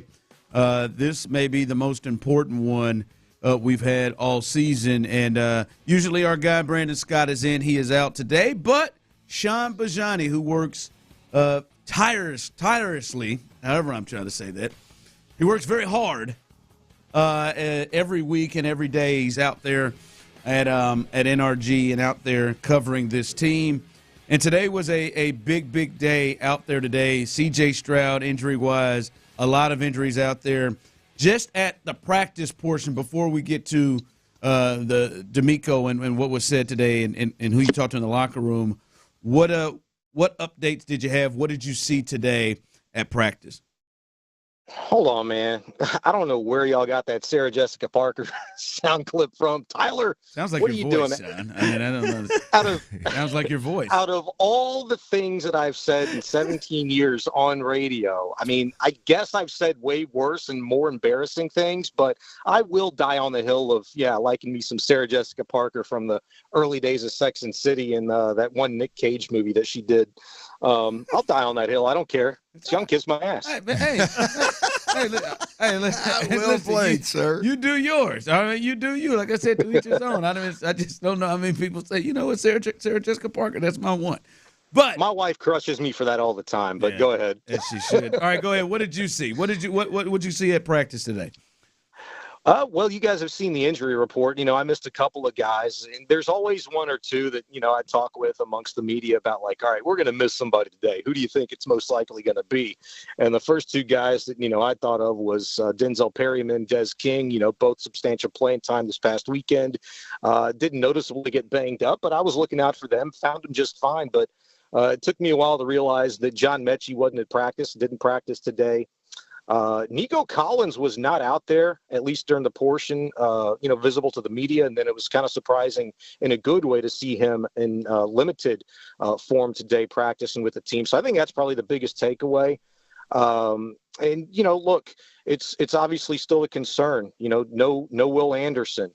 And Noah Brown, maybe he's on this new trend now where they're going to be resting him on Wednesdays, limit him on Thursdays, full participant on Fridays. At least that's kind of what I'm hoping. But, look, I know this gets people talking, but when I just tell you, I just report what I see. When I reported this morning that Davis Mills was taking, first reps and individual and their mesh drill with the running backs, the first team takeoff, which was totally jacked up outside of anybody not named Michael Dieter at center.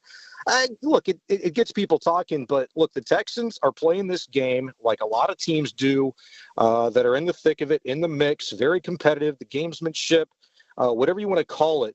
They're not going to give you anything, even though in everybody else's mind, it seems pretty obvious in terms of what they're doing and who's going to play. And similar with the quarterback situation, I think we all know who's going to start, but they're not going to tell you. They're going to try to keep every little bit, as close to the vest as possible. Look, I love it, Sean. I haven't been in the locker room. I've just never experienced an organization, and I'm not saying it is or isn't happening, but I've never experienced an organization like manipulate the media for the first 20 minutes by asking a player to take first team reps. I hate to hear people minimize mesh drills with the running backs and individual drills with the wide receivers and the first team takeoff. No, typically every huddle I've ever been in, every organization I've ever been in, every program I've ever been in, whoever was starting football, the game that week, they were first in team takeoff. So, and I'm not saying that's happening now. I refuse to minimize it. Damn it! If that's what you see, then one of two things is happening: either he's starting and that they're considering it, or They literally are manipulating the media on purpose, which I've just never seen happen. So I appreciate the damn report, brother.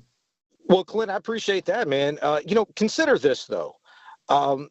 I've noticed this a little bit more recently, I'd say within the last month. And that's not to say that it hadn't been happening all season long, but I typically get to practice anywhere from 20 to 30 minutes early, sit in the car, just kind of pour over some news that, I might have missed, things like that. I'm going to tell you something, on our schedule, when it says the Texans are practicing at 12:20, they're out there before that. Okay. So they're practicing earlier, which all that to say this, they're probably getting the necessary reps before the 20 minutes, or 15 or 25 minutes, whatever they allow us to look at on a given day. They're getting the necessary reps, I believe. And so generally when we're there, look, there's individual drills, there's mesh drills, and typically the mesh with the quarterbacks is broken up into quarterback, running back, and then you might insert, some wide receiver tight end looks, which is very rare in what they open to the media. Certainly it's been the case as the season's gone along. So I'm not minimizing it. I don't think you should minimize it, but I think the Texans, the way that they have operated as a well-oiled machine, very organized, very put together in terms of their daily, protocols and how DeMeco's handled this team, I think they can afford to, put a little 10-minute, 15-minute window dressing in. Yeah, Sean Bajani with us as he's giving us our Texans report. Moving into the press room and locker room, I think the big thing is with CJ.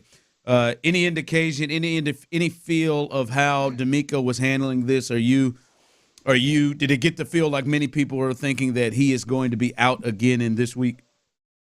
I know there's reports. I think there was one last night by DJ Bieniemy, who cited, sources that it was likely that Stroud was going to miss on Sunday. There's that. That's what we all know. Now, in terms of what DeMeco said today, I had to give massive props to Cody Stutes, who asked a really great question.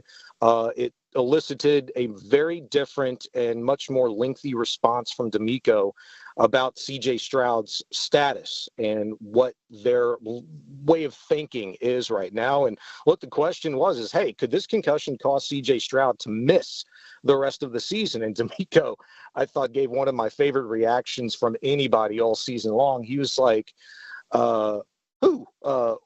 Miss? Don't be talking about that already, Don't scare me. And I just he technically said no, that it wouldn't cause him to miss the rest of the season, which I think is obviously the best response that you could have hoped for in regards to Stroud's status. However, I have noticed over the course of the last week, talking to players, listening to coaches, they don't want to talk about this concussion protocol. And it makes me think a couple of things, but one, maybe more above all else, is that they don't want to be caught with their pants down around their ankles and say something that might get them in trouble, or say something that might, spur a report or a rumor. And so they have stuck to their guns and are basically reading a verbatim type PC response anytime they're asked about concussion protocol, how it goes, what phase he's in, how CJ's feeling.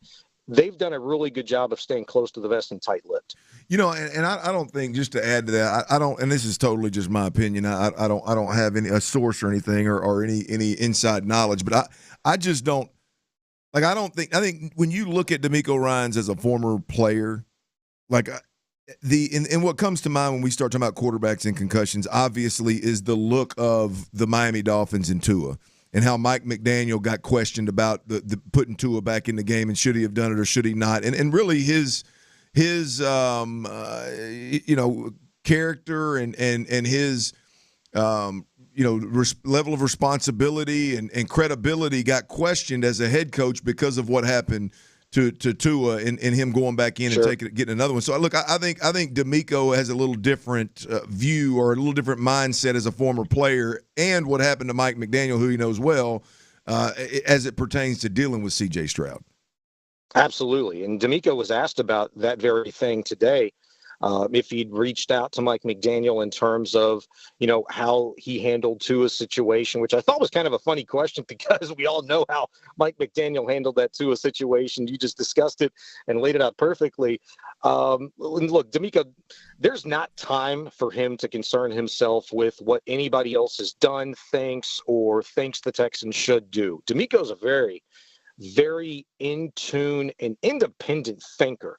But he can afford to be just that because, look, he's been around the block a time or two. He's got that player experience, as you mentioned, but he learned from, some of the best coaches, 6 years' time in San Francisco.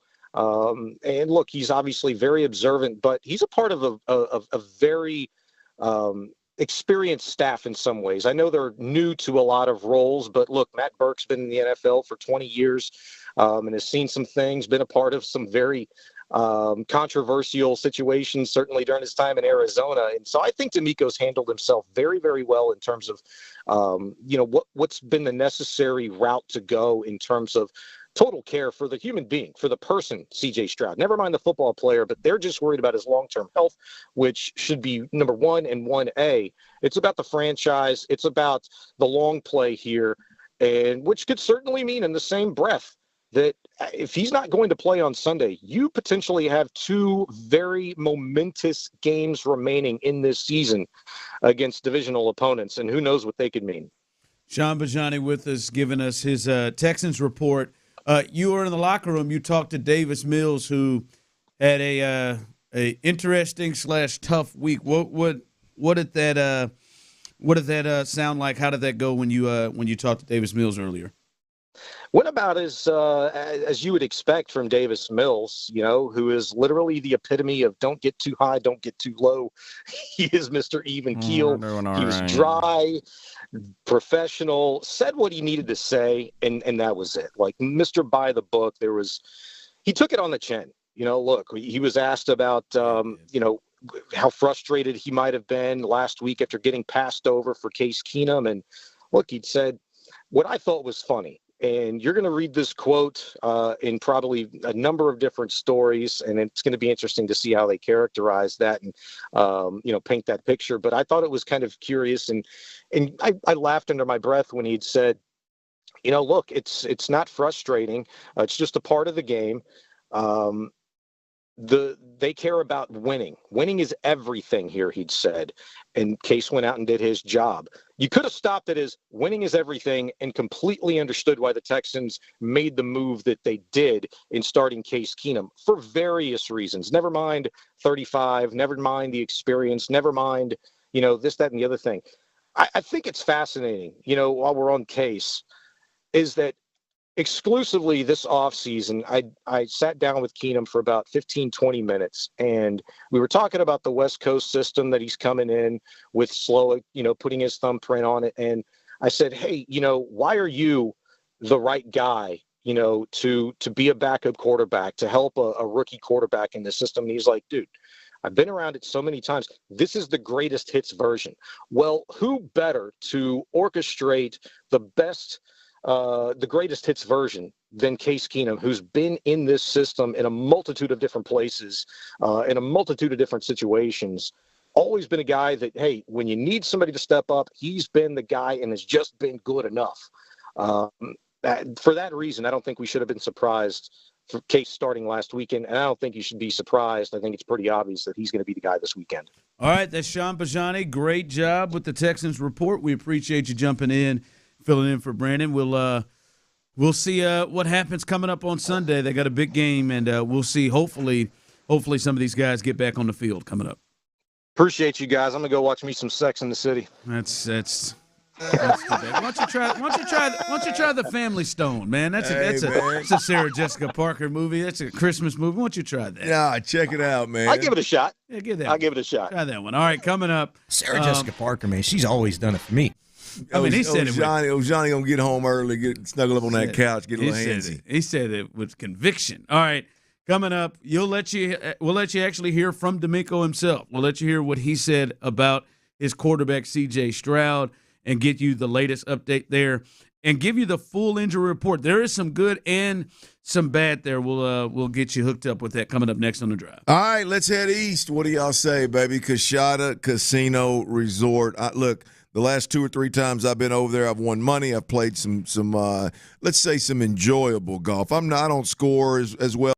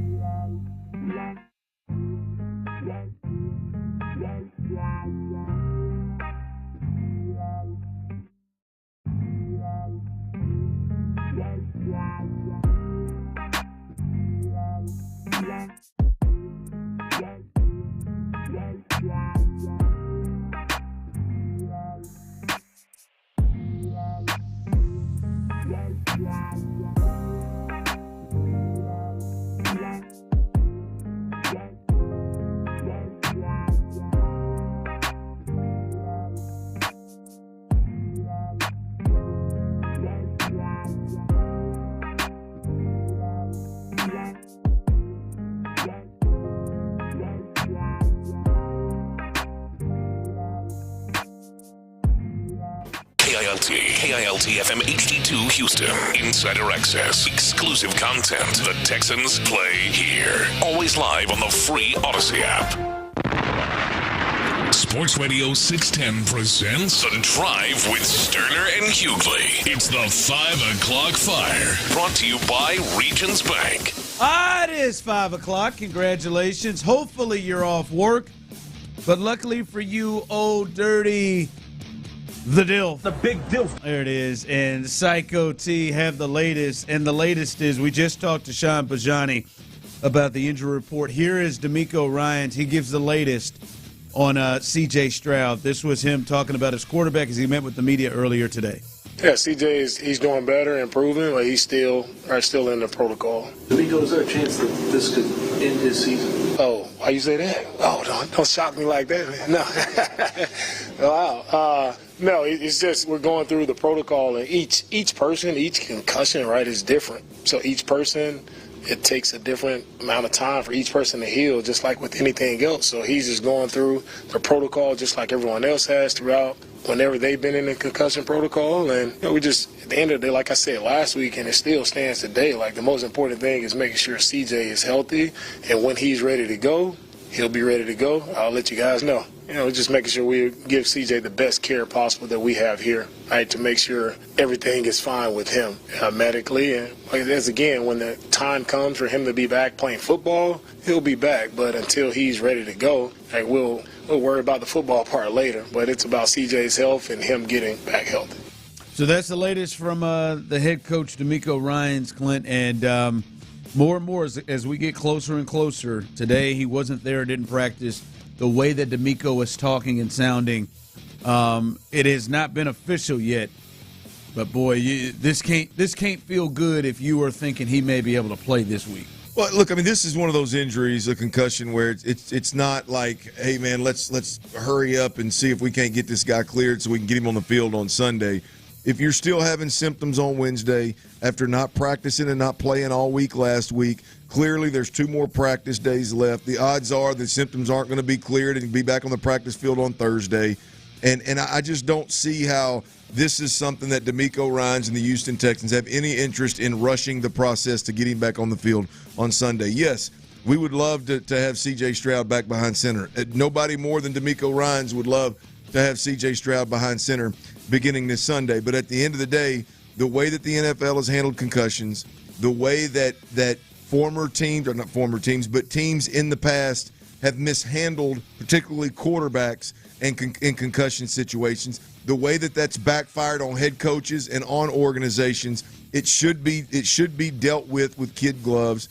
And it appears that that's the way D'Amico Ryans is going to handle this thing, or it appears that it was significantly worse than what I first thought, I'll be honest. But either way it goes, I just don't think this is, the more I think about it, the more we talk about it, I just don't think that a quarterback concussion is one that if he can't go Wednesday and or Thursday, you're just chomping at the bit to get this guy cleared so you can push him back out there on the field on Sunday. Clearly, you want him to be a week removed from the issues, from the symptoms, from the problems, and able to practice day in, day out before you put him back on the field and risk further injury on Sunday. Yeah, I think my concern level has jumped to a point where until we see him actually on the practice field in any kind of capacity, whether that's limited, whether that is standing, whether that's anything,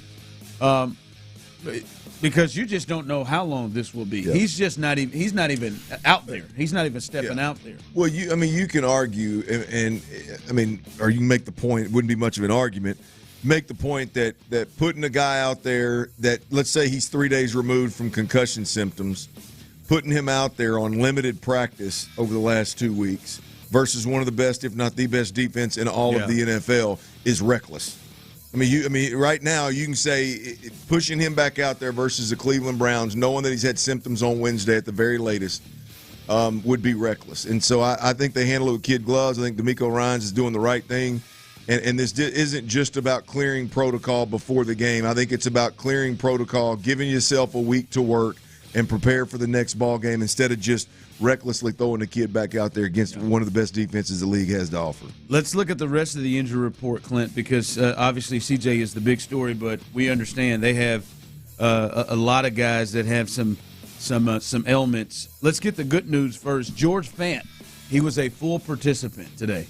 He did not play last week, so the note that he wasn't even limited, a full participant on Wednesday after not playing on Sunday, I think you can that makes me feel a lot more comfortable, the thought of him in there as opposed to Charlie Heck. So it looks like he'll probably be back. Steven Nelson was a full participant with the hand issue. Noah Brown limited, Malik Collins limited, Denzel Perryman limited. Robert Woods, his rest day he gets weekly. And I think this is maybe one of the big ones, as Sean spoke about a little bit ago. We talked about the importance of Nico Collins. He is limited in practice with that calf situation.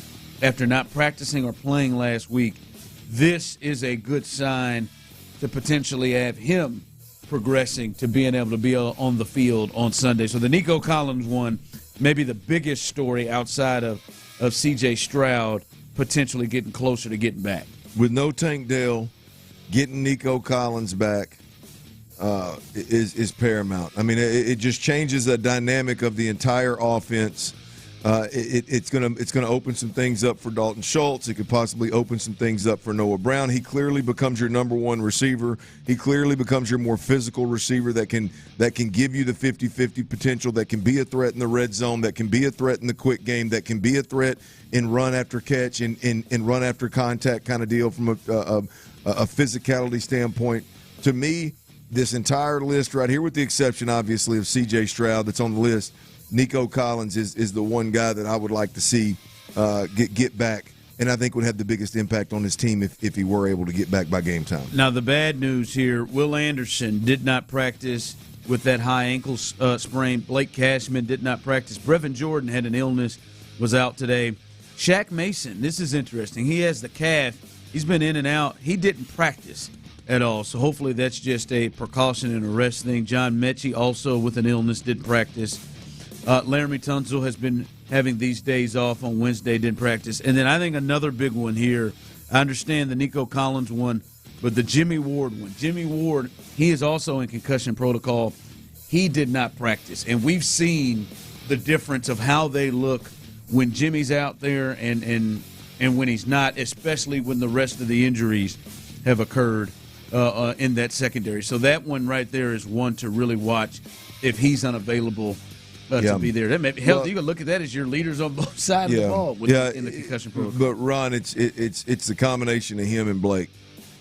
Cashman. You know, I mean, because you're talking about your interior linebacker that is best suited to cover. Maybe with the exception of Christian Harris. I still think that Blake Cashman's proven to be a twitchier, faster, speed linebacker than anybody. But Christian Harris, I don't want to minimize his ability to cover. But nonetheless, you're missing Blake Cashman, your interior linebacker that's more suited to cover tight ends and more suited to cover man when need be, and you're missing your safety that can come down out of the box and play man in some kind of dime situation. You do have Des King, obviously, that can do those things, but you would like to have Jimmy Ward and you'd like to have Blake Cashman to be able to throw different looks at David Njoku, one of the hottest tight ends in the game right now. So they're shorthanded there. And obviously, D'Amico's going to have to come up with a plan to overcome that. Yeah. So that is the latest there. As some good and some bad news with the injury report. Will Anderson out. C.J. Stroud still in concussion protocol. Jimmy Ward joins him as well. But Nico Collins did practice today in a limited fashion. George Fant was a full participant.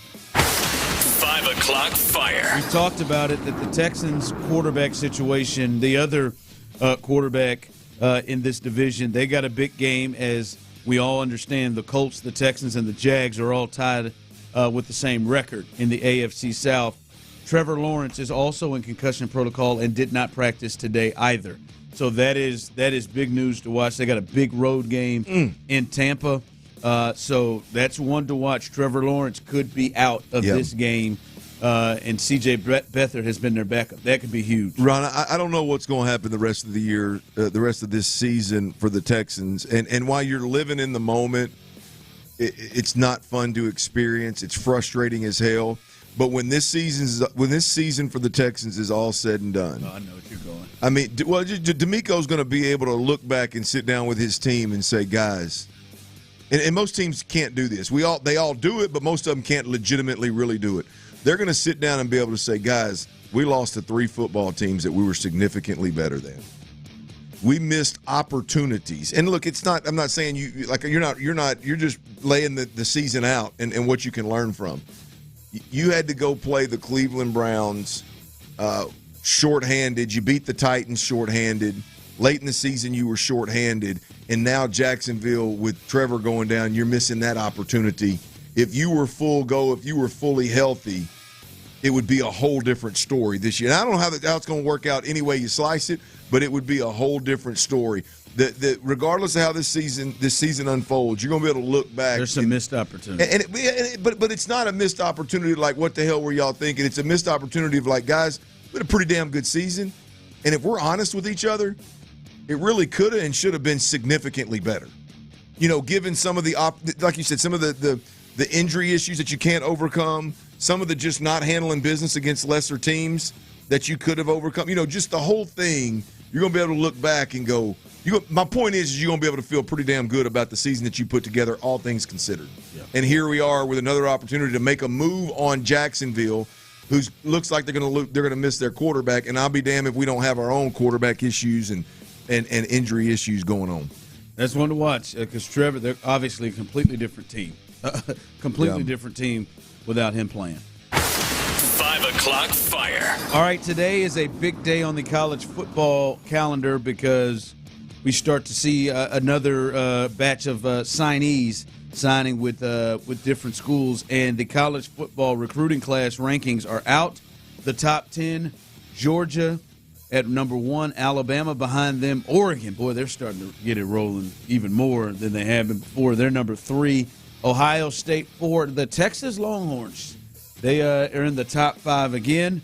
They're number 5. Florida State, after their big season, they moved to 6. Oklahoma going into the SEC along with Texas. They're at 7. Auburn, as Hugh Freeze gets it going there at 8. Miami at 9. Penn State at 10. And then some of the ones we care about, A&M, they are ranked 21st. Arkansas 29th. And my Jayhawks, 42, baby. Take that, baby. Highest in a long time, Jayhawks baby. Going down. Thanks, Linda. I can't believe Arkansas is top 30. How about that? I can't believe Arkansas is top 30. Yeah. Damn. At A&M, we're used to them being in that top 10, top 5. Well, it didn't work that way. Let's try this one. Okay, that's how you had to say it, right? That's a fairest, most true. Great look. Great outlook, that's man. That's a great outlook. Yeah, man. Listen, this don't pander to me, suckers. I mean, I'm just going with what you're saying, but this. Like we're being honest, this could not have worked out any better for the University of Texas. Heading into the SEC, where they are right now, and now A&M in transition with a new coach. And now this is, right? A&M has used to been in the top 5, hell 1, and they are in a different place. Which this is a big year for Texas. We talked about it coming in, going to the SEC, and them in that top 5, as you see, as they're starting to try to get themselves back as the clear top team in this state. I'm not trying. He's trying. I'm really not. I'm just being honest. I'm not even looking at him to say it. I'm really not. He's trying. You're not wrong, Tyler. I'm not trying. I'm really not trying to. Tyler, you gonna back down like that? I'm not backing down. He's not wrong. It pisses me off, but he's not wrong. Like, it's just. I was nice. I said they're in transition. I could have really cleared that up. I don't mean to pile on, but the interesting thing about A&M right now, it's all serious. That recruiting class that was the highest ranked ever. They've had 11 kids out of that recruiting class transfer out. That seems necessary. It's wild. But that's to me again. I'm not piling on, Tyler. But no, I get it. The culture that was there with Jimbo Fisher, clearly was awful. Ass. And Elko comes in there, a guy that was there 2 years ago, and guys are running for the heels. And look, to each their own, man. I'm not accusing any single individual player of any wrongdoing, but boy, clearly that damn culture was something else. Yeah, and look, the one thing is you do have to look at it kind of differently because I know these are the top 10 now, but a lot of these kids that are in these top 10 teams, they're gonna be going somewhere else soon. Like the transfer portal has really even changed college recruiting. Notre Dame's not even recruiting quarterbacks anymore. I don't even think they're. I mean, they've just gone to the portal. They're just recruiting the past 3 the quarterbacks years. in Just the waiting portal. for you. Just waiting for these guys that ain't going to start. Is what it seems like they're doing. All right, this is a big game Sunday for the Texans, and there are a couple of groups that have major pressure on them. I want to limit it to 2. Who do you think right now, as you go into it, chew on this during the break, who do you think has the most pressure on them in this game for the Texans? The Texans defense or the quarterbacks, which it looks like it's Case Keenum? Who has more pressure going into this game on Sunday? We'll discuss that next.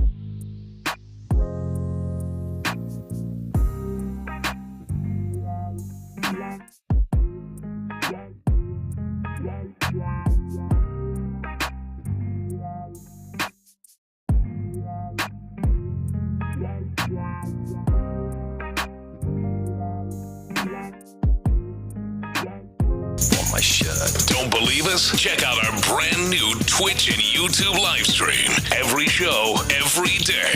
See your favorite 610 hosts like never before on YouTube and Twitch.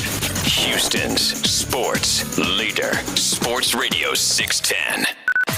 Sports Radio 610 presents The Drive with Stoerner and Hughley. All right, welcome back. You're getting into this Christmas spirit, aren't you? Yeah, man, I thought it was time. We're almost there. It's a great time of the year. It really is. It really is. I got a couple of Christmas movies in me tonight. Mm-hmm. I'll do it. Watched 4 Christmases last night. That's a good one. I have not pulled that one out this season. Never heard of it. I'd never seen it, actually, which is weird because I love Vince Vaughn. You hadn't seen that? I hadn't seen it, but I heard in the Loop actually talking about it yesterday, and they were acting like it was the worst movie in the world. I enjoyed it. It's not bad. 4 Christmases. What is that about? It's a rom-com. It's Here we go. It's him. It's Vince Vaughn and who is that? Rachel McAdams? Legally Blonde girl. Oh yeah. Reese Witherspoon. I don't know why I couldn't pull her name. Yeah, Reese Witherspoon. They're in a relationship and not married though. Not married, in a relationship, and they generally go like to some nice vacation during Christmas, like Acapulco, like a beach, or Costa Rica or something. But weather stopped it this time, so they were forced to go to their families, and it's 4 of them. Like their parents are divorced, so they went to each 4 of their. And the cast of that movie is just bonkers. Like there's so many people in that movie. Yeah, Vince Vaughn's brothers love to kick his ass, like physically. UFC guys, like UFC, physically kicking his ass. And Vince Vaughn's such a big ass dude, but they just kick his ass. Yeah, he is. I think is Cole his brother? What is the one we made you watch? We made you watch The Breakup. Did you? Weren't you forced to? Was that his brother in it? No. The Rip off of Yellowstone was the brother. I was going to say if Rip was Rip wasn't, but his brother was the guy at the bar who generally directs the movies. John Favreau. Yeah, the guy at the bar that was like, "Oh, sure, man, whatever." Yeah, Favreau's hilarious. Go over there. Remember him? He's like, "Let me go over there and we'll find here. I'll take care of you. Don't worry." Right. I'll take care Oh of you. yeah. He's his brother. I mean, Robert Duvall's in it. Is his dad? He whoops his ass. He can't even take. It's pretty good. It is. I enjoyed it. It ain't bad. I'm going to probably go with one of the classics tonight. Like what? What's your favorite classic? Well, my favorite, but I only watch it on Christmas Eve into Christmas Day. Oh, I know Christmas Story. That's the only one. I hate Elf. Yeah, that blows me away. Hate it. That is shocking to me. won't watch it. Our taste is pretty similar, and I think Elf, like a lot of people, is hilarious. First off, hold and pause. We have some similarities. Why are you in being our an taste. ass? Well, it's not. I mean, our taste isn't. I mean, we have some similarities. There's some things that we both like. Excuse me. I'm sorry. I didn't mean to connect us too much there, let's buddy. Calm down. There's some connection. I just want you to calm down. Like, right. Our Why don't taste, you just not burp in my face anymore? How about that? Our tastes aren't the same, right? I mean, just not the whole. I smelt whatever you tasted earlier. All right, my favorite movie of all time. You just seen. So let's calm down on that. But I don't know. I'm feeling maybe a Home Alone, Lost in New York tonight. Maybe that one. Maybe the second one more. Feeling that. I don't know, man. I don't know, man. Night's young. We'll see. I ain't got any of them, boys. It's a Wonderful Life is one of my favorites. See, I don't go that classic. Now, that's a great movie, man. What about the one where old boy says, he yells, "Crapper's full"? Oh yeah, I've watched I've watched Christmas Vacation. I've probably watched it 6 times in the last parts of it. Yeah, that's top 3. I think that's about the only one I got for you. I don't have anything from Elf. Yeah, you can. Elf's funny. I don't have. I didn't even have the last one y'all mentioned. I don't. Well, if you had to watch one Christmas movie, what would it be? Christmas Story. What about you, T? Ralphie? I gotta just pick one. Just one, man. Give me one. The Santa Claus. That's a good one. That's a good one. The Santa Claus. The Tim first Allen. one. Mm-hmm. I like the second one is my favorite. 2 is my favorite. That's interesting too. I don't like 3. I like 2. I don't like 3, but 1 is the best. I don't like 3. Very rarely am I insecure and uncomfortable when y'all start talking movies like that specific. I am. Just fold your hands. I'm just being honest with you. Save the neck for me, Clark. Please don't ask me, man, because I don't have a clue. Save the neck for me, Clark. That fool said. Oh, Clark. That fool said. Hey, kids, guess what? I heard a rumor that they on the news they said they heard Santa's sleigh bells. That fool said, "You serious, Clark?" No, Eddie. Yes, Eddie. Yes. My favorite part of that whole movie, I will move on, is when they're in that store and he starts packing up all that Old Roy. All of that, he throws in like 8 bags of Old Roy, all that big ass dog food in that damn basket. I said, "Hey, how many bags of that big ass dog food you need?" That is my favorite part. All right, let's hit this. Who's got more pressure? All right, it looks like C.J. Stroud will not play in this game. Maybe there is some hope that Nico Collins could play in this game. Might not have Jimmy Ward in this game. But if you look at it, last week, the Texans' defense really, really balled out and were the number one reason this team won the game. And the Texans' offense did enough. And I think you could say that about Case Keenum. Did just enough. Had a couple of moments there, but did just enough to help them win. Those are the 2 things that I think probably the number one things we're looking at going into this game. What is the quarterback going to do, which you do all the time, and it looks like it'll be Case Keenum, and then this defense against that Browns offense. Who has the most pressure, do you think, in this game? I think it's the defense for me, Ryan. I'll be honest with you, I don't expect a whole hell of a lot out of the quarterback. It's one of those where I've come to expect this defense in big moments to play really, really well. This team is down their quarterback. This team is down their starting running back. Offensively, although their replacements have been pretty damn good, they are missing a couple of guys. And look, you got a defensive-minded head coach in DeMeco Ryans, who had a hell of a week last week and gave the team a chance to win the ball game. And I think right now this week, with playoffs on the line, with the division on the line, with the wild card spot on the line, with these last 3 games meaning everything. These are the biggest games of the season, obviously. The one thing that we know, given the injury situation with the Texans right now, the one thing we feel like we can hang our hat on is a really, really, really good defensive performance. And so I think just from an expectations perspective, the pressure's on the defense because they're expected to hold the score down and give this banged up offense a chance to win it. Yeah, and I think the other part to that is, like, they're not facing Buffalo. They're not facing Dallas. They're not facing the Niners. They're facing a team, as you said, they got to hold them down. They're facing a team that I think they're capable of doing this to. Right? I don't think that, like, the Browns have struggled throughout, obviously, their quarterback situation, But obviously Nick Chubb is gone too, so their running game is not – I expect the Texans to absolutely shut down their run game because most teams have been able to shut down the run game of the Browns. And they should be able to heat up and pressure Joe Flacco. So I think that's a big part of it is they should be capable to be able to hold this thing down for the Texans defense. All right, I'll tell you mine on the other side because I don't think it is the defense. I think it is Case Keenum. I think it's the quarterback who has more pressure. We'll talk about that, and we'll talk about Case Keenum at all. Like, he's going to be the guy Sunday. What does that need to look like for him to succeed? We'll discuss that coming up next. But before we do that, the beautiful people who have enjoyed this football season quite like I have, but probably even more than I have as Texans fans have, we want to salute you. We want to give back to you, the generous hosts that make game day royal. To all of those fans who are going to do this, maybe you do this on Sunday with the Browns coming. You don't go to the game, but you say, hey, guys, we're not going to the game, but you come over here, man. I got the big screen. I got the spread. I got the dips. I've got guacamole. I've got queso. I've got everything you need. We want to raise a glass to you hosts who make it personal, who say, come over to my place. We want to raise a glass to you who love to kick things off with Crown, because Crown Royal believes if you live generously, life will treat you royally. Visit crownroyal.com to find out how Crown is living generously all season long. And remember, please drink responsibly. Join the Drive with Stoerner and Hughley, live from Bombshells in Stafford on a Tachys Fiber Internet Football Friday. This Friday from 2 to 6, we'll be getting you ready for a Christmas Eve battle with the Browns. Stop by, hang out with the guys, and enter for your chance to win the ultimate tailgate prize pack. It's a Tachys Fiber Internet Football Friday, presented by Academy Sports and Outdoors.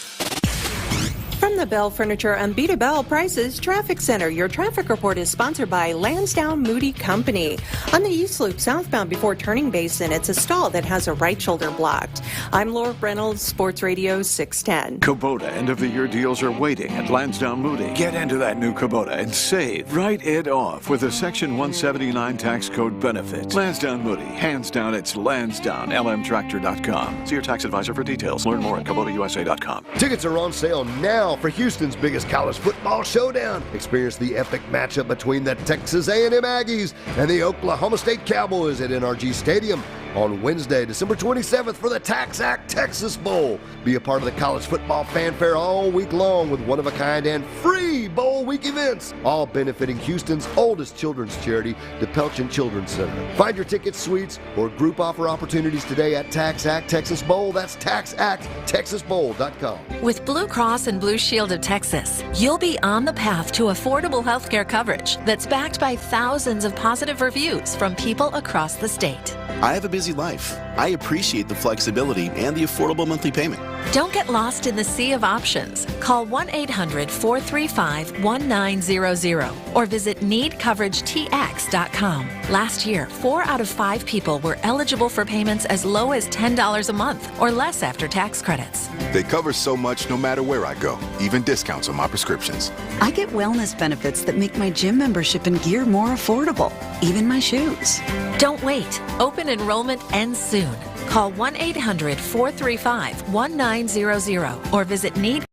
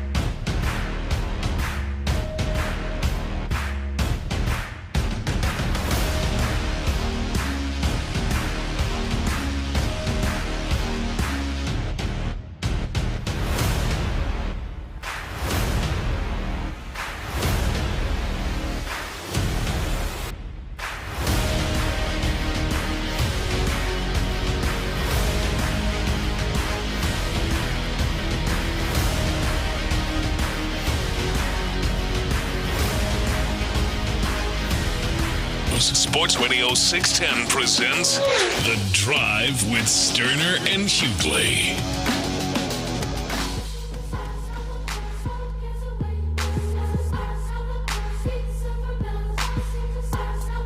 All right, welcome back into The Drive. We were talking about who has the most pressure. Who has the most pressure Sunday? And Clint, I think, made up a good point, the defense, because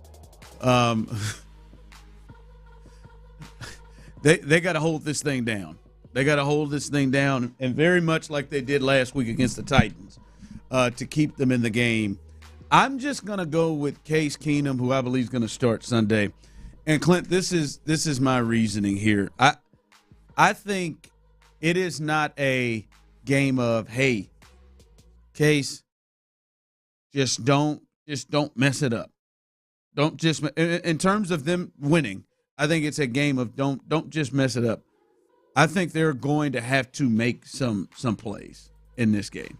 And they're going to, like, to me, if they get themselves down 13-0 like they did last week, I think it's going to be much, much, much, much more difficult for them to get themselves back into the game and come back like that. They're down 10 at the half like that. I mean, I'm not even saying this is a fear of Joe Flacco. Like, I think we'll get into that more this week. I'm not saying there should be a fear of Joe Flacco, because I think this defense for the Texans can perform pretty well. But if it's somewhere they're down 2 scores, then it causes them to have to make plays and the quarterback to make plays.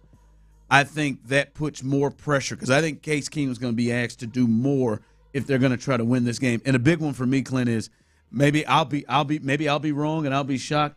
I don't think that they're going to have the success running the football that they did last week against the Titans. And I think that helped ease the ability for them not to have to lean on Case as much as they may have to this week. So with the run game, I think, being more the way it has been this year for the Texans routinely, I think it's going to be a big onus on Case Keenum to have to make plays in this game much more than he is, let alone not make the mistakes that he made. Yeah, look, I think there's clearly going to be a ton of pressure on both the defense and the quarterback, whoever that may be, at the end of the day, in order to win this ball. Football pressure. Look, I mean, if this is a game that the Texans ultimately, I think, given that they got 2 division games following that I think they could possibly escape losing this game and then winning the last 2. But at the same time, it's a huge game. As we talk about the Texans beating the Cleveland Browns, there is big time. There's additional pressure on the defense and on the quarterback, and I don't think there's any way around that. There is additional pressure, but man, the expectations and the bar that has been set for that defense, like you said, like it's the expectation at the quarterback position is more or less not to lose the game. Now you may need them to try to win the game, which I don't know if that's possible or not, but it's more so don't lose the game. Whereas the defensive bar has been set extremely high at this point in time, regardless of who the opponent is, regardless of whether you have a quarterback or not. Like, this defense is just simply expected to play lights out. Yeah. No, I mean, yeah, there's pressure in both ways. But last week, you could have told yourself, all right, man, just don't, which he ended up kind of doing at times, but don't beat yourself. This one, I think they're gonna have to make some more plays. Someone text in this to you, Clint. If Case Keenum plays exactly the way he played last week, do you think they can still win this game? No chance. Won't even be a close game. No chance. No chance. This person said, I think they'll lose by 10 points. No, yeah, I agree. I agree wholeheartedly. I'm telling you. And look, I'm not banging Case Keenum. I'm just simply watching the film and tell you what I see. And there were throws. There were several plays that were left on the field. Now, whether that was because he didn't see it or because he didn't feel like he could fit it in, or whatever. I don't know what the reason is. There's several reasons. The read could have took him elsewhere. Maybe he didn't feel like he could. There's several reasons. But as you watch the All-22, there were opportunities to score touchdowns, not field goals. There were opportunities to go get positive plays instead of negative plays. There were opportunities to throw and get a chunk catch, 18 to 20-yard throw versus throwing an interception on one of those short check-down type plays. And if the quarterback for the Texans, whoever it is, if they don't take that risk and hit some of those deeper shots, and I'm not even talking about deep shots. I'm talking about shots that Case Keenum has plenty of arm to get there. If they don't capitalize on moments when great plays are dialed up and receivers are running wide open, if they don't do those things, they're not going to beat the Cleveland Browns. Case Keenum did not do that in his first start against the Tennessee Titans. Luckily, the defense held the team to 10 points, offensive team to 10 points in the Titans, and the Texans put a drive together late to tie that thing up, and another drive. Really, it was one big play from Case Keenum to Devin Singletary on a 41-yard catch, I think it was, catch and run.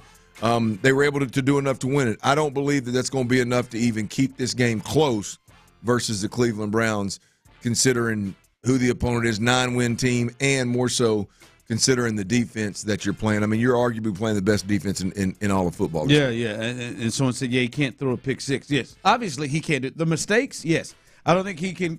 He can try the Dalton Schultz throw. You can't live that life, as you'll say. Yeah, you can't make a living that way as a quarterback, throwing the ball across your middle like that. That throw, yeah, that ain't gonna win the game. Yeah, that's not gonna. Yeah, that you're probably not gonna complete that more. But for me, it's not even just the outward mistakes like the pick six or something like that. It's just the small things like this team, to me, has to stay on schedule.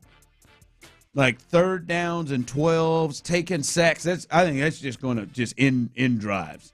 And I think he's going to have to get the ball out. He's going to have to get it out quick. He can't take as many. Now, there may be some times where he can't control it, where he's just, it's just there. But he's got to minimize even those smaller mistakes, those things. And he has to. I'm not saying, man, you got to come out here and look anything like CJ. I'm not saying that at all. But Clint, as you know, there's probably, and you spoke about it, there's probably going to be 4 or 5 plays that are available out there for him to make. And throws for him to make. And he's got to be able to make those throws more times than less. I'm not expecting him to be perfect. I'm not saying he's got to throw for 270 or whatever, but he's got to hit those throws that'll be there. You just when they it's one thing to say, okay, through a 4-quarter ball game, we're going to get a handful of opportunities to either throw a touchdown or have a big chunk play, an explosive play, 20-plus yard play, right? You can't pass those up for 3 quarters and then expect Dalton Schultz to make an unbelievable catch to get you down there and then expect Devin Singletary to extend a play and go 41 yards. Like that's – you can win a game like that, but you can't bank on winning a game like that. And so I just think that when you look, the brand of football has to be totally different. Now, we hadn't even talked about the negatives, right? Had they not made that late drive to win that ball game and won in overtime, we're talking about the negative plays that a veteran quarterback that's been in the league forever, that's 35 years old, took a lot of negative plays. Yep. Right? We're talking about an undisciplined offense that had several runs called back because of penalties, had several penalties that were inexplicable, right? You got a grounding call on holding the football too long and trying to avoid a sack. Really, you should have just stayed completely out of – like the narrative around Case Keenum is totally different if they don't piece a drive together late and end up kicking a field goal in overtime. Completely different. So let's not ignore that just because they won the ball game. There was – the negatives in this game were the talk of the entire game. Adam Archuleta, who did he do it with? Adam Archuleta and I can't remember. The broadcast team that they kept talking about the negative plays, and that's why that ball game was so ugly. And again, whether we're talking about passing up open receivers or passing up shots or the negative plays, what we saw offensively last week in any way, shape, or form is not going to allow you to win a ball game versus the Cleveland Browns, even if you do run it as well as you ran it last week. If you got those penalties involved in there, you got a pick six thrown in there, you got a uber conservative, 3.5 quarters of football, you're not competing with the Browns. Yeah, especially when you look at the run game, bailed them out a couple of times. Yeah, like they got behind the chains, and I think he ran a 13-yard run on a 3rd and 14 or something like that. So, yeah, he's going to have to make some plays from the small to the big things, and I do think, Clint. By the way, coming up behind us, Texans All Access. Every Wednesday, you get to hear the general manager, Nick Caserio, who's had a big weekend and year, but he's coming up behind us. But I do think some of that stuff that you're talking about and that we're talking about, I do expect. Now, listen, his arm strength isn't going to jump up. Okay, if he's throwing outside the numbers, it's going to look very much like it did last week or down the field. But some of the things you're talking about, taking sacks or the negative plays and things, I do expect that to improve from Case Keenum after playing a week. You know, you sat down and not played and not – yeah. I mean, he hasn't played real starter time in 3 years, like 2 years, something like that. Years. He had 7 passes last year in the entire 17-game season. So I do expect with more game time, as you would know, that the feel and stuff will continue. So that stuff I do expect to get better. The reads, the miscommunications, make sure they're in the right. I would think he will be significantly better. I just, in evaluating week 1, the question isn't was he good or was he bad. I mean, it was enough to win. And he's a backup quarterback, but the reality of it is if he's going to be moving forward, at least for one more week, he's going to be the starter. Now we can look at this thing in hindsight, watching the film as well as looking forward. And yes, I expect him to be – if he starts, I expect him to be significantly better on several fronts. Yeah. Which is, I mean, just knocking the rust off. I'm sure he'd tell you the same thing. Yeah. All right, so that's come on, boy. It looks like someone texted in, is CJ out for sure? Listen, it's not for sure, but he didn't practice today with those symptoms and having symptoms again. I don't sense that we're going to see C.J. Stroud play again this week. And as Clint said earlier, like if you think that the Texans are going to be a team that says, "Hey, let's push this thing, let's push him out here, let's push," I don't think they operate that way, and I don't think they should. Yeah. I don't, especially. I mean, you're taking a real risk with the player, really the person, but the player C.J. Stroud. You're putting your organization in a potentially very, very negative light. Having a guy not practice even 1 or 2 days throughout the week, not be able to practice because of symptoms, and you throw him out there on Sunday. It'll be the story of the NFL. C.J. Stroud, MVP, possible Rookie of the Year, locked up. He's been in concussion protocol, didn't practice a day or 2 days this week. He just cleared concussion protocol, and he's back on the field. Everybody keep their eyes on what C.J. Stroud, what happens. And if something happens, you're just – I'll put it to you this way.